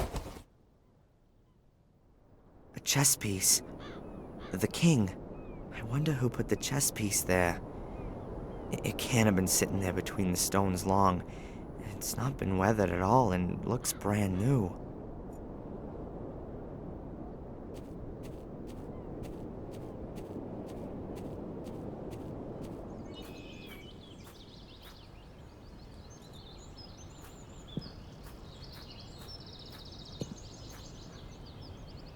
Hello, Ralph? Hi, Darren. I saw a raven there a short while ago. We don't like him. He's always screeching and flapping, and he steals things. He steals things? He once stole the lid off one of our cans. He likes shiny things. Me too. And it was our lid. Do you, by any chance, know anything about the chess pieces that are hidden somewhere around here? What are chess pieces? Little figures that are kind of kings, queens, castles, and knights. They're usually small and made out of wood. But I'm looking for bigger ones made from stone. Mr. Bubby found one like that. It's a horse, a really nice one. Hey, cool. Would you lend it to me? It's Mr. Bubby's toy. And would Mr. Bubby lend it to me? Mr. Bubby plays with the horse. If you take it away, then he'll have nothing left to play with. I understand. But what if I brought him something else to play with? What does he like playing with? With horses. And, what else? Mr. Bubby likes music. Maybe you can get him something he can play music on. You can get him a piano. That could be a problem. I need to get going, Ralph. See you.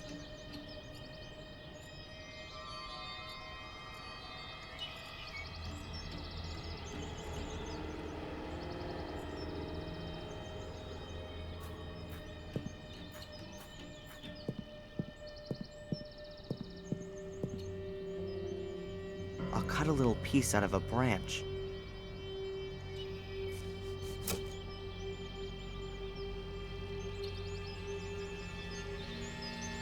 I saw that on TV once. If you hit the bark with a hard object, like with a knife, then the bark loosens itself from the wood. Then, with just a bit of pressure, you can push the piece of wood out of the bark. Just cut a slit in the bark here, push the piece of wood back in a little, and there you go. A whistle. Haha, Ralph's gonna like the whistle. By pushing the piece of wood into the bark, you can even alter the pitch of the note.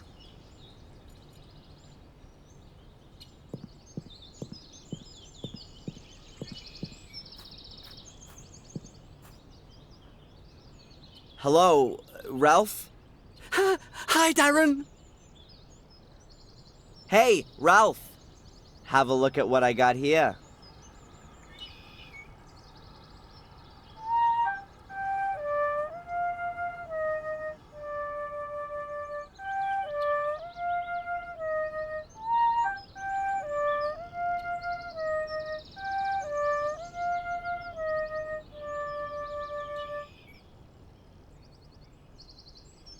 Wow!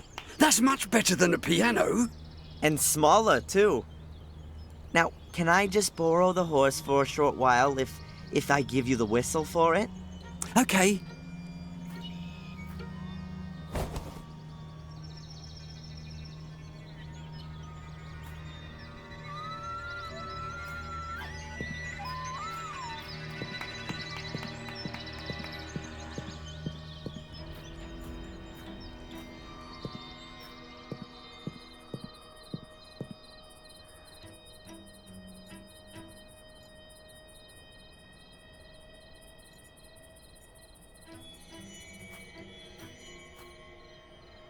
Hey, what's this then?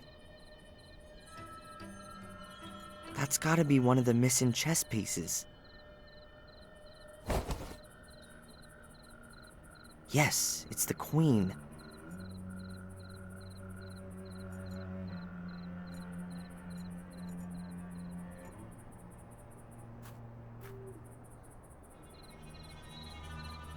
I heard a quiet click.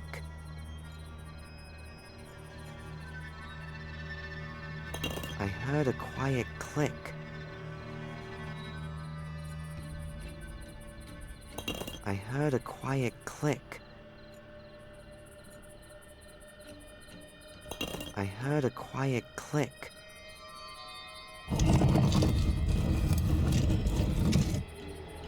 Phew.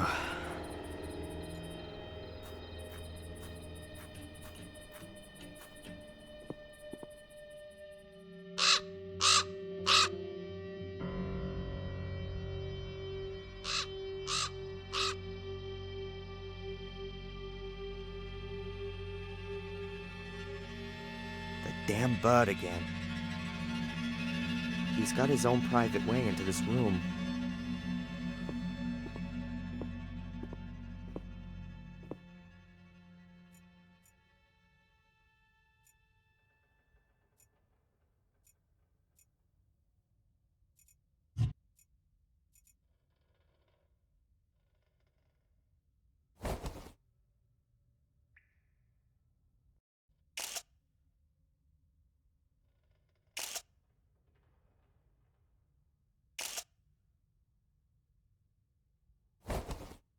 I think that the picture has turned out very well. I'd say the raven pecked it apart. Maybe he was looking for something edible, or more sparkling things.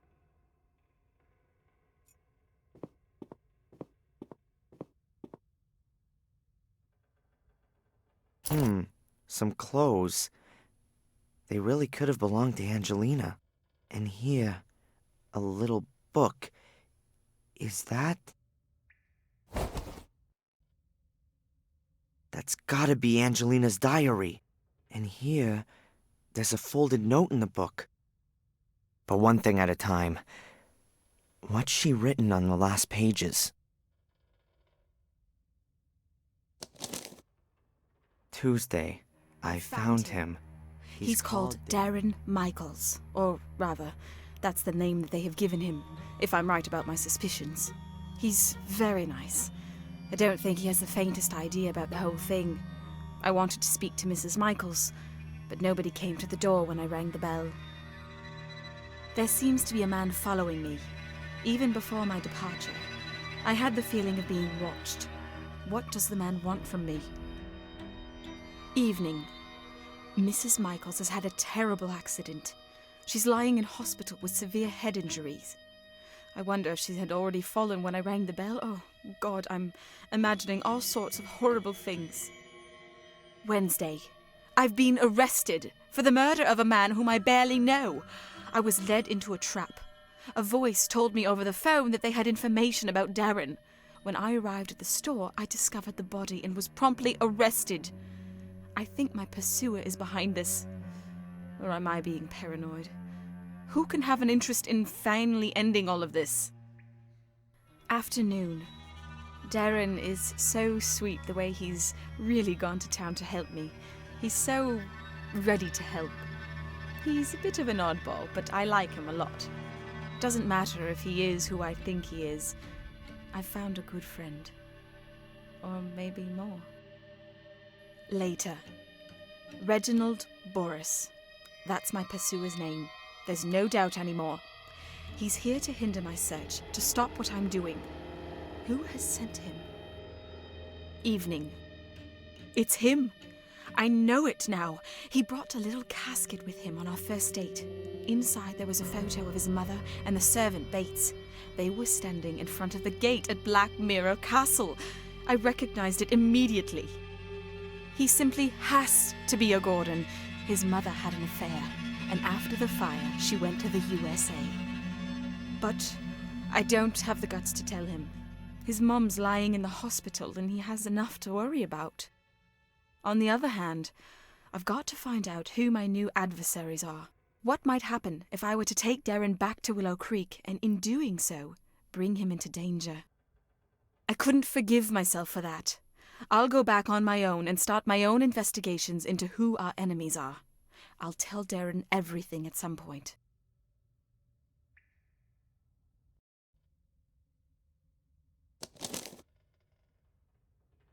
Like I thought.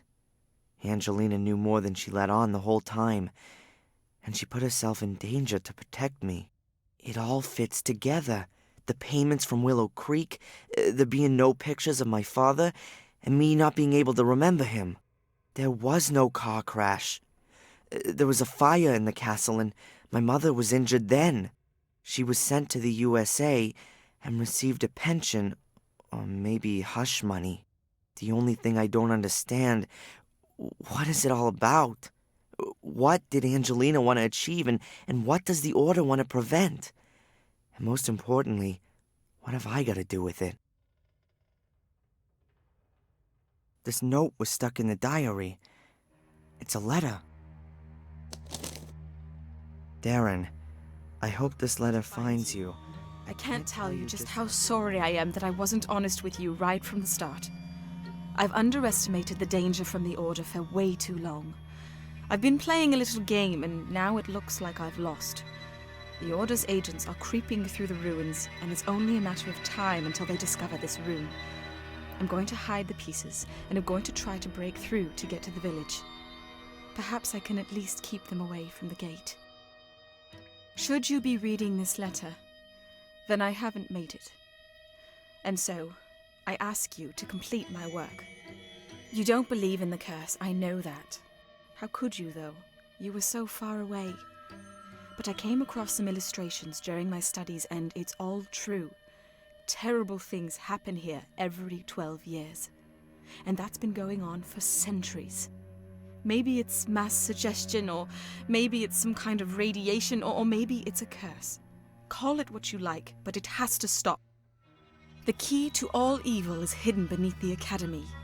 A chamber which was used centuries ago for some kind of dark rites.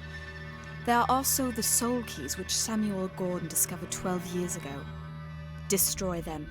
Destroy everything. And if it's all just a fantasy in the people's heads around here, take away the reason for them to fear. But guard yourself against the Order. It is an occult sect which I had believed to have died out. A great mistake.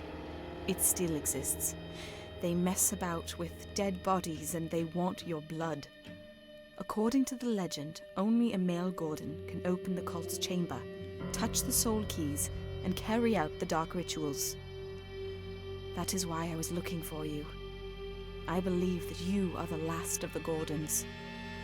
You are in the greatest danger, as long as the keys and summoning chamber are not destroyed. Then the Order will hunt you down to the very ends of the earth. Up until now, I haven't managed to penetrate the catacombs. To open the gate, you need to have the mosaic tiles. I have only found one. It's in my rucksack. The other two are hidden somewhere within the castle. The only clue I have to the hiding place of one of the other tiles is a name. Maximilian Mortimer Gordon. You have to return to Black Mirror Castle and look for the mosaic tiles there. The danger is great, since I'm sure that most of the castle's residents are also members of the Order, so don't make yourself known to them. It's the only chance of getting the mosaic pieces, and the only chance, perhaps, to discover who your father is. It's all so awful, Darren. It's as though I've opened Pandora's box. I wanted to do something good, and in doing so have brought you into terrible danger. I hope that everything will come good in the end, and that we too can start afresh together. With love, Angelina. A curse? All of this because of a curse. The blood of the Gordons. An occult secret society which like to call up the devil in person. It's all so crazy. How can you kill folks in the name of such a fantasy? How can anyone get so caught up in this superstitious baloney that they kill for it? But Angelina's right. Bizarre as these people's motives might be, they're gonna keep on going as long as they can see a chance of achieving their goal. They've gotta be stopped. And I'm gonna stop them. Angelina's death shouldn't have been completely in vain. The piece of mosaic's not in the rucksack, and there's nothing else lying around here. But I should check inside the sleeping bag just to make sure. An old-fashioned oil lamp. This place must have been even spookier in flickering light from a flame. I'd rather leave it where it is.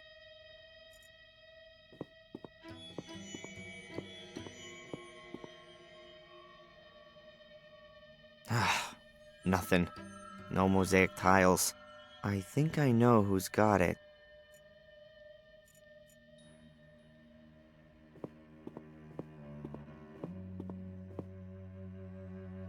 A stone plinth. The pieces of mosaic that Angelina wrote about fit in the 3 grooves on each side of it. Blackmere Castle. It'd be best if I walk and steer clear of the village and the roads.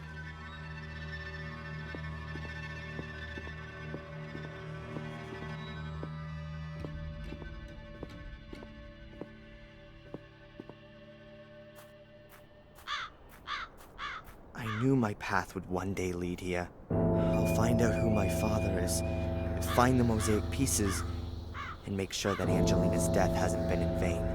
But I gotta be damn careful. According to Angelina, at least one of the castle's residents is a member of the Order. Maybe I can find out who that is.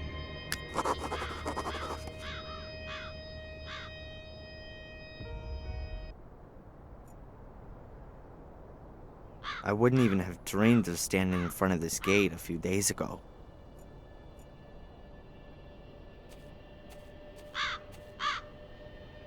The stone figurine is a naked woman, a nymph.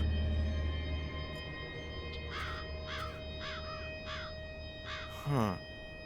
The lock on the letterbox seems to be damaged. Empty. Huh. The braces on this door are badly weathered. Two have turned to rust and aren't even connected to the door frame at the bottom. No way. The braces are only connected to the frame on one side, but they're much more resistant than I thought. There's a really thick branch lying in the undergrowth. Looks solid.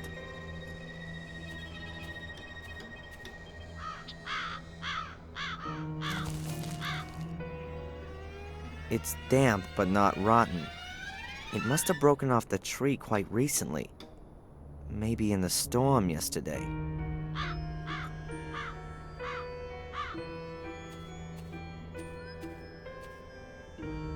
Using this branch as a lever should work.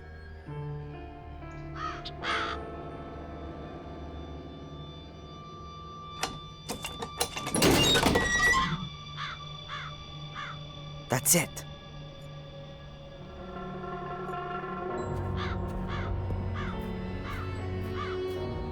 Hey! How did you get in here? The gate was open. Really? I'll wring that brat's neck.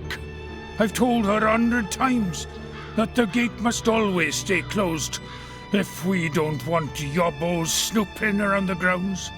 If you're referring to me, I'm not a yobo. I'm a policeman. Oh, you don't say. Then you're sure to have ID. Can I help you, sir? I've told Mr. Lewis, good sir. To you, it's just Lewis. You'll take care of this bit? Wonderful. You will have to excuse our gardener, sir. How can I help you? My name is Falk. I'm investigating a murder that occurred at the lighthouse last night. I heard about that. Terrible. But tell me, your accent. I'm part of an exchange program. The United States, Canada, and Great Britain exchange detectives to learn about the various investigative methods. Sherlock Holmes meets Dick Tracy, you might say. If the government deems it necessary. What about Inspector Collier? Shouldn't he be accompanying you? He's, sick today. Ah, I see. He is getting on a bit. How can I help you? Phew.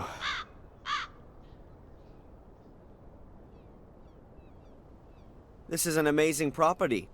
Indeed. It's a place steeped in history.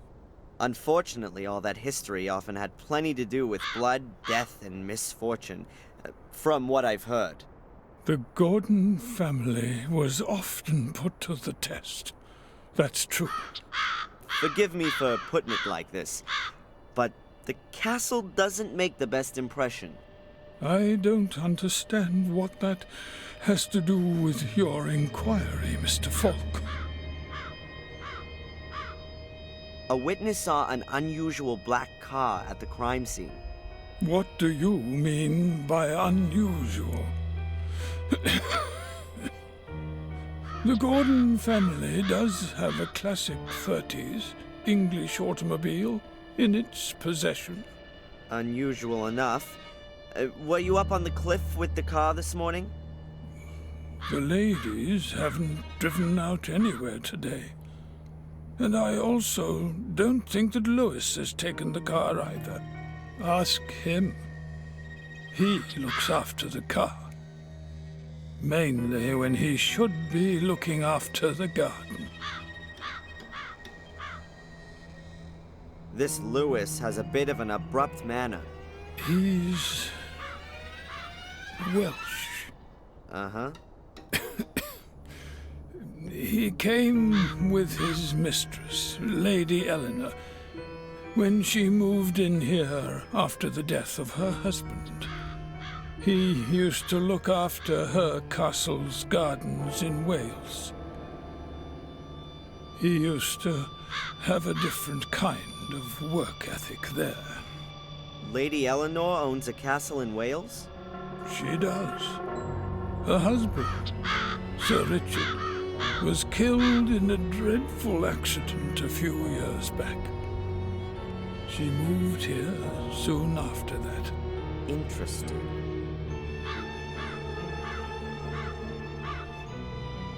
You said ladies. Lady Victoria. She owns Black Mirror Castle, and Lady Eleanor is a relative of hers from Wales. The ladies are the last of the Gordons. They reside here in the castle. Can I have a word with them? I would prefer it if you didn't disturb them. Lady Victoria is not a young woman. No harm in a few words, surely. Whatever there might be to discuss, you can also discuss with me. I've been involved with the Gordons for more than 70 years.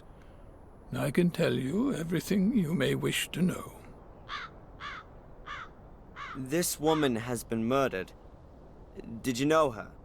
Are you sure, sir? Sadly, yes. Her name is Angelina Morgan. You seem to recognize her. Come with me, sir. We'll have to show this to the ladies. Fine.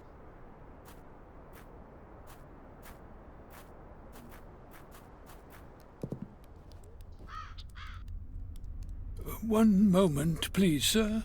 I'll announce your arrival.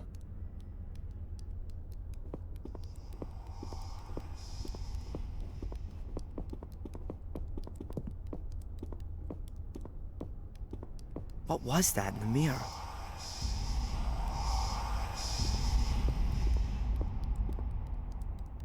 Mr. Falk, their ladyships are ready to receive you. Mr. Falk, is everything all right?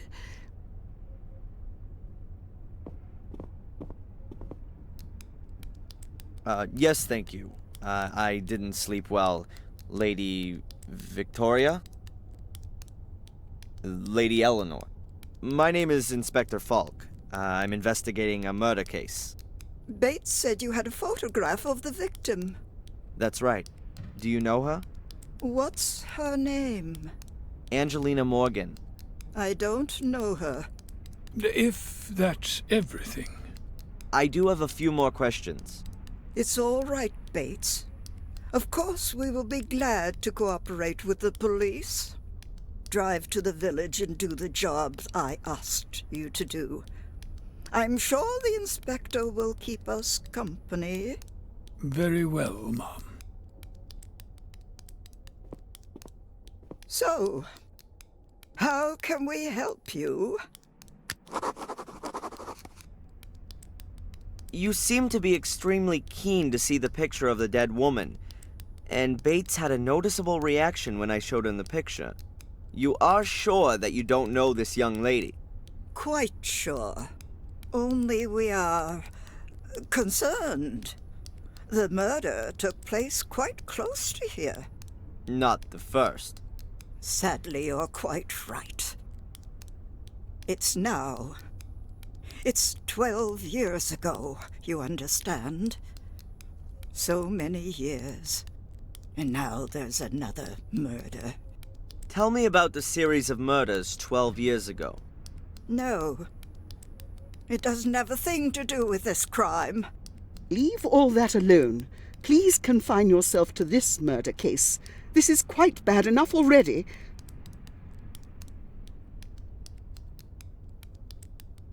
Your butler Bates seems to be looking after you. He has been our butler for decades. He is something like the decent soul of this house. He sees it as his highest duty to do all he can for my well-being. Also, even if he neglects his own welfare. Is he ill? Yes, I fear he is. We've often suggested that he sit with us and enjoy some peace and quiet for a while, but he always strictly denies that he can no longer fulfill his obligations. We've recently taken on domestic help to at least help him out a little. May I look around the castle? I'd very much like to talk to Lewis one more time. Of course. We have nothing to hide. Stay as long as you like. Only please keep away from the private rooms. That goes without saying, ma'am.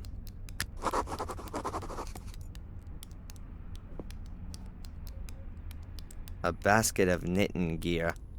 Wool, scissors, and that kind of thing. May I borrow a piece of thread, Lady Eleanor? Some thread? Yes, please. About 2 yards? Certainly. Help yourself. Thanks. Good. Thread is always useful. I took some of the tear-proof stuff.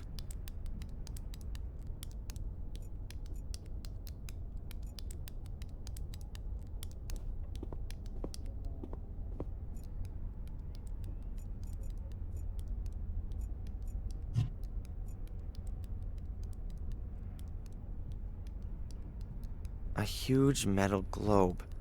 A monstrous thing.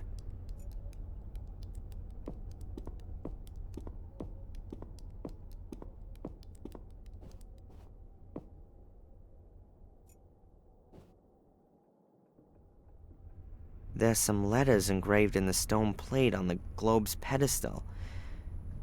There are names. A whole series of them. Wait a minute. The first name is Maximilian Mortimer Gordon. That's the name from Angelina's notes. Does that mean...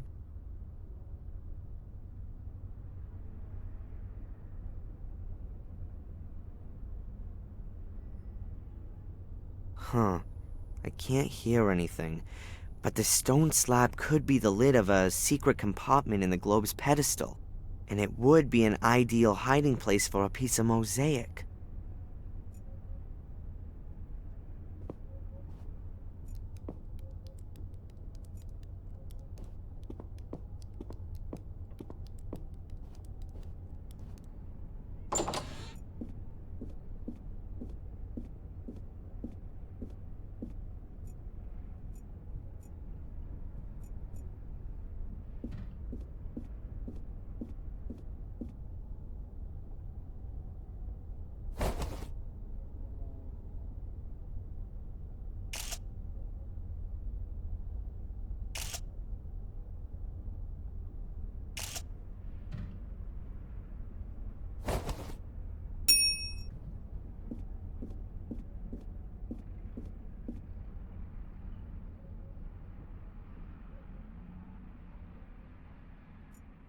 That's the Gordon's family tree. Almost the same as the one in Wales. Huh. It looks as though something's been painted over here at the top. Directly above Samuel and Catherine's generation.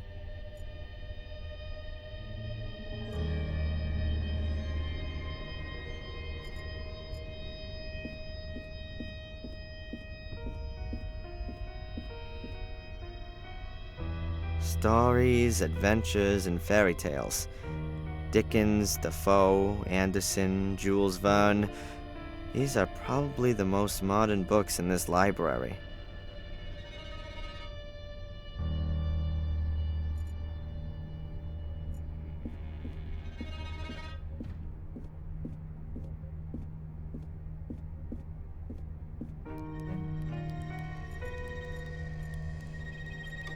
No.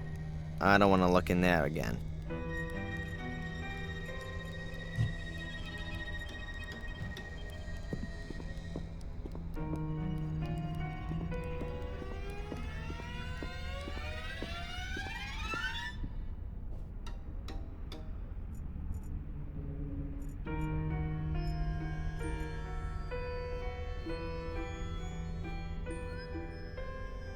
It's locked. There's probably nothing special inside anyway.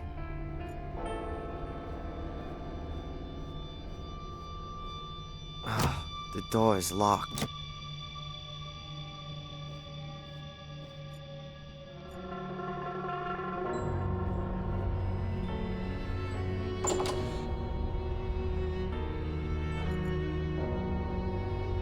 An old-fashioned bathtub. Doesn't look uncomfortable, but it would be too small for me.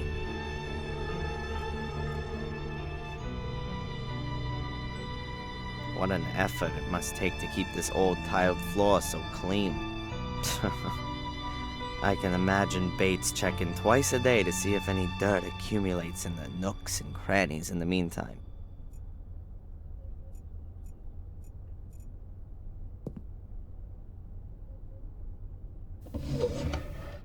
A pile of towels. Small ones, big ones, nothing but towels.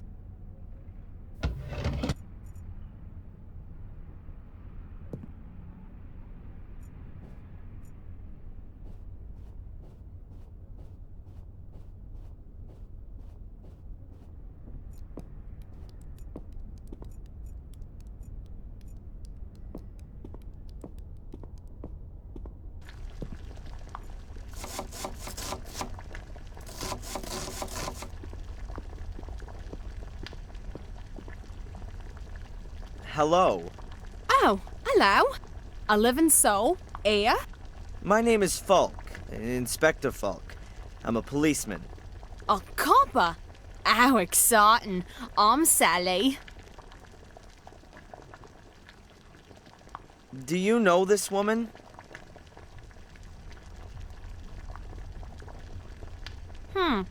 Never seen her before. Looks a bit like a snob.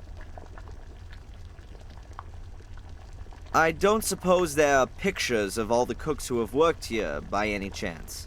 No idea. Must be ages ago, though, since there was an actual cook here. Ask Bates, he knows everything. I'd prefer not to ask either him or Lady Victoria. Then I don't know either. You and Bates look after everything here? Well, looking after. Bates does most of that. He lets me do all the dirty work, cleaning, cooking, and all that sort of thing. Isn't that your job? That's what he says all the time. But being honest, I'd expected something quite different, you know? I mean, a castle with such snobs living in it. You'd expect the odd soiree every now and again. Or a cute prince. Well, Charles is off the market now.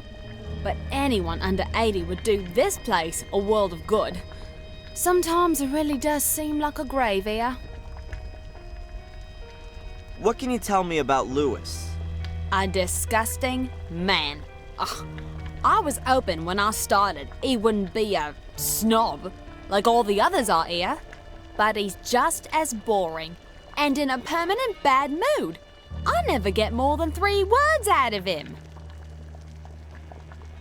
Is Lady Victoria a good boss? I don't know. Bates hardly lets me talk to her. When I first came here, I made her ladyship a few suggestions on how she might want to redecorate the castle a bit. Just get rid of a bit of the mustiness, you know? Since then, I always have to ask Bates if I want something from her ladyship. What's wrong with Lady Eleanor? What could be wrong with her? Snore. Sits around all day either knitting or reading. Anything else? She plays piano for Lady Victoria every now and again. In this house, that counts as having a wild party.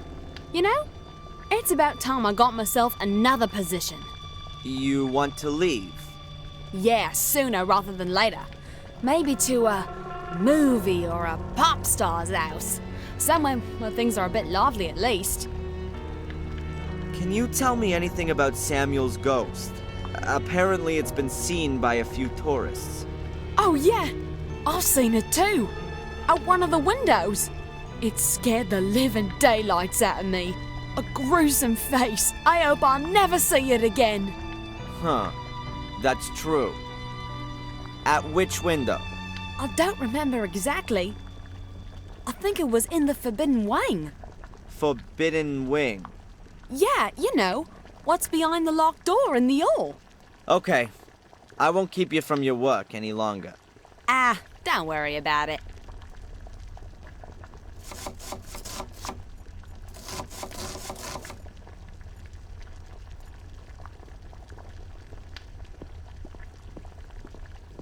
A kitchen range that could really only be found in furniture catalogs of the last century.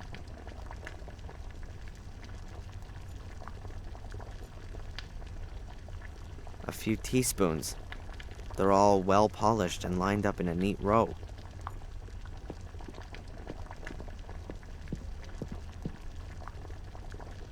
I'm just gonna take a spoon.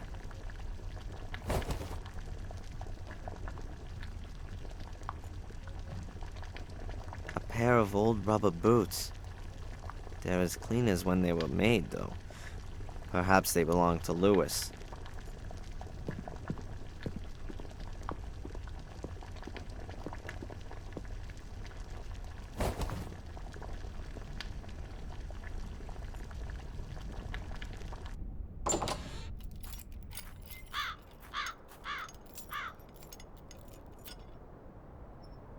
Who have we got here? Huh. This thieving magpie in a raven suit has something I need.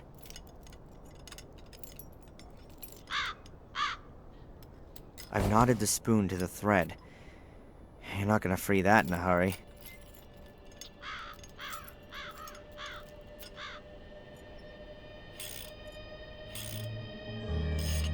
Let's try it.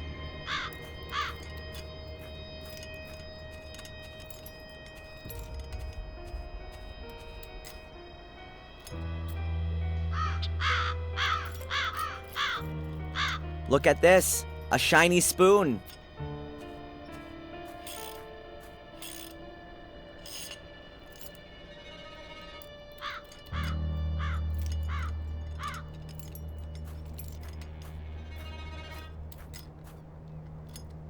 An old wooden ladder. It seems to have been used a lot, and the rungs are really worn and smooth.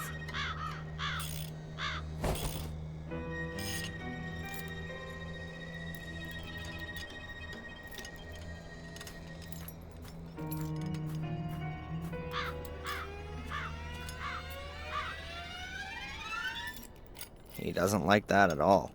I gotta be careful. Ravens have got hard beaks that are as sharp as knives. They can really make a mess of you.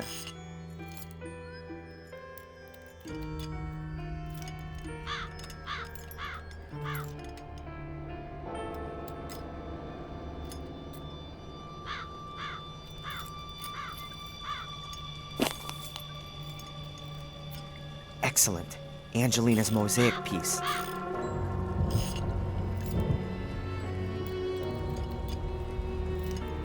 Piece of mosaic for a spoon. A good deal for me.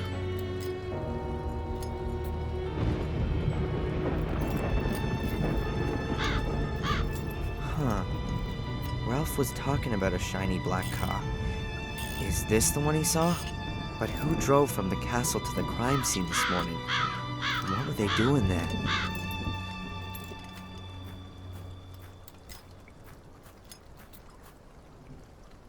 Lewis toolbox. Various wrenches, a cloth, a hammer, pliers, all the things you need. Huh. I think I'll take the big hammer. I could also use it as a weapon if I need to, which might be the case in this place.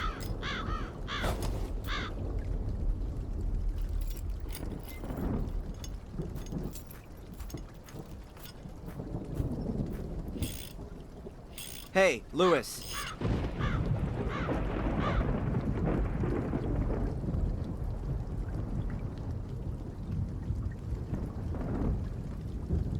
You again? I thought you'd been thrown out.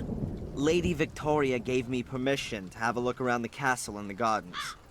How nice of her. What do you want? What can you tell me about the castle? Nothing. A big, ugly building. With an overgrown garden. What have I got to do with that? Aren't you the gardener? My garden's a few 100 miles west of here. In Wales? That's right. So you just do the bare minimum here, if at all? The garden's too big for one man alone, and what's the point in looking after it? This whole place is doomed. The house is falling apart. The lady won't live for much longer, and Bates is as good as dead. You're hoping that Lady Eleanor will return to Wales when Lady Victoria dies? Perhaps. That's a nice car. Certainly is. The only decent surprise here. I discovered it behind the stables, built it back up from scratch. My father used to work on a car like this, and he taught me quite a bit. Do you sometimes take it out for a spin? To the coast, for example? I drive the ladies. They used to still have bloody horses in the stable, but looking after them was too much effort for the old folks. Now, this is the only pair of wheels. But the ladies don't leave the house much at all. Bates usually walks to the village. He says it's good for his health. But every time it takes a bit longer. You weren't at the coast with the car this morning? No. What can you tell me about Lady Eleanor? If you want to know something about Lady Eleanor, then you better ask Lady Eleanor. She's her own favorite subject. You mean she's egotistical? She threw everything away and fled here in a mad rush after Sir Richard died. Who does such a thing? The castle and the garden in Wales reminded her of her dead husband. And she should have thought of the family history. You don't just give up an house where generations have lived and worked. How did her husband die? He blew himself up, did all kinds of strange experiments. In the last years, he became obsessed with uncovering the secret of what drove Sir William and his sons insane. He hardly left his lab anymore, and collapsed in exhaustion more than once. Her ladyship was very worried. Bates seems to be very tired. He's terminally ill. The doctors say it's a miracle he's still alive. But let me tell you, Bates will kick the bucket on the very same day that Lady Victoria dies. Like a dog that follows its master. I think he just finds it unfitting to die before his mistress. He says he's worked for the Gordons for more than 70 years, and that he knows all their secrets. I'd believe that at the drop of a hat. No one knows the castle and garden better than him. But when it gets to his own bonds, he's getting forgetful. The loyal soul. That's why they've given him Sally, I think. I met Sally. Huh. The only one in the castle who's not at least 100 and starting to decay. Is she a good housekeeper? She's lousy. She often seems to be in trouble with Bates because of that. He's the one that chose her, and turned away much better candidates. Why did he do that? Yeah, if you're worried about being replaced. Then you chose the worst possible replacement, to stay indispensable yourself. That's how it is. Lewis, do you believe in ghosts?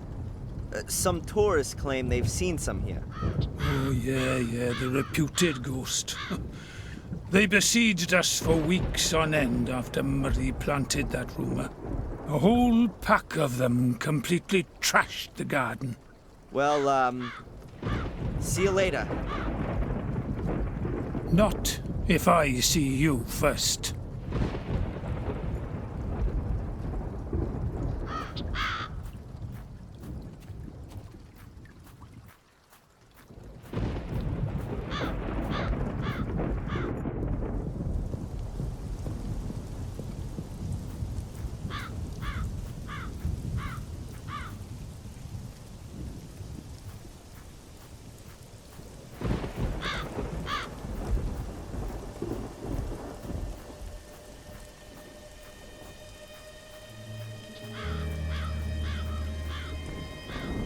The castle looks really lived in from here.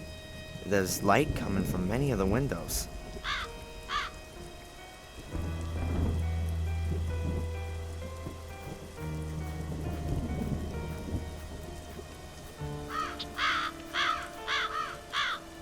That way leads deeper into the garden. It's all overgrown and falling apart. I'd be better off staying away.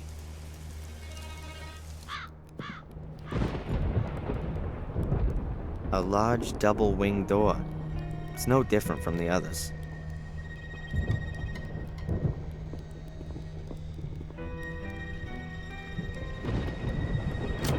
It's locked.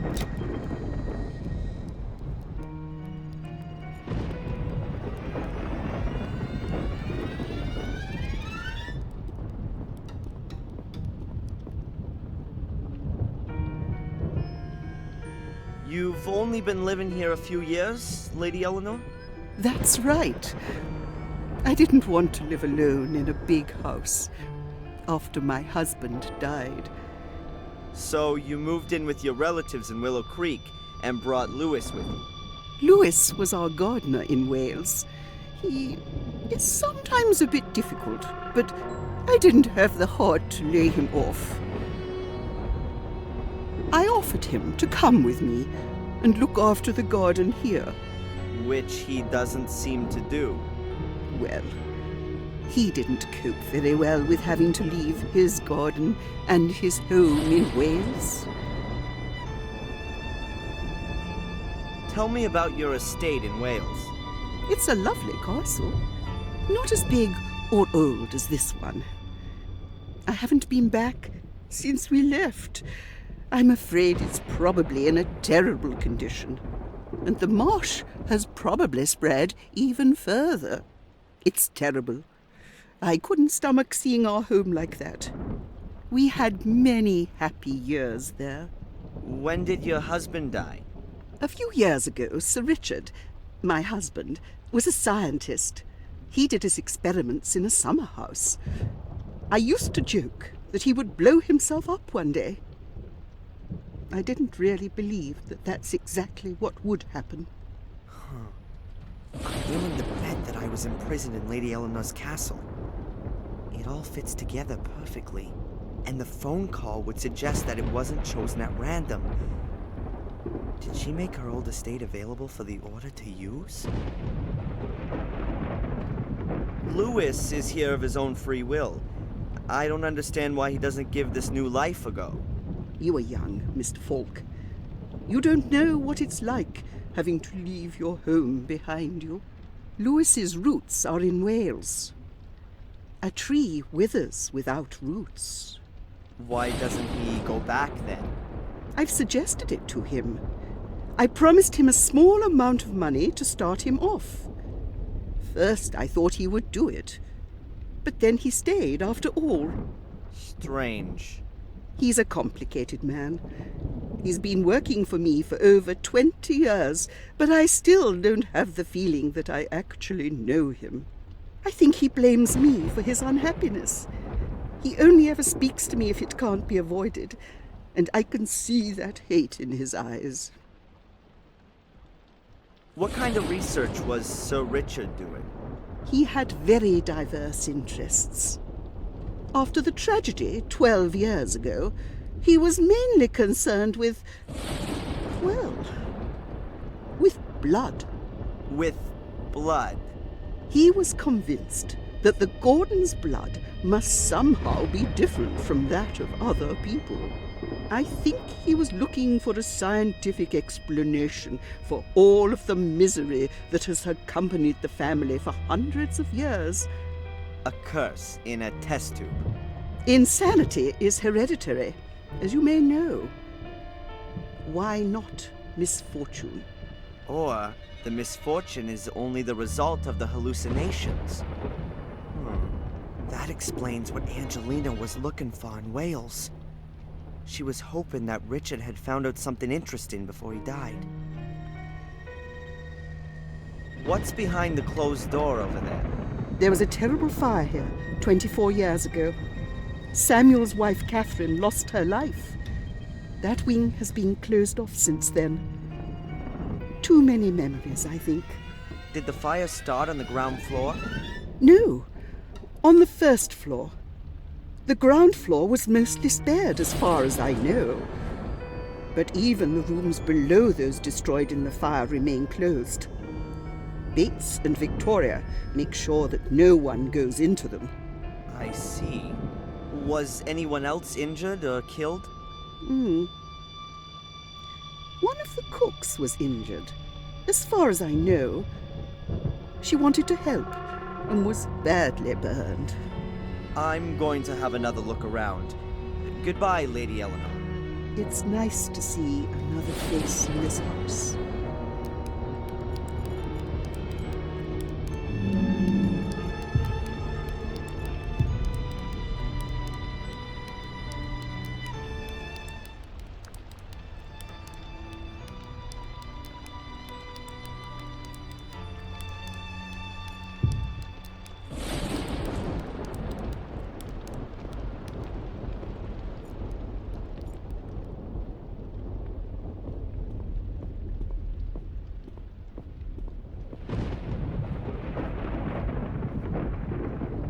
Lady Victoria's on the phone.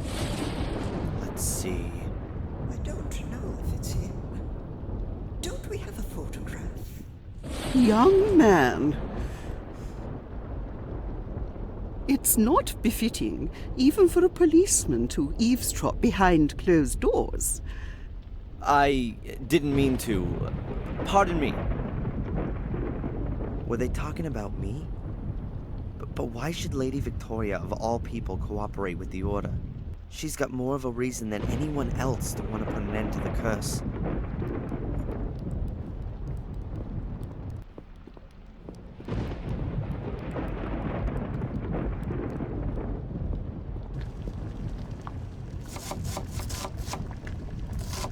An old, original English teapot.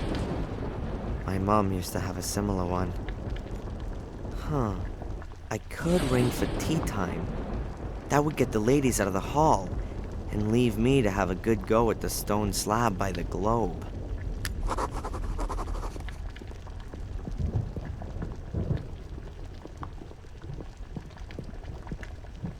Don't touch! Please excuse me, but this teapot is very old, and Bates has told me many times that I must look after it carefully. He's just popped down to the village to get some tea. We've run out. There's no more tea? I didn't even think that would be possible in an English castle. Bates said that the tea had gone bad. He got rid of it. Huh. Or he needed an excuse to go to the village.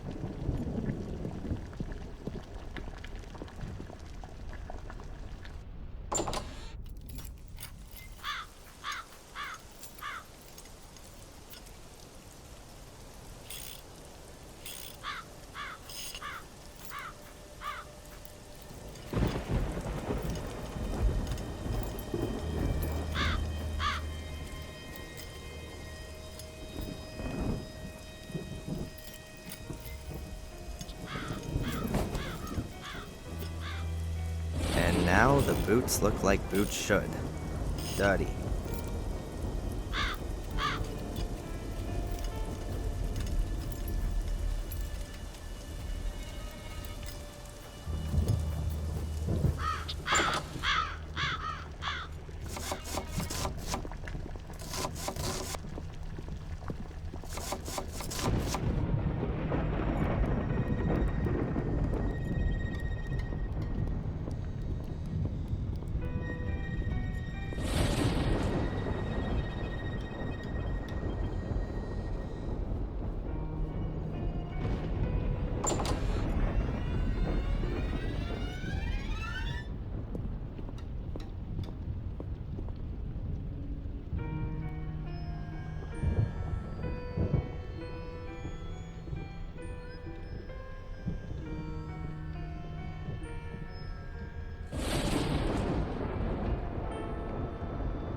Ah, what a mess.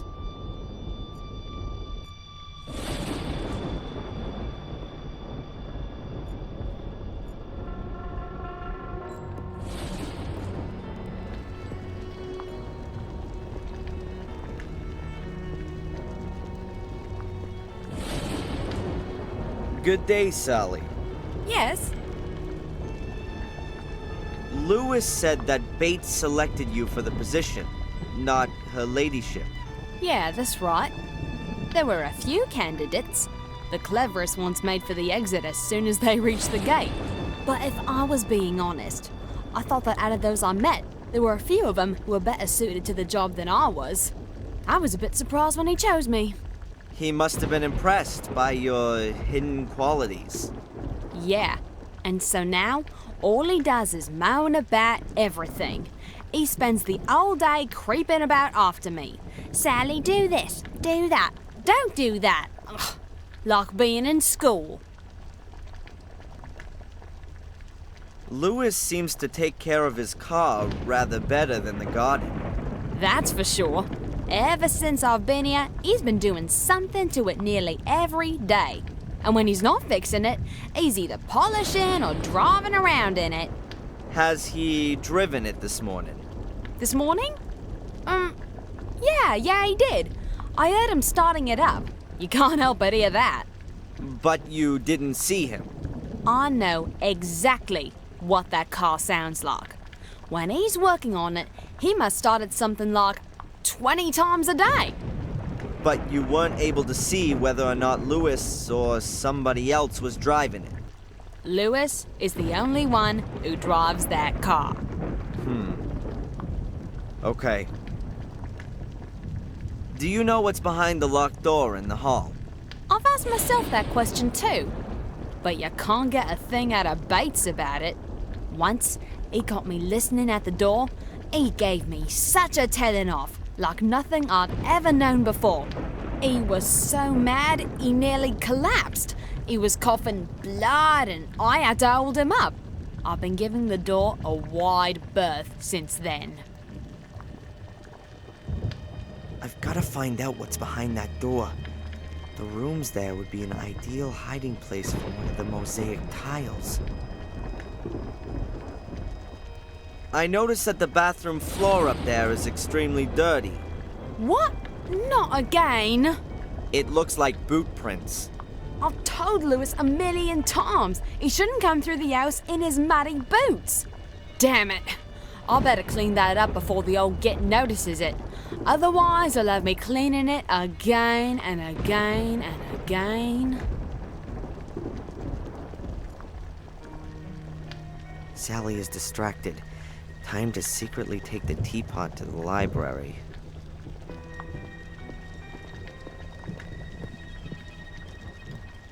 And then I'll try to work out where I can get some tea at short notice.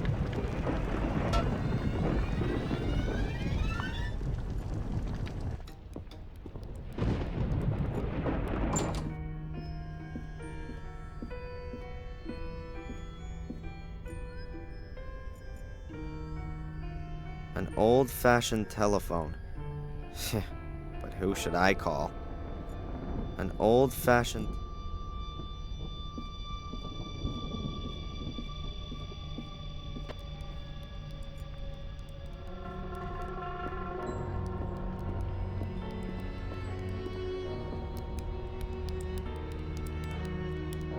Your domestic help, this Sally... Ah, have you already met her? She doesn't really seem to fit in here. With us old people, do you mean? She seems to be the exact opposite of Bates. That's a sharp observation. She embodies everything which is the opposite of Bates. Undisciplined, untidy, unreliable. She gossips. Perhaps he wanted to demonstrate to you what you have in him. I know exactly what I have in him. But I also know he's not well. He can no longer care for the house and us old ladies all on his own. I will look for the next domestic help. And it will be someone rather more industrious. Someone who will rarely take the load off Bates. Victoria, would you please tell me what's behind the locked door? Only an unused wing of the house. Could I have a quick look in there? No, unfortunately not. The wing is in danger of collapsing, and that's why it's closed off.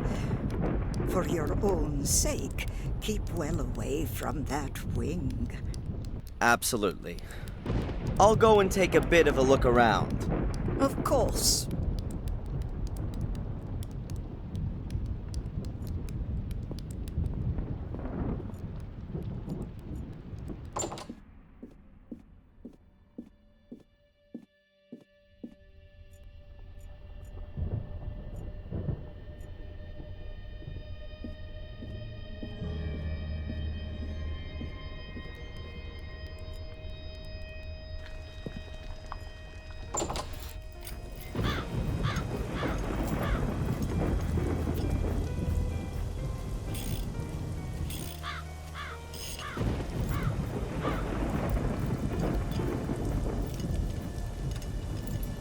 Hey, Lewis.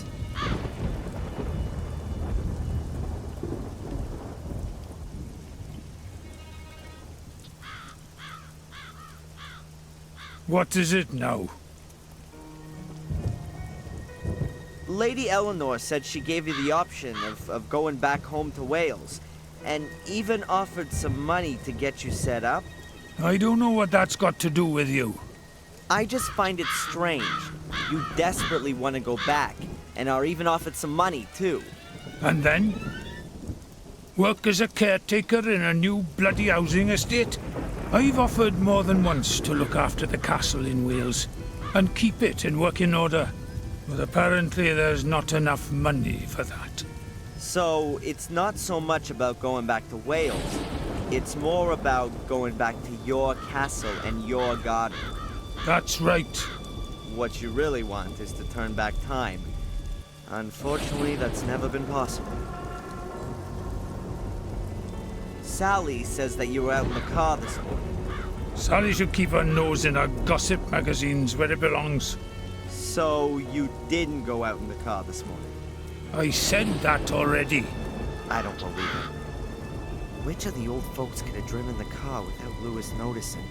Well, see you later. Not if I see you first.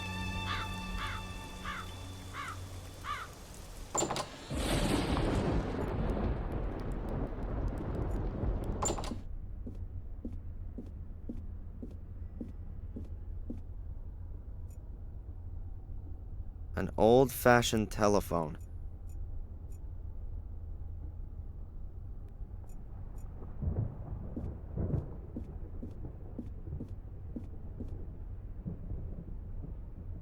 So, the teapot and service are already in place. Now we just need some tea. It'll be dangerous for me in the village. The Order will definitely be looking for me there. But it'd be a good opportunity to see if Bates is trying to alert the Order. I'm gonna have to go back to the village and get some tea. But before I enter the lion's den, I'm gonna take some precautions. It'd be best if I lure the entire Order in the hotel. Then I can walk around the village square in relative peace. Here's a phone. Then, let's do it.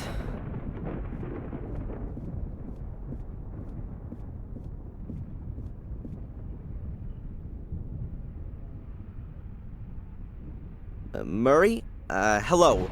Darren Michaels here. Oh, I'll be leaving today.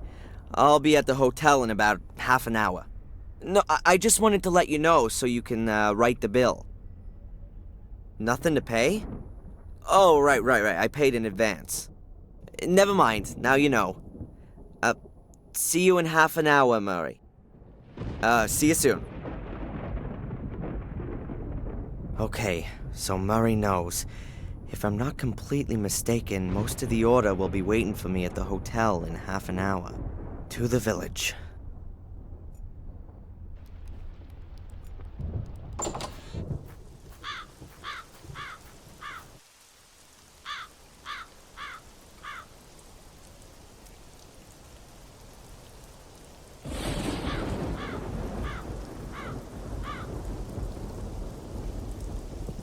I thought so. I hardly believed he was shopping at the library.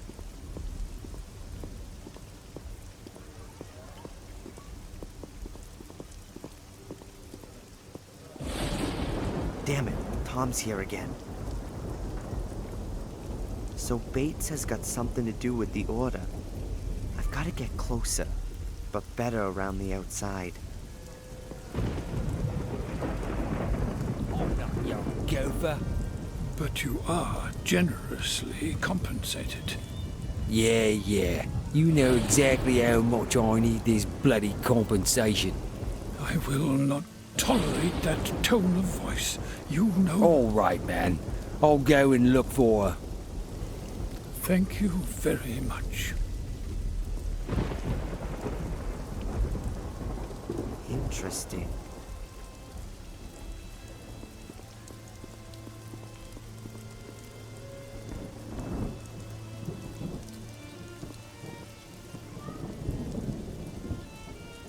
How fitting. Cracking Tom's door with his own tool. The same principle as in the hotel.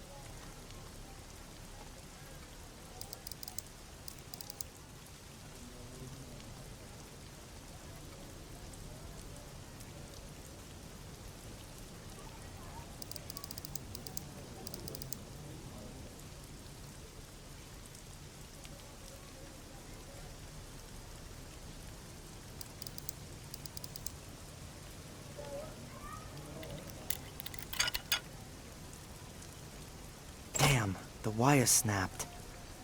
But I've achieved what I wanted to.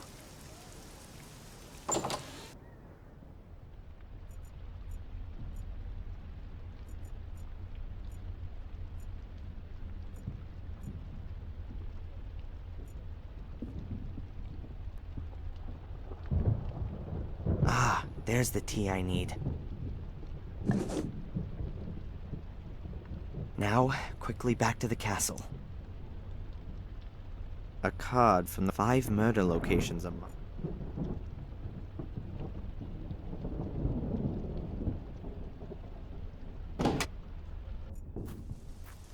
I guess Bates isn't back yet.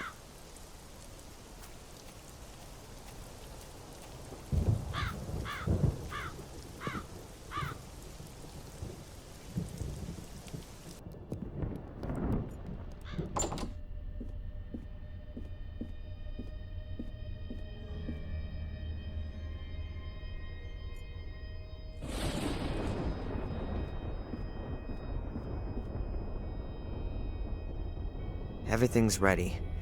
Just need some hot water. I'll just let Sally know.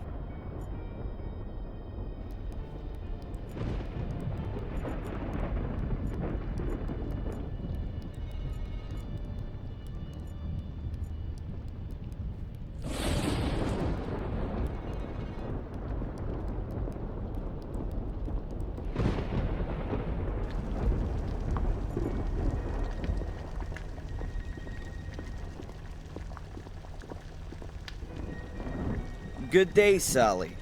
Yes? Sally, Bates has asked me to tell you that you can announce tea time today. Now all we're missing is the hot water. Oh, so I'm good enough for that now, am I? He was rather exhausted after doing the shopping. No wonder. I don't understand why he simply didn't tell Lewis to go.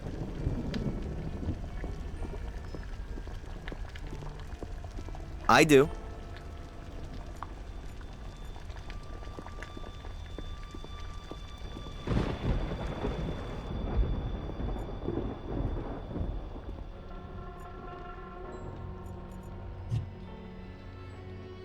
Really not.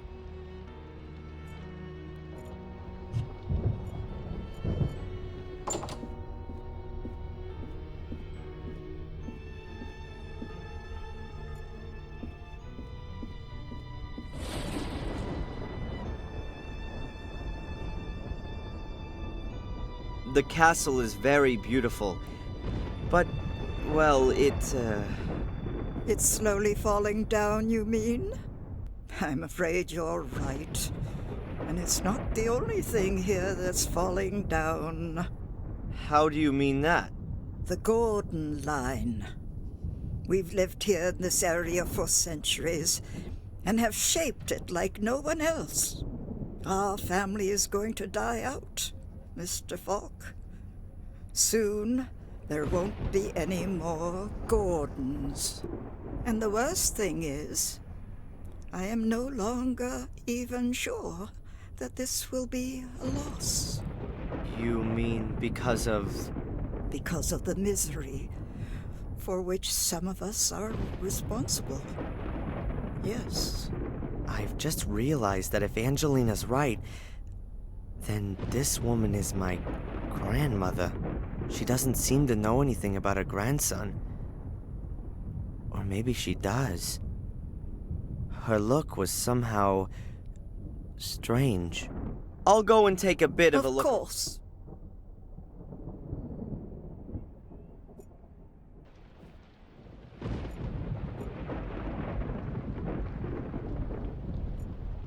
I don't think the ladies would be that happy if I were to use a hammer on the stone slab. You'd hear that through the castle.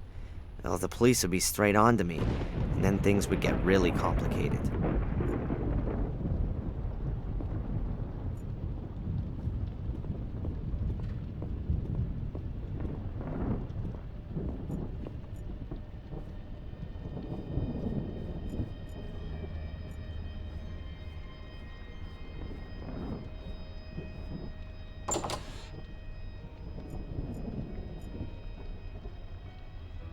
Sally put her cleaning things down here. An old metal bucket and a mop. I'll take the mop with me.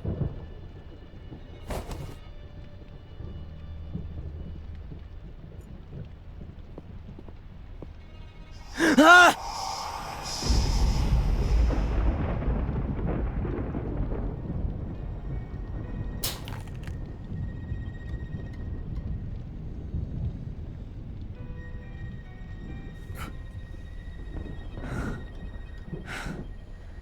Insanity is hereditary.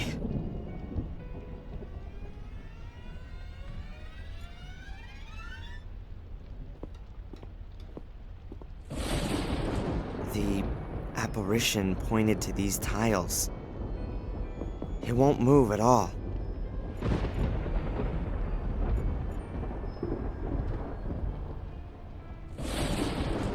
Whoa! There's a cavity behind it.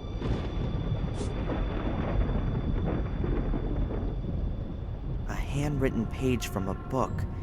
It looks like it's from William Gordon's diary, with additions from his grandson, Samuel. As far as I know, they both fell from one of the castle towers. Now, did Samuel rip out the page and hide it first? But then, why? Huh. There are lots of little pyramids or triangles scribbled on the page in a circle. 3 of them have been crossed out. Now, I've seen these triangles somewhere before.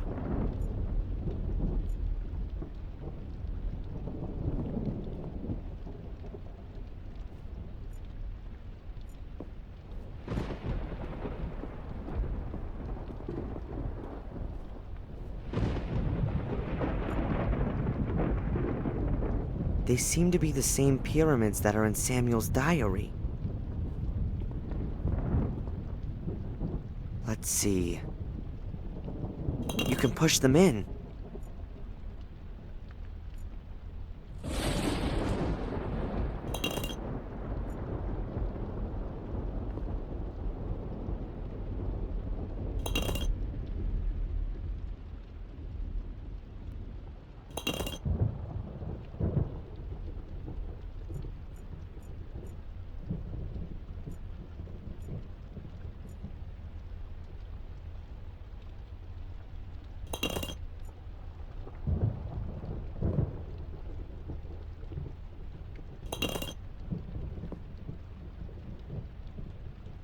Yes, finished. But nothing's happening.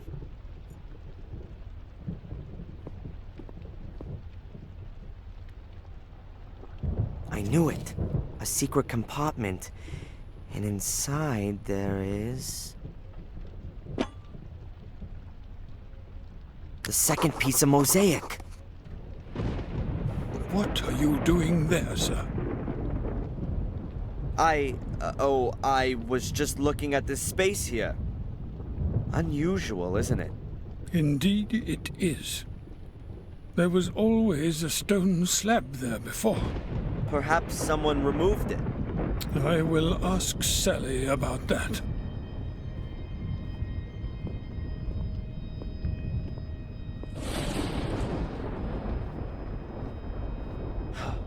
That was close. Lady Victoria, I've just returned from the village, and I thought you might like to know. Very good, Bates. Take a break for half an hour. No debate now.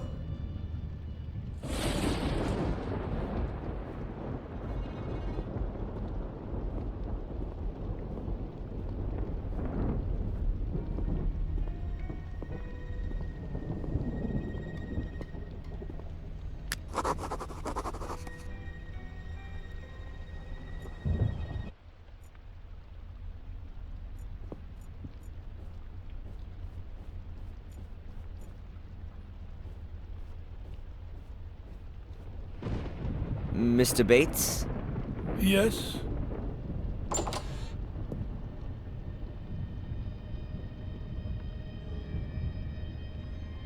Are you not feeling too well, Mr. Bates? I'm fine.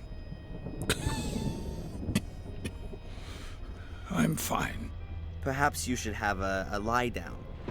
I'll have a lie down when I have time to do so. The work won't get done on its own. Sally could do it. I doubt that very much. You don't think too much of Sally, then? I don't think too much of her work. So why do you employ her? It wasn't my idea.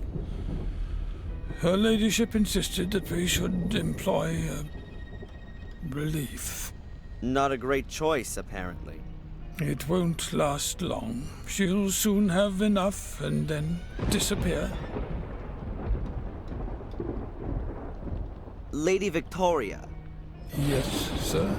She seems to me to be rather bitter. She is a dignified old lady who has to bear a greater burden than I would wish for her. The death of her husband and her 2 sons, the murders, the castle's decline, the end of the family line. You said it, sir. What can you tell me about Lady Eleanor? If you want to know something, why don't you ask her yourself? I'd like to hear your opinion. Why do you think she brought Lewis here with her, after her husband's death? And what do you mean by that, sir? Really now, I ask you, sir. Lady Eleanor is a lady, and she treats her servants accordingly. Lewis would have been unable to get a new position. He's simply too old. We can offer him a form of retirement here. But neither Lewis nor Lady Eleanor give the impression of being happy with the arrangement. You could maybe even believe that she owes him something. I would be aware of that, and I can tell you that your surmising is incorrect. I've noticed a huge locked door on the ground floor. I'd keep away from that, sir. Why? There was fire in the rooms through there some years ago. The damage was never properly repaired. The walls have been ruined by rainwater, and the beams have been rotting for 20 years or more. I think you'd risk your life going into that wing of the house. That must have been quite some fire to destroy the wing like that. It was a dreadful tragedy, such as we've already suffered too many times here. It must now be 24 years ago. Master Samuel and his enchanting wife Catherine were just married and had only recently moved into the castle. We were hoping that he would one day take over the castle from his father and give us a son and heir. But then, they had not even been here for 6 months. There was a fire. Did anyone know how the fire started? No. Master Samuel lost his wife in the fire, and then vanished for the next 12 years. He'd been deeply wounded by the events. Were there any other victims of the fire? Anyone injured, perhaps? Our cook at the time was the first to discover the fire and tried to pull young Mrs. Gordon from the flames. She became trapped by the flames and would have burnt to death had she not saved herself by leaping out of a window. But she injured her back very badly and had to leave us after that. Why are you interested in things which happened here so many years ago? The young lady at the lighthouse was also burnt. I find the connection rather stretched. What kind of a man was he, this Samuel Gordon? His father sent him off to boarding school early, since he was a very obstinate, wild child. His behavior improved at the school. The teachers described him as an alert, intelligent, and friendly boy, and in the holidays we found him so too. He got to know Miss Catherine after being at school. A wonderful, good-hearted woman. They were married and seemed to have found a perfect happiness. What do you mean, seemed? Well, there were some arguments when they lived here. Was he violent? To her? I don't really know. But I fear he may have been. Miss Catherine was unhappy, and if there hadn't been some wonderful times every now and again, then she perhaps would have left him. It could have been noticeable to us at that time. The two faces of Samuel Gordon. On the one hand, the loving, caring husband, and on the other, the arrogant and brutish egomaniac. After his wife's death, this nasty side of him seemed to disappear. He never visited us. However, common acquaintances described him as a profoundly sad and broken man. That is, until he returned and slaughtered some innocent people. It's terrible. We all wonder ourselves. Perhaps we didn't want to believe that this evil side of his soul had returned. What can you tell me about Samuel's ghost, which some of the tourists believe they've seen? Indeed, there are a few tourists who believe they have seen him. But nothing unusual has happened for 12 years now. Apart from the castle being virtually besieged by tourists every now and again. But not anymore. No. Although, only yesterday there was a married couple who came to see the castle and its alleged ghost. Since they asked me politely in advance, I let them have a look around the garden. But did they find what they wanted? I very much doubt it. There are no ghosts here. I'll catch you later, Bates. Goodbye, sir.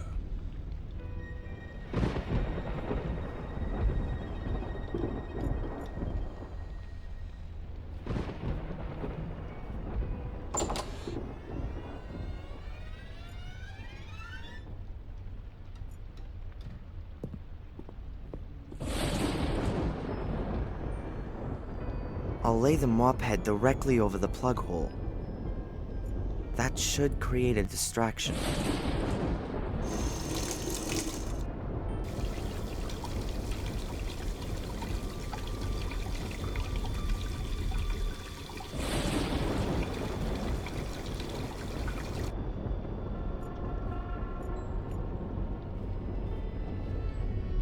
Mr. Bates? Yes?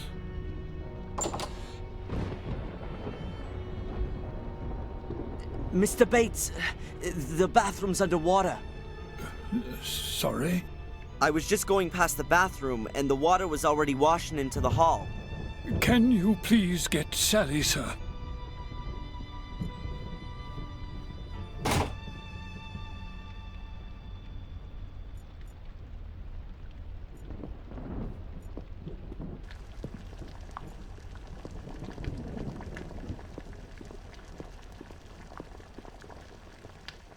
Good day, Sally.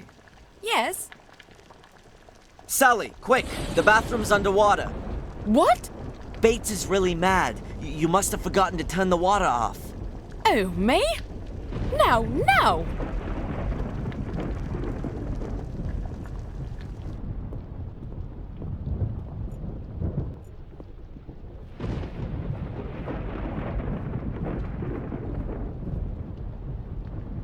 But I really don't know how that could have happened. I've had enough of your excuses. You've missed something there. But I have never left the flannel in the bathtub. Oh, her ladyship will hear about this. You can consider yourself lucky if we don't subtract the damages from your wages. They're both occupied. Bates is distracted. Okay, let's go.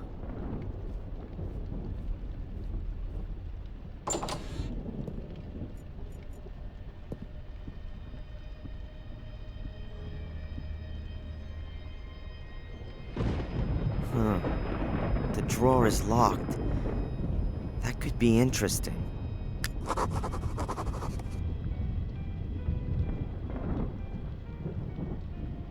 I've no idea who that is. There's no name on it. It's not one of the usual suspects. Not Shakespeare, not an ancient Greek. You can see straight away that Bates isn't well. He seems to have problems breathing. Perhaps lung cancer.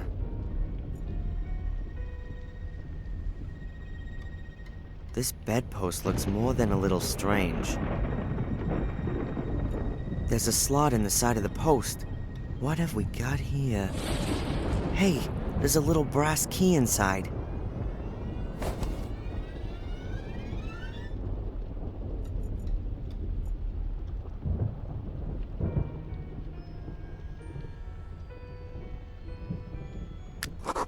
A small metal box.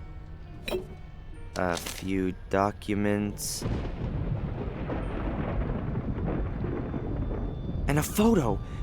That's my mother.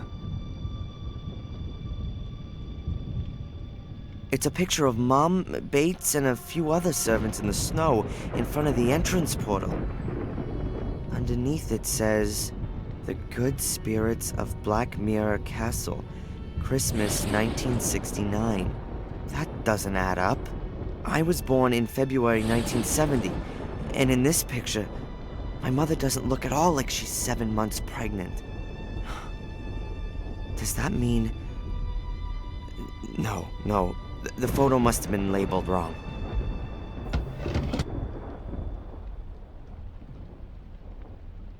The portrait of an uptight, miserable gentleman. Well, that's what you look like if you have to sit still for hours for an artist.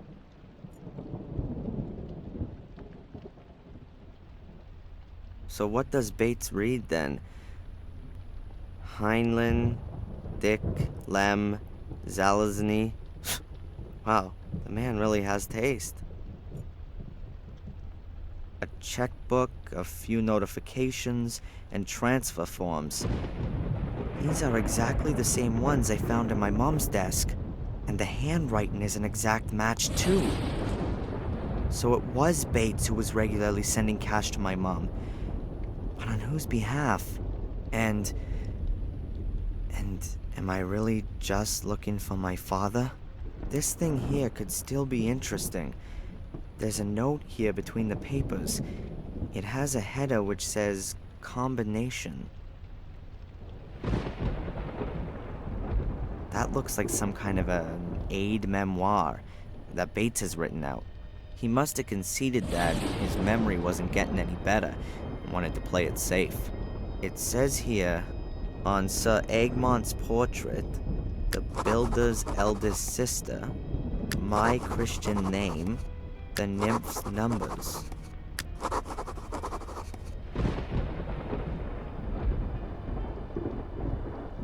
Hopefully, they're both still occupied. We're going to discuss this immediately. But nothing happened! Only because the police officer discovered it before it was too late. Do you know what might have happened?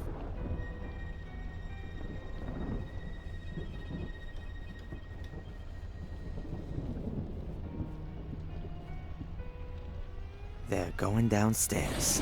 Excellent. In all the commotion, Bates will have forgotten that he didn't lock his room.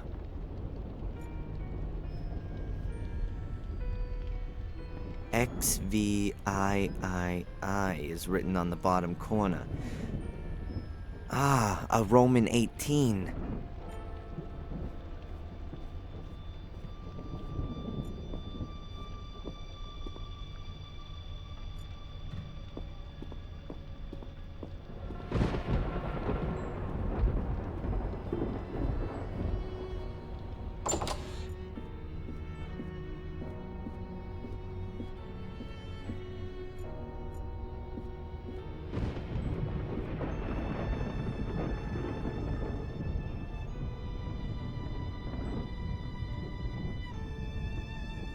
Is there a Sir Egmont in the Gordon family? Sir Egmont? No. That doesn't ring a bell at all. Or perhaps is there someone in the area with the name?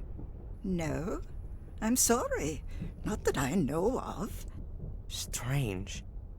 Someone who Bates knows, but not Lady Victoria. That doesn't make things simpler, exactly. Can you tell me Bates's first name? Now that's odd. He's been working for us for so long that I can't remember him ever having a forename. Please ask him yourself, Mr. Falk. If that was only so simple. As I understand it, this house was built by your two ancestors, Marcus and Mordred. Is that correct? Well, they at least laid the foundation stone. Most of the foundations, the cellars, and a few walls are from that period. Not the rest. Oh, no. You don't seem to be too au fait with architecture, Inspector. In Marcus's time, they weren't able to build castles like this. That came much later. Who gave the castle its present-day look? Many of the masters of Black Mirror improved and extended the castle, laid the gardens, and modernized all of the fixtures and fittings. But the one who really had the greatest influence on the fabric of the castle, as you see it now, was Frederick Arthur Gordon. He gave the castle the appearance it has today. Frederick Arthur Gordon, then. Thank you. I'll go and take a bit of a look around. Of course.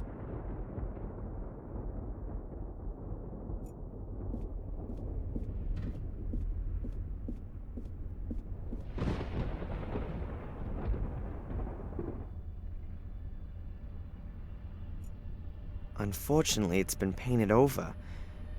No way you can work out what was written there before.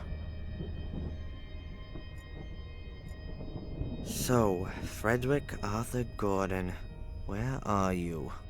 Ah, here he is. Frederick had 4 sisters. The oldest answered to the pretty name of Rose.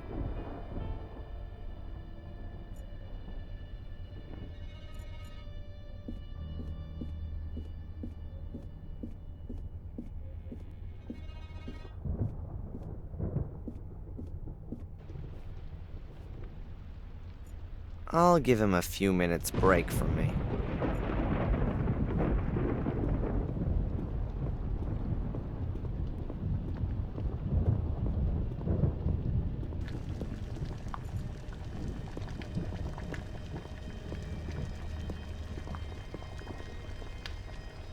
Good day, Sally. Yes? Do you know Bates's Christian names? What? No. Lucifer, maybe. Does the name Sir Egmont mean anything to you? Sir Egmont? Of course. Really? Who's that, then? And why do you want to know that? I need the information for my investigation. And what if I didn't tell you? What's that supposed to mean? Come on, tell me. Well, one good turn. Being a copper, you can certainly do me a little favor. My brother Rupert's got a problem with a few speeding tickets. Maybe you could Hey, slow down. I'm not the traffic police. Tell me who Sir Eggman is, or your brother's speeding tickets will be the least of your problems. You can't force me. I'm not telling you anything until you've helped me out too. Okay. So what's your brother's name? Rupert Wood. I'll see if there's anything that can be done. Perhaps I can fool her on this. Okay. I won't keep you from your work any longer. Ah, don't worry about it.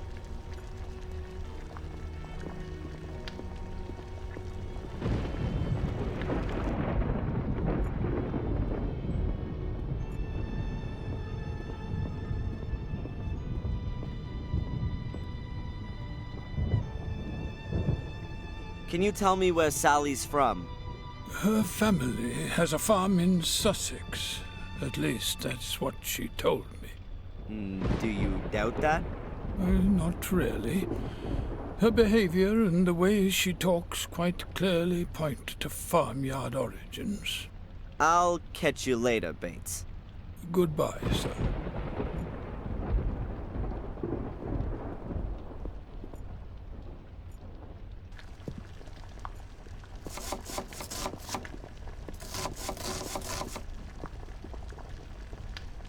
Good day, Sally. Yes? The thing with the tickets has been sorted out already. What does Sir Eggman have to do with any of that? You're taking the mickey, aren't ya? How old is my brother then, and what's his address?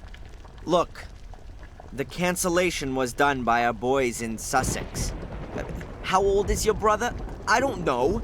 But for canceling the tickets, that information is irrelevant anyway. Then ask your boys over there in Sussex. I want to be sure you've taken care of my brother's problem. Okay. I won't keep you from your... Downward.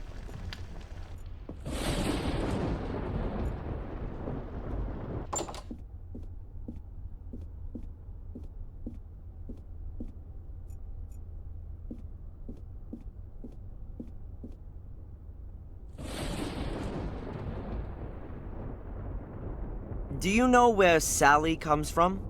Oh, now you're asking me something. She's from a farm. Her brother took over the farm from their parents, as far as I know. But I can't remember where the farm is. I'll go and take a bit of a look around. Of course.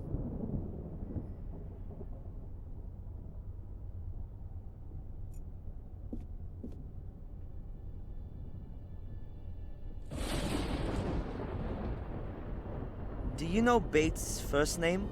What a strange question. I'm afraid I can't help you with that. I'm going to have another look around. Goodbye, Lady Eleanor. It's nice to see another face in this house.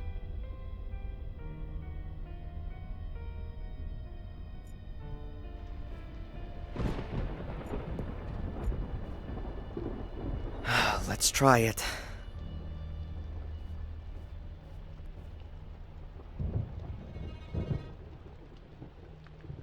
Hello, operator? Please put me through to Rupert Wood in Sussex. Yes, I'll wait.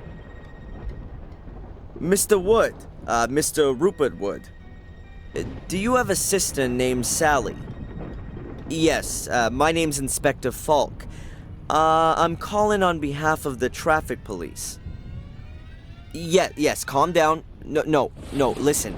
No, she isn't. It's concerning your speeding ticket, sir. It seems as though someone has made a mistake. According to our records, you are 99 years old. That surely can't be right, can it? 34. Yes, I thought so. Listen, I'm gonna delete the record, okay? Your speeding ticket is thereby null and void. Yes. No problem. Goodbye, Mr. Wood. Rupert Wood, 34, from Sussex, now believes that his speeding ticket has disappeared into thin air. Hopefully his sister believes that too.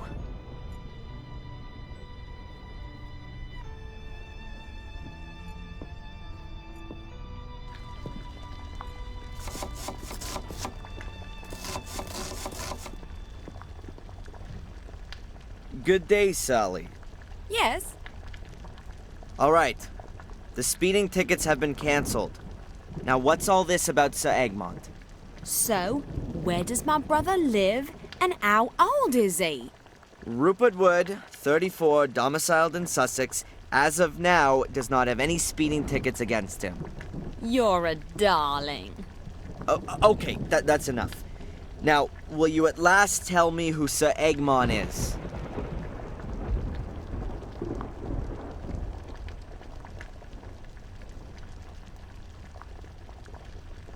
Here he is.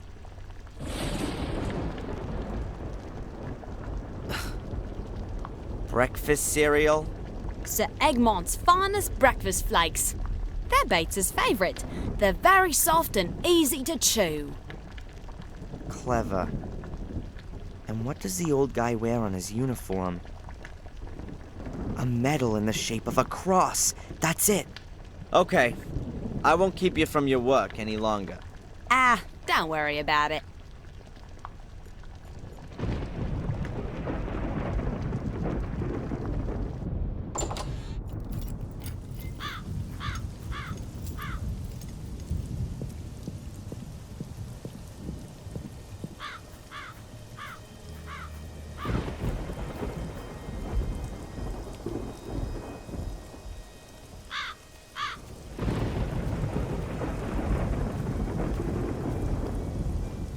There isn't really anything to see on the base of this figurine. Just a vertical line. Is it supposed to be a Roman 1?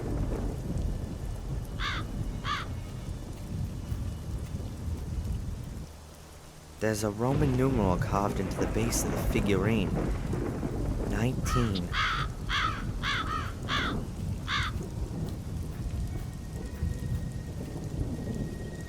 XX is engraved on the base. Either there's an X missing to warn of its lewdness, or it's a Roman 20. Let's see.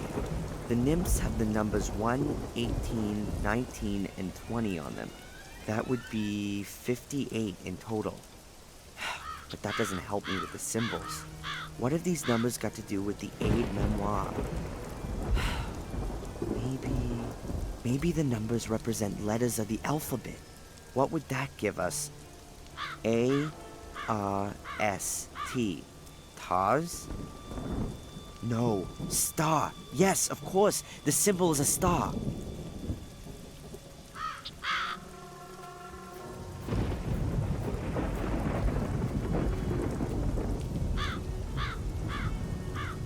Hey, there's a letter inside.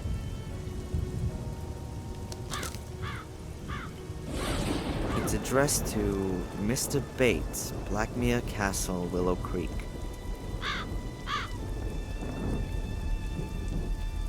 If Bates's full name isn't going to be on the envelope, then perhaps maybe at least in the letter? It's a bill for a gravestone, made according to your desired blah blah blah. The inscription is as follows: Edward Bartholomew Bates, to know one's duty and to carry it through. That is everything. So, Edward Bartholomew then. Weird name. And which symbol does that point to?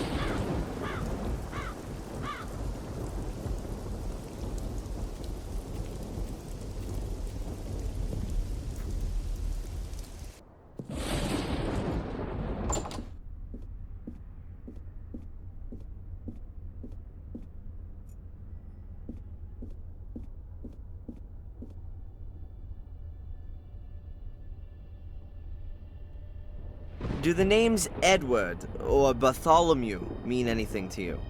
Mean anything? What do you mean by that, Mr. Fogg? Perhaps you associate a particular symbol or sign with these names. Oh, I've always been interested in these kinds of things. Now, let me think. Now, Edward doesn't have any significance for me. But the name Bartholomew comes from the Bible. Saint Bartholomew. He was one of the 12 apostles. He preached in Persia and also in India, possibly. He died a martyr's death. He was flayed alive. His skin was removed. That's why his symbol is a knife. A knife. I think you may well have helped me with that. Glad to. Even if I do find your questions rather odd. Surely they can't all be to do with the dead girl. Oh, it's a complicated case. I'll go and take a bit of a look around. Of course.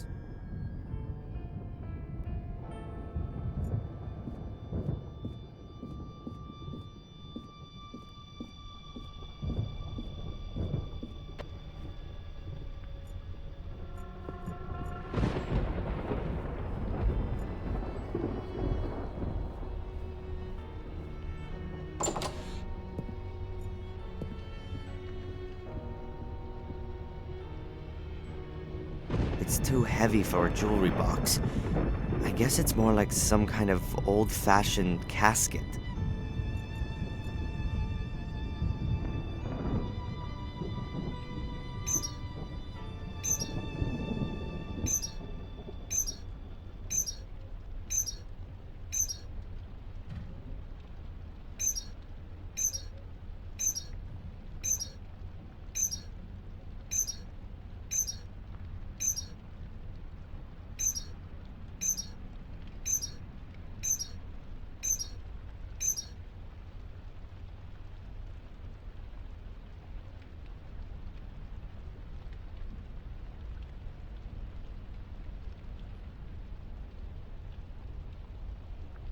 That's it.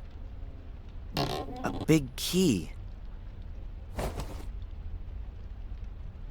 There's only one door here whose key you'd hide in a casket. And a small golden medallion. Or at least half a small golden medallion. It must have been one you could open originally. There's small hinges on it. Inside is a photo of me. Me as a little boy, 3 or 4. I'm certain it looks just like the pictures of me as a child in Boston. Was I adopted? There's something engraved on the back of it. Adrian. Is that my name? And if it is, why was it changed when I was adopted? To make it more difficult for the Order to find me?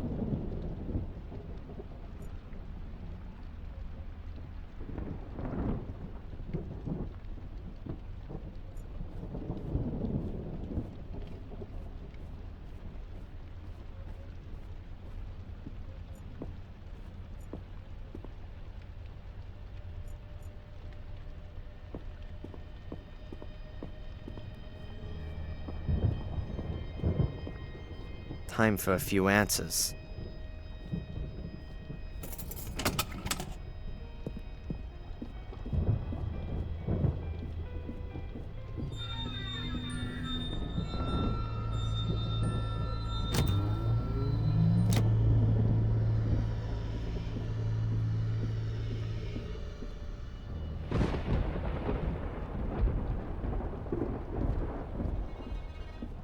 This is the only accessible room in this wing. Next door is locked, and all the other rooms are completely dilapidated.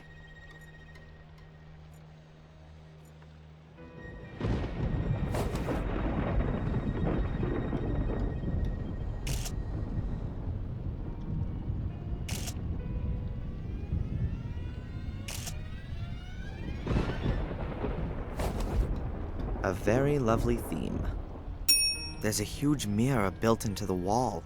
Quite elaborate for such a simple mirror.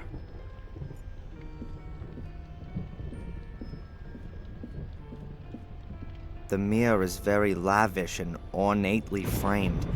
There seems to be some kind of mechanism at the bottom of it. I've got no idea how it works. I think something's missing.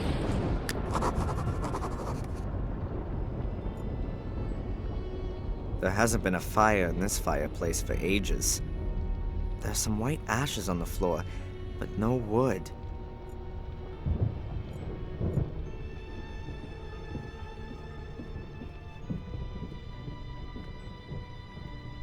There's a small wooden plate lying here. It looks like it belongs to a game. I've got the feeling I've seen it somewhere before. Someone has written Ralph on the back.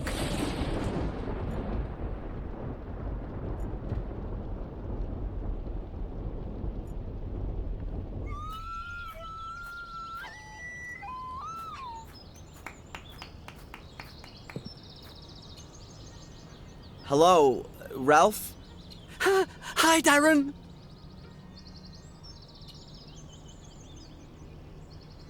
Ralph, I've got something here and was wondering if you could maybe help me out with it? I've got one of those too. Here, look. A sliding block puzzle. I remember those from when I was a kid. Yeah. Is it yours? A nice lady gave it to me. A lady? Yes, I couldn't recognize her, but Mr. Bubby says she's a holy one. Interesting. Mr. Bubby says you can have it. It's a bit broken.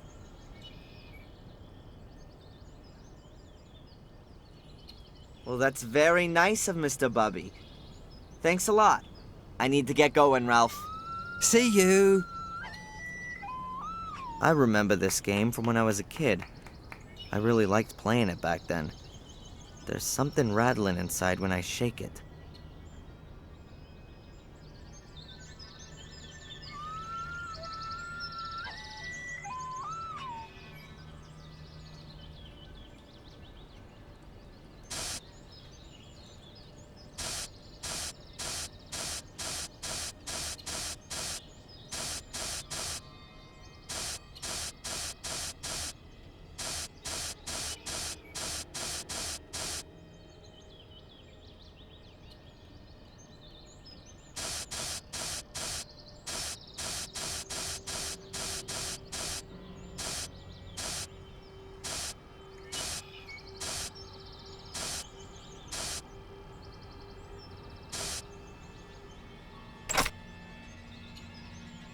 The ball's outside.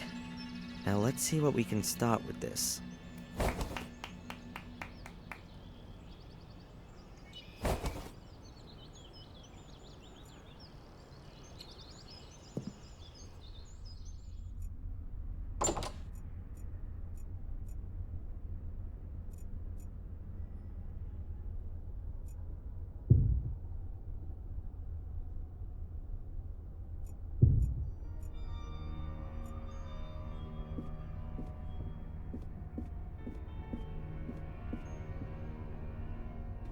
Yes, it fits. The little ball rolls around the outer circle. Now I need to adjust something else. I think it has to get to the middle. Alright, then let's see.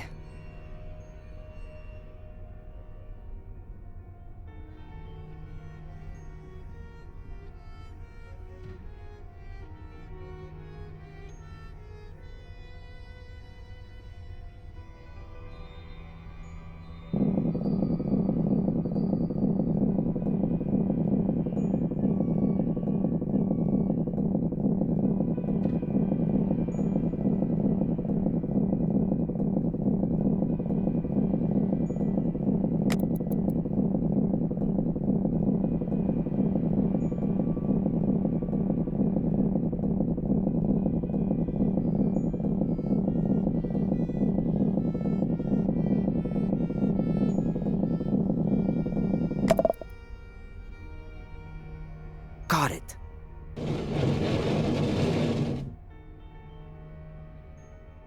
Ah, the mirror. It's actually a secret door.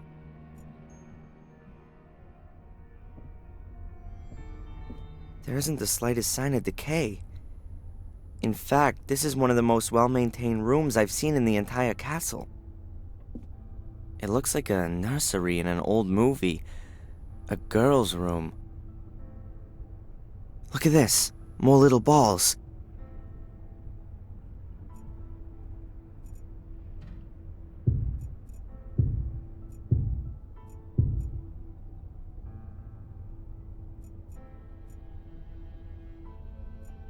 Just another door that's not gonna get in my way.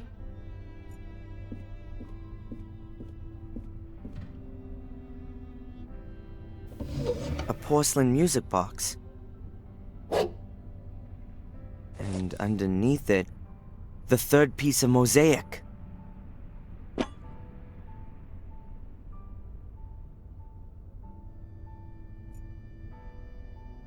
Just another door that's not gonna get in my way.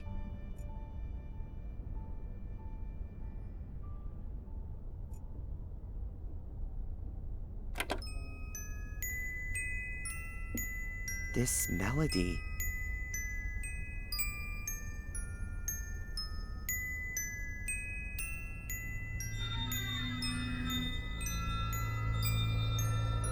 Oh!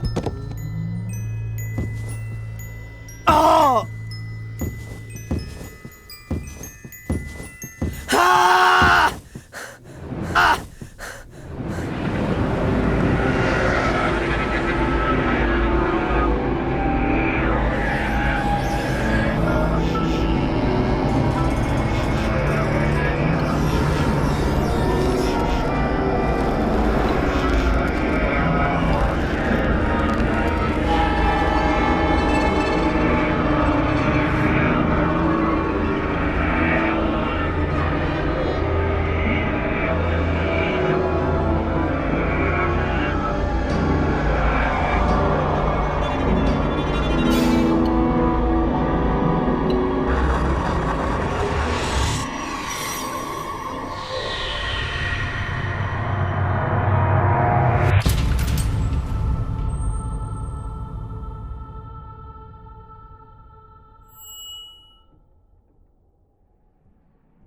Adrian? Adrian, wake up. Who? Your father had changed a lot. It poisoned him. It brought out his dark side, made him go mad. It burnt me. Mom? I was pregnant. Twins. The doctor said it was a miracle that I gave birth to 2 healthy children, despite my burns, despite all the suffering. A miracle. At first I didn't want you. You reminded me of him, of what happened, of my scars, the pain. I didn't want to live anymore. But then these 2 little things just lying there, helpless, innocent. I took my parents-in-law's offer, and after more than a year in various hospitals, we moved here. I needed a hiding place. I didn't want to show my face to the world. You needed a family, and yes, I thought I understood. How it had all come to that. And Samuel? Your father didn't know that I was still alive, and he didn't know anything about you two. I started to hate him. He ruined my life, and his parents' life. When he turned up here, after his grandfather's death, I hid myself here in my rooms, and I waited for him to disappear again. Angelina was at boarding school, far away, safe. Friends had told Victoria that Samuel was a broken man after the fire, and didn't seem so nasty anymore. But I was still afraid of him. When the first murders happened, I sensed that Samuel's dark side had returned. However, Bates reassured me. He said that Samuel gave the impression of being quite balanced. And after all, the first incident, William's death, happened before he'd arrived. They didn't believe me when I told them how quickly and completely the curse would take control of him. Bates and Victoria blame themselves for that to this very day. Did Angelina grow up in the castle? No, not really. She went to various boarding schools and was only here during the holidays. A dreary castle and a disfigured... like me. Oh, not the right environment for a child.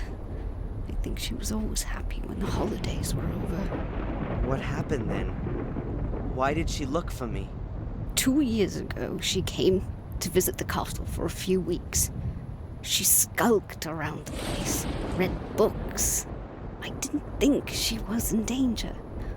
All the other women of the family were left untouched by the curse, you see? But somehow it struck her. It made her think that she was destined for something bigger. Whispered to her power and fame. Tempting for a child who perhaps never got the attention she needed. Once we worked out that she was absorbed in things that should never have seen the light of day, we took her away from here. We reinitiated the order and hired someone to track her down after she escaped. Reginald Boris. Right. Once he tracked her down to Biddeford, sheer horror broke out within the order. What would she want from you? Your blood? We gave orders to do whatever was needed to keep Angelina away from you. What was it that drove my father and great-grandfather mad? The castle. It's the castle. What do you mean, the castle? Oh, you were a happy child. Both of you were. You enchanted the nurses and were my guiding light in a dark night. But your behavior changed here in the castle, Adrian. We'd have just been living here for a few years when you nearly killed your sister. You became aggressive, volatile. One day you pushed Angelina down the big staircase into the hall. It was a miracle that she only broke her arm. She could have been dead. Did you give me away because of that? I didn't give you away. It was for your own safety. But I saw Samuel's look in your eyes, Adrian. I was scared of my own little boy. Mrs. Michaels, the cook, who tried to pull me out of the flames and paid with her own health, took you on. You can't imagine how happy I was when I heard that your behavior became normal again in America. You mean this castle made me sick? Made me go mad? The people here believe that there is a curse on the golden males. Perhaps the curse means that they drive themselves to disaster as long as they live here. Did the Order imprison me in the bunker? And kidnap me and take me to Wales? No. We first found out from Miss Valley that you were here. We decided to get you away from here and tell you the plain truth. But it was like you suddenly disappeared from the face of the earth. We feared that Angelina had got to you. It wasn't Angelina. Or at least not her alone. There was a man with a mask in the jail. That wasn't one of us. Or at least I hope it wasn't. The Order searched the whole area and we finally found you in our own assembly room of all places. We drugged you and we took you to Wales, to Eleanor's old castle. Miss Valley was already on the way to explain everything to you. But when she arrived, you were gone. What role do Bates and Lady Victoria play in all this? They, like me, have witnessed what the curse can do to good people. So they've dedicated their lives to not letting it happen again. They've brought the Order back into being. An Order that was founded centuries ago to fight against the curse and its repercussions. Until it was forgotten. We've all paid dearly for that. Who are the members of the Order? Victoria, Bates, Eleanor, and myself are committed to the Order. But the others do the real work. The young Miss Valley, for example. She's the leader. Because her brother Vic fell prey to Samuel. That's right. Who killed Angelina? We don't know. Victoria thinks that Angelina might have done something to herself in her madness. Pouring gas all over herself and setting herself on fire? Nonsense. I know. Perhaps we have another adversary that we know nothing about. Or could it have been me? Impossible. We followed you through the sewer system. You didn't have time to drive to the cliffs and kill her. Then it was the great unknown?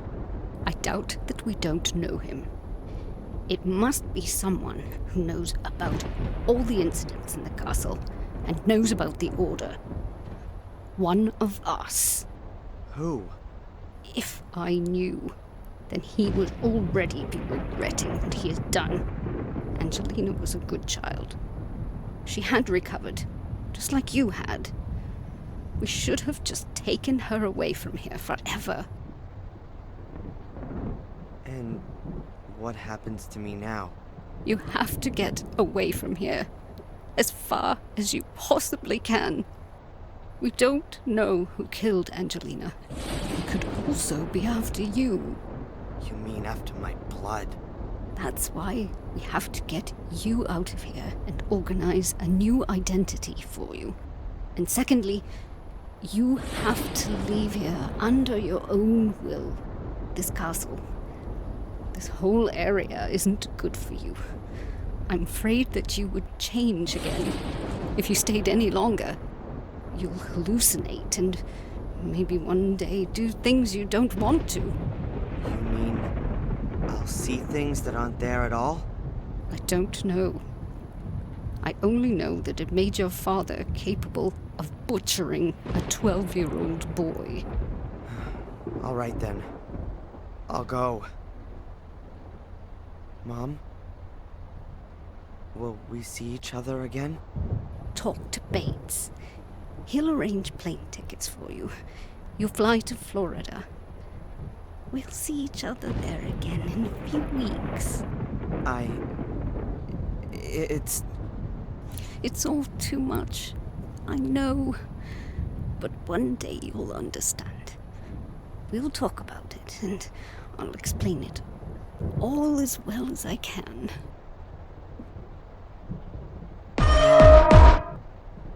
Goodbye, son.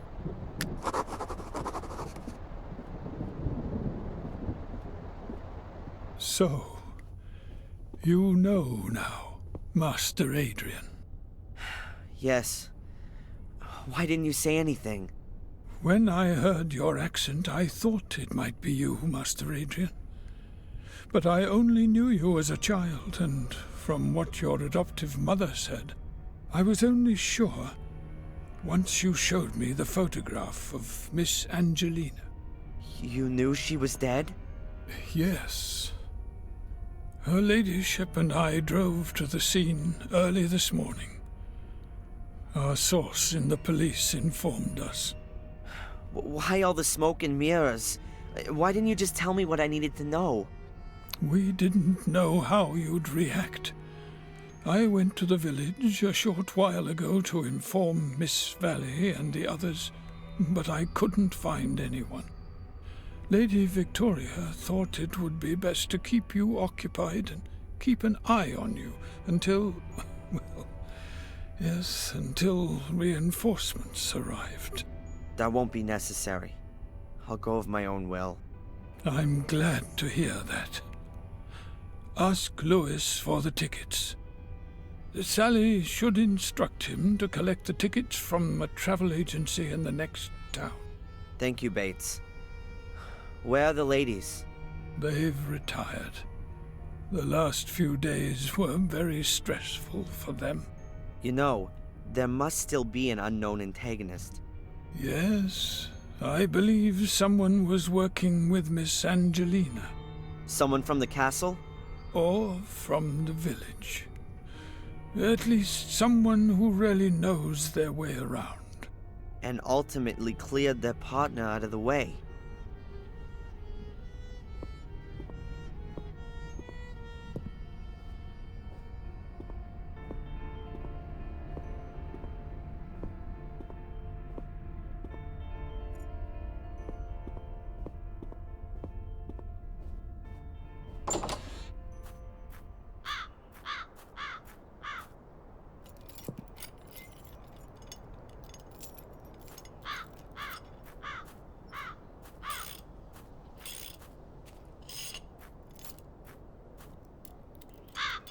Hey, Lewis.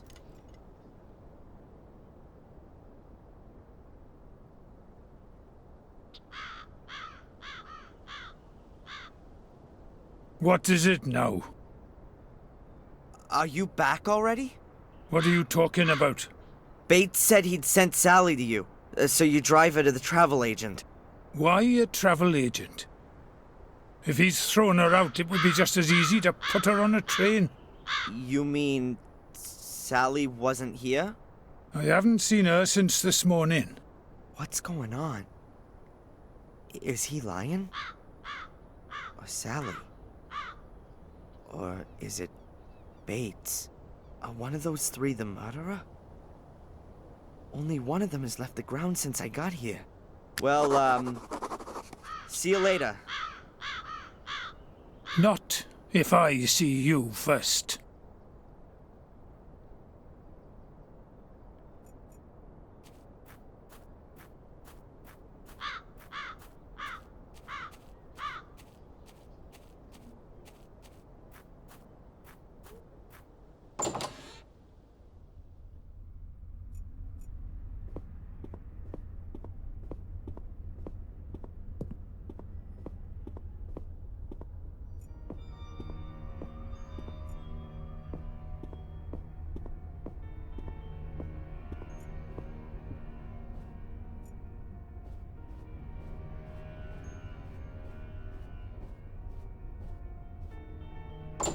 My God, Sally!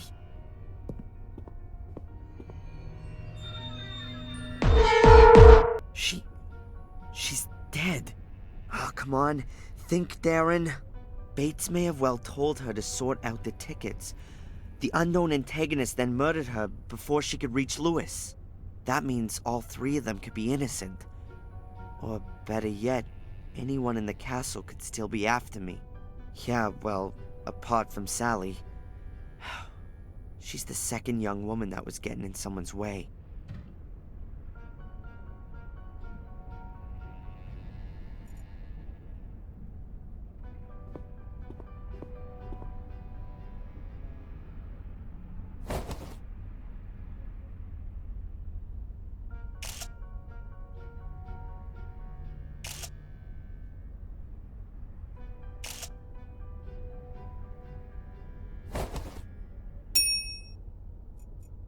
The water is boiling hot.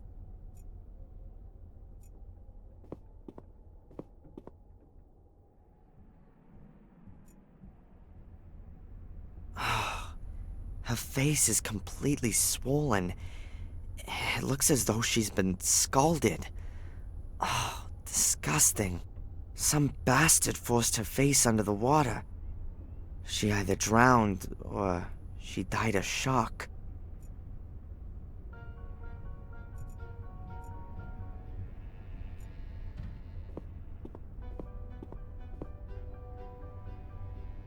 The water is boiling hot.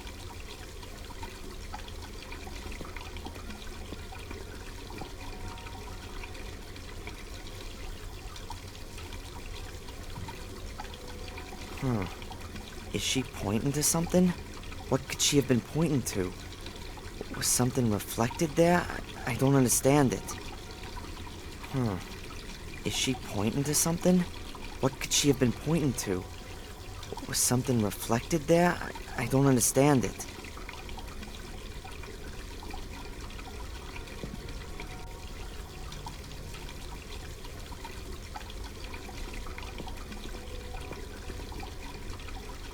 A lion's head. I think the lion was a symbol of immortality in ancient times. What's that got to do with a bathtub? The window's open, but no one could have climbed in here. It'd be quite difficult to climb up the facade.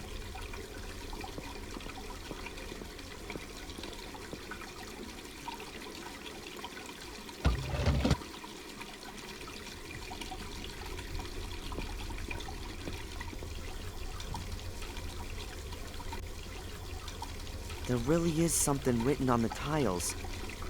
A B. Like Bates. That must mean that Bates isn't the murderer. I mean, how could Sally have written a B on the tiles? And when? As her head was being held underwater and she was frantically fighting for her life? Or after the shock caused her untimely death? I'm not gonna make it that easy for you.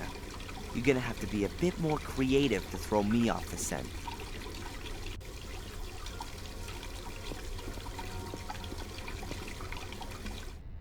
Bates is the one I can trust the most. It seems the murderer wanted to keep me away from him. I have to talk to Bates. The killer wanted me to suspect the butler, but his misguided message only achieved the opposite.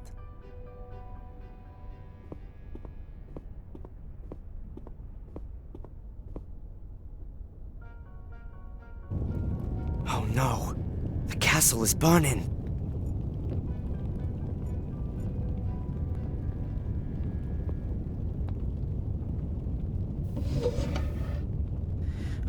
Okay, think, Darren. Towels. Some of them are huge. I'll take one of the very big ones.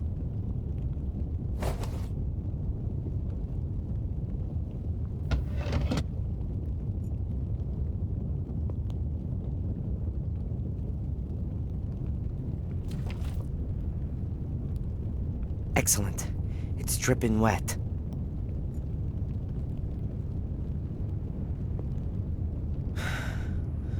Okay, Darren. Take a deep breath and go for it.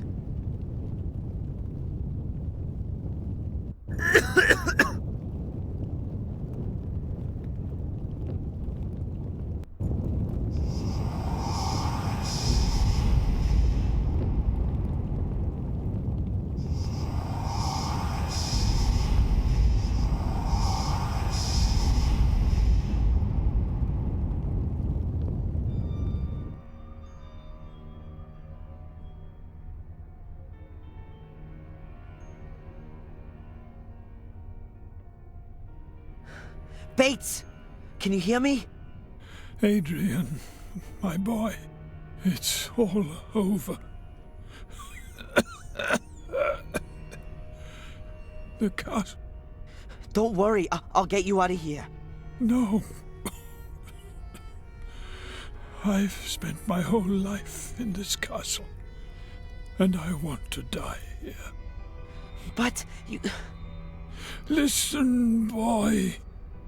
This castle drove your father and his father before him to disaster. Don't let it corrupt you too. Defend yourself against it. How should I defend myself against it? Get away from here and don't ever come back. You have a life in New England waiting for you. A good life, even if you don't see it like that. Run, Darren Michaels. Run and don't ever look back.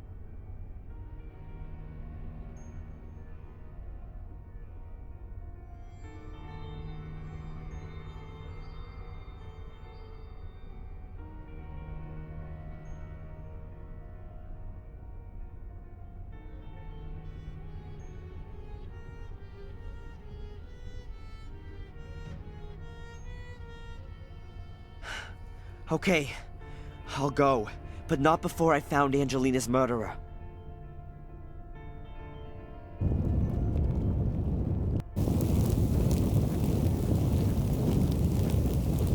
Ah, there you are. I was starting to worry I'd started the fire too soon. What? It was you? You killed Angelina and the others? You set fire to the castle and imprisoned me? I started the fire, yes. And I locked you in the bunker. But I'm no murderer. So don't force me to be one. What is all this? What do you want? This is no time for long explanations.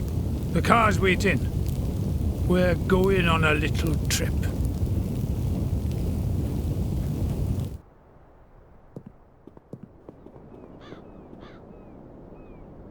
All right then, Lewis. What have you got to do with the Gordons? Why are you chasing this illusion? I'm not interested in the curse. He's only after the money. That's impossible! Hello, dear brother. So, you still haven't worked it out? What? What are you doing? I'm fulfilling my destiny. I will evoke Mordred's power and use it for my own purposes. And Boris? And Sally? And my adoptive mother? She guessed who I was when I was standing at her door. She wanted to warn the Order. I couldn't allow that. She banged her head on the side table. I thought she was dead. What's this all about? What do you want from me? I cannot enter the Academy nor the Summoning Chamber without the blood of Emil Gordon. You just can't imagine my disappointment when I had to acknowledge that Richard's blood wouldn't do, and my delight when I found you. And the whole time you never knew about me? No. Our mother and the others kept the secret very well hidden. But then I found some writings which told me everything. I came to Biddeford to wrap you around my little finger, and it worked well. I knew that we were bonded by something, and that you'd do anything for me.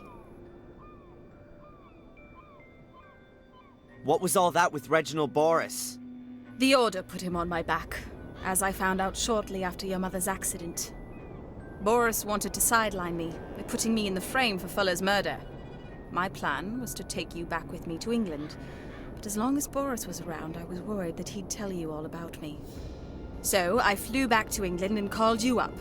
And, just as I expected, you turned up here like a shining hero to rescue me. And your death? Who had to die for you? The good Miss Valley built the Order back up again, after there had been no sign of it for almost 100 years. No wonder that she hung around there so much. Samuel, our father, killed her little brother Vic. I had to protect myself from her. So you murdered her in cold blood and set her on fire? And killed two birds with one stone. No pun intended. The Order lost its leader, and everyone thought I was dead to boot. All I had to do was forge my diary entries and lure you into the castle. Wasn't that a big risk? Sending me into the castle? Of course. But what choice did I have? I couldn't go myself, and Lewis had proven himself to be incapable. If anyone could find the mosaic tiles, it was you. I guessed that you'd found out about our secret, but we always had a plan B for that eventuality. Set fire to the castle and kill everyone in it? How'd you arrive at that? Mom? Now, get in there. Stand there, Mother. Listen, Angelina. Shut it. Lewis, guard the door. Make sure that no one gets in or out. And you... Let me guess. I've got to open the door. Correct. Put the pieces in place.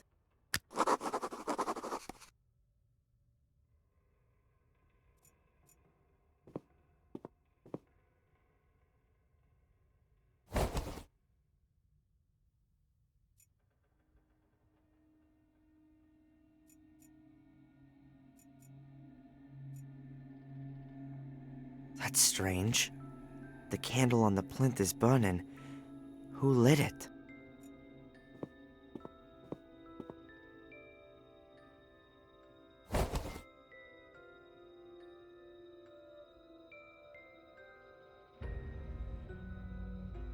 The oil lamp's lit.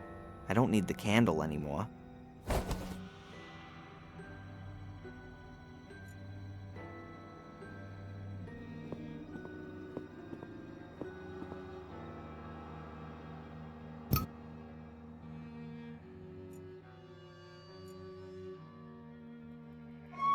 The tile fits exactly into one of the grooves.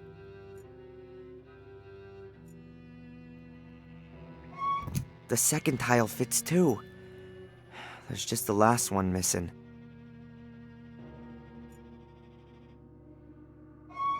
Okay, all the tiles are in place.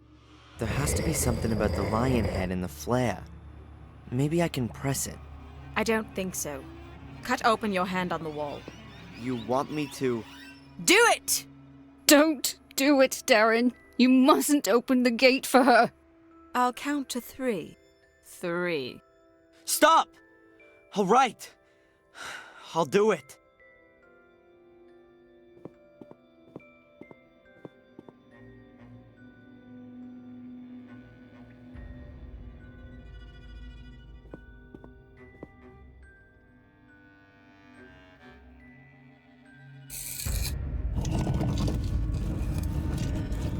That's it! Come on, get in there. Impressive.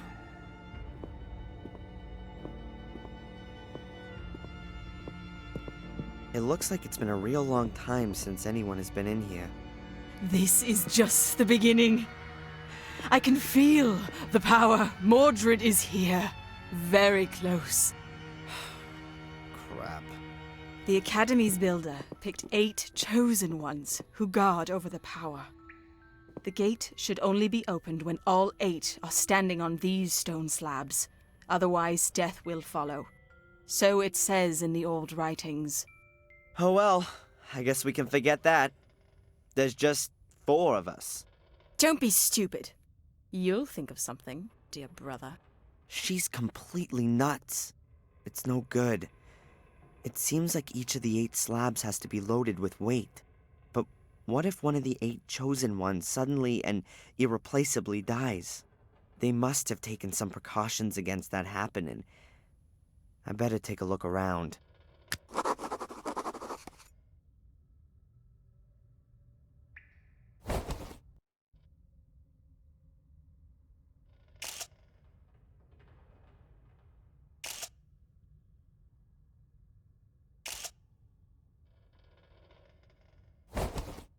I think that the picture has turned out very well.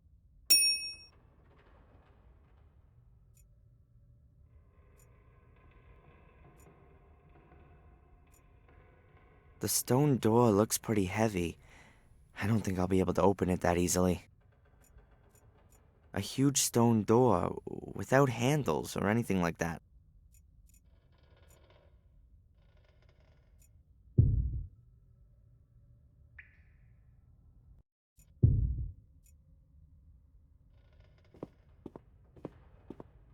A total of 8 stone slabs embedded in the floor.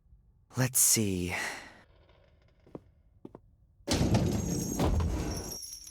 That wasn't so great. No thanks. I'll pass on that one. No thanks. No. No thanks. I'll pass on that one. No, I'm not doing that. No thanks. I'll pass on that one.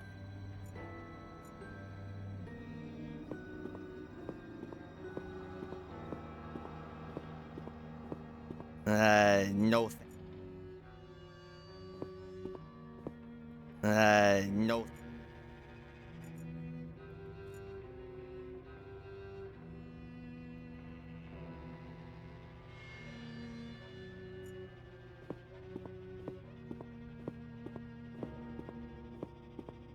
There's a note lying here. There's a semicircle drawn on the note. It's made up of 8 different symbols. I reckon that this is some kind of a user manual for the floor slabs. There's a knife or something drawn on the 3rd tile from the left. Also, there's a flower on the outer left one. The left-hand middle one has a sun. The right-hand middle one has water. And the outer right one is a snowflake.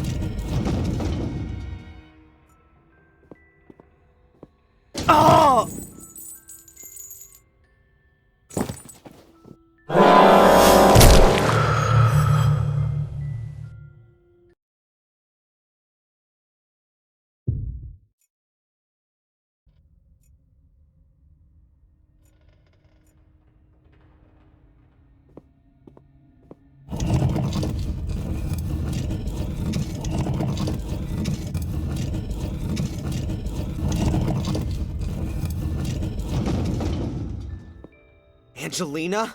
What is it? You have to stand on one of the stone slabs. So I can then get a knife in my ribs? I don't think so. The stone slabs are connected to the grate. If you don't stand on them, I can't open the grate. Then she should stand on it. Where should she go?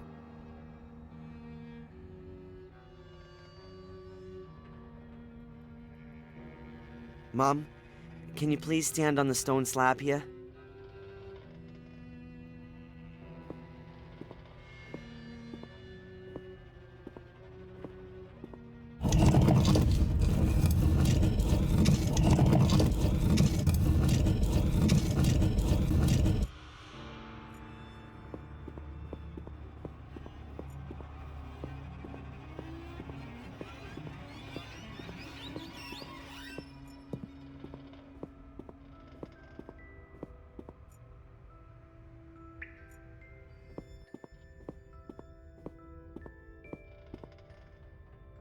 It says here, dress of green and hat of white, all would agree a welcome sight, with bells that in the wind do swing, heralding the start of spring.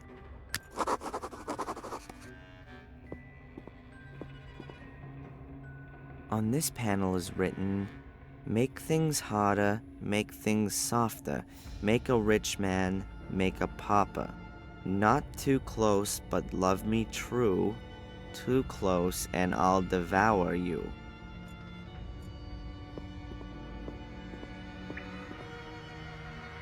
There's a rhyme on the panel. Sails I have, but sail I don't, at least not on the sea. But round and up and down, working hard for thee. Grinding up with my back teeth, producing, as I said, the main ingredient which you need to make your daily bread.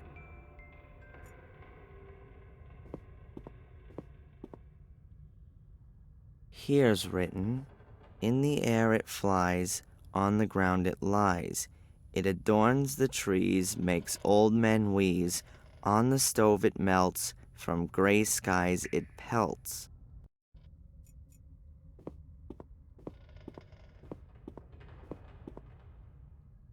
There's some kind of mechanism fitted here. Lots of symbols. What a surprise.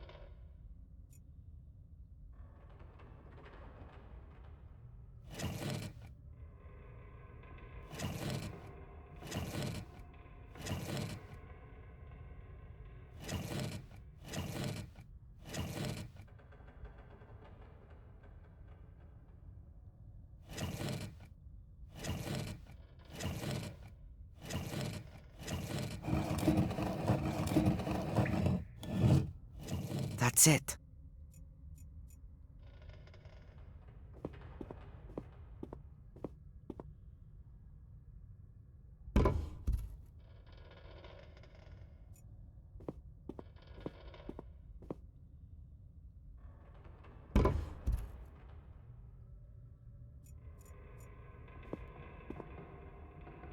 This box is empty.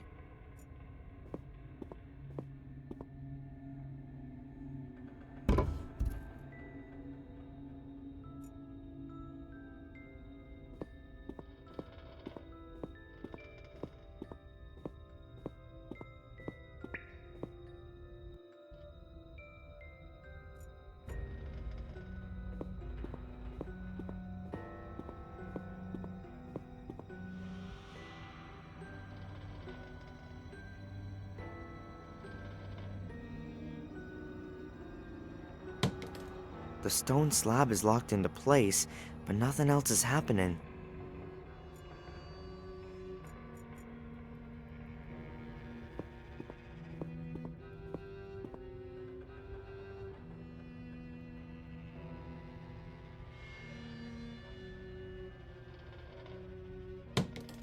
Looks like the stone slab is locked into place.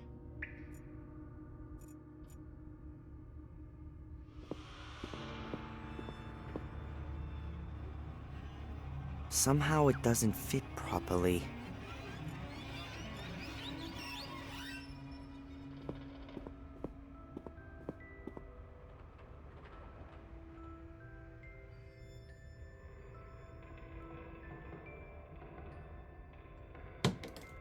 think I've deactivated the stone slab. At least it's locked into place.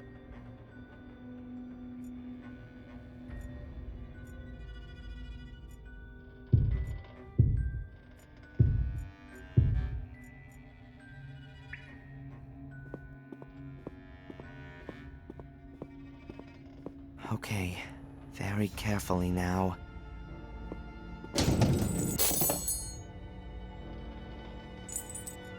A knife was released when the trap was sprung. I'll take it.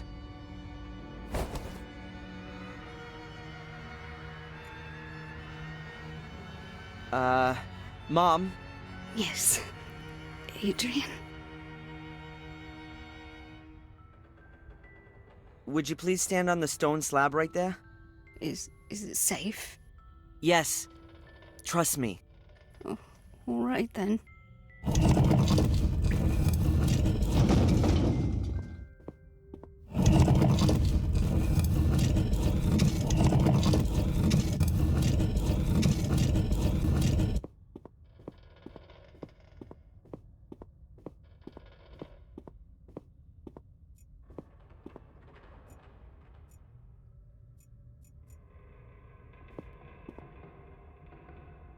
Levers, bars, buttons. I can choose whether I want to select the symbol on the left or right with the little levers.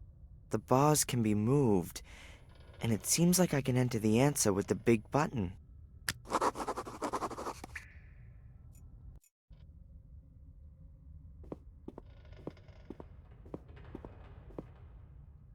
A rope that must be connected to the mechanism. I can't tell where it leads.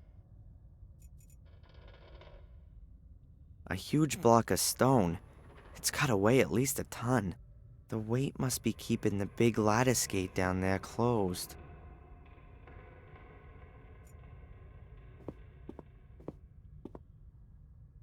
Why are people so creative when it comes to weapons, war, and combat? If they were capable of building something like this, imagine all the good things they could have devised.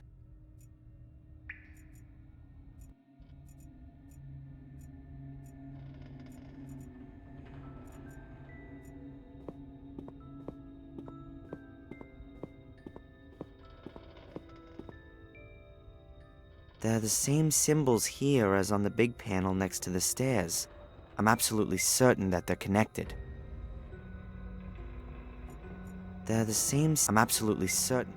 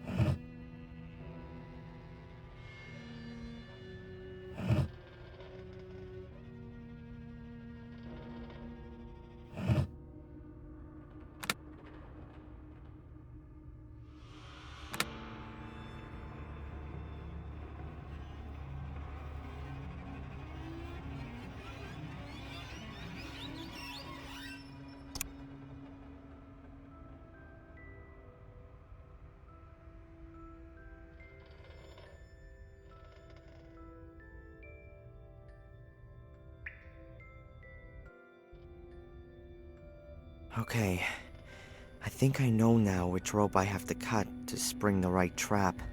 The stone block should land on the slab. I hope I'm not mistaken.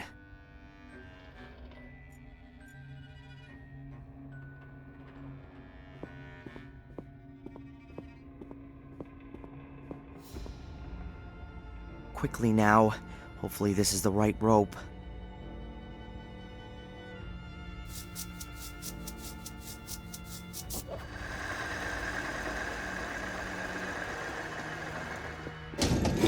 What are you doing?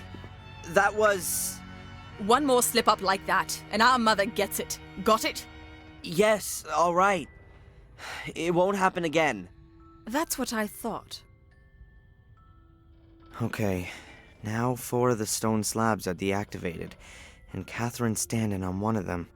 This is my chance. I've got to convince Angelina and Louis to stand on the wrong slabs. Hopefully my plan's gonna work. Angelina? What is it?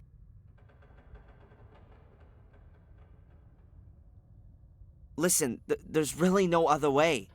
We'll have to stand on the remaining slabs if the gate's gonna open. All right, then. But if there's any messing around... Got it. I think I've disarmed all the traps.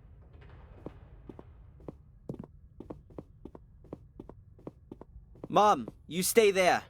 Louis stands over there. I think we should swap places. You got nothing against that, have you? Do what you want.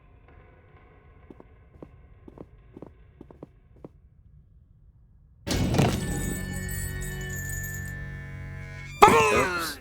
Very clever.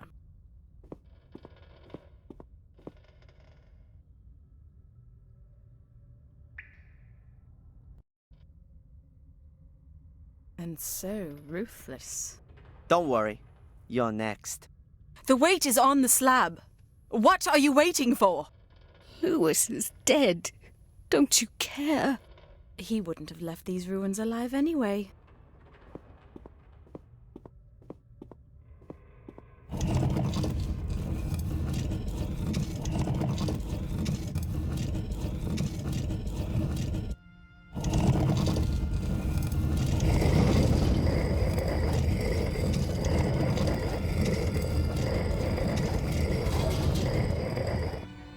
Go on.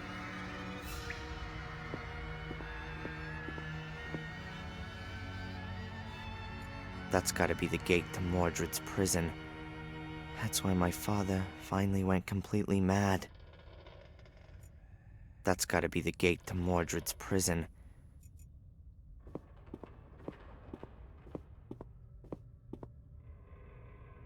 Some kind of holder. But what goes in it?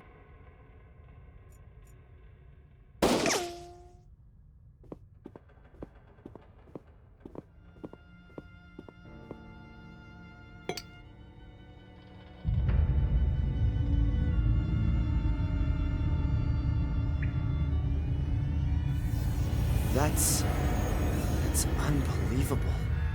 Finally. Go on, lead the way.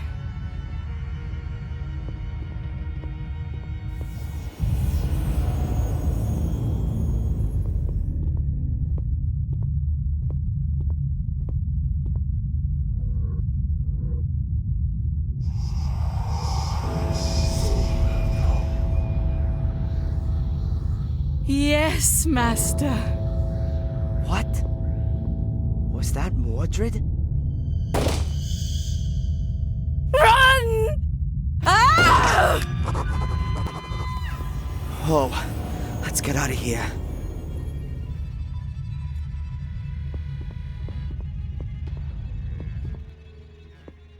I heard something.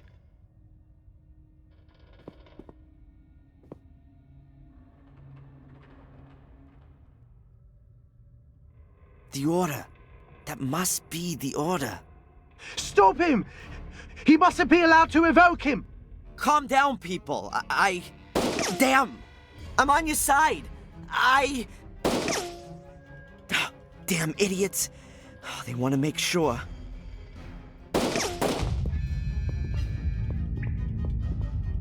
Angelina isn't here, and she hasn't gone past me.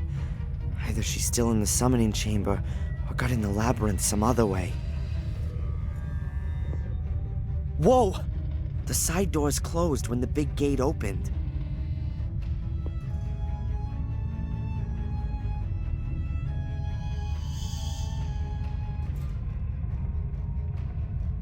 There's a seriously deep abyss that way. Behind me is the Order, who'd rather kill me than think first. He went that way. There's no choice. I have to face up to Angelina. It could be a trap, but maybe it's the only chance to save Mom.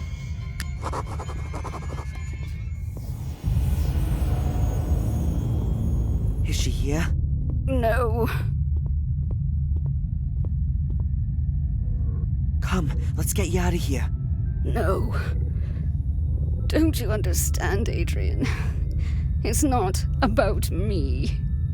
It's not only about you either.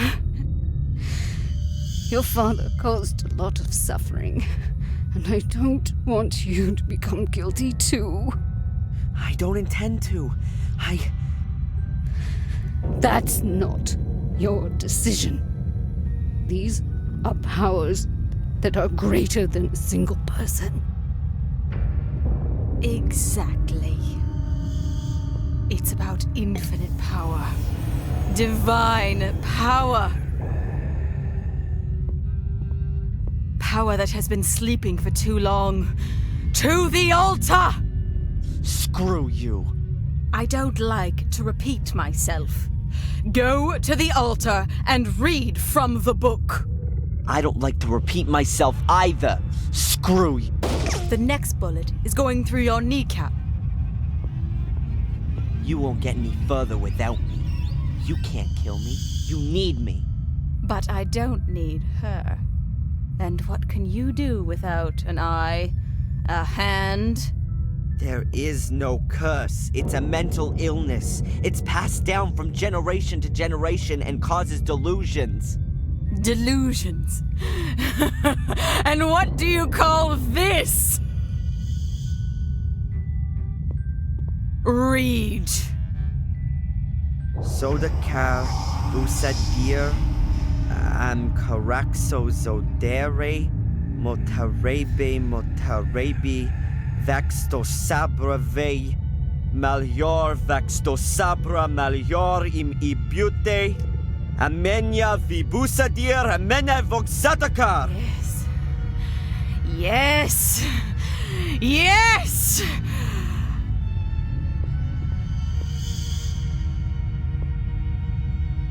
And now?